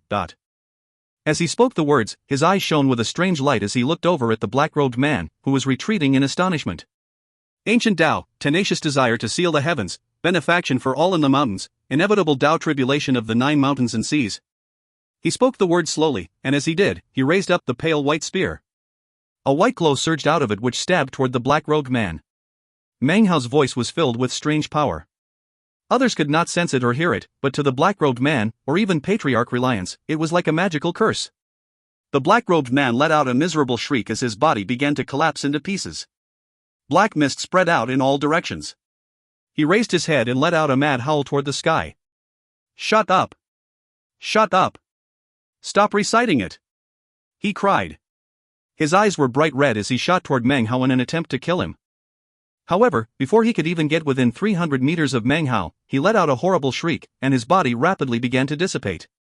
He was struck through and through with fear and astonishment. He suddenly turned to flee off into the distance, no longer harboring any thoughts of killing Meng Hao. The only thought that was in his mind was the same thought that rose up in the mind of Patriarch Reliance that year. He must flee, and never lay eyes on Meng Hao again. Perennial will. Meng Hao completed reciting the ancient demon sealing scripture almost in the same moment that the man made to flee. As he spoke the final words, the black-robed man let out a miserable shriek, filled with complete mournfulness. His body continued to collapse. He was so weak that he couldn't evade now. His eyes filled with shock and desperation, and he completely lost control of himself. It was as if an enormous, irresistible gravitational force had sprung into being from the long spear in Meng Hao's hand. The black-robed man could not stop himself from being pulled relentlessly toward Meng Hao. "You damnable league of demon sealers! The 9 mountains and seas cannot tolerate you. You all deserve to meet horrible deaths." As the man shrieked, Meng Hao looked at him with ice-cold eyes. Then, he slowly began to recite the second verse of the demon sealing scripture. "Ancient Tao, study demons of myriad variations, tread not the path of immortals, face the tribulation of the 9 mountains and seas." Even more black mist poured out from the black-robed man's body. His miserable shriek sounded out as he tumbled toward Meng Hao, completely unable to control his movements. There were now 3,000 meters between the two of them. 2,500, 2,000. 1,500. The black-robed man howled as his body collapsed more. Suddenly, massive amounts of faces could be seen within his body. Each of the faces was filled with savagery and also fear as they emanated out and attempted to pull the man's body away. "My Tao is eternal, the masses have erred but my Tao is true." The words echoed out like words from the heavens. When they reached the black-robed man, the faces around him shrieked and twisted, as if they were about to be blotted out. The black-robed man was pulled closer. 1,200 meters. 1,000 meters. 300 meters. The black-robed man was thoroughly mad, filled with a sense of deadly crisis. He roared, causing the tens of thousands of 8-branch alliance cultivators in the area to begin to tremble. Suddenly, the totems on the bodies of over 1,000 of them suddenly began to suck away at their life force. In the blink of an eye, they were transformed into withered, dried-up corpses. Their totems flew out, transforming into blood-colored faces that shot toward the black-robed man. More and more 8-branch alliance cultivators were affected in this way. Popping sounds filled the air along with blood-curdling screams. In the blink of an eye, more than 10,000 cultivators died miserable deaths as they were transformed into desiccated corpses. Their life forces, their very lives themselves, were sucked dry by the totems, which then flew out toward the black-robed man. They circulated around him, transforming into a power that resisted the force which was pulling him toward Meng Hao. Exalted Sacred Ancient. The remaining 5 nascent soul cultivators of the 8-branch alliance all wore expressions of grief. They could sense the totems in their bodies sucking away at their life force. They saw their fellow tribe members dying. In the space of just a few breaths, more than 10,000 tribe members became dried-up corpses. This feeling of grief, the feeling caused by a sacred ancient exterminating its own tribe, caused the foundation of the entire 8-branch alliance to collapse. What was happening completely exceeded the imaginations of the other cultivators who were watching on. That was especially true when it came to the black-robed man. His mighty existence caused them to feel as if they were suffocating. However, despite his incredible power, he had been forced down into his current situation. All of a sudden, these tribes felt complete astonishment regarding the owner of the demon spirit, Meng Hao. Rumbling filled the air. By this point, more than 90% of the 8-branch alliance cultivators were dead. Massive amounts of their totems circulated around the black-robed man, causing his body to suddenly have the power to resist and stop moving. Just as the black-robed man was heaving a sigh of relief, and gathering his power to make a final attempt to flee, Meng Hao's eyes glittered with killing intent and he uttered the final part of the second line of the demon sealing scripture. Perennial will. Something like a thunderclap exploded out within the black-robed man. It transformed into a blood-curdling scream. The faces surrounding him all began to collapse. His body flew through the air like a shooting star. 300 meters. 150 meters. 30 meters. In the blink of an eye, the black-robed devil construct let out a roar of despair as its body slammed into the pale white spear. He was turned completely into a black mist which was then absorbed into the spear. The color of the pale white spear began to change. Soon, it was completely black. Furthermore, it was no longer illusory, but real. As of now, it was no longer demon weapon Lonely Tomb, but rather, a devil weapon. Sealing marks with the power to obliterate will exploded out within the spear. The black-robed man's will was erased. This devil construct was now not a construct. Only a devil was left behind. As Meng Hao hefted the spear, a rumbling sound filled the area. A black wind suddenly kicked up, causing his hair to whip about. His green robe now looked completely black because of the black wind. With the devil spear in hand, the black wind transformed into a black mist that spread out in all directions. Within the mist could be seen thousands upon thousands of faces, twisted with pain and roaring out. They were fearsome, but also filled with an unprecedented awe of Meng Hao. Whoever held the spear would have control of the countless vengeful ghosts of those slain by Lonely Tomb. If you find any errors, ads pop up, ads redirect, broken links, non-standard content, etc., please let us know. Report chapter so we can fix it as soon as possible. Chapter 498. Chapter 498, Absorbing the 8 Branches. Thousands upon thousands of faces shot out in all directions. They had no choice other than to submit to Meng Hao, which of course caused the remaining thousands of members of the 8-branch alliance to begin to tremble as the totems in their bodies forced them to kneel down and bow to Meng Hao. The 5 nascent soul cultivators, including the 2 of the late nascent soul stage, were also shaking, unable to control themselves as they began to kowtow to Meng Hao. Totems are the source of incredible power to Western Desert cultivators, and also the reason why there are so many more high-level cultivators there than in the southern domain. At the same time, though, they are also a deadly weakness. When a totem dies, any cultivators who exercise faith in it will experience a drop in cultivation base. Furthermore, when a totem surrenders, so will the tribe members connected to it. This is a condition, perhaps even a restriction. In some ways, Western Desert cultivators are actually slaves of their totems. Were it not for that, the Western Desert, given its vast population, would have long since expanded out of their lands and overrun the southern domain. A perfect example was this situation. Now that Meng Hao had the devil spear, he was in control of the totemic faces. You could say in some ways that Meng Hao was now the sacred ancient of the 8-branch alliance. Sacred ancient! Cried the members of the Crow Divinity tribe. Expressions of excitement could be seen on their faces as they kowtowed to him.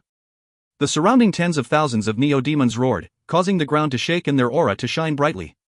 The other tribes who had come for the demon spirit were shaken, and their faces flickered with various expressions of fear and astonishment. They had personally witnessed Meng Hao's battle right now, and also saw the 8-branch alliance capitulate. Considering all of that, they no longer felt themselves to be in any position of superiority. Meng Hao floated in midair, clutching the devil spear in hand. He looked at the vortex up in the sky as it slowly shrank down and then disappeared. In the moment that it winked out, an archaic voice filled his mind. I am waiting for you in the primordial demon immortal plane. The winds and clouds up above tumbled and turned, and the vortex was gone. Everything was returned to normal. The invisible vortex that no one except for Meng Hao could see, was now thoroughly vanished. Meng Hao looked around thoughtfully, his eyes shining brightly, the devil spear gripped tightly in his hand. Ladies and gentlemen who have come for the demon spirits, shall we fight, or not? His cool voice echoed out, causing the Crow Divinity tribe members' killing intent to radiate out visibly. The Neo-Demon horde roared. They were like a crossbow, cocked and ready to fire. The great fathers from the other tribes felt their hearts pounding. Meng Hao's power seemed sharper than a needle, and they didn't possibly dare to try to fight back against him. They exchanged glances, and then one of their number quickly said, "You misunderstood, we actually came here to exterminate the 8-branch alliance. However, they seem to have been absorbed by you, fellow Taoist, so we'll take our leave now." After he finished speaking, the others voiced their agreement. The tribe members were surreptitiously edging backward. From the look of things, there would be no more fighting, although it was impossible to tell for sure. Meng Hao looked around at the tribes, and then slowly said, "Each tribe will leave behind 10,000 neo-demons, then you may leave." Instantly, a black mist began to spread out from the devil spear. When the Great Fathers heard his words, they frowned and hesitated. Finally, a cold snort could be heard from one of the Great Fathers off in the distance. Are you kidding? If my radiance-sifting tribe wants to leave, nobody can stop us. The Great Father of the radiance-sifting tribe was actually an old woman, making her a great mother. Having spoken, she flicked her sleeve and began to fly away with her thousands of tribe members. She truly was confident that if she left with her tribe, there was no one that could do anything to stop them. Even though Meng Hao had the devil spear, and was clearly mighty, he had just experienced a difficult battle. It was impossible for him not to have sustained injuries. Obviously, he was just posturing. Believing herself to have seen through his ruse, the idea of giving up 10,000 neo-demons seemed like a joke. Not only would she not hand them over, she would leave to spread news about the demon spirit to some of the great tribes, who would no doubt compensate her. Seeing the reaction of the radiance-sifting tribe, Meng Hao began to move forward, his expression completely the same as usual. He hefted the devil spear and then tossed it straight out ahead of him. Instantly, a shocking screaming sound could be heard as it shot through the air. Black mist roiled out from inside, which in the blink of an eye, transformed into a black cloud. Inside the black cloud were countless savage faces, howling as they shot toward the retreating tribe. The Great Mother's face flickered, and her eyes went wide.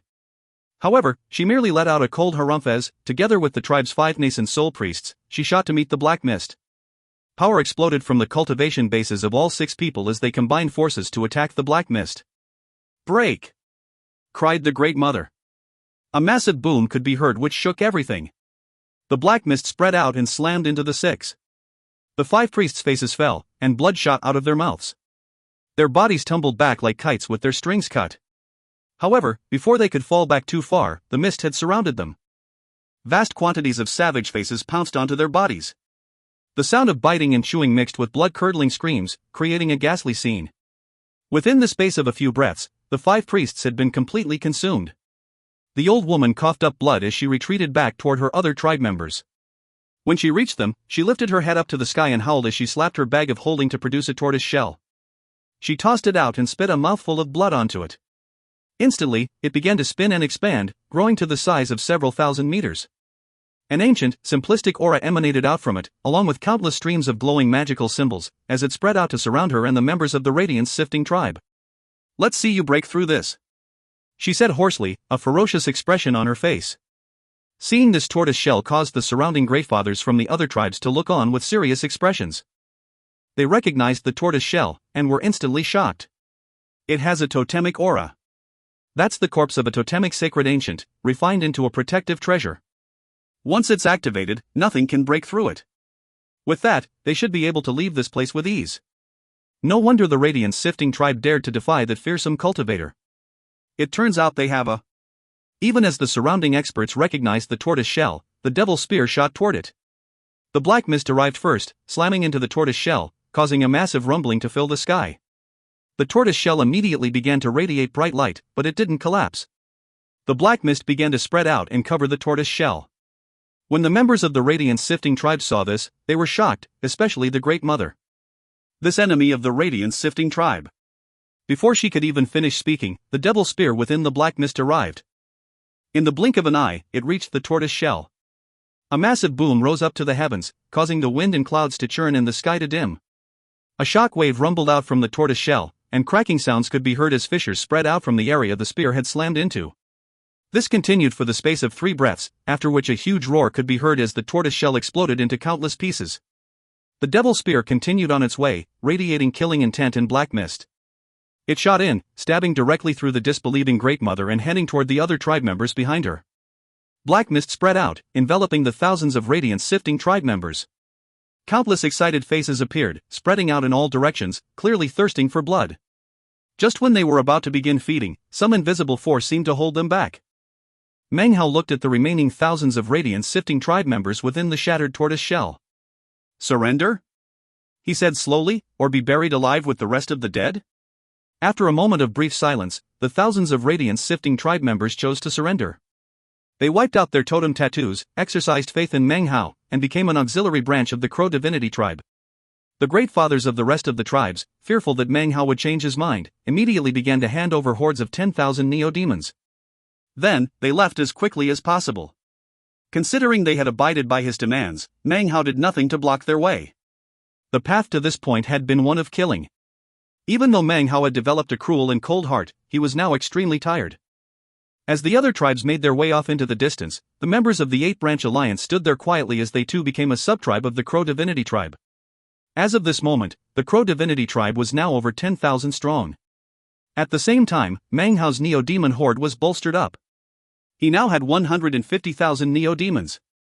It was a huge Neo-Demon horde, but in reality, many of them were low-level Neo-Demons.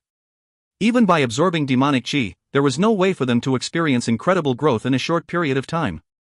150,000 Neo-Demons required a terrifying amount of food to sustain. The actual number that could fight in battle was only about 100,000. The rest became food. Everything that had belonged to the 8-branch alliance now belonged to the Crow Divinity tribe. They had 3 enormous flying magical items as well as vast quantities of resources. All of this only served to cause the Crow Divinity tribe to be even more powerful.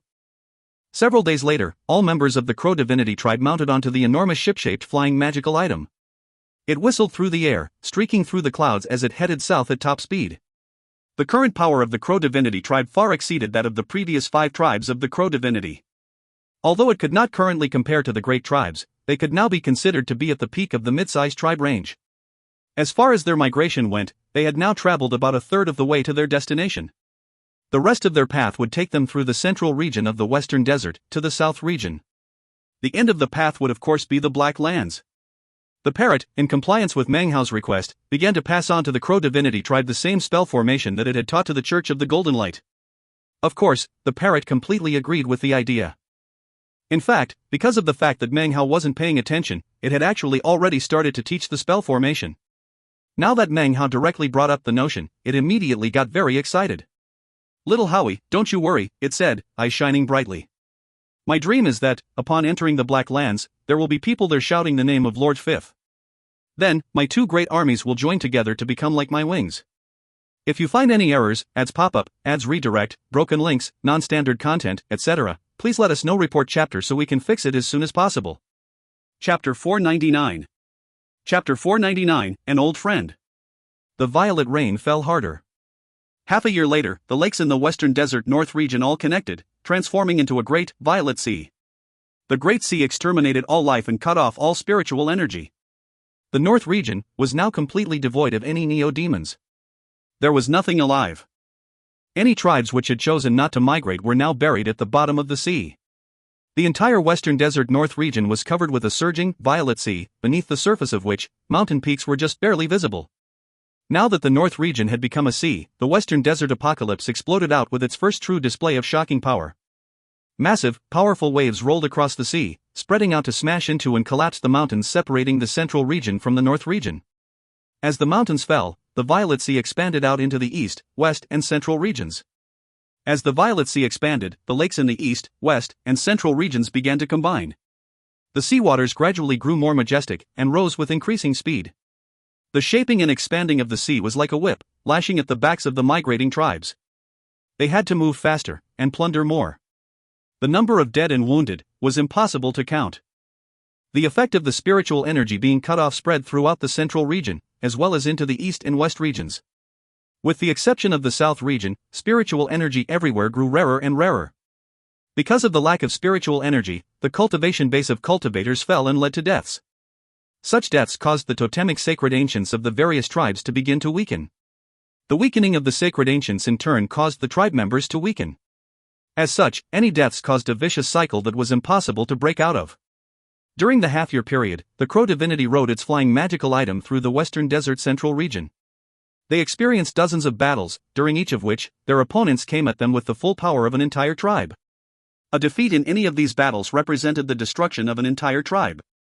And yet, the battles could not be avoided. That was because the Crow Divinity tribe had a flying magical item, which other tribes wanted. They also possessed a demon spirit. As soon as a demon spirit appeared, other tribes would go mad with greed. Even Meng Hao was worried about this phenomenon. During the half-year, Meng Hao's Neo-Demon horde shrank to 70,000, and that was even after bolstering them up along the way. That having been said, these 70,000 Neo-Demons were incredibly powerful. As for tribe members, there were 8,000. However, those 8,000 tribe members were now veterans of countless battles. Meng Hao ended up getting seriously injured twice during the half-year period. However, with deliberate effort, he was able to cause his totemic power to grow more refined. Furthermore, his control of demonic chi reached a completely new realm. It is only in that fine divide between life and death that battle prowess can be elevated. In addition, it was during this time that Meng Hao continued along on his path of enlightenment regarding the violet rain. Although his progress was slow, he was gradually getting more and more results. Because the violet rain cut off the spiritual energy of heaven and earth, Meng Hao's superiority grew even more obvious. That was why it was so easy for him to slaughter a late nascent soul stage cultivator. The thinning of the spiritual energy actually allowed Meng Hao to gradually increase his own power. Meng Hao currently stood at the prow of the magical flying ship. His face was pale, and his body somewhat thin. The years of campaigning had truly changed him. He looked off into the distance and then sighed, "The day when there is no spiritual energy left at all in the western desert, is the day when I will truly make my rise." During the half-year period, 3 other momentous events occurred. 3 demon spirits appeared in the great lands of the western desert. It instantly drew the attention of various tribes, and resulted in plundering and fighting. Meng Hao was well aware of what happened when a demon spirit suddenly appeared. That was exactly what had led to his 2 serious injuries along the campaign trail. However, these other demon spirits relieved some of the pressure placed on Meng Hao and the Crow Divinity tribe. No longer were they being attacked from all sides. They only continued to grow stronger and stronger. Meanwhile, about half a month's journey up ahead of Meng Hao, 3 black flying machines that looked like swords were shooting through the air. They were pitch black and emanated pulsing, cold auras. Each of these sword-shaped magical ships were several thousands meters long, and were covered with black-robed cultivators, all seated cross-legged. Their faces were expressionless and their eyes closed as they sat in meditation. Occasionally, some of them would open their eyes, and a bright flashing could be seen. Shockingly, these cultivators' totem tattoos were all swords. Huge black flying swords and totem tattoos depicting weapons were not things frequently seen in the western desert. In fact, in all of the great lands of the western desert, there was only one tribe that had black sword totems. This tribe was obviously the Great Cloud Sky tribe. They had a spirit-severing patriarch, and were the most powerful tribe in the western desert central region. The 5 Poisons tribe had acquired the opportunity to become an auxiliary branch of this tribe, but before the emissary could even reach them, they had been wiped out by the Crow Divinity tribe. Of the 3 black sword magical items, 1 flew in the lead position. Sitting cross-legged at the very tip of the sword was an old man. Unlike the other tribe members, his robe was white. He had the bearing of a transcendent being, and proud expression covered his face. Sitting on either side of him were 2 middle-aged men who wore cautious, obsequious smiles on their faces. "How much longer?" asked the transcendent-looking, white-robed old man, his voice cool. In both his facial expression and temperament, this man manifested an aloof proudness. It was as if years of being in a position similar to royalty had ingrained itself onto his very personality. This was especially true of his transcendent aura. Each and every one of the members of the Great Cloud Sky tribe had looks of awe on their faces when they looked at him. One of the middle-aged men sitting next to him replied, "Grandmaster Zhou, I'm happy to report that in approximately 5 days, we will reach the despicable Crow Divinity tribe. Grandmaster Zhou, it is truly an honor for the main tribe to send you to direct the military operations of the battle branch." The Cloud Sky tribe was a great tribe, and commanded 13 auxiliary tribes. The cultivators on these 3 black swords belonged to one of those 13 tribes, a battle tribe. As for this transcendent-looking old man, if Meng Hao were here, he would definitely have a strange expression on his face. He would instantly recognize the man to be Zhou Dikun. Zhou Dikun, Furnace Lord of the Violet Fate Sect's East Pill Division. Zhou Dikun had lived quite an odd life. He had drifted from place to place, and had experienced things that other Furnace Lords would find hair-raising. He had been captured and taken to the Black Lands, where he eventually ended up being taken in by the Frigid Snow Clan as an esteemed guest. He became Frigid Snow City's Grandmaster of the Tao of Alchemy, surrounded by a host of concubines. His reputation grew until he became known as the greatest alchemist in all the Black Lands. After that, he was taken prisoner again. He passed through many hands in the western desert. After all these years, it was impossible to know what exactly he had experienced. However, as of this moment, it was obvious that he was a member of the Great Cloud Sky tribe. Clearly, he occupied an extremely high position. Obviously, it didn't matter where you went in the wide world, possessing pill concocting skills could lead you into miracles. A haughty expression filled Zhou Dikun's face as he nodded in response. Actually, it was of his own accord that he requested to lead this expedition. In recent years, life in the tribe had become somewhat tedious. He wanted to get out and stretch his legs.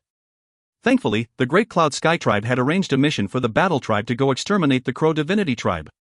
One reason was because of the fact that the Great Cloud Sky tribe had made an agreement with the Five Poisons tribe, only to learn that they were exterminated on the way by the Crow Divinity tribe. In order to preserve their ability to intimidate others militarily, they had to wipe out the Crow Divinity tribe. Another aspect, of course, had to do with the demon spirit. Therefore, Zhou Dikan took on the mission. He would represent the main tribe to direct the military operations. That was why he was here. Because of his position, and the might of the Great Cloud Sky, he was actually quite safe within the current apocalypse. He was well aware of that fact, as were the Great Father and the High Priest of the Battle Tribe, who sat on either side of him. They knew that their mission here was actually secondary. The main purpose of the outing was to please Zhou Dikan, who occupied such a high position within the tribe. As for the demon spirits, even Meng Hao knew about the other three that had appeared in the past half years. However, the great tribes with spirit-severing patriarchs actually had even more accurate information. They knew that it was not just 3 that had appeared in the last half year, but rather, 5. The Heavenly Court Alliance in the Black Lands did nothing about the 5 demon spirits. Instead, vast amounts of tribes fought and plundered over them. In the end, 3 of them were actually acquired by tribes with spirit-severing patriarchs, after which, those tribes entered into negotiations with the Heavenly Court Alliance. The Great Cloud Sky tribe was one of the tribes who had acquired a demon spirit. The other 2 were acquired by other great tribes which did not have spirit-severing patriarchs. Other tribes sent spies to get information about them, but because they were great tribes and incredibly powerful, no one dared to try to do anything. For tribes with spirit-severing patriarchs, acquiring a demon spirit wasn't incredibly important. Such tribes would be able to get into the Black Lands whether they had one or not. Therefore, it wasn't worth paying a heavy price to get one. In the end, this was how 2 great tribes with no spirit-severing patriarchs were able to keep a hold of the spirit demons they had acquired, and earn the right to enter the Black Lands. Grandmaster Zhou, said one of the middle-aged men next to him, speaking very cautiously, if there is anything you require during the journey, please don't hesitate to speak up. We will spare no effort in meeting your needs. That's right, Grandmaster Zhou.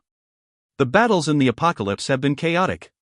With so many tribes migrating, many treasures are out in the open. If you see anything you like, we can get it for you.